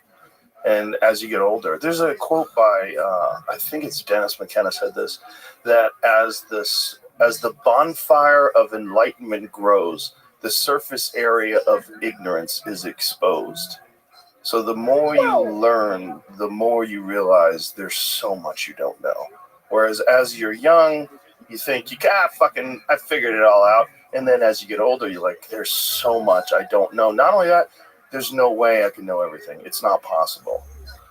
That's why fools argue about things that they don't know. Instead of just going, what is that? How does that work? Well, instead of actually being genuinely curious, fools like to try to pretend that they know more than they know. But it's not possible to breathe underwater. Don't pretend you can. It's not possible to know everything. You just can't. There's going to be people that know things that you don't know. Celebrate that. Enjoy it. I think that's one of the best things that's ever happened to me through this podcast is I get to talk to so many different people that have lived so many different lives and have so many different passions and so many different interests and so many different things that they've studied. It's an amazing education. But I was a lot like you. I did not want to sit in school. Whatever ADHD is, I have it. Whatever the fuck it is. I'm raising my hand. I got it. I mean, it's like sometimes when I have people, my son has this. I'm like, well, what? Your son is an amazing human, a smart individual. Yeah. And I feel like I connect with him because I think we are alike. So yeah. I raise my hand. I am that too. I subscribe to the idea that ADHD is a superpower. I really do. Because I think the people that can't focus on nonsense, generally speaking, they can focus on things they love. Really focus. They get really excited about certain things, but everything else they can't be bothered with. Like when I was a kid, I remember being in math class and checking out because I said, wait a minute, can I do this on a calculator? Yes. There are calculators, right? And there's an unlimited supply of batteries, right? They said yes. I'm like, I'm out. I'm not going to think about math now because this is not something I'm interested in. If I can do all this math on a calculator, why do I need to learn how to do it? Now, obviously, that's a dumb way to think. I was 13. But I remember thinking that at 13 years old. I'm out. I'm not going to think about this anymore. I'm just going to use a calculator. This is so stupid. Yeah. Just give me the result. Yeah. I don't need to know how you made all those numbers work. I know it's real. Okay, that's great. I'm interested in other things. But the thing is, school was designed to make good factory workers. That's what school was designed for. The American school system, at least, was designed by the Rockefellers. And what they're essentially doing is preparing people to be cogs in a wheel. They were preparing people to just show up and do what you're told and live this life of quiet desperation and just sit there and absorb whatever they tell you to, because you're going to have to go and work and do something you don't want to do all day long and show up and do it again until your body stops working and you die. I don't know if I will 100% agree with that statement in the sense of this was created by design. I think, well, the school system in America certainly was created by design. Yeah, but the idea of sitting people down, especially young kids, for 8 hours a day is a ridiculous idea. But the schools and education go way beyond America and go back in time. We was always an interest for writing and teaching and sharing knowledge. Yeah. And obviously the very few lucky ones, centuries and centuries ago, were the ones that were able to acquire that knowledge.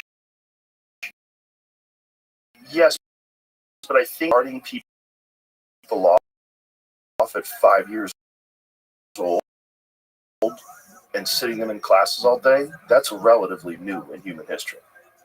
This is what I'm talking about. This sitting people in class all day as children is relatively new in human history. This is not something that people did hundreds and hundreds of years ago. When you think about all the great scholars of the past, they certainly learned. Yeah, they didn't do it the way they're doing it today. I'm not an expert on that front, but I can tell you when my daughters began going to school, my wife decided to take them to Montessori. Oh, that's where everybody's in the same grade, right? The type of learning and the type of teaching and the method of Montessori, I was fascinated by. I was so fascinated that I almost felt like as a dad, I had to go to a school to learn the Montessori system myself, because that was great. I thought my daughters use a great framework to understand how to be themselves, how to organize themselves, giving them the freedom to become the woman they are becoming. So for me, just watching them through, when they were 4, went to Montessori, I thought it was amazing, because I saw little human beings that they were far away from age.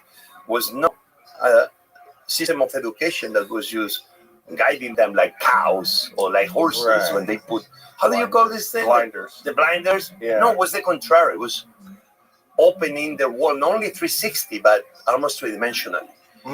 Giving them options for them to be their own owners of their destiny, I will say. I think that's why my daughters became so highly opinionated.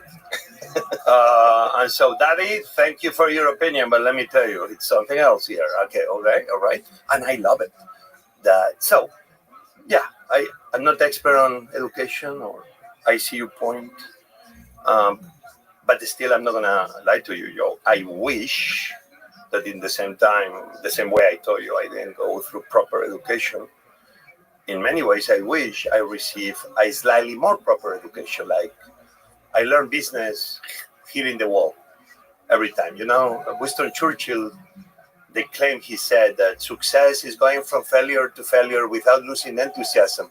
I had a lot of successes, but I had my share of failures too, like I'm sure everybody does. Yeah. But what makes the difference between looking down and never moving again, or picking up the pieces and let's do it again, is enthusiasm. That's a great quote. Failure to failure while losing enthusiasm. That's a great quote. Well, I don't know if it was accurate. his. You know, every phrase that is a good phrase, and they don't know who did it. Right. Let's give it to Winston Churchill. Or Socrates. Yeah, Socrates. There's always a bunch of those. Yeah.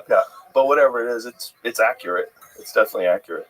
I just think that there's a lot of different roles in life. And the problem with traditional school is that they're preparing you for a job. And I think there's a lot of like very creative people that would be served better if they had a more open-ended education and they were allowed to just pursue their interests and be excited about certain things and just get a rudimentary education in other things. That's just my opinion, because I think there's certain people that they just don't fit in with a regular 9 to 5 life. It's just not for them. And like I said, you can call it ADHD, whatever you want to call it. It's not. All my friends, everyone I hang out with, I don't know anybody that's like built for regular life. Yeah, on that I feel I'm more in your club. I think the best university is the university of life. Yes, as long as you're really engaging, as long as you're really doing something and really challenging yourself and really applying yourself to something. I agree with you. And, you have to have I think the more interests you have, the more things you're fascinated by, the broader your understanding of human beings will be, and the better your life will be. Yeah, and engaging. Yes, engaging. I know lately I've been, taking the taxi ride or the Uber ride, or I drive myself sometimes. But I'm realizing, for example, that the most fascinating moment is when I go back to use on the subway. It's use and just talk to people. It's just great. See people watch. Well, I mean, in your case, everybody will recognize you. In my case, it could have been a podcast. They recognize me too, obviously in DC, New York, and then things happen. So you have to engage for all these things of education, as you said, to happen. Yeah. Because it's the only way things happen. I mean, I have this new book. This is another commercial, Change the Recipe, which I'm touring right now, and I say one of the quotes I give is very important to me. I mean, it's a phrase probably you heard. If I said something, I said it in my sleep. Life starts at the end of your comfort zone. Mm-hmm. You and I were talking about education. Yes. That means that the true education happens at the end of your comfort zone. Right. I don't know. Because if you are not pushed to the limits, what it is what it is, and that's it. You don't need to know anything else. You don't need to learn anything else. You're in a safe space. You're in your cube. You're in your room. Yeah. Everybody is protecting you, and the system protects you, and you are okay. The only moment will become interesting is when you leave that room of comfort. You go to the edges of that horizon, and you cross that line of the horizon. That's the moment that life gets really interesting. Yes. Yeah, I agree. I think just a lot of people that don't have experience challenging themselves, they get fearful. They anticipate things, they get anxiety, and they just never learned how to challenge themselves. That's the problem. They never walked out on the end of the pier, so to speak. They never push themselves, and because of that, they're terrified of it. But you need like little baby steps. Do something you've never done before. Go take a yoga class. Go learn how to speak Spanish. Go do something. Do something different, and then try to do something else different. Try to add a little bit. Don't just go right into like doing a triathlon. Like do something that just makes you a little nervous, and then try to build on that. But do it intentionally. That's my advice. Remember that is a reason why people sometimes they are so scared of the world, because actually the world is a scary place. It certainly can be. I think the world is a wonderful place, but for centuries, for thousands of years, planet Earth is beautiful, but the world is full of dangers. Yes. Just get lost in a forest. Yeah. Without anybody, without anything, even without a knife. Yeah. And things are going to happen. Yeah. A scuba dive in the waters, in the dark ocean. Dangerous. There are things moving in the water. Yes. Things are complicated. If you are trying to feed yourself, is this mushroom poisonous or not? To be a human. Yeah, I'll go. To be a human for centuries, for thousands of years, was a dangerous place. So I'm only saying that this is part of that is part of who we are as humans, that want to be in a place we feel protected. Yeah. And equally, we want to protect our loved ones. Yes. So it's just a human natural response through the evolution of humanity for thousands of years. That is true. But also, to the contrary, when you take risks and then you get rewards from those risks, you then start getting very excited about taking risks. You get excited about adventure. You get excited about doing things where you're not putting up the new bizarre meats at the Venetian. Who knows? Who knows? I think it's Adi, great. if you really want to know, just watch the stream. Like new things, See what new I said. challenges. New challenges are exciting. But that's why If you really want to know, even watch the sometimes stream we and feel see we what want I to said. be If I alone said in a anything. cave That's what you're saying before. on the top of a mountain right before I came in. You were saying that you want to open up a restaurant where only 4 people can go. Yeah. You have to get to the top of the mountain. And you have to walk 20 days. miles. Yeah. And if you get there and the first seats are taken, you have to wait. You have to camp until next day. That's Get it. a camp out. Yeah. Yeah. Yeah, and no bottles of oxygen and all that No crap oxygen. that people Fuck that off. go to the Everest do. Yeah, that's ridiculous. Yeah, I don't get it. I don't get it. Yeah. Big line of people. Yeah. They say, I got to the top. Yeah, I got to the top, and they had 10 guys carrying their belongings, Right, and Sherpas, yeah. the Sherpas and their oxygen bottles. It's like, actually, if I was any of the countries that controls the access to all those amazing mountains, all the top, the 8K, the Aconcagua, and the Everest, and all the big peaks, I would make it mandatory that you have to go on your own. You could argue that, okay, but then scuba diving, you are using air. Why is scuba different? Okay, but I want to be fair. It will be an argument, no? Jose, you like scuba dive? You can go down into the ocean and you can bring air, but I'm going to the Everest and I cannot bring air. But I take my bottle with me. I don't litter the bottom of the ocean as I scuba dive. I leave the ocean as I found it. That's the real problem with Everest, is the litter. And the human waste. Tons of poop. Just human poop all over the side of the Joe, they're not going to be holding their poop. I get it. But I get it too. But they can put it on a bag, maybe, and take it with them. Well, they can't take the bodies down. The trains, people die there. How many bodies are on the side of Everest? Well, how many bodies? How many bodies are on Everest? As climate change, it's got to be dozens. Taking down some of the ice and the snow. And listen, bro, there ain't no climate change up there. That's gonna be cold for a long. I don't know. I've not been, not yet, but who knows? But some ice is disappearing. Yeah. How many? Over 3 people have died, and many have been unclaimed. This doesn't say that. Over 30? Over 300 have died. 300 have died. It says many have been It's a very unclaimed. dangerous thing. Even 200 bodies approximately still on the mountain. Yeah, they have like, there's a map where all the bodies are. But I see your point. But this is an interesting try that people want to go to the top peaks. Even myself, I thought about it. Mm-hmm. Like, do I do that one day? Because, as you grow older, it's like I have all these things I want to do in life. And I want to do check. Yeah. I want to go Joe Rogan. Will he invite me to his show? Like, let me send him a text message. Check. Here I am. So maybe one day I should do it. But I want to do it in a more, like the old days, in a more.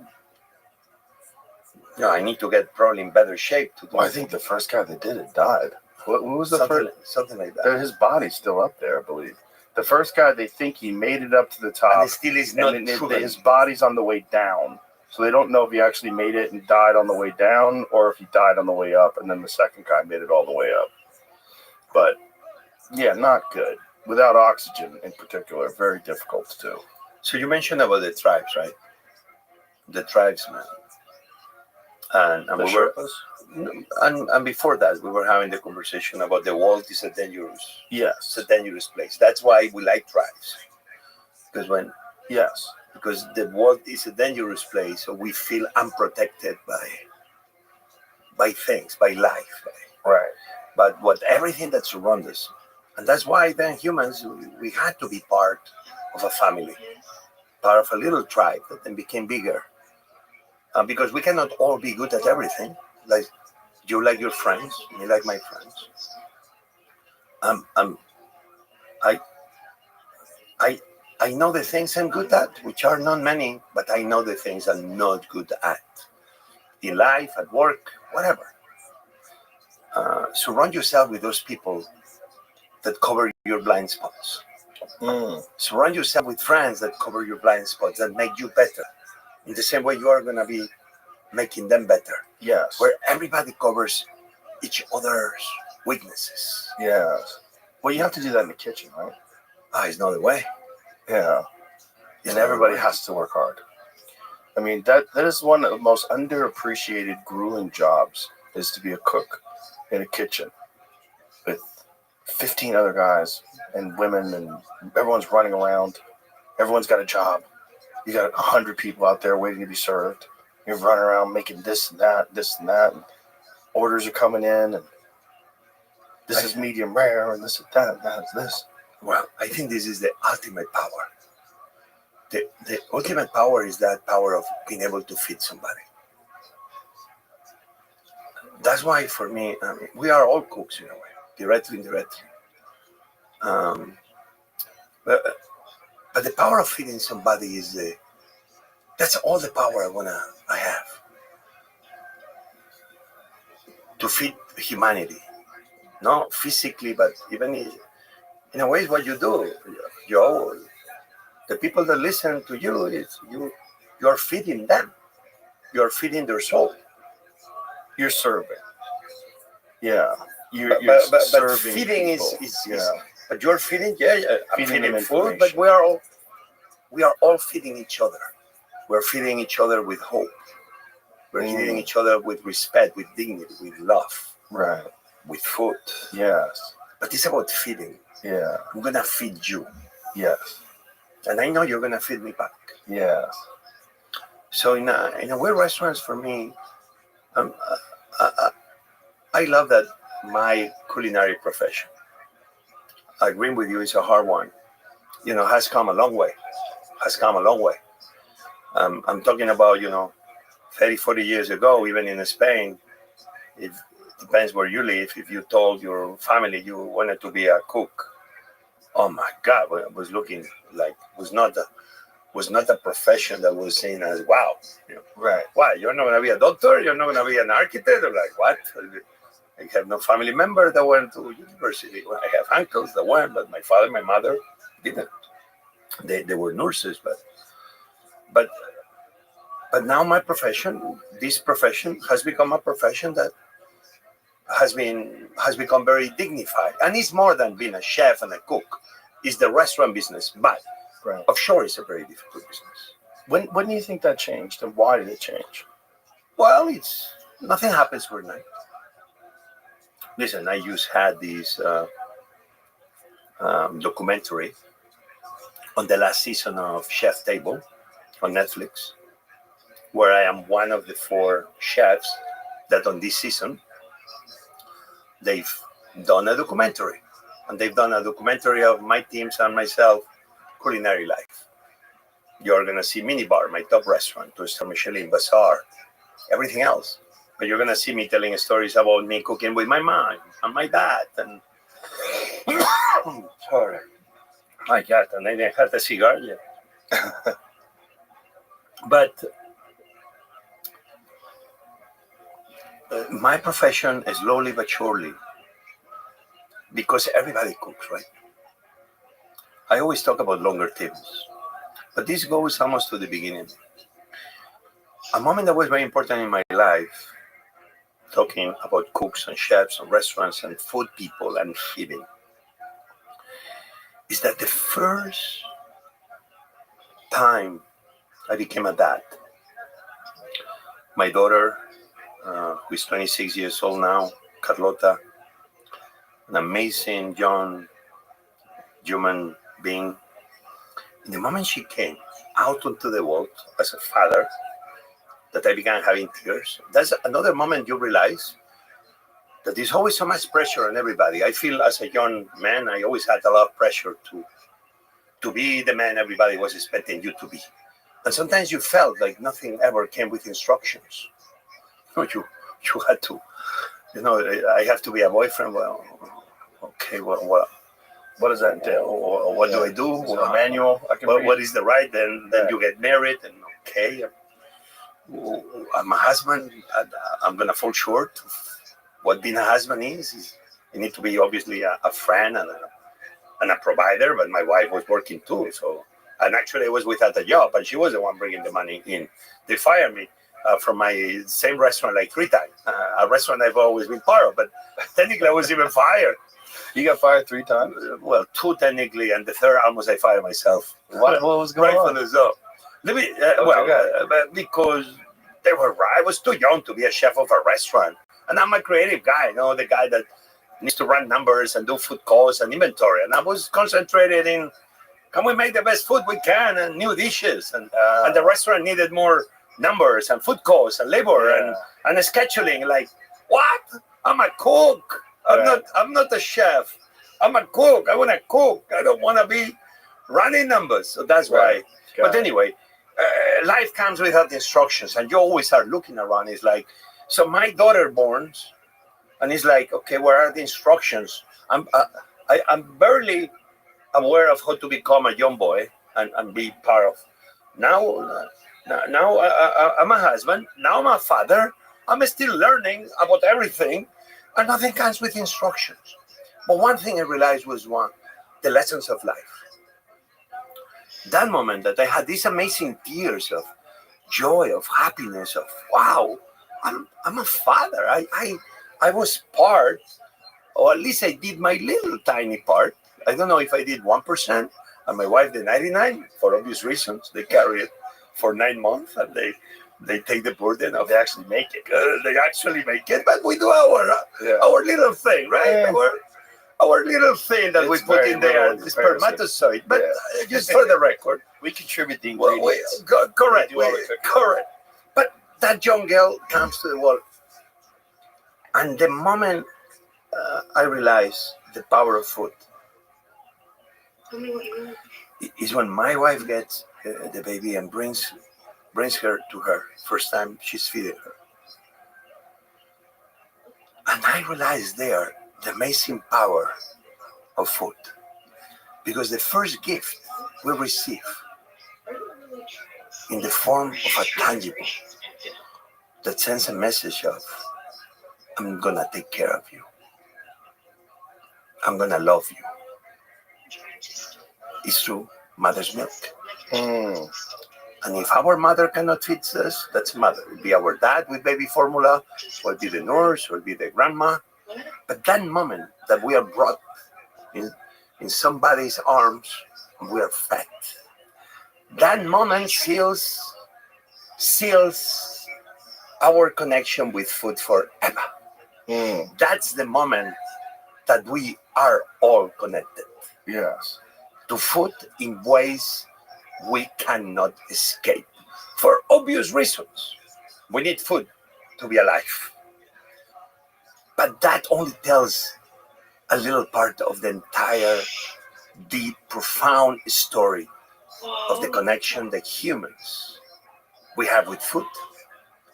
And that's why then being a cook, yes, is one of the most fascinating professions, because in a way, we are only the ones that we keep the legacy of the mothers feeding humanity. On that first mother's milk that sets the ground rules of why food is so important in our lives, in who we are, forever. Well, it's also an art form. And it's a temporary art. It's an art that you consume, you eat it. And I think because it's not like music that you can listen to over and over again, or comedy, or a movie, or literature, we don't think of it as an art form. I didn't realize it was an art form until I started watching Anthony Bourdain's show, No Reservations, the original one on the Travel Channel.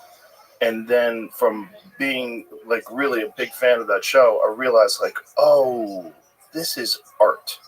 And because of his narration was so brilliant, because he wrote all the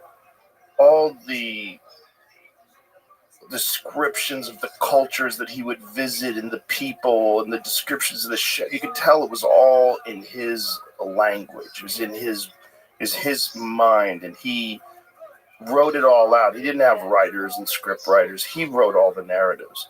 And I think then I realized through his passion for food and his passion for cooking and his deep appreciation for other chefs. It wasn't about him. And he was always very self-deprecating to his own abilities to cook. It was about other people and how amazing these people were and how he loved to go and visit them. And sometimes it was someone's mother that would be just cooking Sunday sauce, some Italian mother, and he would have someone translate what she was saying. He would ask questions. It's like, then I realized, oh, this is an art form. And I never considered it was an art form until I was a grown man. And I was a little embarrassed by that. It was like, oh, that's a blind spot. Like, food is not just delicious. It's a form of art. There's something to it. It's just an unheralded art form because everybody needs it. And it's not always art. Like, Twinkies aren't art, but it's food. It's calories. You need to consume it to stay alive. You need food. So you don't think of it. But when it's done with passion and when it's done in this creative way, it's like you talk about it forever. It's amazing. It's like going to see an incredible concert, or it's like going to see a movie that just rocks your world. It's the same thing. It's just someone expressing themselves through a medium, and that medium is food. And it's the one medium that we all consume. Everyone consumes that medium. When I talk to people and they say, I don't really care about food, it's just fuel for me, I'm like, well, you're an idiot. Like, you're missing out on life. You're missing out on a giant chunk of life, which is delicious food, and delicious food that you enjoy with others, which is also part of food. Enjoying delicious food by yourself is not nearly as fun as enjoying delicious food with other people. There's something communal about it, which goes back to our tribal ancestors sitting around the campfire, enjoying something that we cooked. And our mother feeding us for the first time. Yes. I miss Tony. Yeah, me too. Me too. I miss Tony. I did. We did few shows together. He'll always invite me. Eric Rippert, he did many shows with him. And we spent a lot of time together, especially Januaries. We'll gather in the Cayman Islands. We did that for 15 years, for 1 week every January. Oh, really? Why the Cayman Islands? Because Eric has a hotel there, a restaurant. Eric Rippert, the nicest, talented chef, Le Bernardin, restaurant of restaurants. And Eric, Tony, and myself, we call ourselves the Three Amigos. And we'll spend time together, smoking a cigar, doing nothing, walking on the beach, scuba diving.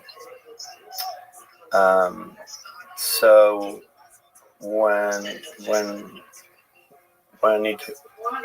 Tony decided just to move to his next stage in life and left us, I was in Guatemala. I was actually with World Central Kitchen. Was a big volcano there, Volcano Fuego. And it broke my heart. I remember speaking to Eric that day. And just what happened was that less than a month before I was with him in North Spain, Asturias, where I was born, shooting what it became his last show.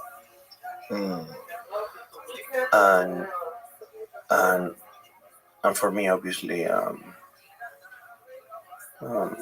was a hard moment, because it's not like I lost a friend in a very selfish way, and Eric, and I know so many hundreds of thousands, millions around the world lost a person that, in so many ways, he's probably listening to us, Joe, and in so many ways, when I listen to you, you sound like him.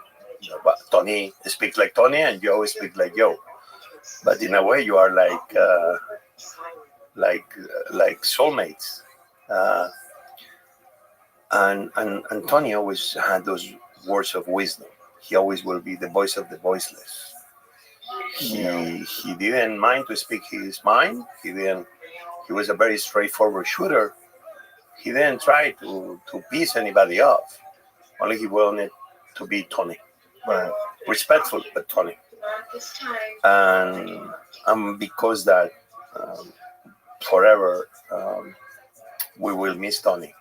Even I think he never left. He's here. He's in so many parts of all of us. Yeah. Because his way of telling stories, he waits to listen to the people telling those stories, and him becoming the medium of making sure that we will learn that the world was a beautiful place. I remember the story he did about Iran. He went to Iran. Like sometimes you think about Iran, and if you read the news, it looks like the people of Iran, they are, and you see the show, they're like, man, Iranian people are great people. Yeah. Blame the leader, maybe, or the leaders, but the Iranian people, they're good people. They're like you and like me. Maybe look different. Yeah, that's maybe they have a different language. Yeah. Maybe, and obviously we know a lot of Iranians who are here in America, and they're wonderful people. So his show, what he did, the legacy of Tony, is that he showed us that the world is not such a scary place, that it's okay to open yourself to the world. What we were talking before about people that they get into their cocoon and they don't want to move beyond their comfort zone. Tony showed us that the people that are not like us, they're actually okay. They're just different people that they're going to expand our horizons and our thoughts about life. That was Tony, and he did it through food, and he did it through his amazing, amazing poetry. Yeah. Yeah, that's perfectly said. It took a long time for me to be able to watch a show after he was gone. I love the painting you have in the entrance. Yeah. I didn't cry because lately I've been trying to hold my tears, not because I feel a man should not cry. I'm a guy that cries easily, and I love it. But when I saw it, first thing, I come out of I open the door, and there is this beautiful big portrait of Tony, and I'm like, okay, I have a feeling I'm home. Yeah. I've got a couple. I've got another one I'll show you that's in another part of the studio. I got a lot of art in the studio, luckily. It's nice. I love art. I just love being around people's expressions, different things that people have created. I just love things that people make. If there's anything that I couldn't live without in this world, I need to be around people's creations. It's very important to me. I like seeing it. I like it to be all over the walls. I like it to be everywhere. I want to touch it. I want to see it. And when I found out he was gone, because my friend Maynard is the lead singer of Tool, and Tony had really gotten into jiu-jitsu. And that's how, one of the ways, I was friends with him before that, but that's one of the ways that Tony and I got closer, is that, he knew I was a black belt. And I've been doing jiu-jitsu for decades. And so he would ask me questions, and when we were doing the show together, it was really funny. When I did one episode of No Reservation, we went pheasant hunting in Montana, and part of the day, he's asking me how to finish Darce choke. So he and I are on the ground, on the dirt, and I'm saying, now when you're in this position, I'm showing him how to strangle people in the dirt. So we're like wearing hunting clothes and boots and everything like that, and I'm like, no, this way, and then trap the head here and turn it like this. So we're like, now do it to me. Like we're working with each other, like on the ground. And he's like fascinated by this martial art. And I thought it was wonderful because like he's this sensitive, creative, poetic guy, but he found the beauty in jiu-jitsu. It's just like, to the outside person who's the uninformed, it looks like this brutal caveman activity, but it's not. It's a very complicated, intelligent, creative martial art, and he was obsessed with it. And he didn't start doing it until he was 58 years old, which is kind of crazy, but he really got obsessed with it, entered into tournaments, age-appropriate tournaments, and did really well. And so he was training every day, sometimes twice a day, like we got just taking private lessons, and like really got obsessed. I can tell you that because when we were shooting in Asturias and a few other places, Cayman Islands, one of the things he always did is finding out where was the local jiu-jitsu hanging, place. Uh-huh. And it's very funny. In Oviedo was a place, and he will go there. Yeah. And for 1-2 hours, he will be fighting against local guys. So it was fascinating to see how, even on weeks that he was supposed to be concentrated on shooting, he always found time to do what he loved. So Maynard got his black belt recently, and Maynard was also like very into jiu-jitsu, and he was joking around like maybe one day he and Tony would have a celebrity jiu-jitsu match. So I'm in Chicago. I'm doing shows in Chicago, and I get a text message from Maynard and says, so much for that celebrity jiu-jitsu match. And I'm like, what does that mean? And so I'm like, I don't even know what that means. That was the moment. And then I Google, and I have this feeling, and then the news, and then it all hits me. I'm like, oh, fuck. There's moments when people take their own life where the worst feeling is, I feel like if I was there, I could have stopped him from doing that. That's the feeling, eh? You know, the feeling like he just was alone. You know, sometimes you just, you're not alone and you're going to be okay. Like, whatever you think is going to be the worst thing that's happening here, it's not. You're loved. You're loved. You're an amazing person. There's so much more to see. You don't want to leave these people behind. You don't want to hurt them. You don't want to hurt these people in your life. You don't want to hurt your family. You don't want to hurt your daughter. You don't want to hurt your wife. Don't do it. Artie, please mute yourself if you're not talking to me. You're alone. And it's, sometimes, I don't know. Maybe I wouldn't have been able to do anything. Maybe I'm wrong. But there's that haunting feeling that I could have talked to him. Thank you. I go, man, that feeling fucking sucks. That feeling of Artie, I'm gonna mute you if you don't mute yourself. If I was there with him, I think we could have had some laughs. Mute yourself if you're not talking to me, please. And we would have been okay. That's I bet you feel the same. Artie, I don't want to hear your conversation with your grandmother. Please mute yourself. I'm trying to sleep. Obviously, I'm not going to talk on behalf of Eric. But Eric was so strong.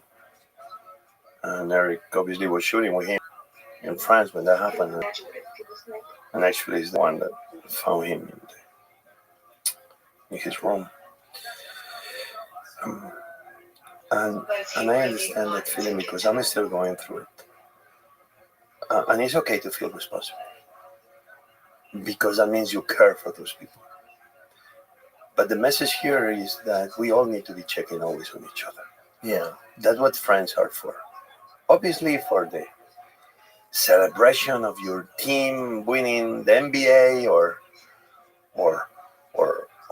having a beer or the birthday or a party or celebrating life or playing darts or just having beers with no plan. What are you doing tonight? Yeah. I'm having a beer. I'm joining you. Great. That's great. The celebrations, that's what we're here for. But the true moments of friendship obviously are those moments that even you show up when you are not invited because you feel something maybe is off. And it's okay to knock on the door. It's okay to pick up the phone. It's okay to maybe get on a plane. It's okay to. And obviously, I guess like you now, Joe, that I'm learning about and gives me joy to see that here another person that really loves. And Eric and myself and so many others around the beautiful life of Tony that we wish were there, right? Yeah. So I think if anything, I don't think it's a lesson. It's only, let's always be there for each other. Yeah. Let's always be there for each other. And let's all be, even if, especially when we disagree about anything. Yeah. Just let's be kinder to each other, even on the disagreements. Yeah. Of the people you know and of the people you don't know. Right. Because we are all more connected than we think. And what we say and our opinions, they may be touching and affecting somebody else. Somebody else we know, somebody we don't know. So that's okay to celebrate the good times and agree all the time when we can. But there'll be moments that you don't, or moments of sadness, or moments of hate. just be kinder, even in those moments of disagreement. If anything, that's the lesson I always take with me. Because you don't know what anybody may be going through. Right. You don't know what anybody may be going through. Another lesson that I've taken with me is that any conflict that I've ever had with a person, even if I was correct, even if I was right in being angry, even if I was right in the mean things that I said, I never felt good afterwards. But every good interaction that I've ever had, where maybe me and a person disagreed, but we came out of it smiling and hugging, and we found common ground, then I feel great. Always feel great. You know, there's going to be people that you run into in life that are stubborn and they don't want to avoid conflict. They want that conflict. They feed off of it. They're stupid.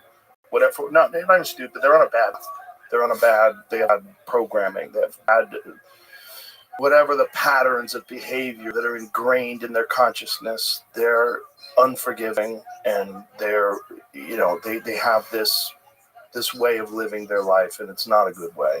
And you can't fix everybody, so you just gotta, when you encounter those people, you have to be able to filter people out of your life. You have to know, like, some people you can't interact with, but the people that you can, just try to not have conflict. I don't want any conflict. I'm not interested in it. I'm good at it. I know how to do conflict. I literally do it professionally. Sure, you can break the neck of anybody. But I mean, even verbal conflict, I'm not interested in it. I'm not interested in physical conflict, and I'm not interested in verbal conflict. That's just not. It's not what I like out of life. What I like out of life is fun and joy, and being around interesting people and challenges, and doing difficult things and creative things, and learning about myself, learning about other people, learning about life.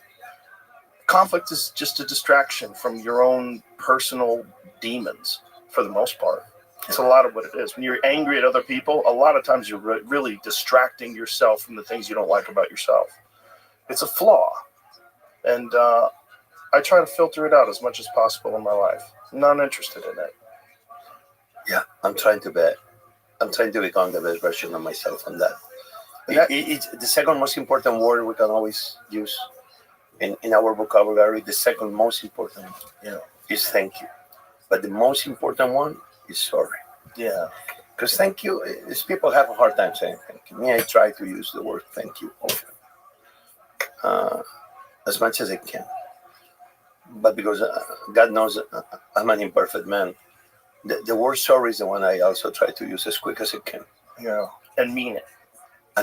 Yeah, that's the thing. Don't say sorry because you want someone to not be mad at you. Say sorry because you're actually sorry, and you are doing your best to change your effort or your behavior or the way you raise your voice or you. But thank you is important. Second most important is sorry. Yeah, because it takes humility to say sorry. So a lot of people will never say sorry. That's terrible. It's terrible to walk through life with no humility. It's just so stupid. It's such a silly way to go through life with no humility. Like, why? Life is such a beautiful place. Especially when you are obviously in cities, you can see how beautiful life is. Even. But when you're in nature, and you're seeing the sunrise, or you're seeing the sunset, or you're seeing the moon, and you see how little you are, how insignificant you are, but at the same time, how God gave us this power to be part of this amazing universe we are part of. Mm-hmm. And then you are thankful there because you are like, oh my God, I am part of something so beautiful. And we all occupy a space on that universe. Mm-hmm. And the space we occupy should be to don't make it worse. If anything, leave it as it is. And if you can, do whatever you can just to make it a little bit better. Right. And that's our destiny in this universe. Yes. You only need to don't fuck it up. That's it. Fuck it up. And if you can do a little bit more, even better. Me, when I am in those places, like I go to the south of Spain, and my wife is from there. Cadiz is where I did my military service in the Spanish Navy. And it's one moment, not too far away from Gibraltar, the little possession that England has there in the south of Spain, that maybe one day England gives it back to Spain. There is a place that almost you can touch Africa? You feel like you can, with your finger, touch Africa in the Strait of Gibraltar. And it's just like, even a movie cannot recreate the amazing place you are with birds and the oceans, the Atlantic Ocean and the Mediterranean, and two continents that want to love each other, but they are separate by that body of water. I look, and I began circling my head in 360 degrees, and I'm like, oh my God, what a beautiful planet we live in. Yeah. Let's not fuck it up. What a beautiful universe. You know, one time when my oldest daughter was very young, we went to Hawaii. We went to the Big Island, and just on a lark, just for fun, we went to the top of the observatory is it Mauna Kea? The Keck Observatory, whatever mountain it is. And we were driving up there, and they said, well, if it's a cloudy night, it's terrible. You can't see anything. But maybe you'll get lucky, and there'll be some stars. You'll be able to see the stars. So we're driving, and as we're driving, I was telling my wife, look at all the clouds. This sucks. We're going to get up there. And then we drive even further. It's a long drive. It's like a 90-minute drive through the mountains. As we got further, we drove through the clouds. And the clouds were below us because it's very high. And the stars were magnificent. It was insane. You saw the whole Milky Way. The entire sky was filled with stars. There's no light pollution because the Big Island has diffused lighting. And they have specific lighting just because of the observatory that doesn't give light pollution, so you can see all the stars from up there. And I remember that day like it was yesterday. Every day, I think, every time I see the stars, I'm like, we're so fucked by cities because we can't see what this really looks like. That's what it looks like. That's what it looked like at night. And I remember thinking, why don't we see that every day?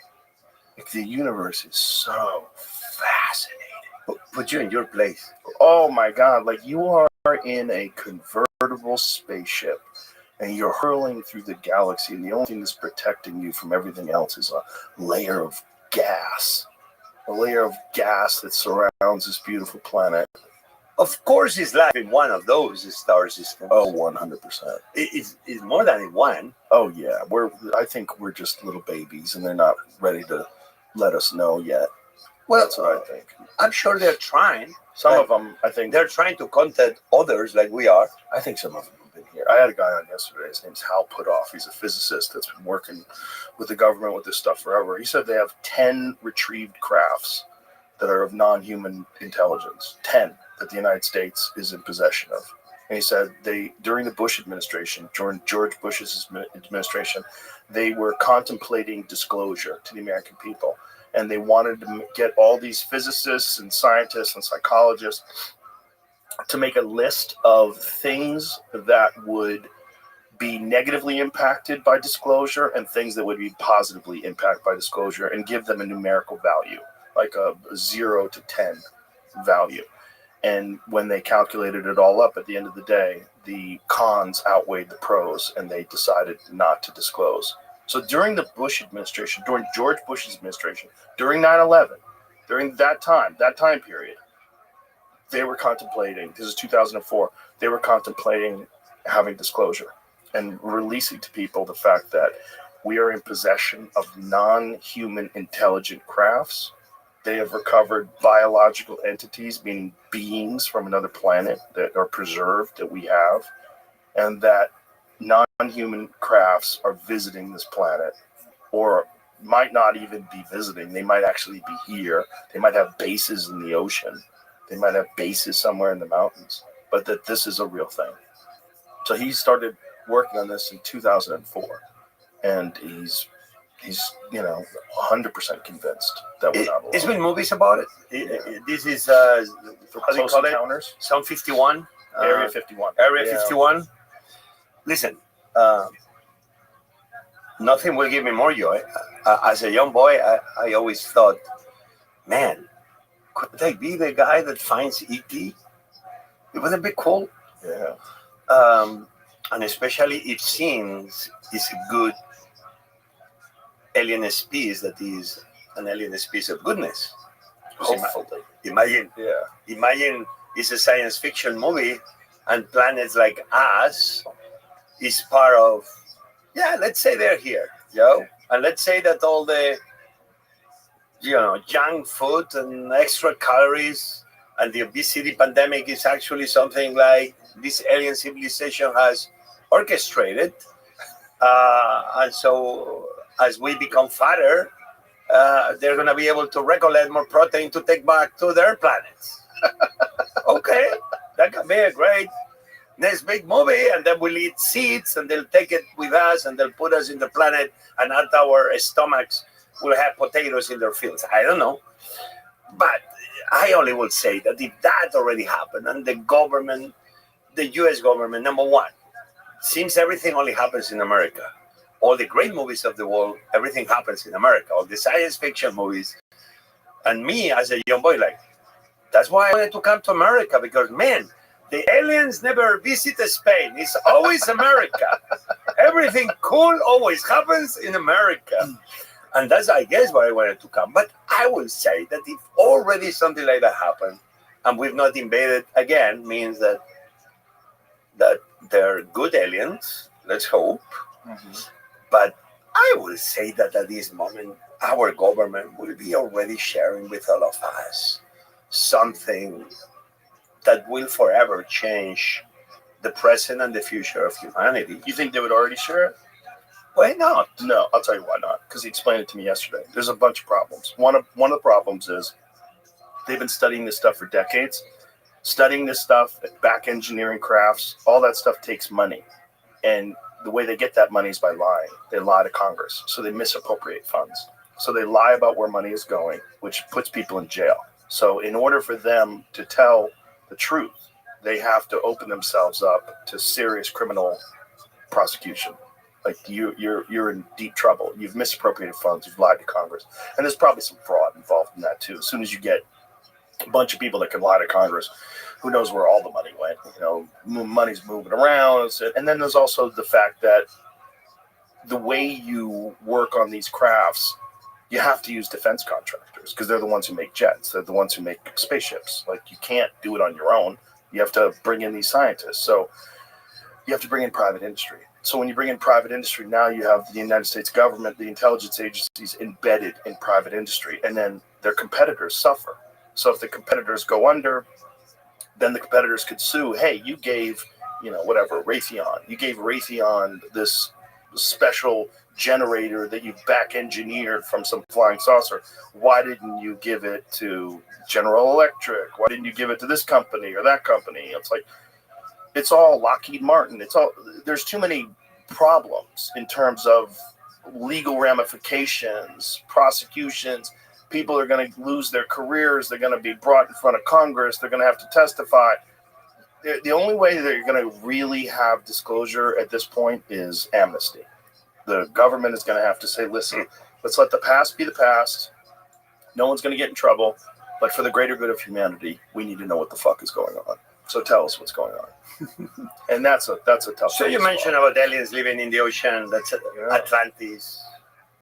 Well, it's not Atlantis. But technically, that's it's a thought. Atlantis, which is the city and the water. Which... No, Atlantis was a city above it. Correct, but Yeah. technically somewhere submerged, and still they're looking for Atlantis. Well, they think they found the pyramids, and some of the Mm-hmm. drawings and paintings. We can go to Peru with the Incas, and we can go with the Mayas, Sure, yeah, Guatemala, and it's a lot of people that always have been trying to make connections of things they found that they say already we made contact in previous civilizations on planet Earth. But I have a hard time believing that this has happened. I respect the obviously who seems to spend a lot of time. I see that you believe in it. The side of me that is the boy that will want to believe that there are other planet people and we are not alone, I will be full of joy. Yes. Hopefully. I hope that if planet there are Earth- good people and that happens, Yeah. that you and I and everybody else around the world, maybe that's the moment that the world becomes one. And all of a sudden we are all fighting. You remember what was the movie? Independence Day. Yes. if they are the bad guys, you and I, you will be doing jiu-jitsu against an alien species, and me, I will be with 2 pens, I don't know, crushing their heads. But let's hope that they are more like E.T. Yeah. No like alien. Well, I would imagine if you look at the trajectory of human life on this planet, the world is safer than it's ever been. People are smarter than they've ever been. People are more aware. We have more access to information. And generally, people are kinder and less tolerant of evil than they've ever been before.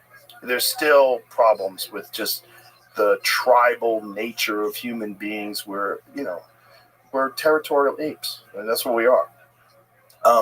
But I would imagine that if they are so sophisticated that they're capable of traversing solar systems, traversing galaxies, and reaching us, they're beyond that stuff.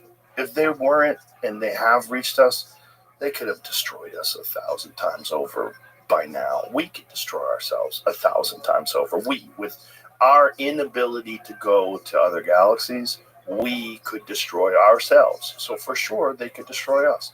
I don't think that's what they're interested in. I think we are an emerging civilization in the galactic sense. And I think that if you look at primitive man and you look at primitive primates and you look at current human beings and our technological achievements and all of our medical achievements and our ability to feed enormous groups of people and our concern about the environment and all the things that make us so special as human beings, I would imagine that would be even more advanced with these species. I think that's the only way they're visiting us. I don't Obviously, think, I don't think that's you no get other to way. us. Yeah, You don't get to us if you're still tribal, territorial apes. Technically, they say that the speed light will be almost, even if we are able to achieve a speed light, that our human body itself will not be able.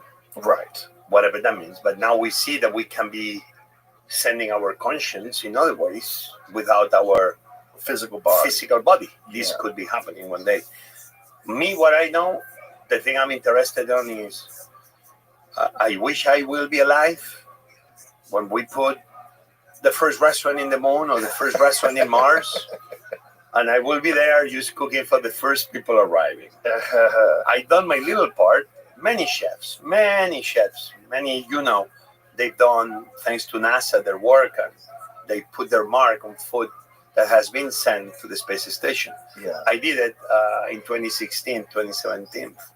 My dream was to send paella, the Spanish rice dish, to the space station. You sent it to the space station? And I was able to partner with a company called Axiom, AXIOM, which is one of the companies helping provide services to NASA to bring astronauts, and they will do it also with civilians to the space station. And was a Spanish astronaut, the Spanish-American astronaut called Lopez Alegria. And he's like, Jose, in Axiom, we will be interested if you want to do a dish, because we're going to be feeding all the astronauts in one of our first trips.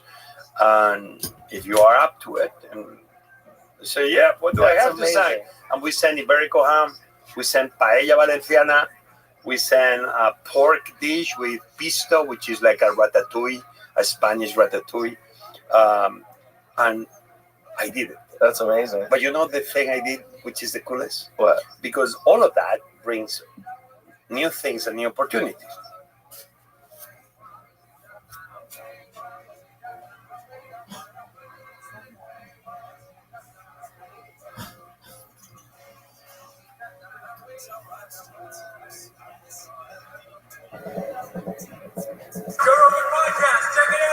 The Joe Rogan Experience. Train by day, Joe Rogan podcast by night, all day. What's up? Hey, how's it going, Joe? Pleasure to meet you. Yeah, thank you for having me here today. I appreciate it. My pleasure. Well, as soon as I saw the subject, I was like, oh yeah. Like, what are you doing? Right. Advanced power and propulsion. Kind of been a passion of mine for the last 20 some odd years. I suppose if I kind of look back through the annals of my life, right, I've been thinking about advanced power and propulsion ever since I was a teenager. What do you think inspired that? Was it space missions? Was it? Did you look at it and go, I think we could do better? Like, what was it? Well, I grew up in Washington, D.C., and so I got a chance to spend a lot of time in the Air and Space Smithsonian. I don't know if you've ever had a chance to go to that, but growing up in D.C., getting a chance to go to the Air and Space Smithsonian, I got to see all these awesome examples of people working together to try and accomplish amazing things, right? And you might walk into the Air and Space Smithsonian and you just think about, wow, this is full of a bunch of stuff, but it's not just about the stuff, right? It's about the people that worked together to do all these amazing things, right? Like the Bell X-1 rocket. I mean, if you really want to go back, the Wright flyer, right? That's something where two guys worked together that made bicycles for a living, that decided to go create something that flew. And then in less than 50, 60 years from when they flew that Wright flyer, right, we're putting human beings on the surface of the moon. And so all that really resonated with me as a kid, and I think tended to make me gravitate towards a technical field, although it wasn't a straight line, right? I'd like to say, I knew at an early age what my calling was and what I was going to do, but I bounced around for a little bit until I finally got on a path that I really connected with. And so I think I knew very early on in my journey in university, right, when I was going to get my degree, that I wanted to work in advanced power and propulsion. And so at that point, everything I did kind of worked towards, how do I get the skills, how do I get the math and physics training that helps me kind of work in this domain? Because I was thinking about the idea of space works very early on. Right? It's amazing that you were so focused so early. What a great head start. It's a huge advantage to know what you're really interested in at such an early age. There were a few speed bumps along the way. We took a few detours, like any human, right? You're like, I don't know if I want to do this yet, right? So, well, it is pretty extraordinary if you look at that number that you said, like from Orville Wright and Wilbur Wright to space travel, how quick that is. Yeah. I mean, and we think about in terms of ancient history, how long it took us to get to this point. And that kind of acceleration so rapidly inside of a lifetime to see just world-changing events and the internet all happening simultaneously, right? Absolutely. There's another interesting story, right? So my background is I've got a PhD in physics and a master's in mechanical engineering. So I'm both a scientist and an engineer. So I have deep appreciation for both disciplines. But within the discipline of science, right? We just talked about the Wright flyer and then going to the surface of the moon, and that's more of a kind of an engineering story. On the topic of science, think about E equals MC squared. You probably heard that or saw it on a coffee cup. I don't really honestly know what it means. It's a theory of relativity. It's theory of relativity. I could say it to people like, come on, man. Right. E equals MC squared. Whatever. Right? What is the theory of relativity? So E equals MC squared, right, is an equation that relates energy to mass. If you were to take some modest piece of mass, say you've got some tidbits here, the mass that's in this pen right here. Mm-hmm. You take the mass that's in this pen and you convert it to energy. That equation helps you understand exactly how much energy you can potentially release. And so that equation, why it might sound very humble, right? Oh, E equals MC squared. That's cool. But it had super big implications. And you just talked about how quickly things move. So let's talk about that for just a second. E equals MC squared. Einstein comes up with this equation, 1911. Somebody will look it up on the internet and correct me if I'm wrong. Comes up with the equation in 1911. They split the first atom in 1928, 1932 timeframe. I can't remember the exact timeframe. 1942, we had the first nuclear reactor underneath the squash court at University of Chicago. They did things very differently in the 1940s, Joe. Under a squash? Yeah, right. Yeah. Did they let the people playing squash? No? Who knows, right? What happened to them? Are they X-Men now? Yeah, right, exactly. That's an origin story. That's a Spider-Man origin story, right? So, that's where Phoenix came from. Yeah. Your friends tell you, I think I can hear the color blue now, right? So, So anyway, the had the first nuclear reactor underneath the squash court in 1942, and then the Trinity test, the atomic bomb test, in 1945. And so in the span of just a few decades, we go from a cute coffee cup worthy equation to a paradigm shift in human existence, right? And that's without computers in the way we think of it. That's without machine learning and without AI. And so as we continue to move forward, right, we've got, think about everything we know in physics today, general relativity and quantum mechanics are kind of the two bookends of everything that we know. We're going to continue to expand our knowledge, and we will come up with new E equals MC squared kind of equations. But now we're equipped with computers, we're equipped with machine learning, AI, and so it's going to be exponential growth. So it'll be interesting to see how quickly we go from, hey, I have this new insight, found this funny thing in a lab, to wow, it changes everything, how we do everything as a culture and community, right? So there's several problems with the current propulsion systems, right? And the big one is like biological entities being able to absorb G-force. Right? No matter if you super hyper engineer something and have it really crazy, but the things that we're seeing in the sky, the things that people describe, like Commander David Fravor, when he described that Tic Tac, that vehicle, that thing, whatever it was, that went from above 50,000 feet to sea level in a second and shot off at insane rate speeds. Biological entities can't survive that kind of G-force, we think. So I think in terms of a human ability to take G's. Yeah, I should say human, not like tardigrades. Yeah, right. Yeah, so a human being can, trained human beings can take potentially up to 9 G's. Have you ever done that before? I have not. Right? I did it once with the Blue Angels. Yeah, I got to 7.5 G's. It was bananas. That's awesome. I bet that was an experience. Oh, it was. Oh my! I am so jealous. God, mad respect for those guys. Mad respect for those guys. Yeah. First of all, the biggest thing when you go to that area, like these guys are jacked. They're in like insane shape. Because you're literally forcing blood into your brain to tolerate the G-force. So they have to hold on to their stick, the joystick, and they're going. While they're flying, going, through the canyons. It's bananas. Like extraordinary. So imagine a person being able to tolerate that on a regular basis and perform fine motor skill functions, like pointing and aiming and shooting and all the crazy stuff that those guys are capable of doing. Being able to think, and in some cases, if they're in combat, being able to make critical decisions. In some ways, what you're talking about, when you look at NASA's astronaut corps, right, as part of their regimen, they have to go up in T-38s on a regular basis to try and help train with the whole, how do you make decisions, right, when your life is on the line and the time is finite, right? So there's a whole aspect of this that's kind of geared towards keeping those portions of the brain trained and sharp, right? Which is the best argument for AI taking over.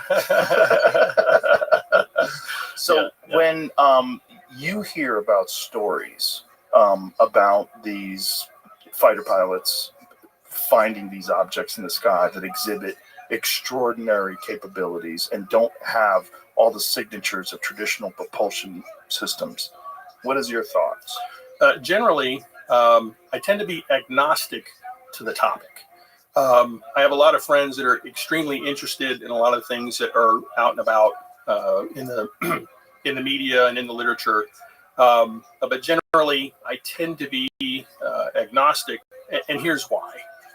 In everything that's currently out that people talk about and highlight, it's difficult for me to take the data and the evidence and then pull that into the work that we do in the lab with some of the different test devices we work with as we kind of explore the frontiers of where physics and propulsion might intersect. It's hard to take that and turn that into some kind of an action plan, if you will. So I'm certainly aware, like David Fravor, the experience that he had with, I think he calls them Tic Tacs, right? An amazing account. And there's multiple people that saw it, multiple platforms that saw it. And so to start with, right, I thought maybe there was a small chance that was just like we had stealth technology, right, where if you want to hide a plane, what if we had the ability to project something right, through some mechanism where we could make people go where we wanted them to go, right? Because I know there's a technology that uses like 2 different lasers that triangulate a certain point in open air, and they put enough energy into a particular location that they ionize the air, and so it creates like a bright pixel. And so they use that to create 3-dimensional displays that kind of look like they're just floating out in air. Now, they're not quite as big as what we saw described with the Nimitz encounter on the West Coast. So I thought for a little while, maybe that might be something that we're seeing. They can project plasma as well, right? Is that the same thing? It's the same thing, right? So that the 2 lasers intersect, they ionize the air, which creates a plasma. And they can do this over long distances as well, right? I don't know about long distances. I know they can do it over short distances. Okay. And so for a while there, I wondered if that might be something that could explain some of what that makes sense. What David Fravor and the group saw. The only problem would be the radar. Because I don't know if you wouldn't pick up that on radar, would you? Because it's not a mass, right? So the plasma would certainly absorb a radar signal, right? Because it's gonna polarize any electromagnetic wave that tries to go through. So it would show up. It might. Would it be possible to make something that big, that's 20 feet long, out of that? It's hard for me to imagine that. Right. But I think there's one piece of data that just came out in the last few weeks. I think David Fravor's wingman, Alex, I think her name is Alex Dietrich. I can't remember the name. I think you're right.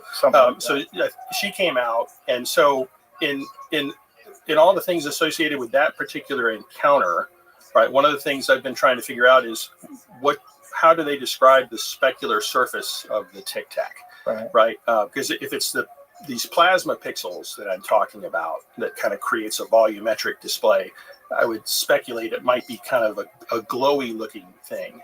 But I think Alex, in her account, described it as kind of a flat type of like matte. Yeah. Yeah. So that kind of torpedoed my working theory. So, but again, while it's amazing and incredible, and it's something that people want to go think about and go try and collect more data, it doesn't help me do what I'm doing in the lab. And so I think I kind of keep, my eyes dart every once in a while over to that particular topic. Oh, what's that about? That's interesting. Yeah, I mean, I'm honestly agnostic as well. I bounce back and forth from being really excited about it to feel like I'm being duped all the time. Jamie and I talk about it all the time. I'm back in.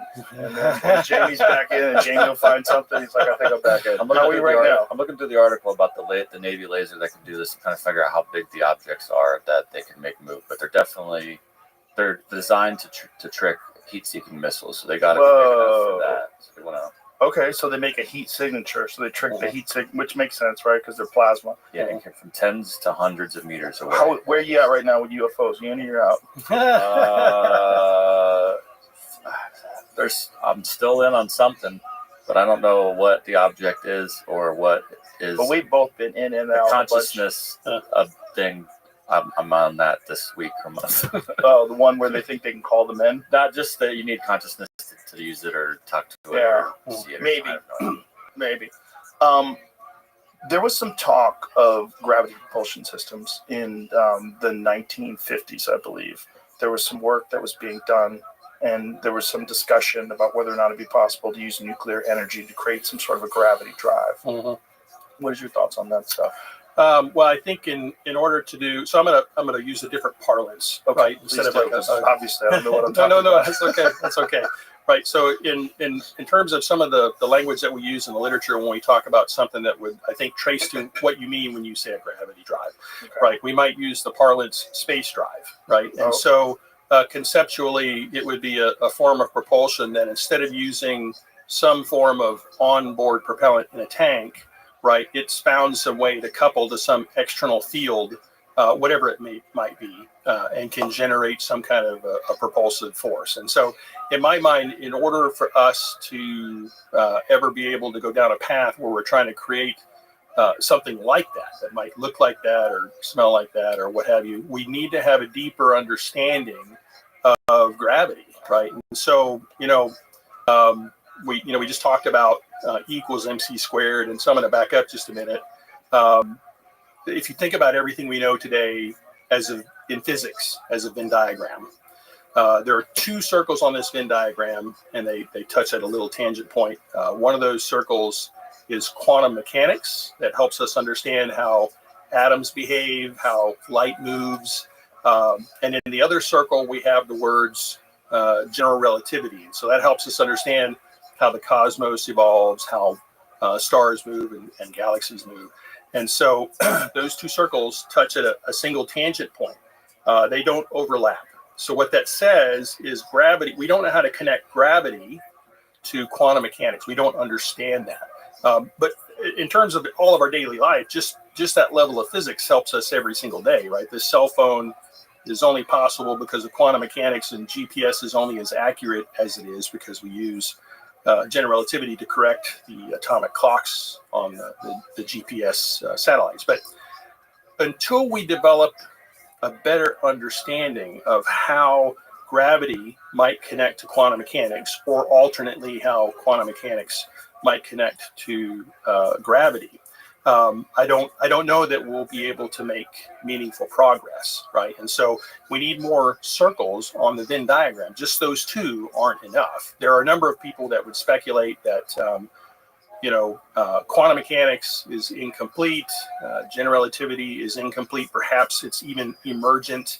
I think you had Hal Puthoff on here a few days ago, right? And he talked about a physicist by the name of Sakharov, who talked about the fact, I think he was one of the guys that first pioneered the thought process. Maybe gravity is simply an emergent phenomena, and we'll develop a better understanding as we add more circles in and around the quantum mechanics circle, if you will. And so I think in order for us to be able to, come up with a widget, right? Some widget that generates a force in the form of a space drive, we're going to have more physics than what we currently have. So we'll have to have more of an understanding of what gravity actually is. Yes. And what generates gravity. Yeah. And it's not just the gravity thing. It's quantum mechanics. Quantum mechanics by itself. Quantum mechanics is completely incompatible with general relativity. So this is a big issue. Right? There are tons of people that spend their entire life trying to figure out how to unravel this mystery. It's a big conundrum. Well, it's so fascinating to me because if you were a scientist in the 1400s and you were having this discussion with those people, they would think you're a wizard. Absolutely, especially if you held up something like that. Yeah, good grief, I get burned at a stake. Imagine they show the screen. Right, and I said, Jamie, pull something up. Yeah, like, pull something up. Doing? What is happening? What is it that you showeth upon thy wall? Right. So imagine, extrapolate. Imagine going in the future and seeing what all this stuff is going to look like once we gain more and more understanding, with more scientists, more researchers piling on their discoveries, and then ultimately one day we'll be looking back on 2025 going, look at those barbarians. Oh my gosh, did you see that show with Sonny and Joe where they were talking about what a bunch of maroons? They didn't even know what gravity was. Oh my gosh, yeah. It would be like bloodletting. Yeah. It's really kind of interesting because I bet every current civilization thinks it's at the pinnacle, and that everybody else is a moron, and we are a seriously advanced society. Right. It's interesting. I get a chance to go do a bunch of discussions with students all over the globe, right? And talking about space exploration, specifically, advanced power and propulsion, right? I really kind of get into this whole difference between to space and through space. And so as part of that narrative, right, I always spend a little bit of time telling them, right, we live in a society where everybody likes to pretend like we got all this stuff figured out. Right, there's nothing left to figure out, right? We got cell phones and internet and airplanes and all different kinds of stuff. There's really nothing left. Just maintain what we have. Right. Well, yeah, exactly. Yeah. And so I like to remind them, right, when I talk about, well, let's talk about that. What do we know? And then I kind of take them through that little thought process of the Venn diagram, just to say, hey, look, right. These two models are not compatible. That says there's a bigger circle, right, that connects between all this stuff. And I highly doubt we'll ever come up with a single step that goes from just the two circles on the Venn diagram to a final one, some unified theory. I don't think we'll ever take like one single step. I think it's going to be a series of a bunch of different steps by a bunch of different people over many generations. And it's like there's so much stuff to go figure out. Come help us push back against the darkness, help us, forever hunting the edge of the map, if you will, right? And so I think sometimes in today's society, we get lulled into this sense of security that we got it all figured out. I mean, we've got AI, it says all kinds of neat helps us out, all these different things. And so we get lulled into this sense that we've got it all figured out. And there's so much mystery out there for us to go figure out. Also, there's a lot of people that are full of shit that are muddying up the water. So it's very difficult to know what is exactly true at any current moment. I mean, just in the UAP world, there's a ton of grifters. There's a ton of people that are just putting sensational nonsense out to just get a bunch of clicks. In some ways, when I talk to students and I kind of give them suggestions and advice and mentoring, it's like if you've got some particular area that you're interested in and it's highly technical, go do the work that's necessary to give yourself the math skills, the engineering skills, the science, whatever you need. Make sure you're equipped, right? So that you can, whatever's in front of you, you can go look at it with a discerning eye, right? Because like you said, the internet's changed the world for both the better and the worse, right? With the signal to noise ratio has changed a lot. There's a lot of noise out there. And so the best thing you can do to try and cope with something like that is just to make sure you're trained, right? And you're capable of being able to discern something that's real versus something that's, nonsense. So what is real in terms of, at least conceptually, what is real about warp drives? The great question. When we talk about space exploration, right? A lot of times people think of like a Falcon 9 rocket, Saturn V, or a space shuttle.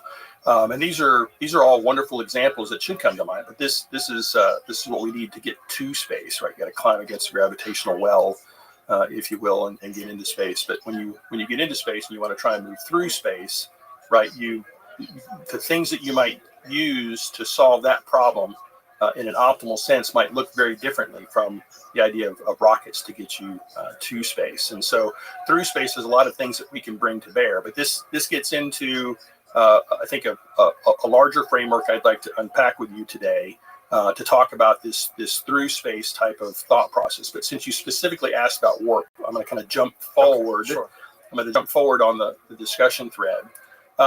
We don't have to. We can use it as a teaser. Okay. Well, let's use that as a teaser. Okay, let's back up then. Okay. And so I provided a video that we pulled together called "Go Incredibly Fast." I did it with a Swedish digital artist, Eric Warnquist. He's done a bunch of wonderful videos for NASA and a bunch of other friends. But this video kind of encapsulates the challenge of time and distance in space, right? If you want to send human beings past Mars and the solar system, that sets up a problem statement, right? That changes the nature of the types of technologies that you might think about bringing to bear to solve the problem. And so this video tells us what are some things that we can do to solve this problem, spanning from things that we kind of know to things that we kind of don't know in terms of both physics and engineering. And so this video is kind of an emotional encapsulation of a highly technical story. So let's watch. This will be a great way to kind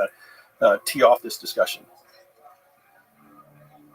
The sky calls to us. We do not destroy ourselves. We will one day venture to the stars. Carl Sagan.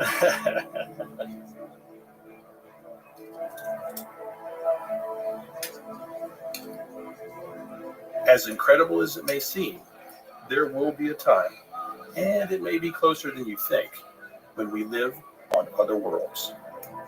The moon, Mars, and in the space between.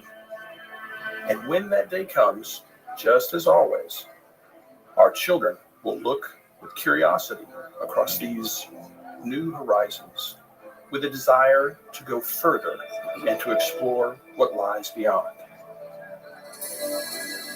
But beyond Mars, the distances between worlds grow immensely, even within our own solar system, and become truly vast in between stars.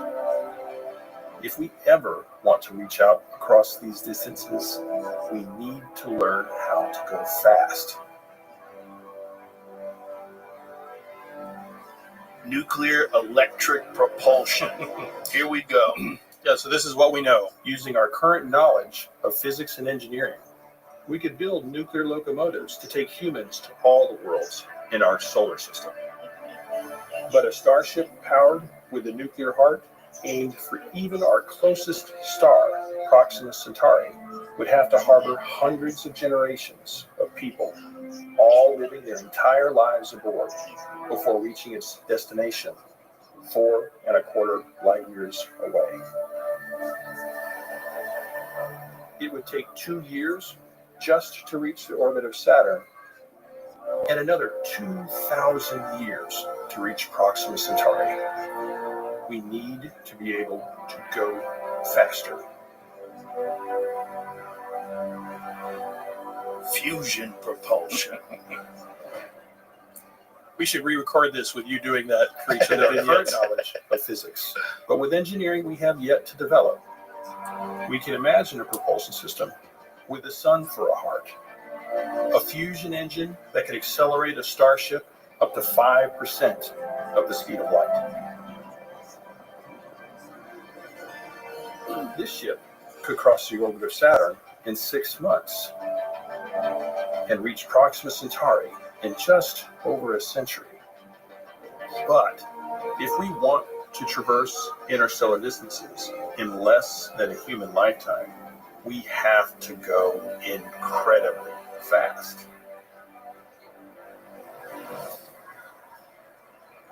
The universe has shown us that this can be done by altering the scale of space itself. And we are working to develop new understandings of physics to learn how this might be controlled. If we could construct a starship with a propulsion system that decreases space in front of it and expands space behind it, this ship could cross enormous distances effectively faster than the speed of light.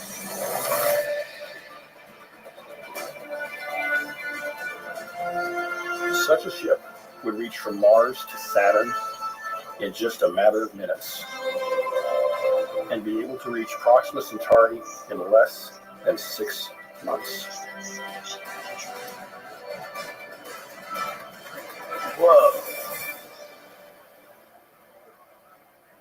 From there are no limits to where we could go.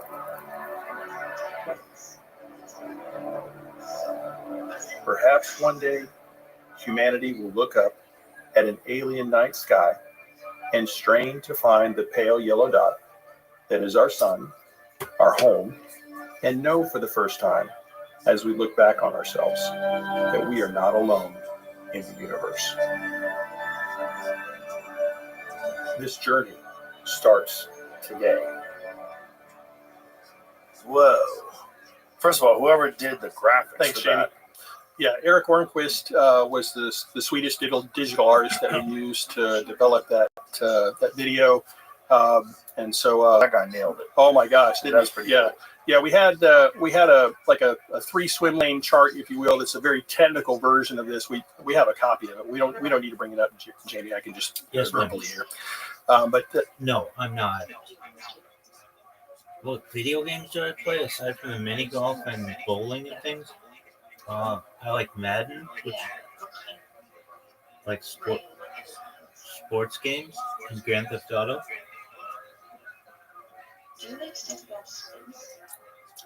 Yeah, I do, but I don't really get into them too much. I like civilization games a lot. How about you? What kind of games do you like?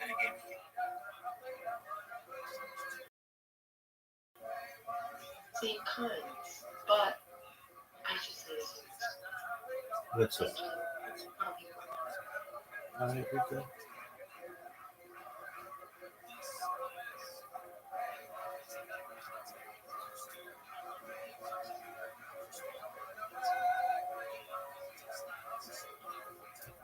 It kind of encapsulates that thought process of this time distance problem. When we think about space exploration with humans, we think about Mars. Right? We've sent human beings to the moon. We're probably going to go back to the moon sooner rather than later, and then eventually we want to send human beings I also like the sounds. To Mars. But what if we wanted to send human beings to Saturn, and we want to get them there in 200 days? That's a time frame that's kind of compatible with what we've thought about for humans to Mars, 180 to 220 days. If you frame the question that way, the amount of energy that's necessary to get humans to Saturn in 200 days is an order of magnitude more energy than it takes to get a payload from the surface of the Earth to low Earth orbit. So all that say, right, that particular problem, chemical propulsion can't solve that problem. And so this is starting to kind of frame the discussion, this narrative that we pulled together when we talk to students all around the globe, the difference between to space and the through space. When you talk about space, the distances are just so big, right? You have to rethink the problem, especially when you constrain it with how long does it take to get there, right? And so this particular video encapsulates things that we might do to solve problems like that, and maybe even into another star system, talking about things that we know. Like the very first part of the video, the vignette was, like you said, nuclear electric propulsion. I can't do your voice here. Nuclear electric propulsion, right? And so this is a situation where it's known physics, known engineering. We've got a nuclear reactor that's fissioning uranium, let's say. It's splitting apart atoms, and that's the source of energy. You use that energy to plug into some form of electric propulsion. Like you got the neon sign that's behind you. Imagine you could take one of those tubes and cut the end off and allow the blue or green glowy bit to come out the back, right? And so the efficiency of electric propulsion versus chemical propulsion is much better. And so that's a way we can potentially think of a spacecraft architecture, nuclear electric propulsion, a nuclear reactor coupled to some form of electric propulsion that allows us to send human beings to Saturn in 200 days. And technically speaking, that capability, if we didn't invent anything else beyond that, that would allow us to send human beings everywhere in the solar system. That's why that's extremely important. And now we're getting into the passion of what I fought for so hard working at NASA to try and advocate for this understanding of the big difference between these two types of problems, if you will. If we make up our minds to perfect the idea of nuclear electric propulsion as a capability, I mean, that unlocks the whole solar system, right? That's just kind of like the tip of the iceberg. And so the video then goes on after we kind of say, nuclear electric propulsion can open up a lot of stuff for us, but it's still going to take, you remember how long it said to go to Proxima Centauri? It was like 100 years. 2,000 years for the Oh, that's right. So, I mean, I don't know about you, but that better be one comfortable window seat, right? That's a long time to be on a flight, if you will. Now, how screwed up are the people that live, right? Because you're inbreeding. Yeah, well, it's good. It's going to be generations, right? So either it's going to be generations. You're going to have babies, and with who? Yeah, right. How are you going to do that? How are you going to choose? We're going to have arranged marriages in space. Is that progress? right. Right. Force people to carry children. Yeah. Or they might be frozen. Like, was it? What's that movie with the blue aliens? I can't remember. Right. Imagine if they're debating a woman's right to choose while they're in space. Oh, you know what I'm saying? Oh my gosh! Right. It gets weird. Yeah. So we need to keep civilization. Yeah, right. If you all commit, but I didn't commit. My grandparents did. But you're still on this thing forever. It's like, my great grandparents committed, right? Not only that, the reality is, by the time they get there, the human beings will have created technology that far exceeds that and probably beat them to it. Yeah, you kind of see that hinted in the video too, right? Where you got the slow boat, and then you got the Fusion's the next one that comes by, and the guy's like, waving as he goes by. Well, for sure, you would be a sucker to get on the first ship. Because by the time it gets there, the new ships will have already been there for months. Yeah. They'll welcome you when you arrive, right? The grandchildren of those people will welcome you. Yeah. So the fusion propulsion is kind of the next step in the story. And so when we make that step, we're a little bit into the unknown, right? We understand the physics, right? The sun at the center of our solar system works on fusion. It fuses atoms together instead of splitting them apart to generate electricity. And so fusion propulsion is kind of another step in capability, right? That allows us to do maybe do an interstellar mission that's measured in 100, maybe 200 years. Still kind of long, but that's a lot more respectable than 2,000 years. But contrary to what the movie Iron Man might say, we don't have fusion reactors that are gigawatts the size of this coffee cup, right? So in your chest. Yeah. We got a little work to do before we get there. Well, that comic book was written probably in the 50s. Right.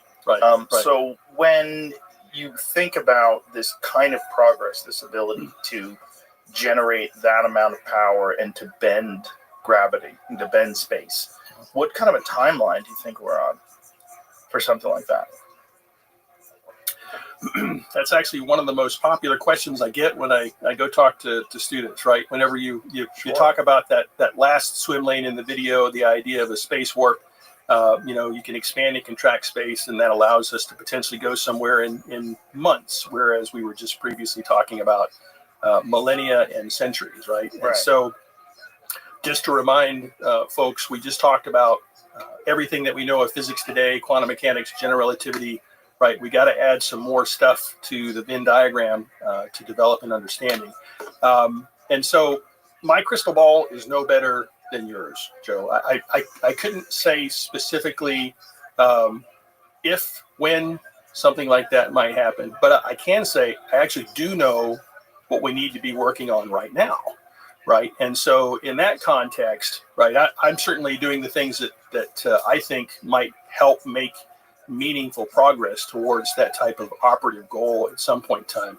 But I just don't know how long it might take. And so let me kind of give an experience that I had. I taught at International Space University over in Strasbourg in France, and they have a cathedral there in Strasbourg, absolutely stunning. But the thing that's even more interesting about this structure, it's like 500 feet tall. They started building it in 1100 AD, and they didn't finish the cathedral until 1700 AD. So the people that built the basement had no hope of seeing the finished product. All they could do was imagine in their mind's eye what it might look like, but they knew what they needed to do to kind of make meaningful progress. And so they did their work, and then they hand the baton off to the next generation. Maybe they're putting the floor in, and then another generation does the buttresses and so forth. So from that standpoint, I think sometimes it's important to, we talk about teamwork, right? Teamwork is a great thing. But teamwork, we typically think of shoulder to shoulder, right? But I think there's also value in teamwork across generations, if you will, right? In a day and an age where you get impatient if you text somebody and they don't text you back in like 30 seconds, right. I think we've lost an appreciation for the value of what that means, right? In terms of working over stuff longer than what your horizon might be. I'd love to see the idea of a space warp, before I go to the next chapter. But I don't know that will happen for sure, but I do know specifically what I need to be doing. And so from that standpoint, that's how I grapple with that particular question. Because it's a wonderful question, and I would love to be able to tell you a very concise answer that would fit with what I would hope it would be, but I don't know for certain, but I do know what I need to be doing next. And that gets into, maybe we can unpack that in just a little bit. That gets into the idea of how the idea of a space warp works and how that traces back to those two circles on the Venn diagram, quantum mechanics and general relativity. Let's talk about that. Yeah, so maybe what we can do, Jamie, I sent you, there's a slide that's got like a cartoon space warp. It looks like a little sheet of a mesh or something like that. I don't know how to explain it. You could pull up. There it is. Yes, oh, wow. yes, that's the one. That's the one. So we actually did that graphic on the right for Nature, the journal Nature. They were doing an article on the 50th anniversary of Star Trek, and so they asked us to pull together that graphic. Cool. And so this is an illustration of the idea of a space warp. Let me give just a little bit of background. In physics, there is a speed limit that we have to acknowledge when we talk about trying to go somewhere really quickly. right? And so I like to call it the 11th commandment of physics: thou shalt not exceed the speed of light, right? It's kind of a hard and fast speed limit. And so if you talk about trying to get to another star that's 4.25 light years away, that should automatically set in your mind, well, shoot, we can't get there any quicker than 4.25 light years, right? Well, there is a little bit of hope, because there's a loophole in general relativity that establishes that hard speed limit. General relativity says we can expand and contract space at any speed, and we see evidence for this when we look at the nature of the cosmos, right after the Big Bang, 14 billion years ago. There was something called an inflationary phase, right, where if you were to pick two random points in this expanding bubble of the early cosmos, you stood on one point and you looked at another point and figured out how fast it was moving away from you. It would move away from you like 10 to the 30th, 10 with 30 zeros times the speed of light. So, really, really, really fast, right? And so we know from astrophysics and cosmology that this is possible. And so this idea was kind of rattling around in a physicist's brain called Alcubierre, who said, hey, well, this is interesting. Nature can do it on a grand scale. Can we potentially do it in a purposeful way? And so he published a paper in 1994 that kind of encapsulated the mathematics for this idea. And if you take his mathematics and you put it into physical form, it's going to look like my little cartoon here on the right. And so you got the little ring that goes around the little surface here. It looks like a wave. And then there's a little central portion there, kind of looks like a football, let's say. And so what happens is that ring that goes around that little football, that's what's necessary to make the trick work. And so it has to be filled with something called exotic matter. And so that's an important issue, right? What's exotic matter? So it's something in general relativity that's also equivalent to negative mass. And so we all understand positive mass, right? If your little brother hits you on the head with something, that's positive mass hitting your head, right? Negative mass is not only zero mass, but it's a negative value. And so what does that even mean? And so in the context of general relativity, if we come up with a model that requires exotic matter, we have to highlight that as a problem, because we don't, in general relativity doesn't tell us how to make that. So that could potentially be an that would prevent something like this from ever being physically real. But if we could figure out how to make it, and I'll actually speak to that in just a second, if we could make that and we could create a ring that could manifest that exotic matter, it would cause space-time to respond in such a way so that it would expand and contract to allow you to go to Proxima Centauri in 5.5 months, as measured by you on board the spacecraft in that football, and as measured by folks over in Mission Control over in Houston. Whoa. Now, this exotic matter, what do you speculate what would that be?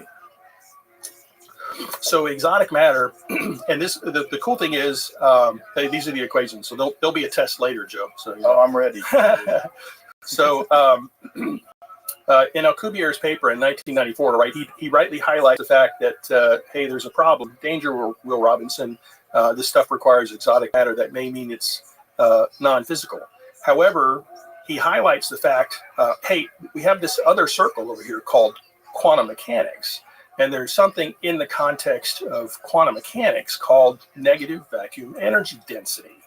And so that's something that's connected to the idea of the Casimir force. We'll unpack that later. But that is something that could serve as a proxy for the idea of exotic matter, and may help us one day make the idea of a space warp a physical, real thing. Whoa. So this ability to go as fast as you're describing, where you could conceivably make it to other solar systems. Yeah. This obviously is a version of it that will probably be improved upon. Mm-hmm. Right. So if this ever does come to fruition, you could conceivably imagine a time where you generate even more power, have even more capability, and you go everywhere in the universe. Right, potentially. Yeah, it unlocks just about anything. If let's go back a slide real quick, Jamie. I want to share something with you. So the next time you're in an airport, you can do this, right? Okay. So if you want to try and imagine the idea how a space warp works in theory, if you will. This is just a thought experiment. So thought experiments aren't exactly precise, but they do help communicate the idea. So when you go to an airport and they've got those long conveyor belts, if you will. Yes. I think they call them travelators. And so they help us move quicker between gates. Yeah, by the way, folks, you're supposed to walk on those things. Yeah, right, exactly. You hear me? Absolutely. Walk. Right. So if you think about what happens when you make use of one of these travelators, it's just like you said, most of us walk, right? So when we're airport, we're walking, we're dragging our bag. We usually walk about 3 miles an hour. And then when we get onto the belt, we keep walking. Now, if you think about so let's say Jamie's sitting at a gate and he's watching you walk by. Before you get onto the belt, he sees you walking at 3 miles an hour. When you get onto the belt, all of a sudden to Jamie, it looks like you're going 6 miles an hour. So what's going on here? Well, think about the belt. Right, the length of the belt in front of you. What's happening to it? It's technically it's going underneath, right? This is a metaphor. Right. It's going underneath, but the length of belt in front of you is actually contracting. Right. And so by the same token, the length of belt behind you, yes, it's a conveyor belt, but it's expanding behind you. So the belt is contracting and expanding in such a way that it now seems like to Jamie that you're moving at 6 miles an hour. So the next time you go to an airport and you get onto one of these travelators, I want you to put your hand on the railing and say, engage. Yeah. Well, that's a great comparison. Totally makes sense if you think about expanding that idea just infinitely with gravity and just being able to. Right. And that video, by the way, is so cool. Like the way he generated that and looks exactly like these people describe things they're seeing in terms of, when people find UAPs that are particularly unusual. Right. Yeah. The cool thing is if you pop forward one more slide, Jamie. There we go.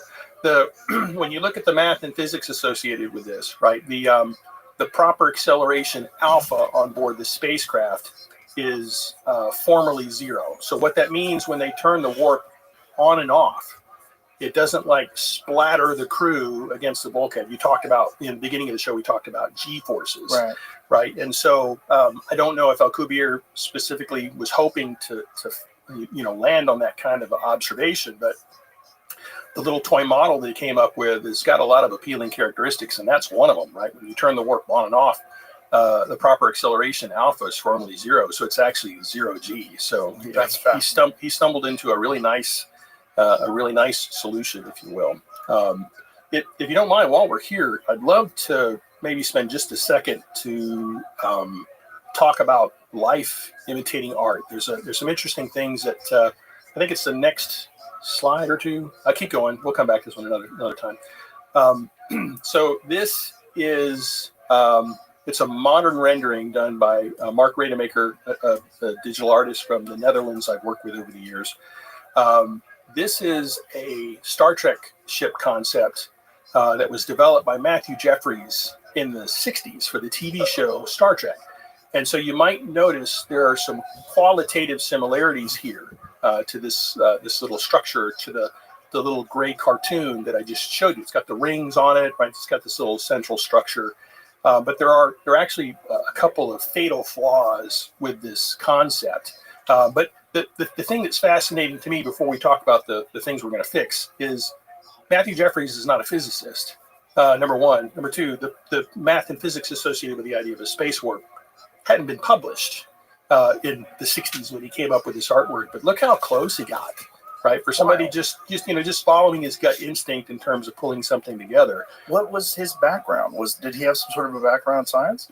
I couldn't say. I don't know for certain, but man, he sure did. He nailed it. He sure did get close. He got so close.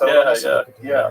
So the interesting thing is the nature of this ship, the fatal flaws that it has. So we did an update of this as part of like an education outreach. So I reached out to Mark Rademacher and some folks from CBS Studios, and so we did an updated version of this for a Star Trek Ships of the Line calendar. That's cool. Yeah, and that's the one that's in the video, right? The IXS Enterprise. Go back just one slide, Jamie. So the problem with this version here is the rings that go around the spaceship are entirely too thin.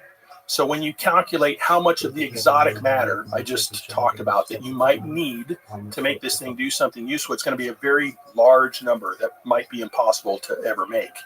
So it's like fatal flaw number one. Fatal flaw number two is the bridge of the spaceship goes way out in front of where the warp bubble would form as a result of those rings. So the rings would form like a warp bubble that looks like a little capsule. It would actually cut the bridge off, and the bridge would go floating away. And Scotty would be so fired. That's not good. That'd be a short, sad episode of Star Trek. So hope they have a parachute. Right, exactly. So we work with CBS Studios. Now you go to the next slide. So now we've got the rings are much more athletic.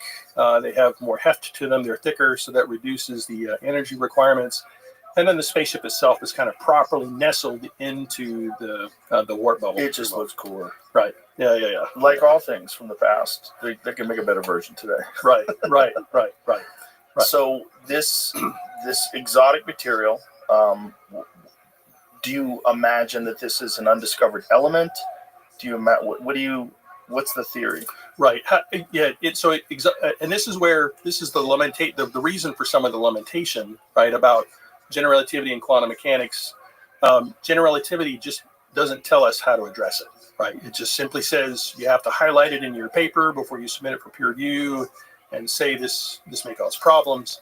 But quantum mechanics has this stuff called negative vacuum energy density, right? And so maybe we can unpack that. So what is negative vacuum energy density? So let's talk about some of the implications of quantum mechanics and how they're a little different from our day-to-day experience at the macroscopic level, right? Empty space in quantum mechanics is actually not empty. So if I told you to think about a vacuum chamber, right, and I told you the vacuum chamber is under vacuum and there's nothing in the vacuum chamber, right? And that operative word, nothing. Right, that you have vacuum pumps that turn on and pull all the air out, so there's nothing in the vacuum chamber.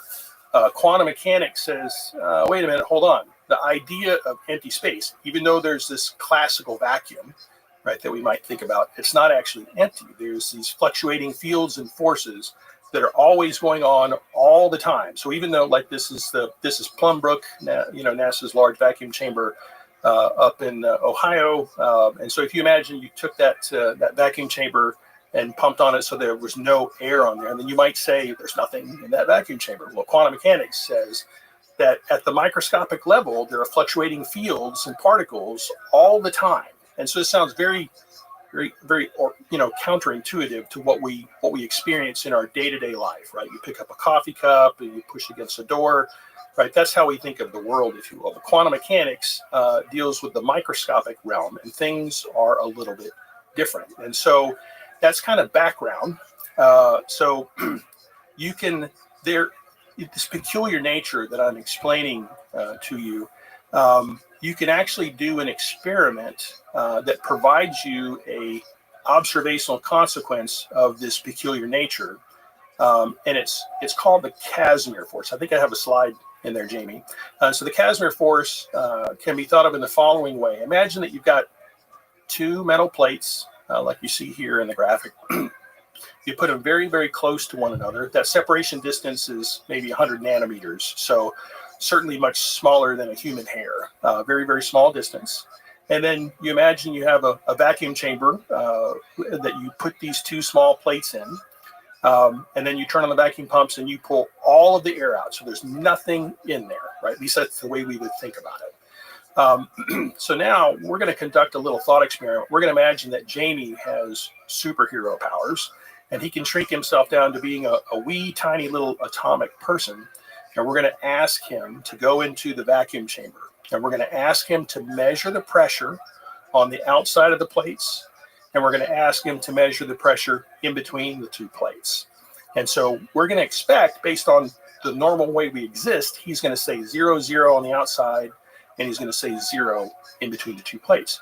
But what he's going to report back is he's going to say 0 pressure on the outside, like we expect, but he's going to say there is a negative pressure between the two plates. Well, what the hell is going on?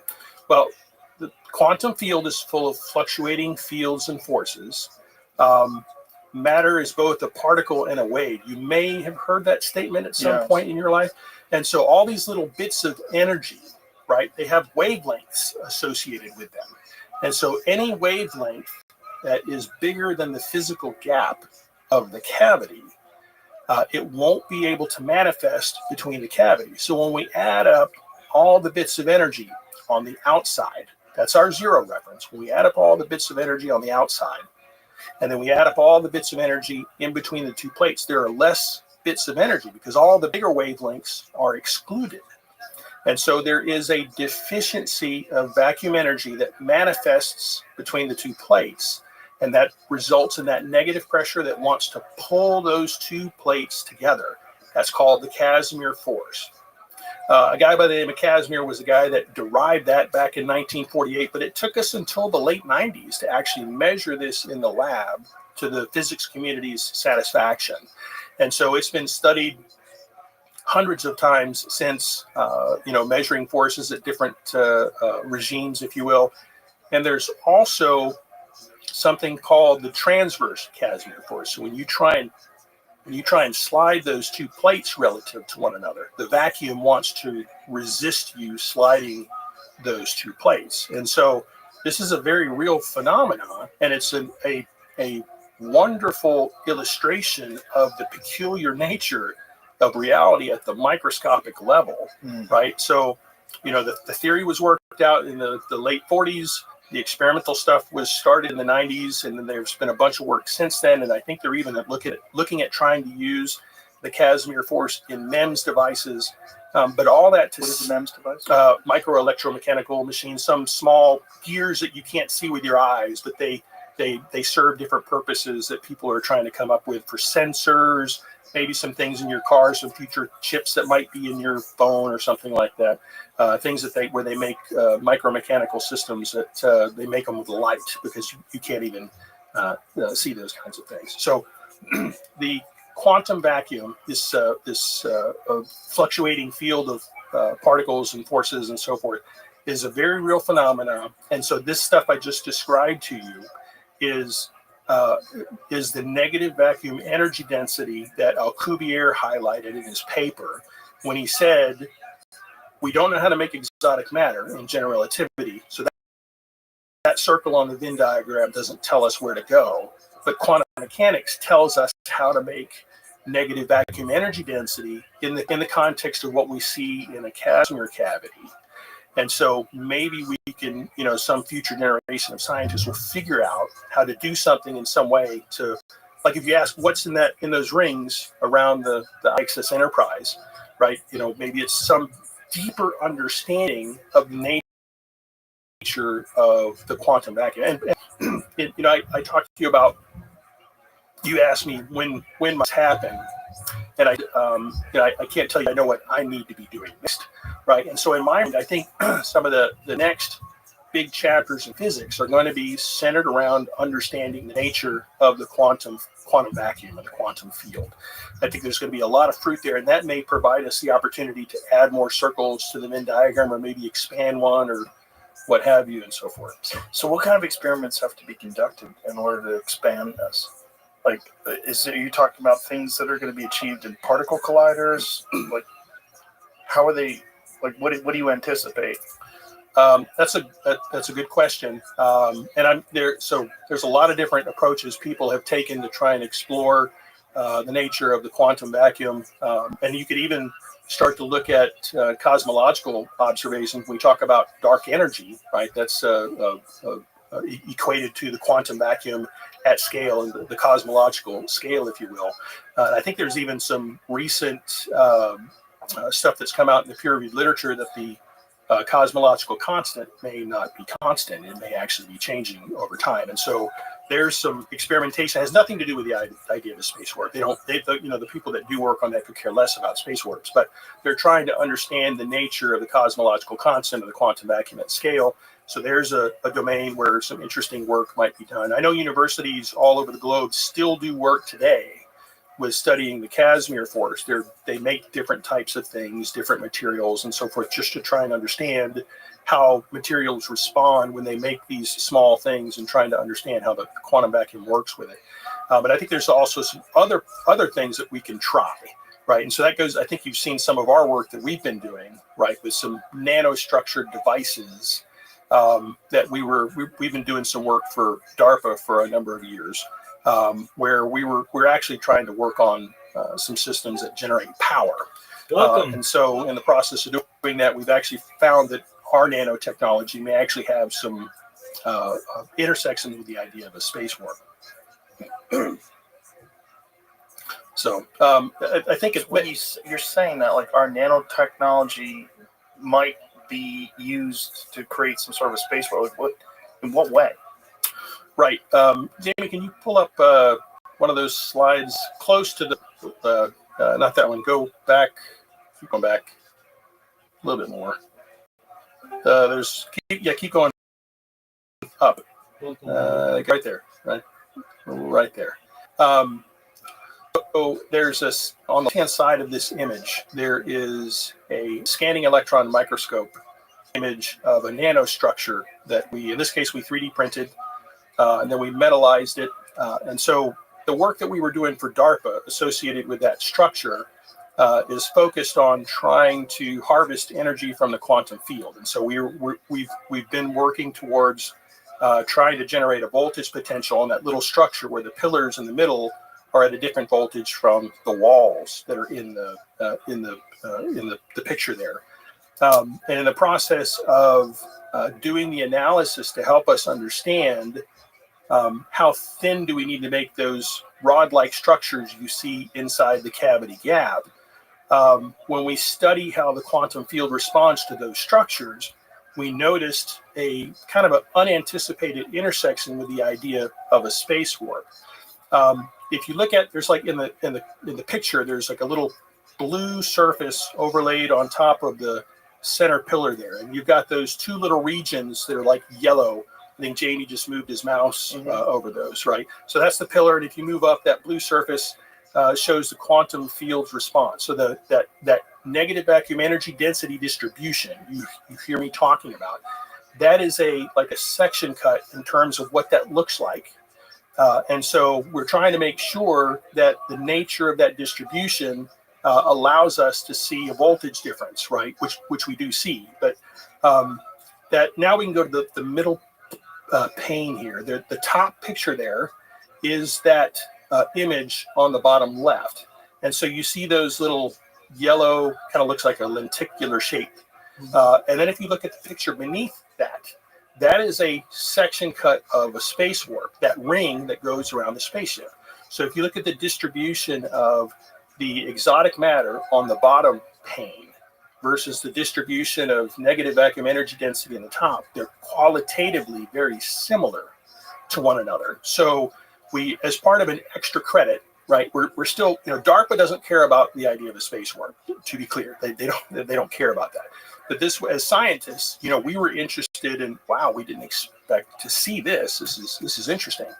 And so we took that insight and we said, all right, the distribution that's on the left around that center pillar, it's prismatic, right? It's a straight up and down kind of distribution. It's not a ring, which is what we might think about when we think about a space warp.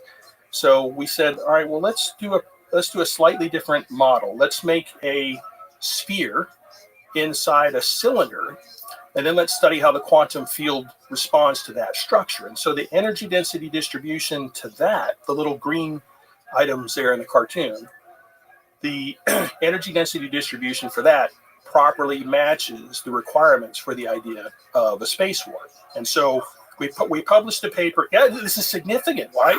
Because before we did that, the only thing we could talk about in the literature was just the math, right? If somebody said, well, what might you build to make something like that? All we could do is just shrug our shoulders and go, oh, right? And so this allowed us to go through and say, hey, now we can propose a real structure, right? That we can potentially, and you can 3D print it. There are 3D printers that print down to that level, right? We could 3D print those structures. Maybe some clever scientist will come up with a good experiment on how to go through and maybe study the optical properties of this. And somebody could do something like that where they could take our insights that we published in our paper, and then they could go 3D print some stuff and do some experiments to show that they can, hey, we've measured the change in optical properties associated with these little tiny warp bubbles that we're making on a chip, if you will. And so maybe that could be something a future scientist could do. But this is the first time in literature that we can actually say, as a community, this is a real thing that we could go make, and it's predicted to manifest a real warp bubble. It's not going to go anywhere. It's not going to do anything, but still, that's significant as a measure of a paradigm shift in our understanding. So, it's Leonardo da Vinci's drawing of it. Great. That's a wonderful metaphor. Yeah. It definitely could be something like that. Right? Yeah, when da Vinci was drawing flying things. Yeah. Well, it looks like what you would expect something to look like in Star Trek that generated a warp drive, right? Yeah, doesn't it? Like you can see it lighting up. Yeah, has some kind of a humming noise, right? It sounds like a heartbeat or something, right? So the idea of using quantum energy is so fascinating because I don't understand what that means. I don't understand the whole idea of subatomic particles because it seems so fake. Seems so crazy that the universe is made out of things that are essentially working on magic. They appear and disappear. Right. They're in two places at the same time. They're both still and moving. Right. They're in superposition. Right. They're entangled. Right. In the grand scheme of things, I would speculate that as we add circles to the physics Venn diagram, we may actually be able to change some of that narrative, right? So maybe some, and so this gets into, now we're getting into like the philosophical history of physics and some of the debates that had gone on for the better part of a century. But maybe as we continue to move forward and we add more circles to the physics Venn diagram, it'll instead of having this narrative or this framework where we talk about probabilities and chances and entanglement and the cat is alive and the cat is dead, right? Maybe there is a deeper level of understanding that we have yet to uncover, right? Beyond what we know in quantum mechanics today, that helps us understand things at a more fundamental level. There is a sub-quantum dynamics, right? That explains the randomness, the stochasticity that we see, and there'll be a much more satisfactory explanation for things where it's not like this.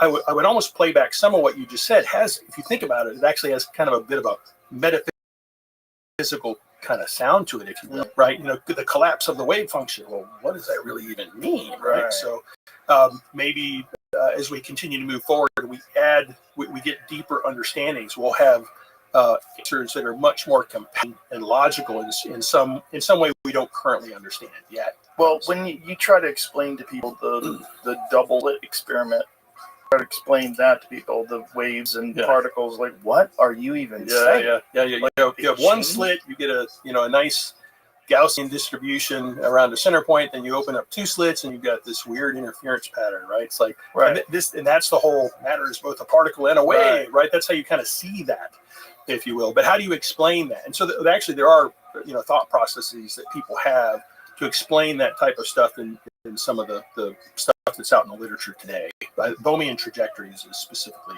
one of the things. But it's almost frustrating because we're going to crack it one day. It's like, damn, I wish I was born in 2090. You know what I mean? Like they probably would already nailed. Not really. I really like being born right here. Yeah. I love being alive right now because it's such a fun time where these technological innovations they're happening, they're compounding and they're building on each other in such a very incredible way that this kind of experiment is actually possible, and now you can actually prove, we have a theoretical warp bubble. We can show you how we can make it. Right. And so some of the stuff that we're focused on, right? So, I spent 20 years at NASA, and then I left NASA at the end of 2019 to go help stand up a nonprofit Limitless Space Institute, where we did some of the work that we just showed you, right? And that's where we were doing some of the initial work for DARPA on the little nanostructures that we're working on. And so we got a lot further with that work than we thought we were going to, and so created a commercial company called Casimir, where we're trying to commercialize our power generating nanotechnology. And so in some ways, it's like the interesting aspect of this story is in the process of us trying to pursue this romantic vision of the idea of a space warp, we may have stumbled into this power generating nanotechnology that could be useful here and now in a lot of ways, right? Ranging from, powering a Fitbit on your wrist or tire pressure monitor system in your car. Maybe one day as we continue to grow the capability, it'll do a lot more than that. But, in the process of chasing the romantic dream, we've stumbled across some technology that might be useful in the here and now, right? And so when you ask what might be in the rings around that spaceship, the IXS Enterprise, maybe those could be long standing descendants from some of the stuff we're working on in the chips that we're making in the lab today. Essentially, like the people who put the foundation for the St. Peter's Basilica down, they're not going to see the completed project. Right. Absolutely. Yeah, and this is just how it goes with everything that's really extraordinary like that. Right. It's neat to think the speed at which innovation occurs, right? I think you've had Elon Musk on this show a few times, and it's neat to see what he's been able to accomplish with SpaceX. I met him in 2003.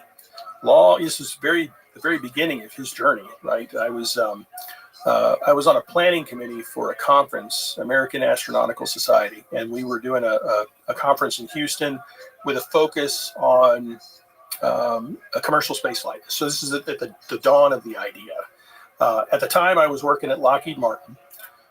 And so we had Elon Musk come in and talk to us about this crazy idea of SpaceX that he had, right? And so Lockheed Martin corporate contacted me and asked me, hey, we know you're going to be interfacing with this guy. And so we want you to write up a profile on him after the conference and tell us what you think.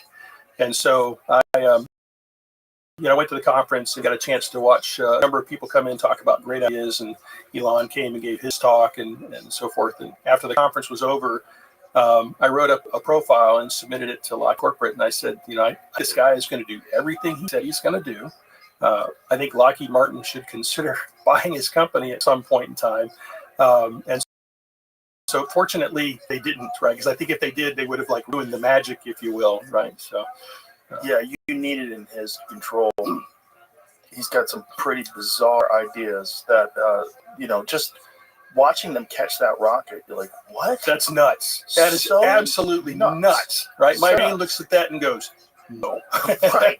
It looks like, that's why the company internet think it's fake. Because it almost looks fake. Like, how? It's such a leap above anything that's ever been done before.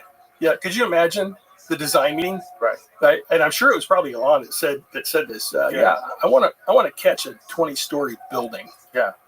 I can see all the engineers is he serious? Right, exactly. Because everybody thought they just had to deteriorate and fall to Earth. Yeah, right. They run out of gas. Right. When you're shooting a rocket up in the sky, and then you plant it so they fall into the ocean. Like, okay. Yeah. I do think that I don't know if you've ever met Gwen Shotwell. I think Gwen Shotwell is kind of like his secret weapon.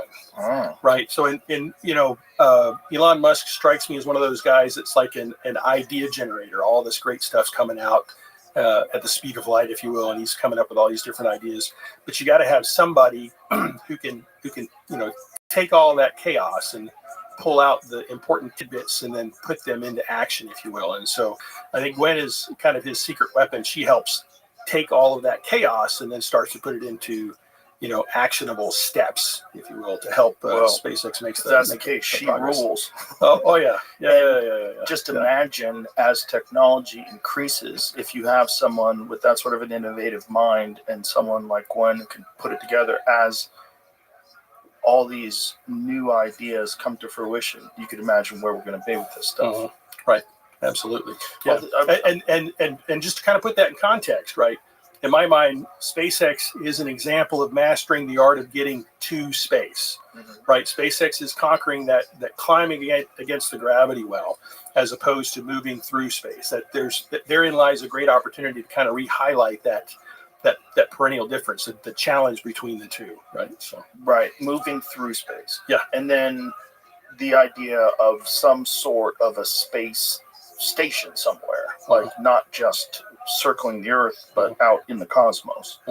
There's so many different ways they can take this stuff, and the idea of eventually colonizing other planets, which is always like people go, okay, well that's what we're probably going to try to do. Wouldn't another civilization do that to us? And that's where you get into the weird talk. Yeah, right. Whether or not it's actually happening. Right. Well, I guess it gets into the whole, if somebody has the ability to come here, right? It's almost, I would rather be the one that was technically advanced and able to go somewhere else rather than have them come here, because it's if you look at history, that hasn't ever gone well for the organization, for the tribes that get visited. It just never tends to go well for them. So that's where I'm like, I'd rather be the one doing the visiting than exactly right. So and then imagine the exotic viruses. Oh yeah, right. Oh, that's a good point. It always makes you think. Star Trek. They just they beam down to the planets. No problems. They're there. Yeah, right. It's just like they breathe air, same atmosphere, same pressure, same gravity. Right. It's like I keep waiting for the episode where somebody starts bleeding from their eyes. Right. Explodes. The guy with the red shirt. Right away. Right. That guy's gone. Right. Yeah. I mean, you have to take a chance. But when you think of what's currently available today in terms of research that people have done on propulsion systems, when people speculate that there's some sort of a black ops program that the government's been running secretly, and this is what a lot of these drones are that people are seeing, and this is what a lot of like the Tic Tac stuff, that it's probably our stuff, which is why it's off military bases. Given your understanding of the current state of science, do you think that's even possible? No. It's hard to imagine that being possible, right? Just in terms of, because my entire professional experience has been about wrestling with, how do we conquer this time distance problem? And so I know all too well all the shortcomings. I know where we are for the most part today, where we're lacking, right? And so I don't know that there is an organization that has things that could potentially operate in the ways that we like the Tic Tacs. Right. I don't know that there is a black ops that actually has capability. What I'm asking though is it even conceivable that there could be a program where you could get the brightest minds who are working on this stuff to make advancements that are far beyond anything that conventional wisdom describes? Okay. Yeah, now I'm with you. I was on a different frequency. Thank you. If we had some kind of kit, right, that is not from here, however we got it, right. And people will spend some time studying it, maybe they could figure it out. But that also gets into, a little bit of a logic conundrum, right? Because I think you talked about going back to the 1400s and holding up an iPhone, right? If you handed something like this to, Isaac Newton, right?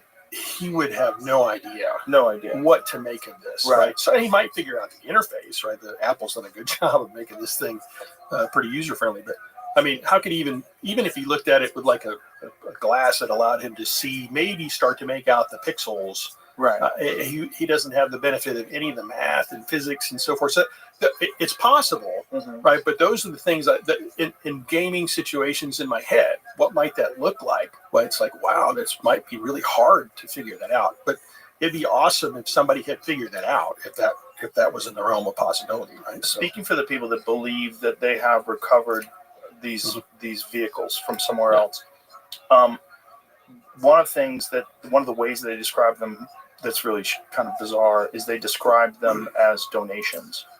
I've heard that word. If you were going to try to get someone to figure out how to construct their own automobile, you wouldn't give them a 2025 Corvette ZR1. What you'd give them is a Model T.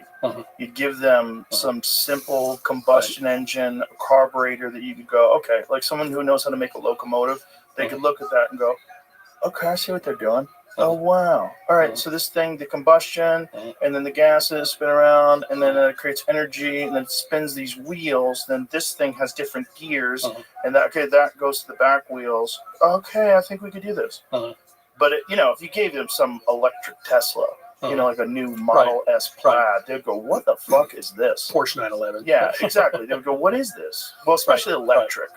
Electric vehicles, they go, this is bananas. Like this thing goes 0 to 60 in 1.9 seconds. Yeah, it's that's a amazing. fucking car. That's amazing, isn't it? It does feel, if you've ever been in an electric Tesla, like the Model S Plaid, it feels like a spaceship. Like, it feels like you're not in this time period. Right. You're in something in the future.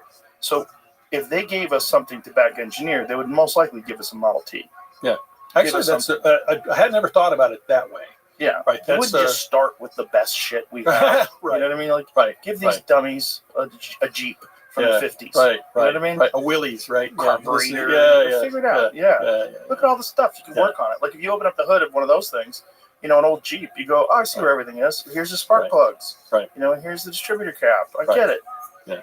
Well, I guess, if that were the case, then I guess you could, I could follow you down that thought process, if you will. Right? So then, could you imagine, I'm just asking you because I know you understand science and you understand engineering. Is it possible that there could have been some program that's been going on in complete total secrecy, shielded from Congress, shielded from the higher levels of government, on the most need-to-know basis possible with our current security systems, that they could have some kind of a program that's working on this stuff? I certainly couldn't rule that out, right? But some things I think about when I think about that problem. Let's talk about the F-117 stealth fighter, right? There was a program that was unclassified. I think it was in the late 70s, maybe the early 80s, called Have Blue. And so that's when they were first starting to explore the idea of having an aircraft that could be extremely stealthy. And so it was unclassified for a good amount of time until they put the first test shape onto a radar stand out in California in the desert, or whatever the case may be. And then they turned on the radars and they're like, well, something's wrong because we're not seeing anything, right? And then a bird landed on the prototype. And they saw the bird. And so when that happened, the whole program went black, right? It became classified. Before then, it was not classified. Then it was classified.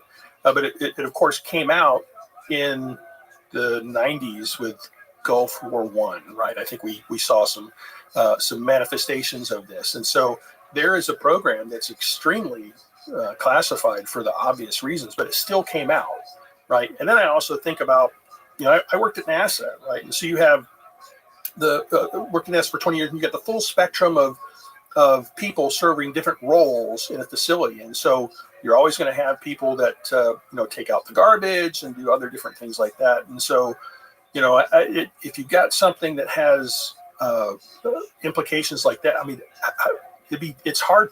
It could happen, but that's the thing I struggle with is that's, there's a lot of different moving parts to try and keep that big of a secret. I mean, maybe it could happen, right? So. Well, if I was running things and that was going on, I would talk to you. And it's like, look at this guy. He seems to be on this pathway that we are currently exploring. I'd want to bring somebody in. And well, if somebody's got a manual, right, that can help me figure out to go do something, give me a call, right? I'd love that. And I know I'm going to get all kinds of emails as a result of saying that, right? So kooks. I already get that now, right? You're going to get the kooks. But, the question I guess I'm asking is, are there even experts in physics and engineering that are out there that could be quarantined, that could be taken away from everyone else and put on these projects? And could they achieve meaningful results given that kind of compartmentalized science. Right. Maybe the thing that we could throw into the sandbox on this discussion is the Manhattan Project. Maybe there's a better example of something where they were working on something that was extremely important for humanity, and they were able to keep a lot of those secrets for quite some time. So yeah, maybe that's how you would have to run something like that, I guess. I don't know. But would you have the expertise? Are we aware of who all of the experts are?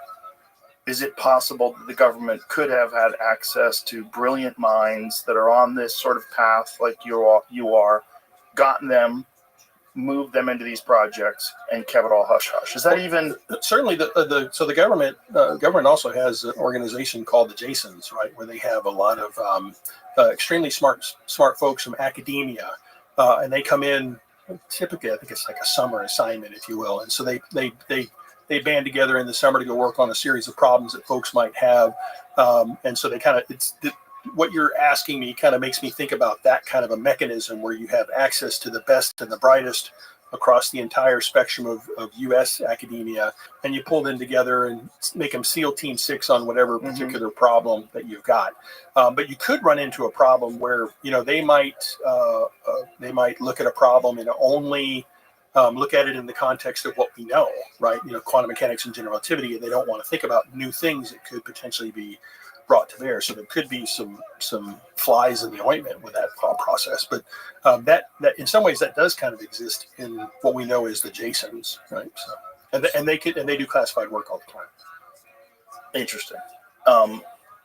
So I guess the question is, where are the brightest minds in this particular area of innovation? If I was running the government and I wanted someone to work on some sort of top secret stuff like this, how would I even find the people? That's a tough question to answer because taking that question and going into like some specific steps you might take, right? What disciplines are relevant, right? And that's a difficult question to answer because there's so much stuff that we don't know. You probably would have to sample from a number of different disciplines, right? Both in general relativity and quantum mechanics. With some hope that maybe you've got the right sprinkling of ingredients to bring to bear to that. And then there is a history of, I think, some folks in academia that actually like to think about advanced power and propulsion that are also just primarily physicists in their day-to-day capacity. Hal Puthoff, although he's got many and varied interests, he's a great physicist. He's published a lot of great papers in the literature just thinking about physics, right? He's got some stuff he's looked at called the polarizable vacuum. And so, in my drawer of preferred papers, I have a number of papers in there that are from Hal's work on the polarizable vacuum because I find that interesting and fascinating. And so there may be some things out there that are adjacent to the concept where you could try and pull some of that together, I guess. That's a fascinating thing for you to say because Hal believes they have them. He believes that we have 10 of them. Yeah. Oh, yes, I know that. Yeah, which is just so nuts. Yeah. And then, he's a little agnostic on the Bob Lazar story. But the Bob Lazar story, which I'm sure you're aware of, is essentially what we're talking about. Like, you would bring in some out-of-the-box thinkers. And if you found some wildly intelligent young scientist who put a rocket engine in the back of a Honda, which is what he did, you would go, what is that crazy fucker up to? Like, let's have a look at it. What's it hurt? Right. The guys at Rocketdyne say he's a wizard. Right. Bring him out there. Or the guys at wherever he wasn't at Rocketdyne. He was at Los Alamos. The guys at Los Alamos said he's a wizard. So let's bring him out here. Let's see what's going on. Yeah, his story is I'm not too familiar with it. Right? It's the nuttiest story of all time. And he supposedly, they denied that he ever worked at Los Alamos, but then they found him on an employee log. And not only that, he knew the outline of the place. He knew the security people. George Knapp took him on a tour of it. He knew everybody. He knew the people that worked there. He knew how to get around. Like, he clearly worked there. So that's interesting that they tried to deny that he ever worked there. And then from there, he gets this job where he is flown out to the desert to Area 51 Site 4. And this is allegedly, right? During this time, he can't even tell his wife what he's doing. So his wife thinks he's going having affairs. He's got to leave and fly away at 11 p.m. at night. Like, right, but you can't tell me where you're going. You want to work? Right. Yeah, you're working late again. The wife starts having an affair, and because of his this clearance, almost sounds like a movie, right? Does sound like a movie, which is one of the beautiful things about reality. Is that reality seems so fake that sometimes actual true stories are bizarrely fictional. So his wife starts having an affair. Because of his clearance, he cannot be working on these things if he could be under extreme emotional duress. So they fire him. They tell him he can't. They don't give him any explanation. They don't tell him his wife cheating on him. He starts taking people out to the desert, explaining to them, you have to see what we're working on. They fly this thing on certain nights, and they do these test flights around the base. It's nuts. So he takes these people into this area. They see it. They get arrested. When he gets arrested, he gets caught there. He explains what he was doing. He says, okay, I've got to go public or they're going to kill me. So he goes public with George Knapp. Initially, they hide his face, and then he says, you know what, fuck that. Let's just film me. Let me tell you everything. He goes over the diagram of this device, and he calls it the sport model, and it looks like that. That thing that we have right there. It's almost like a hubcap, right? But exactly. That's a copy of it. Okay. In the middle of that thing is some sort of a generator that he said works on this unknown element, this element 115. Oh, some of this is coming back. I think I've seen some stuff over the years. Yes. Yeah, some of it's coming back to me now. And essentially the way he describes it traveling, and again, this is in the 1980s, the way he describes it traveling is exactly the way you describe that sort of warp drive, changing space and time around it. And that you would point that where you wanted to go, and it would just... Yeah. It all sounds very surreal, right? There's another story.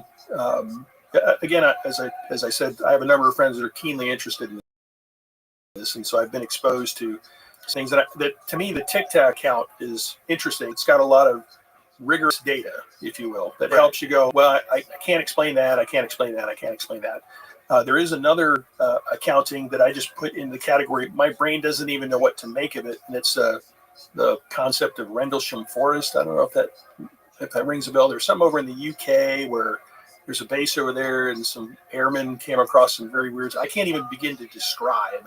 I'm not sure if I know this one. It's pretty bizarre. I don't know it well enough to unpack it today, other than to say it's so bizarre that when you listen to the accounts that were recorded, right, it doesn't make any sense. It's like, if you think about if you watch an octopus in an aquarium, right, and the octopus is doing something, you can sometimes understand what their motivation is. There's like a cross-species ability to it's like communication but without words, right? That octopus wants to go eat that little crab or whatever the case may be. And so our chemical computers, even though they're different, we can look at their behavior and we can go, all right, I think I understand what that octopus might be wanting to do today, or a shark or a dog or a porpoise. But when you hear what happened in that Rendlesham Forest thing, it breaks all of my guessing machine, and I it's like, what is the story? A colonel and some airmen reported some weird stuff that was going on in Rendlesham Forest. Yeah, and they went out and tried to investigate it, and they saw some.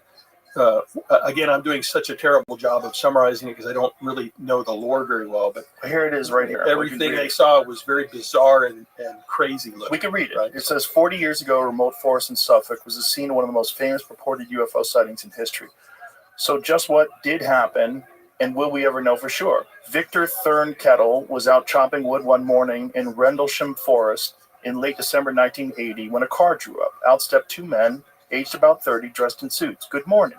Do you mind if we ask you some questions? Asked one in a well-spoken English accent. Earlier on 26 and 28 of December, United States Air Force security personnel stationed at nearby RAF Woodbridge had reported seeing strange lights in the surrounding forest. Forestry worker, Mr. Thurnkettle, unannounced and unidentified visitors asked if he had been out the previous night. I said no, he recalls. They said Did you leave the house at all? Did you see anything? I said, what? They said, oh, there's a report of some red lights in the forest. We're just checking. And the two men, very politely but firmly, asked me probably about 20 questions. I thought they were journalists. They suddenly said, oh, well, fair enough. There's probably nothing in it, and left. So I bought the papers every day for the next few days to find out what was going on. And, of course, there was nothing. 3 years later, however, sightings made the News of the World front page story. It proclaimed UFO lands in Suffolk, and that's official. The story was based on a memo from RAF Woodbridge Deputy Base Commander Lieutenant Colonel Charles Halt to the Ministry of Defense. It was released by the U.S. government, described as an encounter with an apparent UFO in the forest. Since then, the sightings have been the source of much debate and speculation among UFO enthusiasts and the subject of numerous books, articles, and TV programs. In March, a documentary concluded the sightings had achieved legend status like the Loch Ness or King Arthur. The forest even has its own official UFO trail, complete with a life-size replica. Go back up. Of the flying saucer, and this is the replica, like the Hamza thing on it, that hand thing. Bizarre. Thurm Kettle, UK authorities have said they didn't learn about the incident. Okay, well, what is the story though? Let's get to what is the story? Scroll down more. What does it say? Yeah, and that gets into the stuff that it doesn't make sense in terms of what they describe the UFO doing. It's just very peculiar, right? So. Yeah. They got there, my heart absolutely plummeted. There was nothing. It was an absolutely normal glade in the forest with 3 rabbit scrapes. They're all carefully marked. It happened to be roughly a triangle. Okay, what else does it say? What is the sighting? Burn marks on trees, but what's the sighting? UFO looked like. Okay, sure. That's what they said it looked like? Whoa. And it had those markings on it?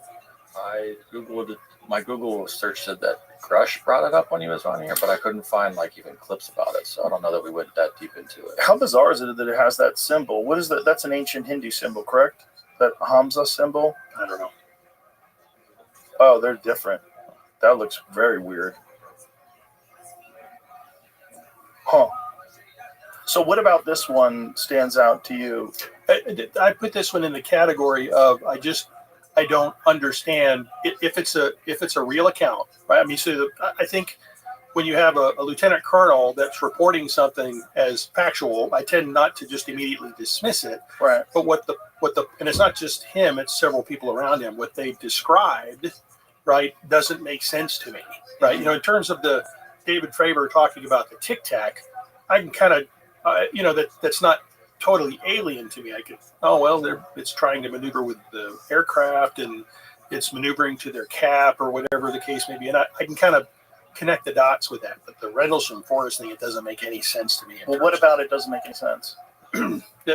What they saw, why it was doing what it was doing. What was it doing? It just was out in the woods. It was out in the woods, with blinky lights and doing weird stuff. And like, why is that weirder than the Tic Tac to you? I don't know. So this is a gut thing, right? In terms of my gut's telling me I don't understand this. This doesn't make sense to me. I don't know how to explain it any better than that. So, but if it's just an object that's in the wood, blinking lights, and looks like it's flying, why? I just don't understand why that's weirder than. I think they also described it had like melty bits or something like that were like dripping off of it and so forth. And but it sounds so completely surreal. I think maybe what I'm unconsciously trying to do is I'm trying to, map. How might I map, math and physics to what it is that they're describing to me? And I just, Jamie, is this the one where they found debris at the scene? Did someone brought this up? Was it Jacques Vallée that brought this up? Here it said, a piece of debris seen burning up as a fireball over England. Servicemen thought it was a downed craft. Holt's memo says glowing object, metallic in appearance, colored lights. Attempt to approach the object, it appeared to move through the trees, and the animals on a nearby farm went into a frenzy. One of the servicemen, Sergeant Jim Peniston, later claimed to have encountered a craft of unknown origin while in the forest, although there was no published mention of this at the time, and there is no corroboration from other witnesses.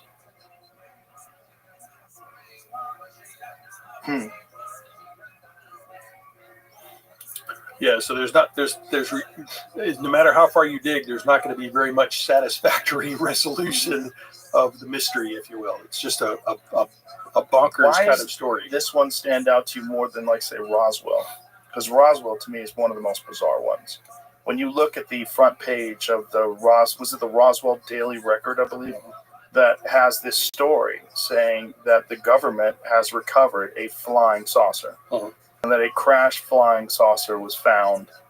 And, you know, the story is that they grabbed the wreckage and flew it out the Wright-Patterson Air Force Base in 2 separate planes in case one of them crashed. And Truman met them there. Like, maybe in that case, it's, you know, it's a potentially a purported spaceship, and it was around military bases. You know, I don't know. It's just the weirder. Again, we're getting into the fact I don't have a lot of depth in some of these areas, right? So I understand, but it's just the weirdest aspect of this whole crashed retrieval program, the alleged crash retrieval program. Like, if it has occurred, and it really does go back to the 1940s, like, how did you guys hide this? Like, how have you kept this secret so long? Is that even that's conceivably possible? That's one of the things I wonder about. There's a book I was recommended to read called Blind Man's Bluff. And it's a book about deeply classified projects connected to the Navy, right? They were, I think the end effect of what they were trying to achieve as part of what's detailed in this book is you remember hearing about deep sea rescue vehicles, right? So deep sea rescue vehicles, basically that was a cover for some submarines that the Navy was using to put listening systems on communication cables that were at the bottom of some of the bodies of water that I think the Soviet Union was using at the time. And so this book kind of details a number of programs that went through and developed kit and hardware to go through and accomplish these different tasks. And so it's neat to kind of, you know, see how black programs like that unfold. I don't know how that book got published, but it's a fascinating book. But then that speaks to what you're wrestling with, right? How do you have something that's so classified that doesn't leak, right? Because all the other data that we see from other programs, there you can keep a secret for a little while, but you can't keep it for that long, right? At least that's when I look at these other things. That's what comes to my mind right now. That doesn't mean I'm right. There could definitely be programs that are out there, right, that are maybe they figured out how to get around that. But when you look at some of the most classified military things that are out there, they usually have a lifetime associated. Maybe it's just one of those things the government's really good at. Like, the government's really bad at a lot of things, but maybe they're really good at that. Just that one thing, they've got it down. Right, you know? right. Or at least there's a small section of the government that's really good at that, right? Well, Hal's speculation, you know, when Hal says that he's pretty sure that there's 10 of them, that gives me pause. Because that's a very serious person. Well, yeah, he's a very discriminating individual. Right? He likes to question everything, and even though he's thought about some very interesting things over the span of his career, right, he does bring a little bit of that squinty-eyed physicist to some of the different things, and so that gives you some measure of comfort that even though he's thought about some wide-ranging things, he's bringing a little bit of that skepticism to whatever he's been confronted with. Also, as crazy as what he says is, there's some things that he won't talk about, which may, okay, what is that? Like, if you're telling me there's 10 crashed UFOs of non-human intelligence, and then there's stuff you can't tell me, that makes me just go, what else? What have you seen, Hal? Stop bullshit. You're 88 years old. Let's go. Right. You're on the clock, bud. You're on the clock. Spill the beans, buddy. Right. Come on, if anybody knows, please. But I guess if you did spill the beans, my goodness, you would no longer have access to any of that stuff, and you'd probably be in trouble. You know, they'd probably immediately get audited. Yeah, absolutely. You'd have a lot of special things that would happen. A lot of bad things would go your way, I would imagine. Because what he describes, that put it in perspective to me, said you have to understand that one of the things that would happen is there would be real problems because you'd have to figure out how this stuff was funded. So this is funded by misallocation of finances, so you lied to Congress. So these are crimes. These are crimes that put people in prison for life. And then on top of that... But by the way, that goes back to that book I was telling you about, Blind Man's Bluff, because it talks about the amount of money that went into that program. That was hundreds of millions of dollars. Right. And it's interesting. That gives you like a little bit of a window of insight into how the black classified world moves stuff around. Right. So, and then you also have this national security problem, because what Hal's saying is that we're not the only ones that have these things, and that there's essentially a mad race to try to back engineer these things and to successfully complete. And this was the real fear, like when people were seeing the New Jersey drones amongst conspiracy theorists. So I was like, oh my God, what if China's already nailed it? And they're buzzing us. I gotta think when you look at any of the counts of these things, the important things to maybe help categorize the nature of things that they see. If a craft has the ability to manifest extremely fast speeds, SR-71 does Mach 3.2. If you've got something that has radar track data that shows it's doing Mach 8 or Mach 10, that's interesting. Now we do have hypersonic stuff, so you can't just automatically say that it's something exotic. It still could be something that we know might exist out there with some other flags on the side of the vehicle. But then, like you talked about G-forces, if it can do like a Tron turn, right, that 90-degree kind of turn, and you got a radar track, that might help you categorize the nature of the different signals that are out there. So, and to me, that's why like the Tic Tac thing has always been something that's hard for me to just sweep away because of the quality of the data. And some of the stuff they describe, I can't imagine other conventional systems that could potentially explain what they're seeing. But a lot of the other stuff I can actually probably piece together in my head. It could be this or it could be that. Right? They talk about the cubes inside of a clear sphere. There are patents in the system for radar corner cubes that are a cube, a metallic cube inside of a clear balloon that gets floated to evaluate radar sensitivity.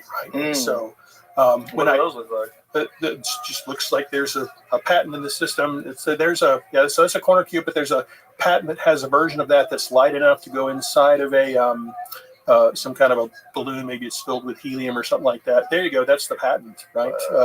So there's a patent in the system, and so I can certainly see maybe if that's tethered to a boat, right? They're just evaluating our radar systems, if you will. And so, well, that would kind of make sense until you listen to Ryan Graves' depictions of what these things were doing. That they were standing motionless at 120 knot winds. They're moving at insane rates. If it's tethered, well, if it's moving, I can't describe that. But if it's static, it could be tethered to a boat. Right, but that looks goofy. Like if you look at what that looked like, Jamie, you should pull that photo up you just had. Like that, I don't think that's tricking. The one on the left though is it's actually a metallic cube inside. Interesting. Yeah. So the one on the left, is there an image of that with the metallic cube inside the sphere? The patent. I don't know. Just a patent. Okay, so it's theoretical. I don't want us to know how it works. Right, of course. So in a lot of cases, I can again, I'm agnostic, and so I bring this framework to the table, and so only the Tic Tac one's really, I think, the one that bubbles up in my mind with the highest quality data that I haven't been able to categorize. Well, it could be A, B, or C. That's go back to that more boring explanation. Jamie, go back to that blue. I want to explore. It could be some fake AI. Could be nonsense. Pilot's notes for cube transmedium vehicle. Promulgated by order of that's got to be AI. Restricted. Come on, it's restricted. It's like super important. It says for official use only. This is on the internet. It's got to be legit. I am a French model. Right? It's just to buy stuff. Oh, it's just to buy stuff. It's just goofy. It's just silly. We need to get those. Get some Tic Tac stuff. The lack of sonic boom is one of the things I want to talk about. Yeah. Like if that thing could move at that kind of a hypersonic speed, there would be some sort of a sonic boom. Right.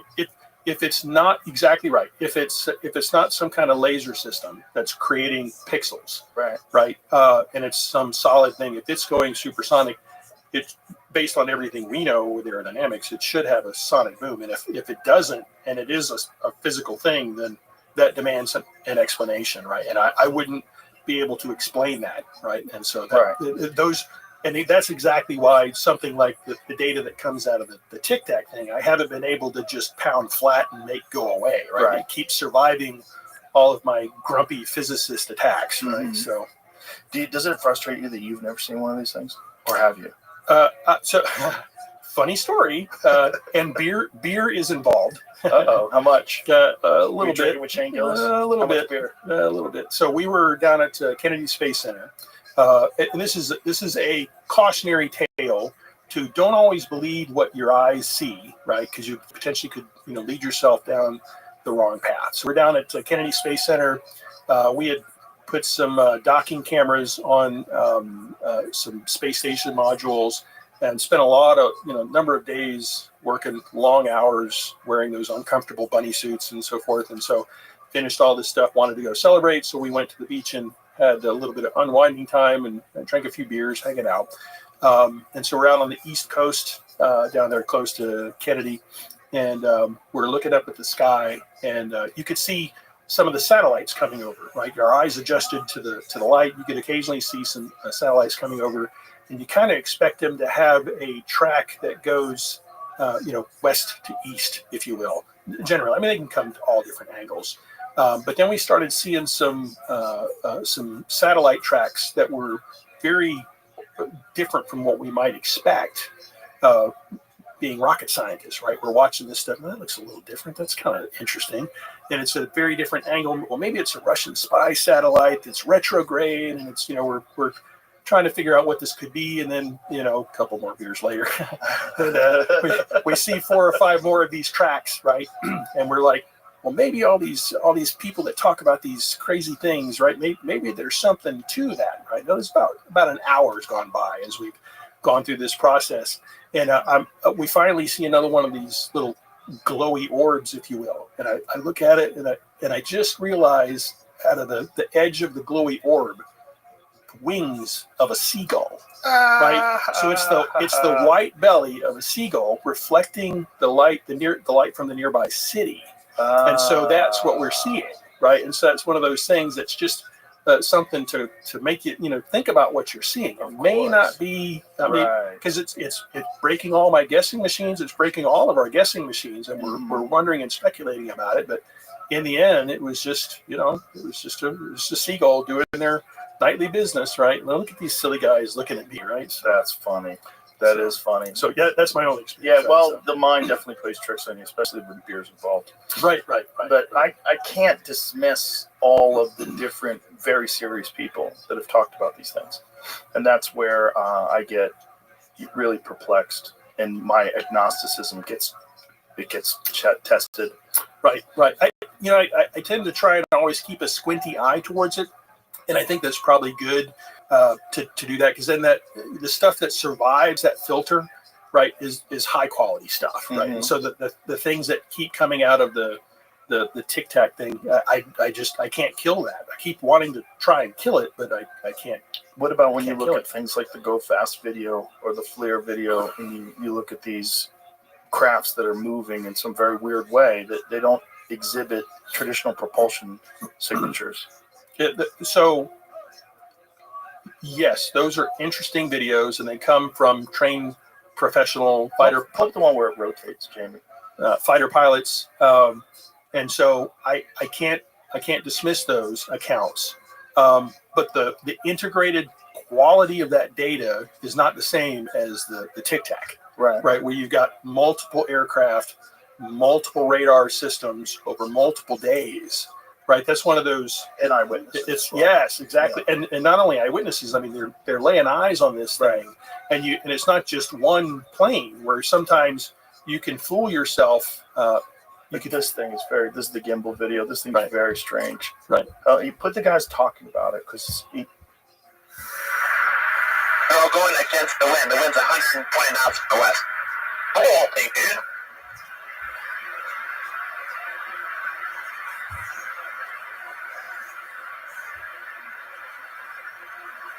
That's not LNS though, is it? It's not LNS, dude.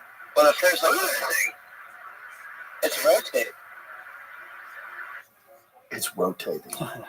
It's going against the wind, and it's rotating. And I acknowledge the fact it doesn't have any thermal signatures that were indicative of like a plume or something like that, right? So some of those things definitely are hard to explain. It's also listening to these guys, listening to fighter pilots, going, "Look at that thing." Yeah, because What is their eyes are trained to go through and discern different things. Because they're always thinking about, can this kill me? Can I kill it? What do I need? I completely acknowledge the fact they have that framework drilled into their head, and that helps put this into a special category. But those are unfortunately single data points, so I can't do anything with that, right? And that gets back to what we talked about at the beginning of all this. I would love for somebody to show up with a notebook, right, full of all these great observations that would help me. We're making these little nano chips that we're trying to use to extract energy. Can I see those? Yeah, sure. Is that the actual nano chips? These are a bunch of the nano chips that we're doing. This is part of the Casimir company that we spun out. These chips interact with the quantum field and generate a voltage potential between those leads. And so we measure voltage on those guys when we put them in dark RF shielded enclosures. There's some pictures. That's so cool. And so just looking at these is so cool. Yeah, and it's fun to think about how do you even make stuff like that. We can talk about that in just a minute, but let's talk about some of the applications, right? This is. Let's see. Can we go back a couple slides? Keep going. Keep going. One more.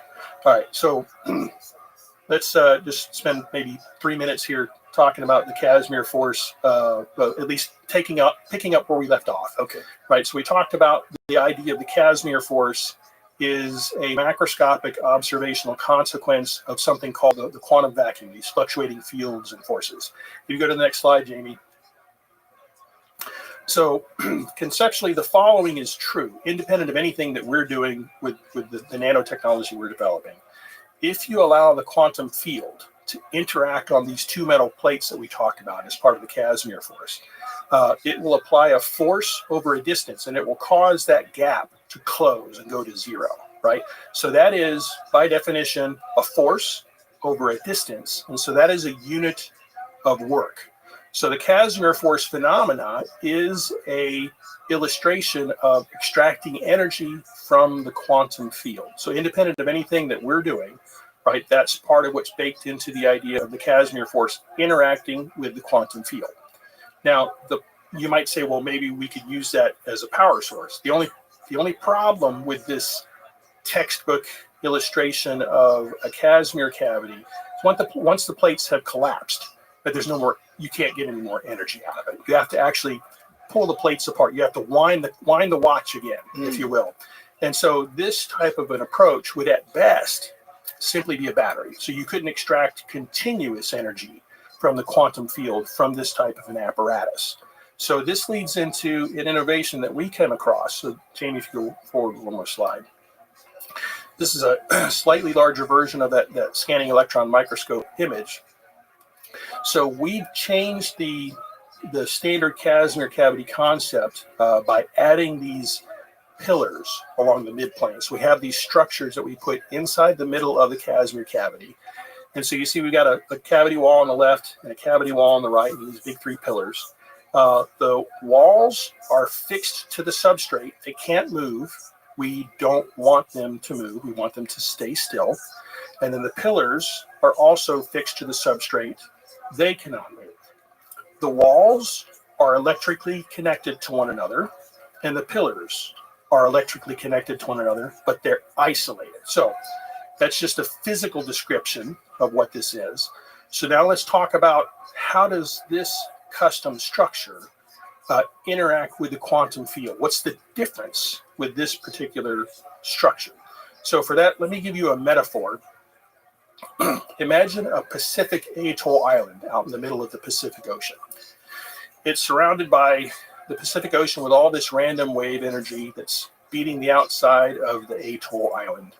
But at the center of the atoll island, there's a nice lagoon, right? Very quiescent, very smooth.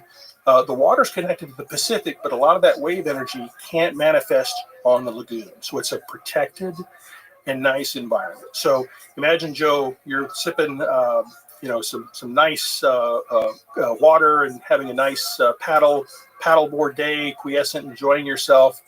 And Jamie, he took the other pack of deep sea fishing out on the Pacific Ocean, and so he's really bobbling back and forth, and it's much more uncomfortable for sick and feeding to fish, right? So Now, with that metaphor in mind, let's come back to the structure. So this structure, the walls on the outside are like the Pacific Atoll Island. Inside the quantum field, which is like the Pacific Ocean. So it's assaulting that structure on all sides. The pillars are like you on your paddleboard in the lagoon. It's a protected environment. And so the way the quantum field interacts with this structure is it will occasionally cause a real electron inside the walls to quantum tunnel to the pillars. And so the pillars are like you on your paddleboard. It's a very quiescent environment. And so the electron shows up through this quantum tunneling process, but there's no wave energy on the lagoon to mirror that current back to the walls. So in that way, this structure will interact with the quantum field and generate a voltage potential. So we can measure a negative voltage on the pillars relative to the wall. And so although this is a very tiny little cavity, and we can measure the voltage directly using atomic force microscopes, if we put these guys together by the tens of thousands or hundreds of thousands, then we can get to voltage and current levels that map to things that we care about in application, like a tire pressure monitor system, something that uses microwatts worth of power, or a Fitbit, or you've got the ring there. I think it's an electronic ring or something like that. There's an Aura ring. Yeah, some low power applications, and so using this this approach, we're trying to create chips that are about the size of your pinky nail that generate 1.5 volts and 25 microamps. And so that maps to a number of chips that are on the market today that operate at that power level, but they have to be recharged. We don't have to be recharged. So we're like a solar panel that works in the dark. So you can put us in your device, and then it can go down to the bottom of the ocean, and it will continue to work. Or we can give it to our buddies at Intuitive Machines, and they can carry it to the surface of the moon.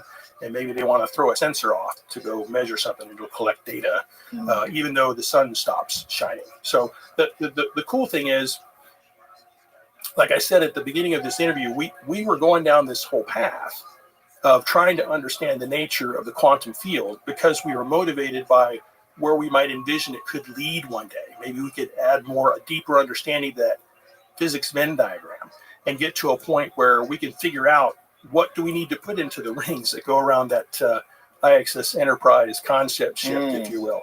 And so it's cool to think that, maybe we could come up with a technology that, provides useful power today for things like this. Maybe, if we put it in aggregate, if we put a lot of them together, right, we could get to a point where, what is that chip? This is just a 3D print of having a bunch of those little chips that are 5 millimeters by 5 millimeters, 1.5 volts, 25 microamps. If we add a bunch of those together at a very large extreme, that particular board might generate 3.4 watts. And so that board could recharge your phone in 3 hours. And so imagine a scenario where you had a phone that's pretty resilient, that for the most parts, you'd never have to plug it in. That might be pretty useful, right? So, and it's neat to think that pursuing this whole reaching for the stars type of thing has fueled this exploration of pushing the boundaries of what we know, and then kind of coming across instantiations that make us go, hey, wait a minute, although we were thinking about these kinds of things, look at what we could potentially do now. And so we could find ways to, feed the research and still bring value here in incredible ways. I mean, this capability is amazing to think in terms of what it could unlock, right? Especially if we could, if this is 3.5 watts, you could imagine you put a bunch of these together, you could rapidly get to a kilowatt or even more, right? And have expeditionary power. I don't know if you've ever wanted to have a farm out in the middle of some untouched area where you didn't want to pay the money to run the power line. Well, now maybe, in 10, 15 years, maybe you wouldn't have to. We could provide a solution that would allow you to come off the grid, right? So I was seeing something online about some new technology that I believe was invented in Japan, where they have figured out a way to extract far more energy from solar panels. Yeah, I think they've increased the efficiency on solar panels, but there is a limit to that, right? In terms of, I think, when you get to close to 40% efficiency on a solar panel, you're kind of at the limit of what you can do. And then the challenge you have with the solar panel is surface of the Earth during ideal peak lighting conditions per square meter. And so if you wanted, a system that provided 5 kilowatts of power, you could do the math and figure you did a fairly big area. With our technology, we can stack it on top of one another. We don't have to stretch out like that. And so the quantum field could potentially provide a lot more power with a much smaller footprint, if you will. Right now, I have to acknowledge we're still very early, right? We're very low power levels, and so we want to crawl, walk, run.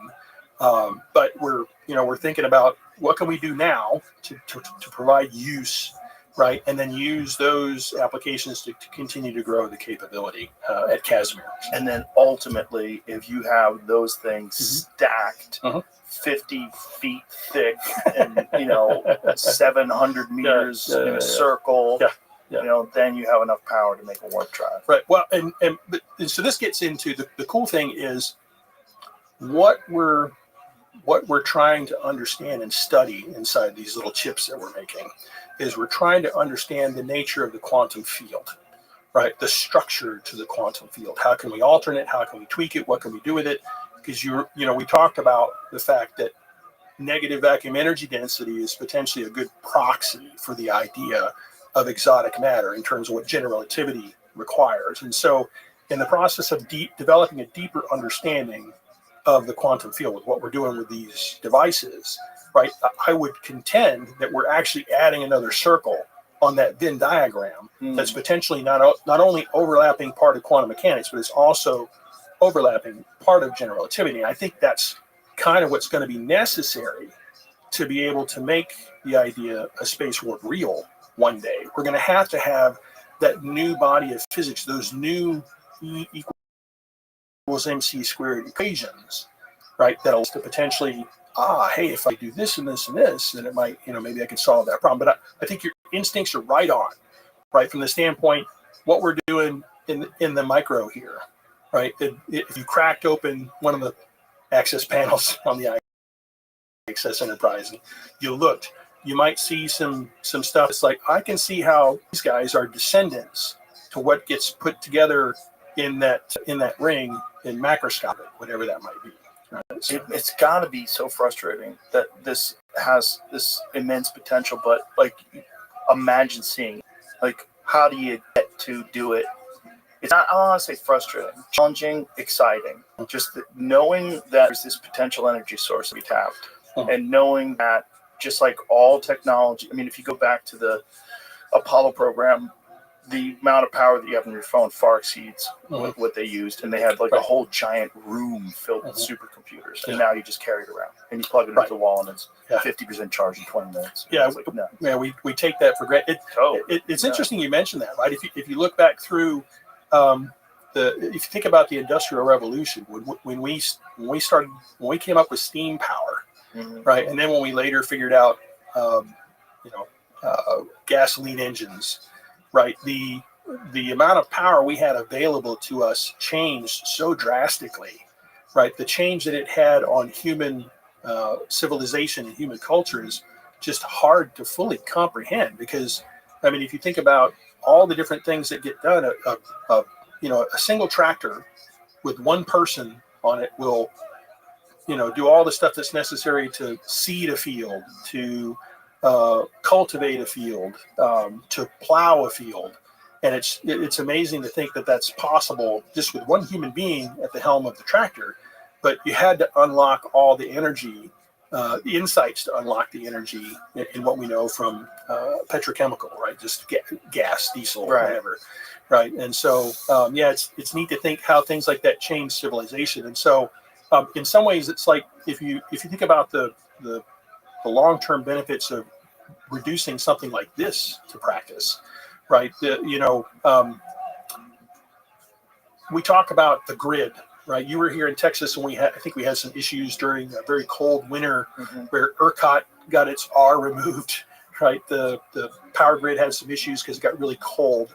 But imagine a future where we can start to create microgrids, maybe even eventually move away from something like that. And then what would that kind of a capability do for parts of the world that currently don't have any infrastructure in place? Right. There's a lot of places in Africa where if you brought this type of a capability where you could plop a brick down on the table that's 1 kilowatt, right, and let people know hey, can you make use of this? And so just like Starlink provides this opportunity for people in remote locations to have access to the internet, right? We could potentially bring a solution to the table that could help a lot of places on the planet that, they might not ever see that otherwise, right? So that's the thing. So those are some things that have us excited about as we continue to wrestle with technology, right? Anytime you're trying to do something, you're trying to establish order where there's only chaos, it's hard. Right, but the things that help us weather that is the long-term implications of what we're doing, both in the near term and in the far term. It's really cool to think, right? We can provide benefits, here, and then farther down the line here, and then farther down the line to here, and then by the way, the whole reason we're doing all this stuff is because we hope to try and make the idea of a space work possible one day, right? It's cool to kind of have that connection between all these different nodes along the way. Where you can see the path. Yeah, you can see the path. Right? You can see how it'd be useful for right. people today. Right. I mean, think about like when we have a hurricane that hits, right? The power goes out. You're without power until they can get power lines up, right? If you have capabilities like this, maybe 50 years in the future or something like that, right? Where everybody just, they're off the grid. Right. That changes the nature of how we contend with, disasters like that. Right. So, and monopolizing resources. Mm-hmm. Right. That's the other issue. We'd no longer be dependent upon fossil fuels, or essentially everyone would be independent. Right. And then you can imagine as it scales up, it gets better and better, just like cell phones were initially these very large bricks that, remember from Wall Street? The guy had Okay, yeah, sure. I can do dinner. Cool. This big brick with you. Yeah. And now they're little tiny things. Yeah. And so you could imagine how that would eventually get to where it's portable, and anyone can have power everywhere you want to go. Yeah. So some of the things we think about in terms of the roadmap for things, right? It may take us a little while before we could provide all the power that's necessary for like a Tesla. But we could imagine a scenario where, like, I'll hold this little prop up again. We've got this 3.5 watt brick, 3.5 watt card. Maybe we put a bunch of them together to create a 1 kilowatt module of sorts. So maybe a Tesla's got 50 kilowatt hours worth of capacity in it. Most of your daily driving that folks do is, to work and home. So it's maybe 50 miles to and 50 miles from, 100 miles a day, right? And so if you've got an electric vehicle that has all the batteries already in it, but then you make the decision to buy a 1 kilowatt Casimir module, right? And you connect it to your car, that module will provide over a 24-hour period, it'll provide 24 kilowatt hours of capacity.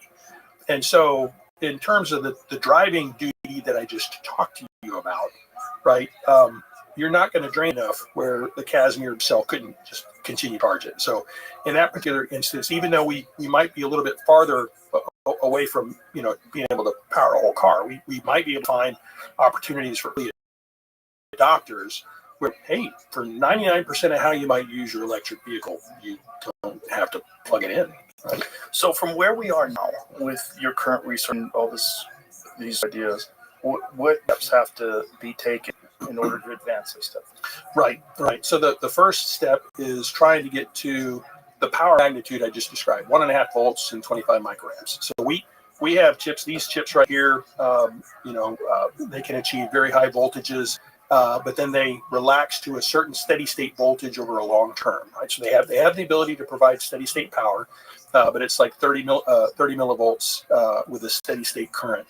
And so it's the current that we're currently working on right now. We're trying to get the current up to that 25 microamp ability right now. And so that's the stuff that we're doing every month we're trying to do another generation of chips to go through and work the material science and get that capacity to that level.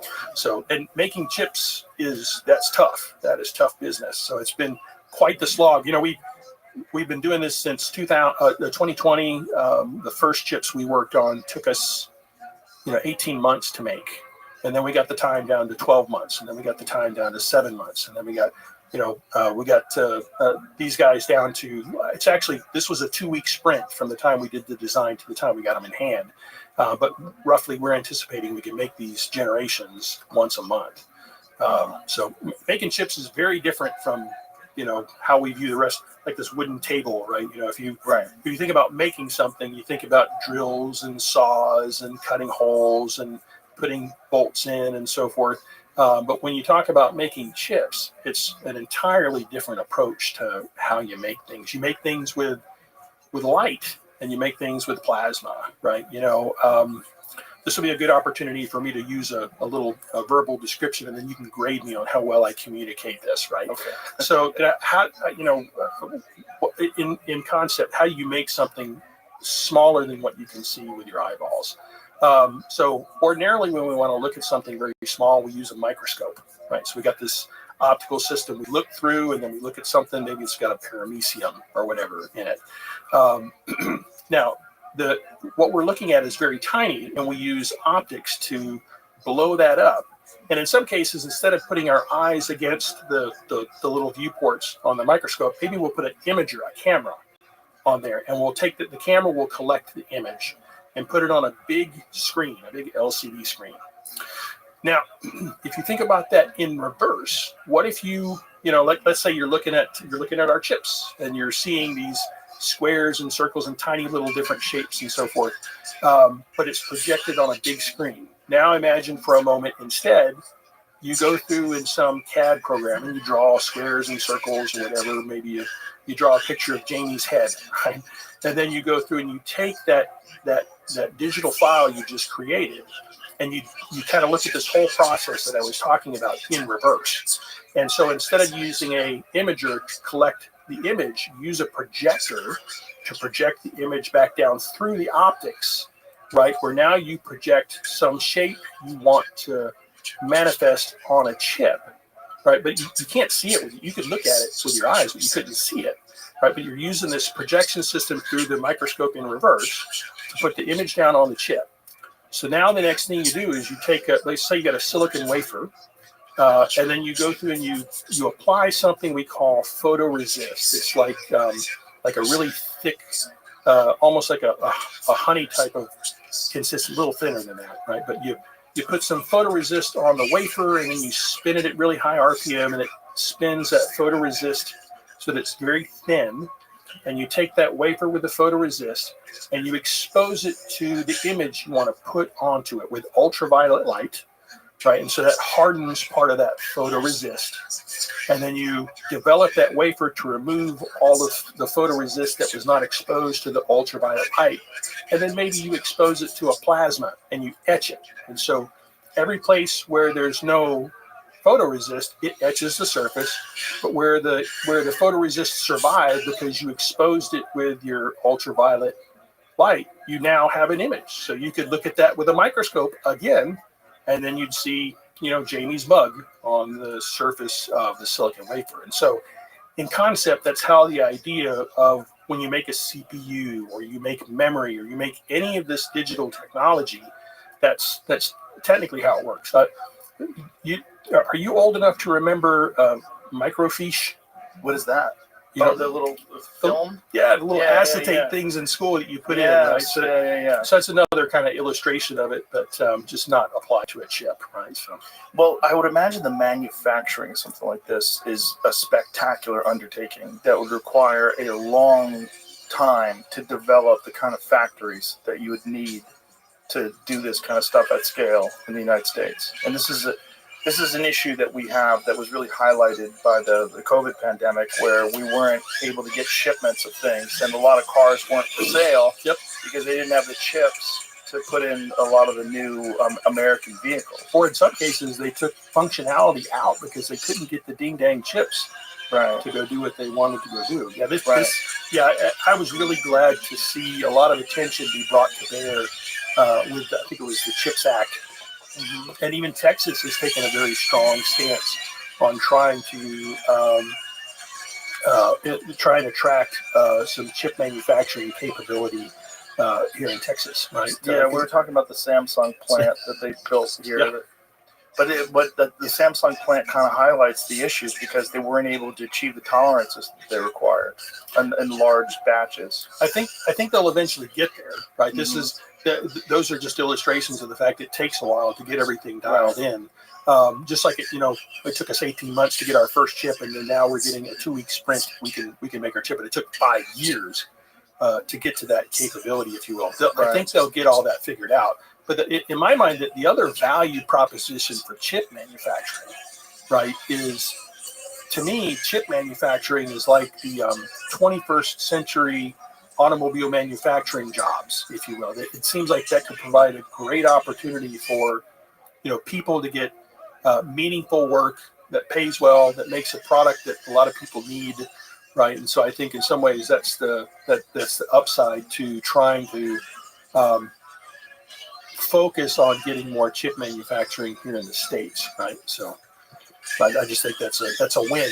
That's a win-win, right? Yeah, because chip manufacturing, one of the things that Apple stated, they have apparently a big leap coming forward with the iPhone 17, and they think that they're going to have to manufacture these in China. I was reading Tim Cook talking about it because they're saying that China is the only nation that's capable of achieving what they're trying to put into these. Is it China or Taiwan? I don't know. I believe it's China. I certainly. Yeah, I don't know definitively either, right? When I think of maybe it's just manufacturing that's the issue, not the chips. Okay. But see if you can find what Tim Cook said about needing to develop the iPhone or manufacture the iPhone 17, because I think a lot of their stuff they do in India now, but they think this new one is going to be so sophisticated that they're going to have it made back in China again. Yeah, so when I think of cutting edge chip capability, I think of TSMC, that is. In Taiwan, right, and they've got those machines, the ASML machines that this is a very interesting thing, right? So the machines that help make some of those tiny chips that are inside the iPhone, they're made by this machine that's developed by a company called ASML over in the Netherlands. And part of me thinks it's like that's a very small brain trust of people, right, that are making machines that are kind of setting the pace for, because I think about what happens if somebody, a bus has an accident or something like that, right? Because it's just like such a small group of people that have this skill on how to make these tiny little features that are 2 or 3 nanometers. I mean, that's crazy small. What percentage of the population can do that? Right. There's not a lot, and 2 or 3 nanometers. It's like that's if you were to put DNA on the table, right, and you calculated 2 or 3 nanometers, it'd be as very. Oh, here, let me give you. Here's a better comparison. If you hold a marble in your hand, and you imagine that as 1 nanometer, right? It's just kind of a comparison here. Right, so you have a marble in your hand. That's 1 nanometer. Well, how big is a meter? A meter is the size of the Earth by comparison. So just to put a nanometer in mind, right? So we can all envision a meter, right? So that puts a nanometer to scale, right? And so they're making things with lateral features that have this handful of nanometers in mind. Now that said, I do think that is so crazy. I do think chips are reaching a limit in terms of what they can do for the lateral features. The next big chapter, I think, for chips is they're going to go 3D. They're going to start making them. They've got a bunch of efforts in place to try and figure out how to make chips much more 3D, like especially when they may even include multiple different chips, right, that serve different purposes, if you will. You'll no longer just have the single flat chip that does this surface. There'll be a bunch of chips on top of one another that get integrated into assembly. You already see it in this tire pressure monitor system. There's a little chip here on the back of it's actually a system of chips. There's a bunch of chips in that little silver piece on the end there. There's a microprocessor, there's a Bluetooth module, there's a pressure sensor, and then there's a receiver. Look how small it is. Yeah, that's nothing, right? So that little shiny silver piece Yeah, that shiny silver piece. That is, it's not only just the pressure sensor; it's all the other support electronics, and everything else is just simple dumb stuff. And a big battery in comparison to everything else. And a big battery that has to last 5 years, right? And so that's why they. This is not. You don't take the lid off this thing. This is glued on, right? It's when it's done, you just throw it away, right? So that's the current operating process. So crazy.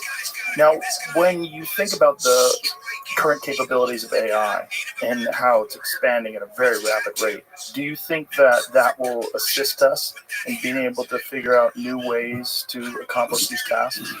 I think so. When AI first came out, I tried it a few times, and I wasn't satisfied with the quality of what I was able to do with it. This is a number of years ago, right?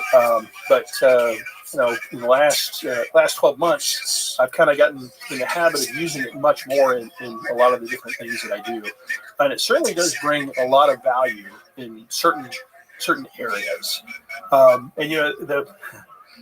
lot of people talk about artificial intelligence is going to kill us. Oh my gosh, it's going to kill us, right? And I don't think it's artificial intelligence that's going to be a potential big problem. It's more a measure of artificial incompetence, right? And so let me unpack that. Okay. And so I think AI is an amazing tool, and it's only going to get more useful as we continue to move forward. And I use it every single day, right? In terms of different things that I explore, it's extremely useful.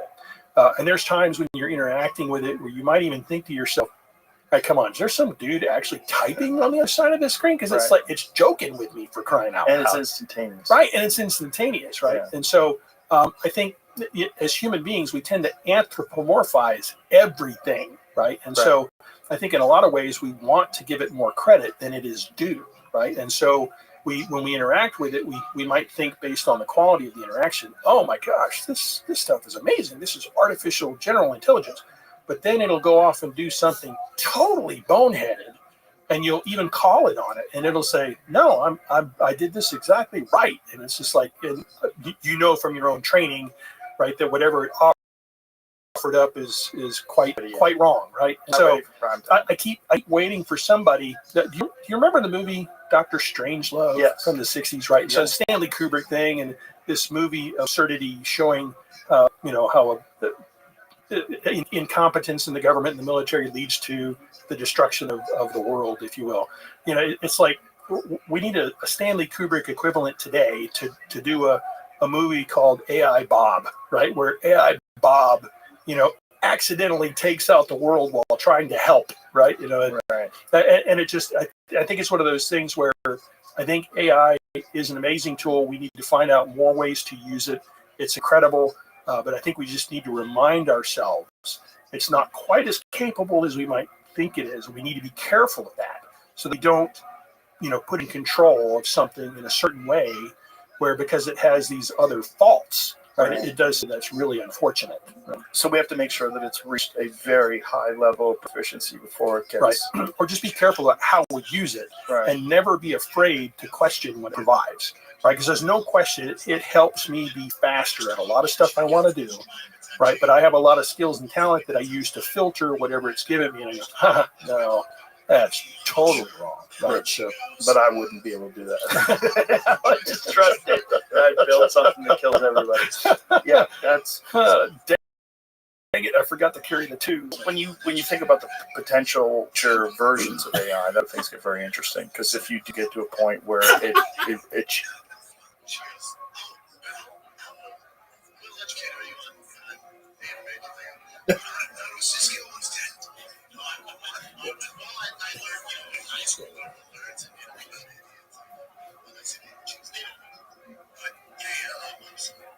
She goes, well, I can educate, I can take you to my information. That'd be cool. You know what? That sounds great. So we should do that. Fucking forge my life. Oh my gosh. Learn some good ideas. Stuff. And then I go, uneducated, grabbing guns, on TV and stuff. And then she goes, there's a lot of tribes out there. She was working with rituals you can go where they still live in the and all this stuff. And I go,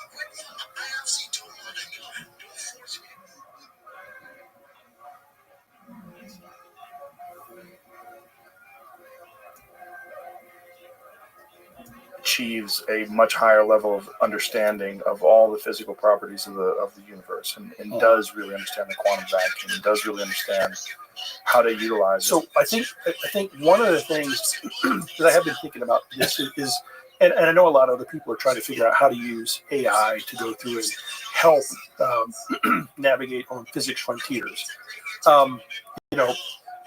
AI is trained on a bunch of existing data, right? And so in some ways it is an enormous experiment in statistics. And so I would wonder how much an AI system by itself could innovate new ideas. It certainly could recognize patterns. But once you institute sentience, and then if it's possible at all to make it creative, that's where I wonder what. Great question, and I'm not an AI expert, so I'm going to tread very carefully here. When I think about how they train AI today, it is certainly a measure of statistics, right? And so when you talk about an AI agent being able to actually think in the way that you and I might consider thinking, I don't think anything that we have does that per se, right? You just got a bunch of GPUs that are taking in input and then passing it through a matrix of all this stuff that's from training, and then so the statistics of what comes out, right, is a result of whatever training that was done. So it's not like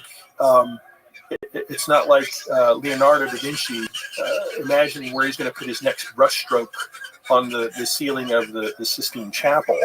But certainly it could potentially take an image of the Sistine Chapel and mix it with an image of some other modern art or whatever, and come up with some cool homogenization of things, right, and so forth. So I still think I think we need to better understand what is consciousness, right, before we can really even do that. What do you think it is?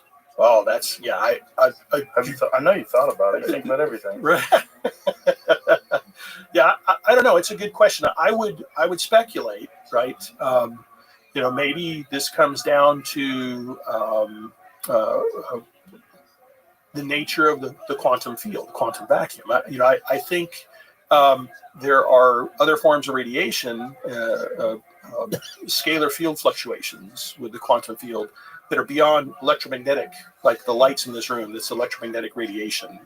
Scalar fluctuations would potentially be a whole nother realm of radiation that we currently don't have any sensors to detect, right? But maybe biology uses those types of things. And so there are things inside cell structures called microtubules. I think Hal maybe even mentioned something about microtubules to you when he was here the other day. But cells have microtubule structures in them, and I think that may be connected to the idea of consciousness, although I don't have a well enough formulated answer to be able to defend anything. So I'm treading very carefully because this is not my area of expertise. But it's fun to speculate. It is fun to speculate, and maybe we can schedule another opportunity to come back and talk about consciousness, bring a couple other folks that are more cognizant than me. I would love that. Yeah, You want to organize that? Yeah, Do you know who you would call? I don't know yet. I'll think about. I'll have a think. Actually, probably have a couple other cool ideas for cool things we can confab on. I think a lot of people would really enjoy learning and listening about. Well, that would be a fantastic collaboration. People that have theories about consciousness, along with these theories, these quantum theories. Yeah. Fascinating stuff. Yeah. Harold, thank you so much. Yeah. So interesting, and I'm so happy that people like you are out there in the world working on this stuff, which I'm sure one day, when people look at the past and say, boy, look at those cave people, look what they're doing. You know what I'm saying? Because like we would look at the Victorian people, or we would look at people from thousands of years ago. I think they'll look back at this going, wow, this is where it all started. Yeah. This was the moment. So let's definitely do that. Let's definitely have another visit and bring in some people that will explore consciousness together. Sounds good. I love it. Thank you so much. Really appreciate it. Thank you, Joe, for having me. Bye, sir.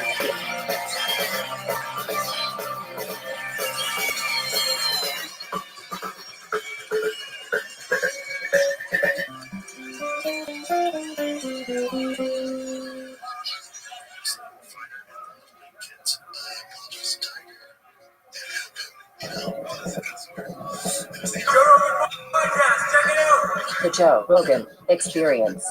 Train by day, Joe Rogan podcast by night, all day. All right, what are the odds that I contact you on Instagram and the fucking day you're here is the day your book comes out? It's pretty unlikely. Kind of crazy. A little bit. Right? It's kind of like the universe smiled upon us. You know what I mean? It's like synchronicity. If you want to believe in the simulation. Sometimes I do. I'm with you.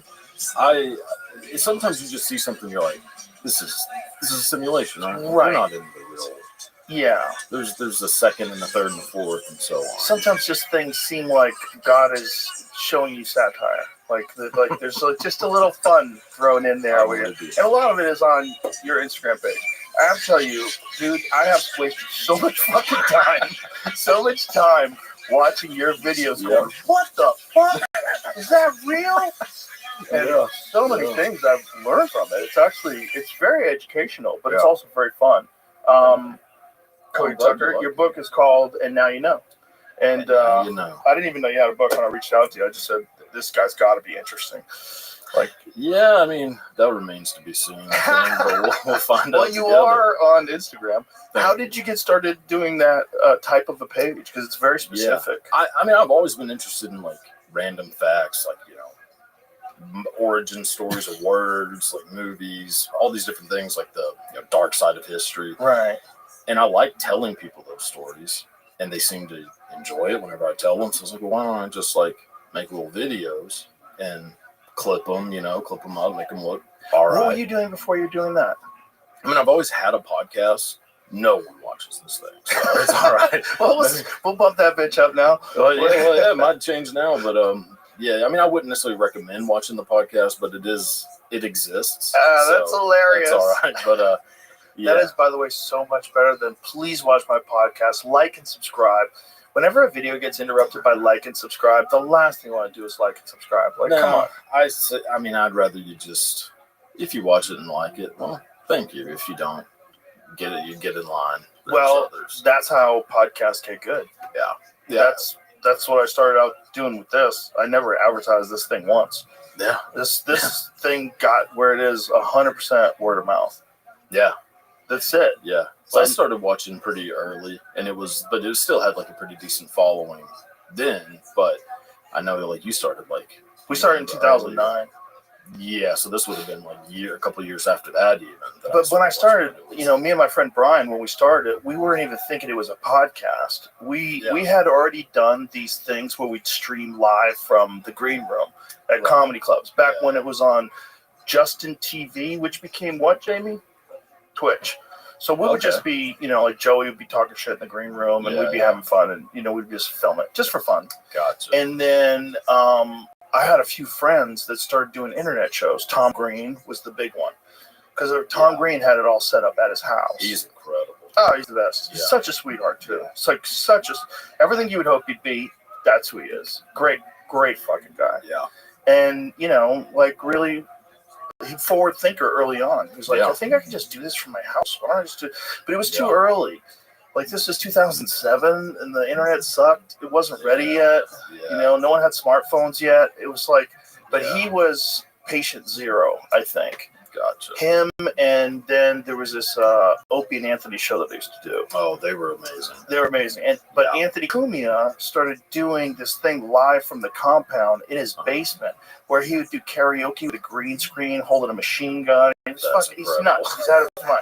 And he had like beats on tap, so they'd be getting hammered. He's playing video games. He's a maniac. Yeah. And I was like, that looks like so much fun. I was like, he just has a studio that he set up in his basement. Yeah. And so we just started fucking around with most bare of equipment. It was a fucking laptop webcam. And we had like a USB mic. Yeah. With one of them blue mics, Yeah, the the big blue, stupid yeah. silver ones. We had one of It's those. like $30 at Walmart. Exactly. Yeah. That's how we started. And, we just kept doing it. But tell them not to go to your cast. It's classic. That's very fun. Yeah. I mean, that's usually my thing. Because if there are people that do watch it and I think they like it, and I like those people. I'm glad those people are around, but it's not something that should ever become popular. Well, there's two schools of thought today with the youngins like yourself. It's like, just get famous at any cost. Get on TikTok, show your dick on OnlyFans, whatever you have to do, or not, right? Or fuck that, and that you're in the fuck that category. Yeah, I could care less about having anyone know who the fuck I am. Which, granted, here I am. I know it's not odd, but that's also why you're here, right? Yeah. It's also why your book came out today. It's like there's a synchronicity going on. Something's Something's where, happening. Like, things are crossing over that I didn't. So you did your podcast, and in those stories that you would tell on the podcast, where you would drop some crazy information, then you decided to start clipping them up. Exactly. So I would end it with just like, oh, here's some like half-ass history, which is what I called like the segment. And then I was like, oh, here's just like a half-ass history segment. I'm just ramble about some bullshit from like Napoleon or something. I binged them today, and because it's getting ready for you to come in. It was fun. No, it was fun. It was fun. You really freaked me out with the whole Outlaw Josie Wales thing. Like, I loved that movie. And now I'm like, oh, no. Yeah, I can't watch it anymore. Oh, no. It's the guy who wrote the book that turned into Tell the story, because it's so crazy. So, there was a fellow named Asa Carter. So Asa Carter is this massive white supremacist. Like, he was in the KKK and then left the KKK because they weren't racist enough. He was like, y'all don't hate black people way more. Like, y'all should be hating these people way more than you should. So he made his own version, like a splinter group of the KKK. And, he was part of, like, he would show up to, like, Nat King Cole concerts, try to drag him off the stage, Oh, my God. And he became a speechwriter for George Wallace, not the comic, but, the governor of Alabama, George Wallace, who was, the segregation now, segregation forever. He was, as you said, a massive piece of shit. Massive. In the video. Horrible. Yeah. Just an all-around. So he's a speechwriter for that guy. He helped write that speech. The segregation now, segregation forever. He was a co-writer of that speech. Then things kind of fell apart from him. George Wallace was like, you're too racist for me, buddy. like, I just don't want him to go to school with my kids. He's like, I don't want them to not exist. Oh, my God. And, so he moved to Florida, changed his name, I think, to Forrest Carter. I think is what he changed his name to, and started writing books. One of them was the Rebel Outlaw Josie Wales, which, Clint Eastwood turned into. Outlaw Josie Wales. I guess back then there was no Google, so a guy could do something like that, you would never know. How would you know? That's how Stephen King had Richard Bachman, remember? Exactly the way he wrote Running Man. Yes. He wrote Running Man is Richard Bachman, and other things too, but What is it? What is it? The Dark Half? Is it the other one that I really liked? Is that Richard? Is that? I don't know if that was I think that was a Bachman. Talisman. He had a bunch of them that were great. Yeah, that guy was cocaine worked so well for him. Oh. You know what I'm saying? Yeah. I mean, if there's ever a dude, and I know he's clean and sober now, and God bless him, and I feel terrible that the guy got hit by a fucking van, like the whole deal. It's crazy. Yeah. Is that the Dark Half Stephen King adaptation? Oh, so was Stephen King? It wasn't Bachman? What? Oh, he did another Oh, he had a pseudonym. different- Jesus Christ. I didn't. That's know how that. prolific that guy I was. had no idea. He He's had so another prolific, he has extra pseudonyms. One. He had a pseudonym for a pseudonym. Bro, there's not That's a guy incredible. who has ever lived who has made more bangers, more just. Follows Thad Beaumont, a writer who achieves fame. So that's about that. That's the student. So no, because if you look on the So post, is it purely says Stephen King? King's Yeah, I name think on it's the. just the Google the AI gave. Bro, but I think that's the actual. Is that the trailer for the film or the poster for the film? The writer who George Romero made the movie. Yeah, is that right what there, that is that image a- is it though, says or is that the Timothy image Hutton. from the book? Timothy Hutton plays But- George right. Stark. So No, I know that, but is that image? Is that from the book for the movie? That's the movie George A. Romero. Yeah, so it says see, Stephen that's King why there it for says sure, Stephen King but- is because they're selling it. Yeah, you'd have to find a picture of the book and see if like the book says. But bottom line is, they all say Stephen they all King. say, on well, why them. would you change it now? It's like, Yeah. see, even Yeah. see if the one that he wrote is Bachman for sure. Like, what did he write as Bachman? Well, for sure? Running Man was for sure Richard Bachman. Okay. I See if think. Running Man says Stephen King. And I think Talisman. I think that was one that also. He had a fake picture and everything. That's amazing. That's so wild. I wonder who that guy is. Actually, Richard that looks- Manuel, a builder and friend of Stephen King's literary agent.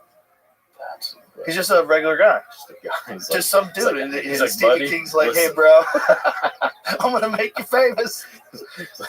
That's kind of crazy. Oh, he wrote Thinner, too. When he inspired by Bachman Turner Overdrive, about that. which is amazing. That's hilarious. BTO, one of the greatest bands of all time. So he did write The Dark Half. The surname Stark was later used in a King. Oh, no. Then, Okay. hold on. We're getting Yeah, ahead of Richard ourselves, Stark? but- yeah, go back. Richard Stark is another one? No. No. Richard Okay, we is should a be the whole tribute. fucking. Richard is a tribute to author. Got it. Well, yeah, so Did he write it as Bachman? He did. there should be like Bachman a books. bibliography, I wonder. At the last moment, he changed it to Richard Bachman. But Thinner was. Gus Pillsbury was a different one he was going to use. Oh my God, that's hilarious. Gus At the Pillsbury. last moment, he changed it to Bachman. So Bachman was The Dark Half.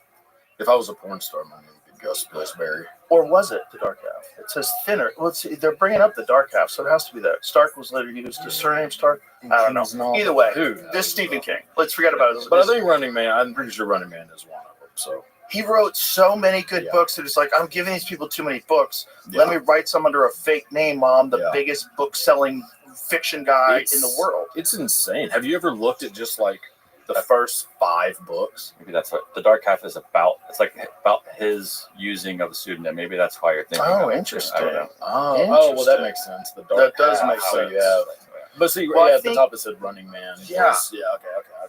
The Dark Half book is great. I've never read that one. Well, it's so funny that King was able to pull this off because how many of his fucking stories about a writer who lives in Maine? It's so crazy. The guy just picks his home state, writer, picks his profession, and then insanity ensues. You know, like it's all like a writer in Maine. Well, and they're all based on just things that are happening to him. Like, I can't remember which book it is that's about him, like, going through alcohol DTs. Oh, fuck. It's, I can't remember. But the Shining. The bookography. The His Shining. bookography, whatever you would call it, is bibliography. Bookography. Close, If you look at his bibliography, it's insane. Because he it's wrote Carrie's, so many bangers. Carrie's number one, and then it's like Carrie, Salem's Lot, The Yeah. Shining, a couple other and then Christine, which Yeah, I didn't enjoy the Dark Half movie. It's like, well, I hate that cliche of the book's better because it's never better because you can see the movie. You're right. But they never nail it. Yeah. It's just too hard. Well, The Shining kind of does because it's being done by Stanley Kubrick. Right, but he hated it. Yeah, he hated it. Which is so nuts. Well, he said that I he get thought it. Nicholson turned crazy right away. And he wanted it to be a very gradual thing. Yeah, you know who he wanted? Who? Robin Williams. Oh, my God. He would have nailed it. Robin Williams or Harrison Ford. Bro, Which you ever seen both is Robin Williams in that 24-hour photo movie where he plays 1 Hour a psycho? Photo. Oh, that's it. That's It's it, 1 hour dude. photo. That movie is so Oh, my good. God. It's insane. He's so good in that. He might be one of the greatest actors of all time. Like, Crazy how good he 10. is in that movie because you just Yeah. really believe he's a psycho. Yeah, because he's so lovable at first, but there's all these little signs that, like, keep this guy away from your kids. There's layers. Yeah. There's layers to that story. Yeah. That's such a great movie.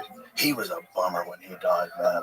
That one bummed me out. Yeah, I've only cried a couple times when, like, a famous person died. That's one of them.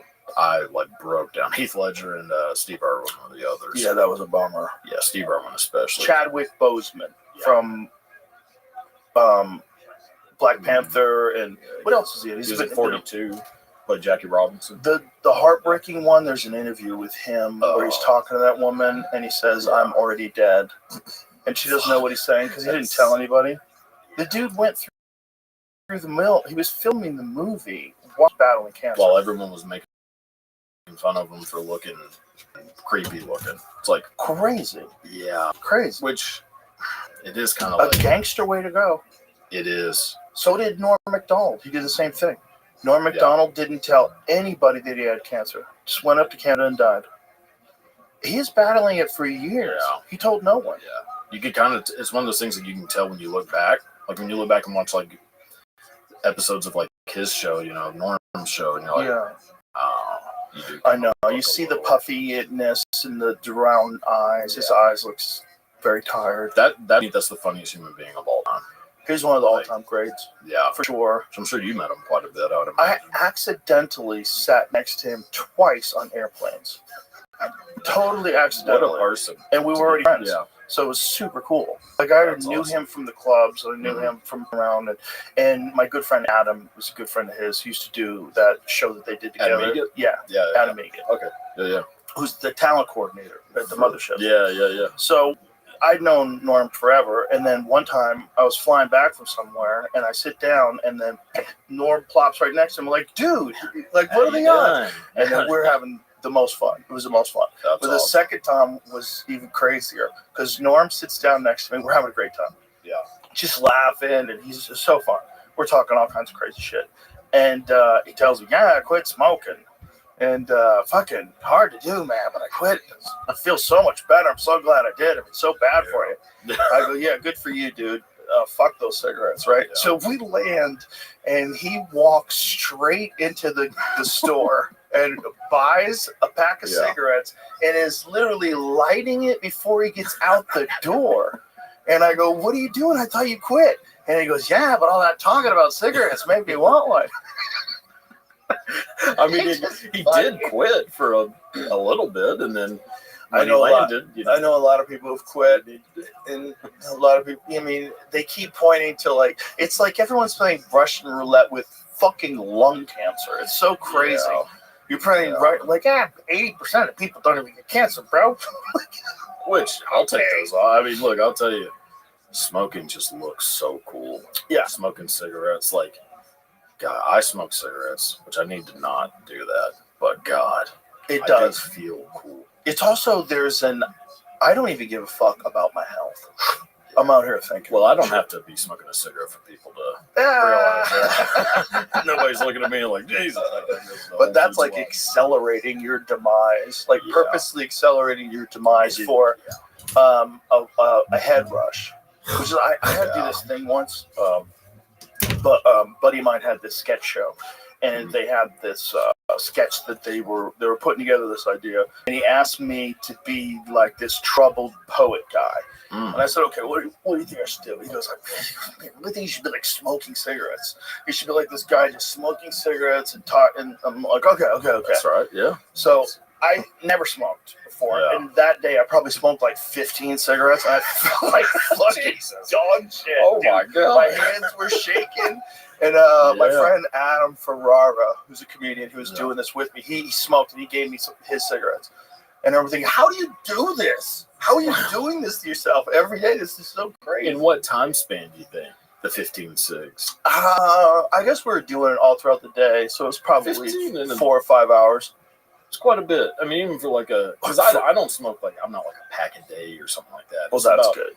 Probably a pack every 3 days. So. Oh, that's not too bad, but it's still terrible for you. It's still not good. I mean, I try to justify it in my head. I'm like, God, yeah, but I'm not. I really do enjoy one right before I go on stage. I really do. It's a nicotine thing. Yeah. It's like you can get nicotine from a butt, but it's the delivery methods that's different. Like there's something about smoking it, and cigars is similar too. Smoking the nicotine, it's a very different thing than like nicotine pouches and stuff. I've never done the gum. But there's a benefit to nicotine. It's just the delivery method that's what's terrible for you. Yeah, I don't think nicotine's ever really been proven to just be horrible for you. It actually is neuroprotective, which, like, I love saying those words because I don't really know what the fuck I'm saying, but it sounds like you're smart. Jillian Michaels was in here the other day, and she was talking about it. And she chews gum, and it's neuroprotective. People are like, "Oh, you're trying to quit smoking?" She's like, "No, it's actually good for you." But most people aren't aware of that. They just think of cigarette smoking equals cancer, equals nicotine, equals you're doing something bad. Well, because the nicotine obviously gets you partly addicted, and then makes you smoke more cigarettes, which is horrible. Yes. So there is there's kind of like some blame you can put towards nicotine. Well, in that sense, yeah. Well, the real issue is that many cigarettes, they add a bunch of stuff to make them addictive. Well, right. That's the issue, is that if they would take all that out, they wouldn't. I mean, obviously, so bad you shouldn't be breathing smoke. Yeah, it's like that's natural spirits, right? Those ones are American spirits. Yeah. But did you ever see that Russell Crowe movie, The Insider, where he plays the scientist? Jeffrey Wygant. Right. Yeah. Right. Is that who the character was that he was playing? That's who he's playing. Yes, Jeffrey Wygant. Yeah. That's cool. That is so crazy that they did that. Yeah, that makes you so mad when you watch it. You're like, you knew. Yeah, and like you knew, and you tricked people by making it more addictive, like with chemicals. Yeah, look how much. That's crazy. Look how much sugar's in food. But here's my why is it okay to do that with cigarettes, but it would never be okay to do that with cheeseburgers? If we found out that McDonald's was putting fentanyl in the cheeseburgers and made you come back and eat more cheeseburgers there, we'd be like, no fucking way. That's crazy. You're making them more addictive? Yeah. That's crazy. You can't do that. The sugar that's in it does the same thing. Sort of. I mean, kind of. Sort of. Yeah, I would say it does. But it doesn't. It's not killing you. Well, it kind of is. I don't know. Yeah, it kind of can. It kind of can. It's like very low dose poison. Essentially, like if you have a very good diet and you occasionally have a quarter pounder, you're gonna live. Yeah. You know what I mean? It's a low dose poison. Your body can filter out most of that stuff. The real problem seems to be when it becomes the primary focus of what you eat. Because you just getting a bunch of inflammation-causing bullshit that your body doesn't know how to get rid of. Your body's like, what is this you're feeding me? Oh, God, it feels so good. Jesus. In the moment, it is. Oh, that's heaven on earth. I had a quarter pounder once a couple of years ago, and I haven't had one. But if I do go to McDonald's, I always eat filet of fishes. I love those fucking You things. do? I love those. They're so good. They're That's weird, man. No, That's because I can't lie to myself and pretend that's a cheeseburger. Like you can lie and say that that's fish. Yes, that ain't yes, fish. It's a thing. It's whatever it is. It's a sweet bun and a delicious salty fish-like thing in the center with that tartar sauce. It's just yummy. I'm not trying to. You don't have to justify it to me. I mean, I don't particularly like the taste of like those kind of burgers. I like a good smash burger or like an In-N-Out burger. I'm with you. In-N-Out, Five Guys. In-N-Out, top of the line. Top for like fast food. Yeah, you can't go wrong, man. It's the Chick-fil-A of burgers.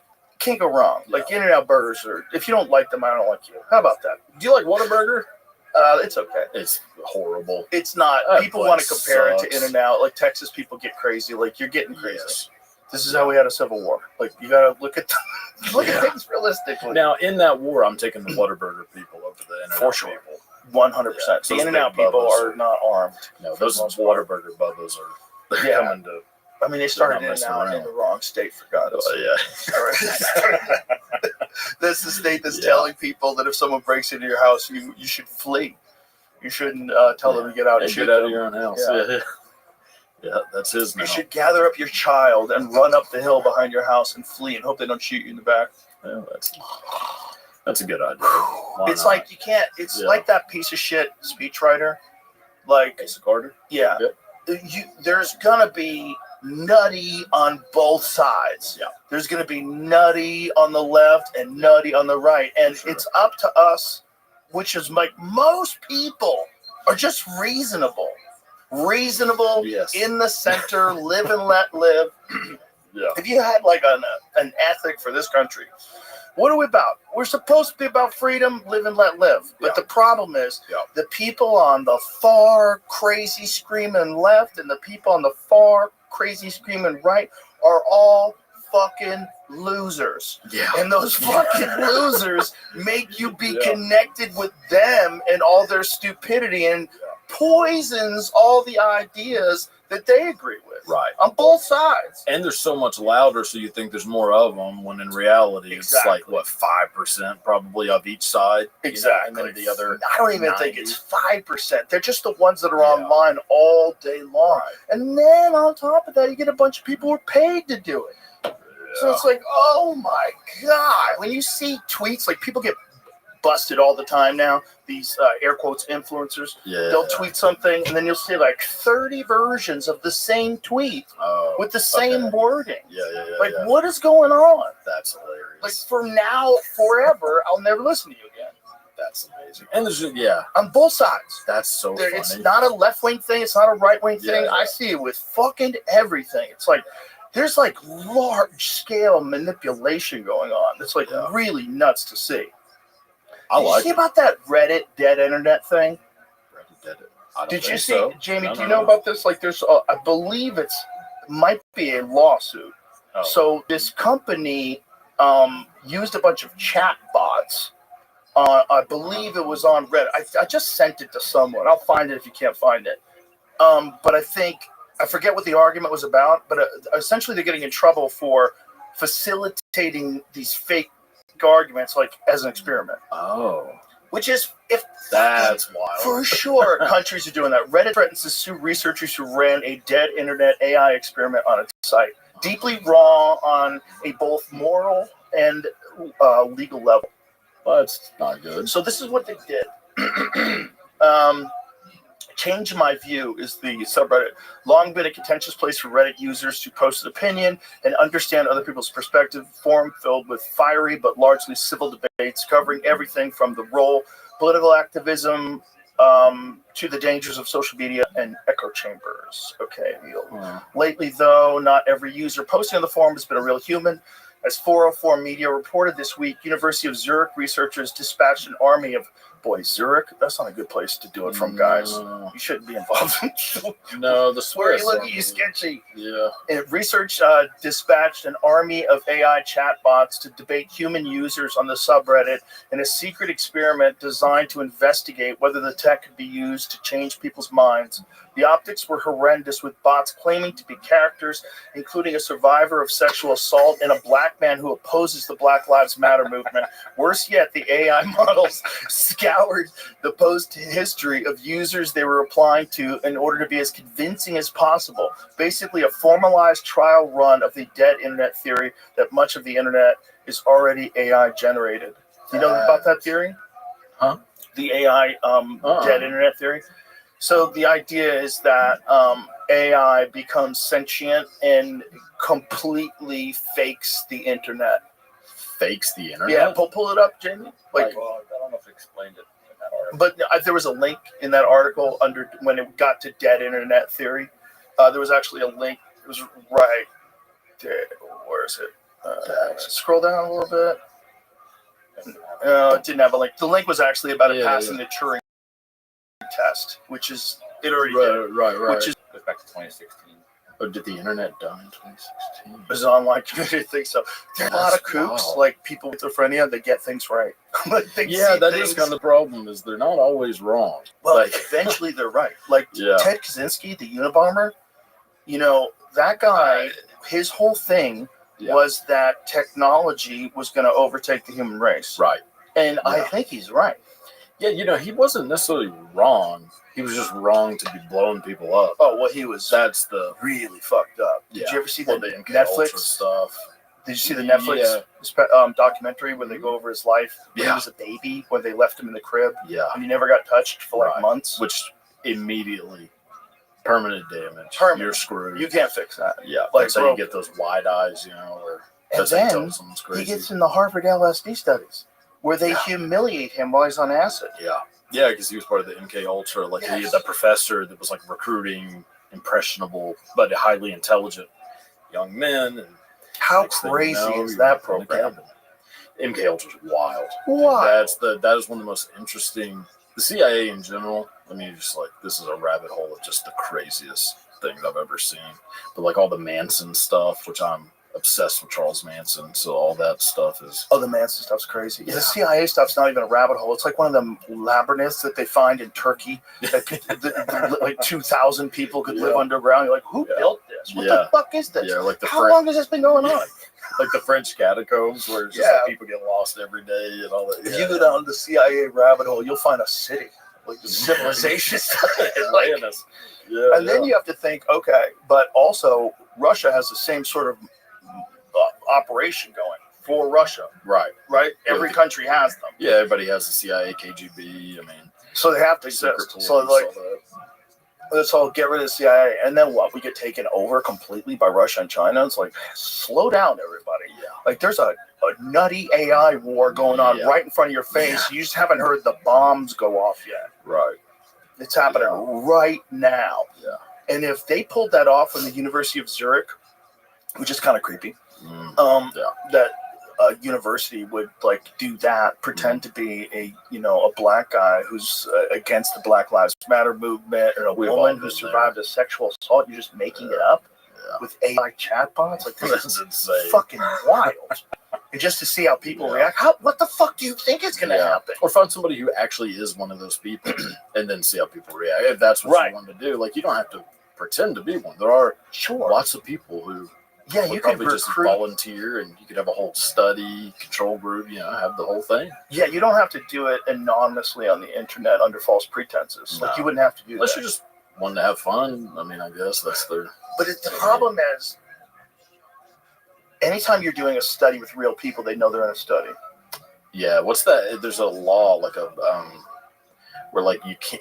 There's something about being observed, like ruins the thing, whatever. Like.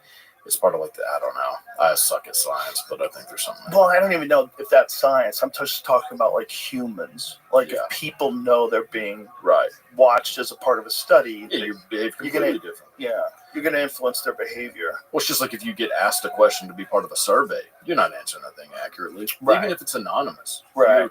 Just because you know that like your answer is gonna be. Make you look maybe a little bit bad, you'll church up your answer a little. Maybe not outright lie, but if it asks you how many drinks do you have a week, you're not telling them the exact amount. You're not counting them up. You're going 6 to 8 sounds about right. Yeah, this uncertainty is why I think we're super vulnerable. Yeah, because this uncertainty is why we're all going to be very vulnerable. Excuse me. Sorry, we're going to be really vulnerable to. Any sort of electronic bridge that they start using, like whether it's a wearable or an implant that lets you legitimately read minds, which I fucking think is in our lifetime. God, I hope not. It's so scary, dude, because we'll give it up to know the truth. People will give it up to the truth. Yeah. I mean, think about how much of your data you give just so that you can Google things. Like, think of how much money they make off of your data, giving out your email address and all the fucking spam texts that you get every day, all the chaos. You gave that up. Yeah, easy, just for free internet, just for free Google. Yeah, I give it up. I don't give a damn. I just give it all up. Everybody does. Yeah. But imagine like what Google would cost. Like if Google was a pay thing. And the only way you could ever know anything about what's going on in the world, you have to search it. Every search engine costs money. Right. It's like, but instead you get this free value. But wouldn't you rather not pay? Of course. But what if you paid for it and then they couldn't use any of your data ever? And it was a totally like honest relationship, and you're not allowed to curate the information either. Yeah. You just have to like put out the information as it exists online. Right. Yeah. We gave up privacy, we gave up our data, and we didn't even think about it. We didn't even know it was a thing that we were giving up.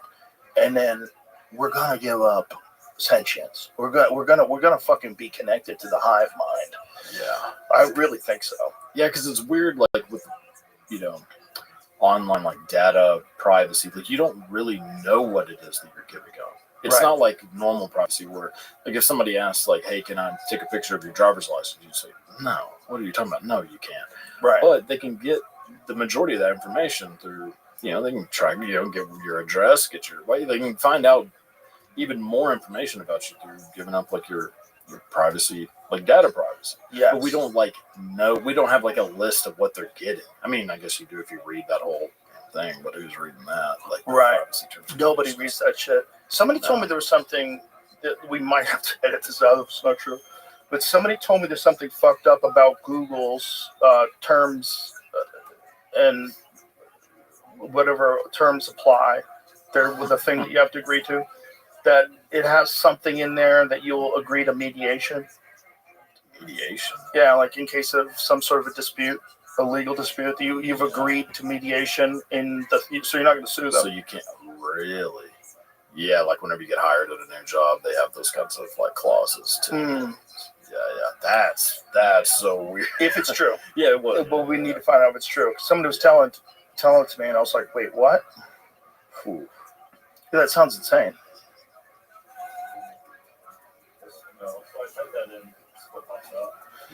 Except as required by applicable law, mediation is voluntary, and neither you nor Google are obligated to settle disputes through mediation. What the hell does that mean? I don't know the context in which you were told it because this is like for But developers. this is, I said Uber. You said Google, I thought. No. Oh, I'm sorry. No. Uber. Oh, okay. Uber. I'm sorry. I probably mumbled. Uber. Okay. Uber's terms of service include a binding arbitration clause, meaning users agree to resolve disputes through arbitration rather than in court. This arbitration is individual and non-consolidated, meaning you can't join with others in a class action suit. Uber also limits its liability and states that drivers are independent contractors, not employees. If you have a dispute, you could try to resolve it through mediation, but it may ultimately be resolved through arbitration. That's wild. Jesus. That's kind of wild. It's like we have our own rules. Yeah. Our laws. No. Forget about the laws of the land. No, you agree to a legal contract. That's like very sneaky. It's very, right? Because if there's laws, if we have laws to prevent fraud and laws to prevent negligence, we have those for companies. And you're a company. Like, no, we're not. We're not even a company. Yeah. Well, these people, they're independent contractors. Right. Oh, you have no liability at all, and you make all the money. What a great deal. Who did you pay? Who did you fucking pay off to get that sweetheart of a deal? Yeah, and also, how many people know what arbitration is? Because I'll be honest, I don't know what it is. I was just kind of going with it. Sounds scary. You got to go through arbitration. I could not. I don't want to do that. Arbitration is. Let's find out. Agreed with everything. Well, I think what essentially they're saying that you have to have a conversation with them outside of like a judge and jury ruling. You know what I mean? Like we have to have some sort of mediation. I think that's what they're saying. Probably. I could be wrong. Well, if that is, I'm sure that's in your best interest. That's not. Yeah, that's wild. The thing about Uber is if they're just private contractors, then it becomes like, okay, what is your responsibility to screen these private contractors? Because some of these people might be psychos, and you're a woman and you get in a car with someone who hasn't vetted and they're a psycho. That's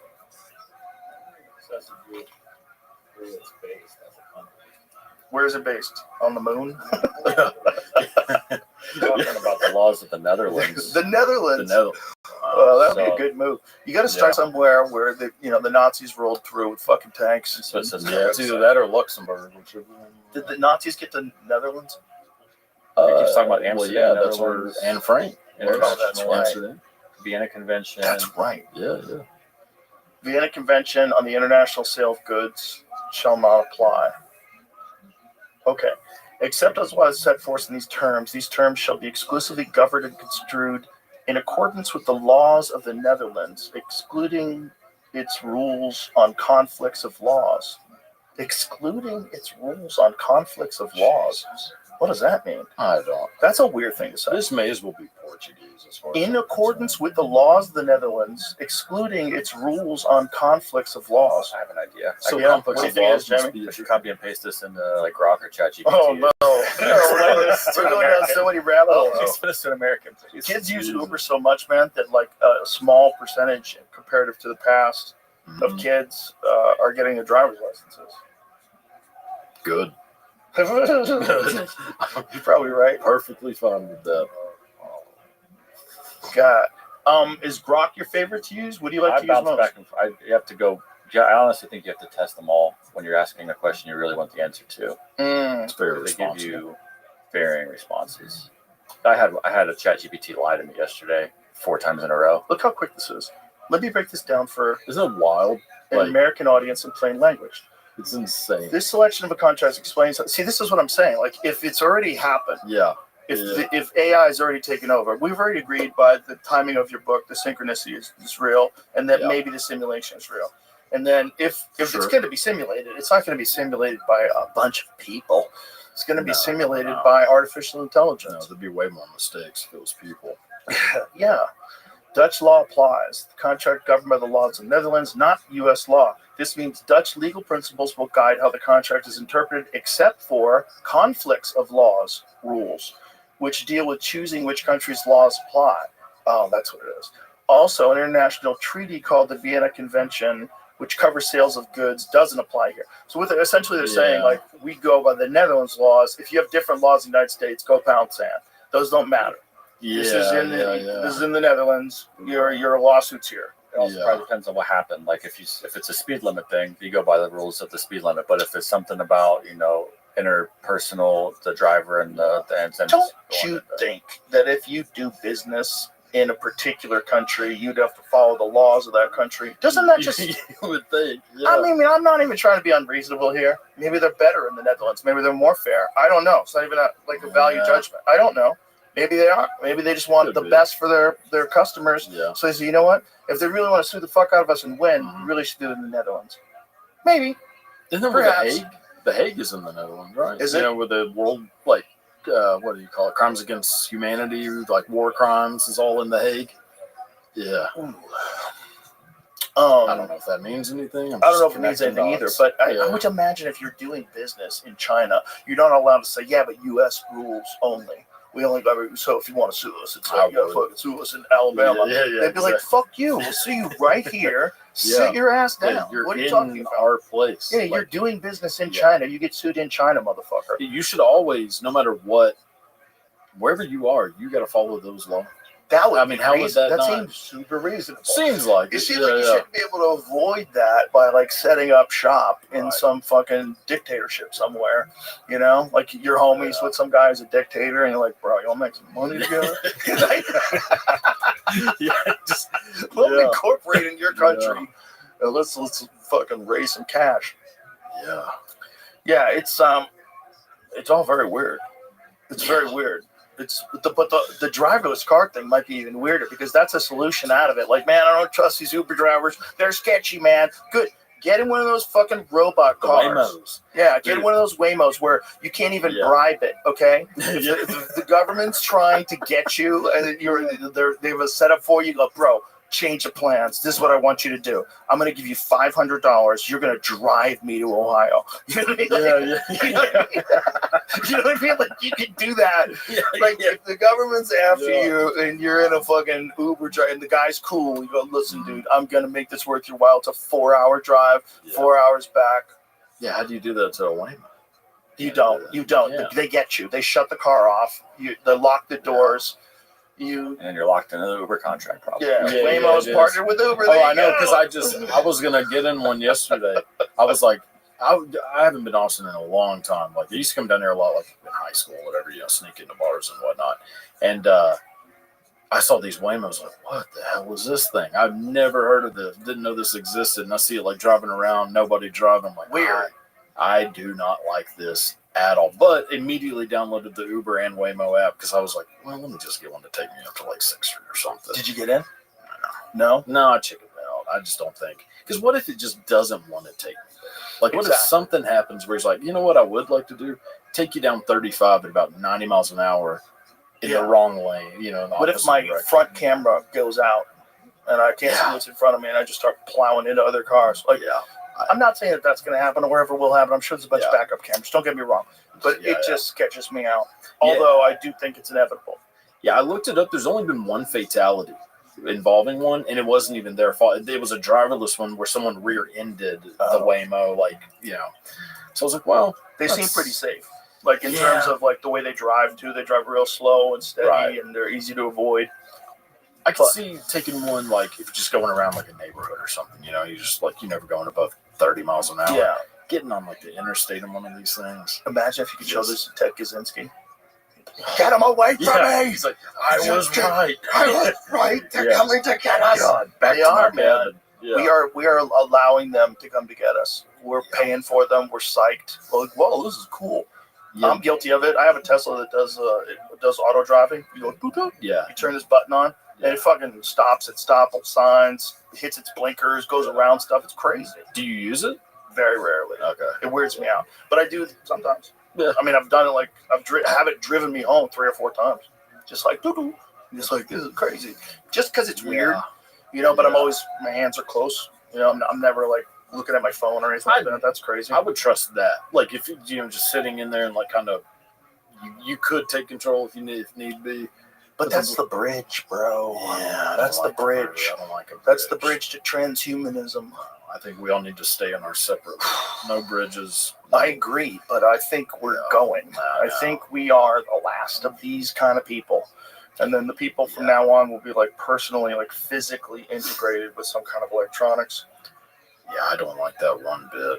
I'm too much of an acoustic type fella.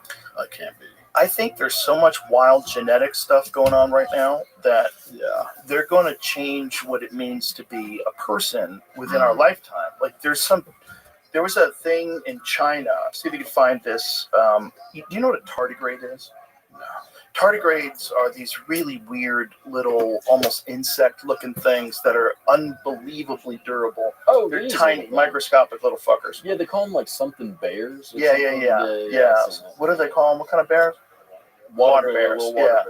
So these little fuckers can survive forever in space, for whatever reason. They go into like hibernation in space. Like, and they think there's some of them from the Japanese lunar lander that are actually on the moon. They think tardigrades are on the moon and that they're like in a suspended state of animation, and that if you brought them back to the United States, they'd kick back in and be alive again. That's how crazy these little fuckers are. Weird. So there was this Chinese experiment where they are integrating tardigrade DNA into human DNA. That's a good idea. There's nothing that could ever go wrong with doing that. Jeez. But what happens if someone develops like a bulletproof immortal human that lives, like literally lives forever unless it gets hit with a meteor? Like, that's not outside of what's possible, man. No. They developed, or they were developing some kind. See if you can find that first before I make you Google this. But they were trying to develop some sort of bulletproof human skin using spider silk. So they were going to sense like Kevlar's spider silk, but your own skin. Like with gene splicing. I don't like that. The gene splicing thing freaks me out. Splice, like that movie. I don't know if you ever saw that with Adrian. I did. Brody. Ooh, that was crazy. It is a great movie, but like just seeing on it, I'm like, that's what my mind immediately goes to is him banging this thing with its alien. Yeah, that thing was sick. Yeah, it was a kind of a goofy movie. Oh yeah. Well, it wasn't like wow, I would really believe that was happening. No, it was Schindler's List or something. Yeah, it was kind of goofy, but it was fun, and it was just very strange. You know, like because you go, okay, I could kind of see that happening for sure. Yeah, I think so. I mean, that's kind of what a lot of that is. What was that, CRISPR? You remember that thing? Was kind of that was a talking point. Well, they have CRISPR 2 now, which is even more effective, apparently. Made by an artist. Bulletproof skin is made of goat. No, this isn't it. Goat? No, there was. What's that? Lab-grown skin, reinforced spider silk can stop bullets, but when you go to what it actually is. Oh, so it's bullshit? It's not bullshit, but it's just, someone sort of explaining things differently. I mean, I thought it was a study about human skin. That's what I think that they were trying to say. Oh, so it's a bullshit headline in this story? Yeah, is that what it is? This is back from 2018 is when this went. Did you find anything in the tardigrade thing? Yeah, and it had, they were explaining what it did. So there's, it showed that there was a clean transfer. Whose cells function normally. But also demonstrated increased rate of cell growth. They're trying to make them immune to radiation is what the idea was. They're making super people, man. They're making X-Men. That is so crazy. That is wild. They're going to put fucking tardigrade genes into humans. God, that makes me so uncomfortable. They may create super soldiers. What the fuck? So, okay, China has already done these genetic experiments on babies that are supposed to inoculate them to HIV, but also somehow increase their intelligence. And the guy got in trouble, and they said, "You're bad. You shouldn't have done that research that we paid you to do." And so they put him in jail for like a couple of years. Probably played golf, and then Goodfellas. now he's out. But that happened, and that's just what we know about publicly. Like, why would they tell if they were like making super soldiers, and if they were like, by the time we hear about it, there's probably some mountain in China that has an underground base, just like we have, just like Area 51. They got some base carved into the side of a mountain. They're doing wild shit over there. Where Jared Leto lives, or whatever. He lives in the LA one. Yeah. He lives in the one that's connected to the music scene in Laurel Canyon. You know, because it's all like, you know, the whole music scene has like weird intelligence agency. The Laurel roots. Canyon thing is strange. Crazy. Yeah, with all those people like Joni Mitchell, Neil Young, well, maybe not Neil Young, but like, like a lot of those artists had like too many connections. Yeah, and Jim Morrison's dad started Vietnam. Yes. I mean, that's Jim Morrison's dad was like a serious military man. Yeah, he was the Navy admiral during the Gulf of Tonkin. Yeah. It's one of those things where it's like, you first hear about that one and we go, what? Get out of here. Yeah. But then you hear, well, no, like it's not like these artists didn't exist, but why did they become famous? Why did they get promoted? Like what was it about? Was it do you think it's like a psychology? But because like take a guy in the Laurel Canyon scene like Hendrix. Like you can't make a Hendrix accidentally, or you can't make a Jim Morrison. Even though his dad was like, there's something about that guy, the way he sang, just the way it felt like when he was on stage. He was a star, man.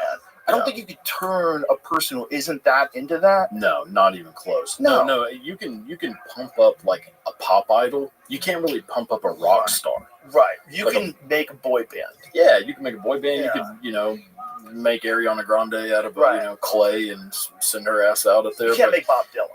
God, no, you can't do that. Yeah, you can't do that to Jim Morrison.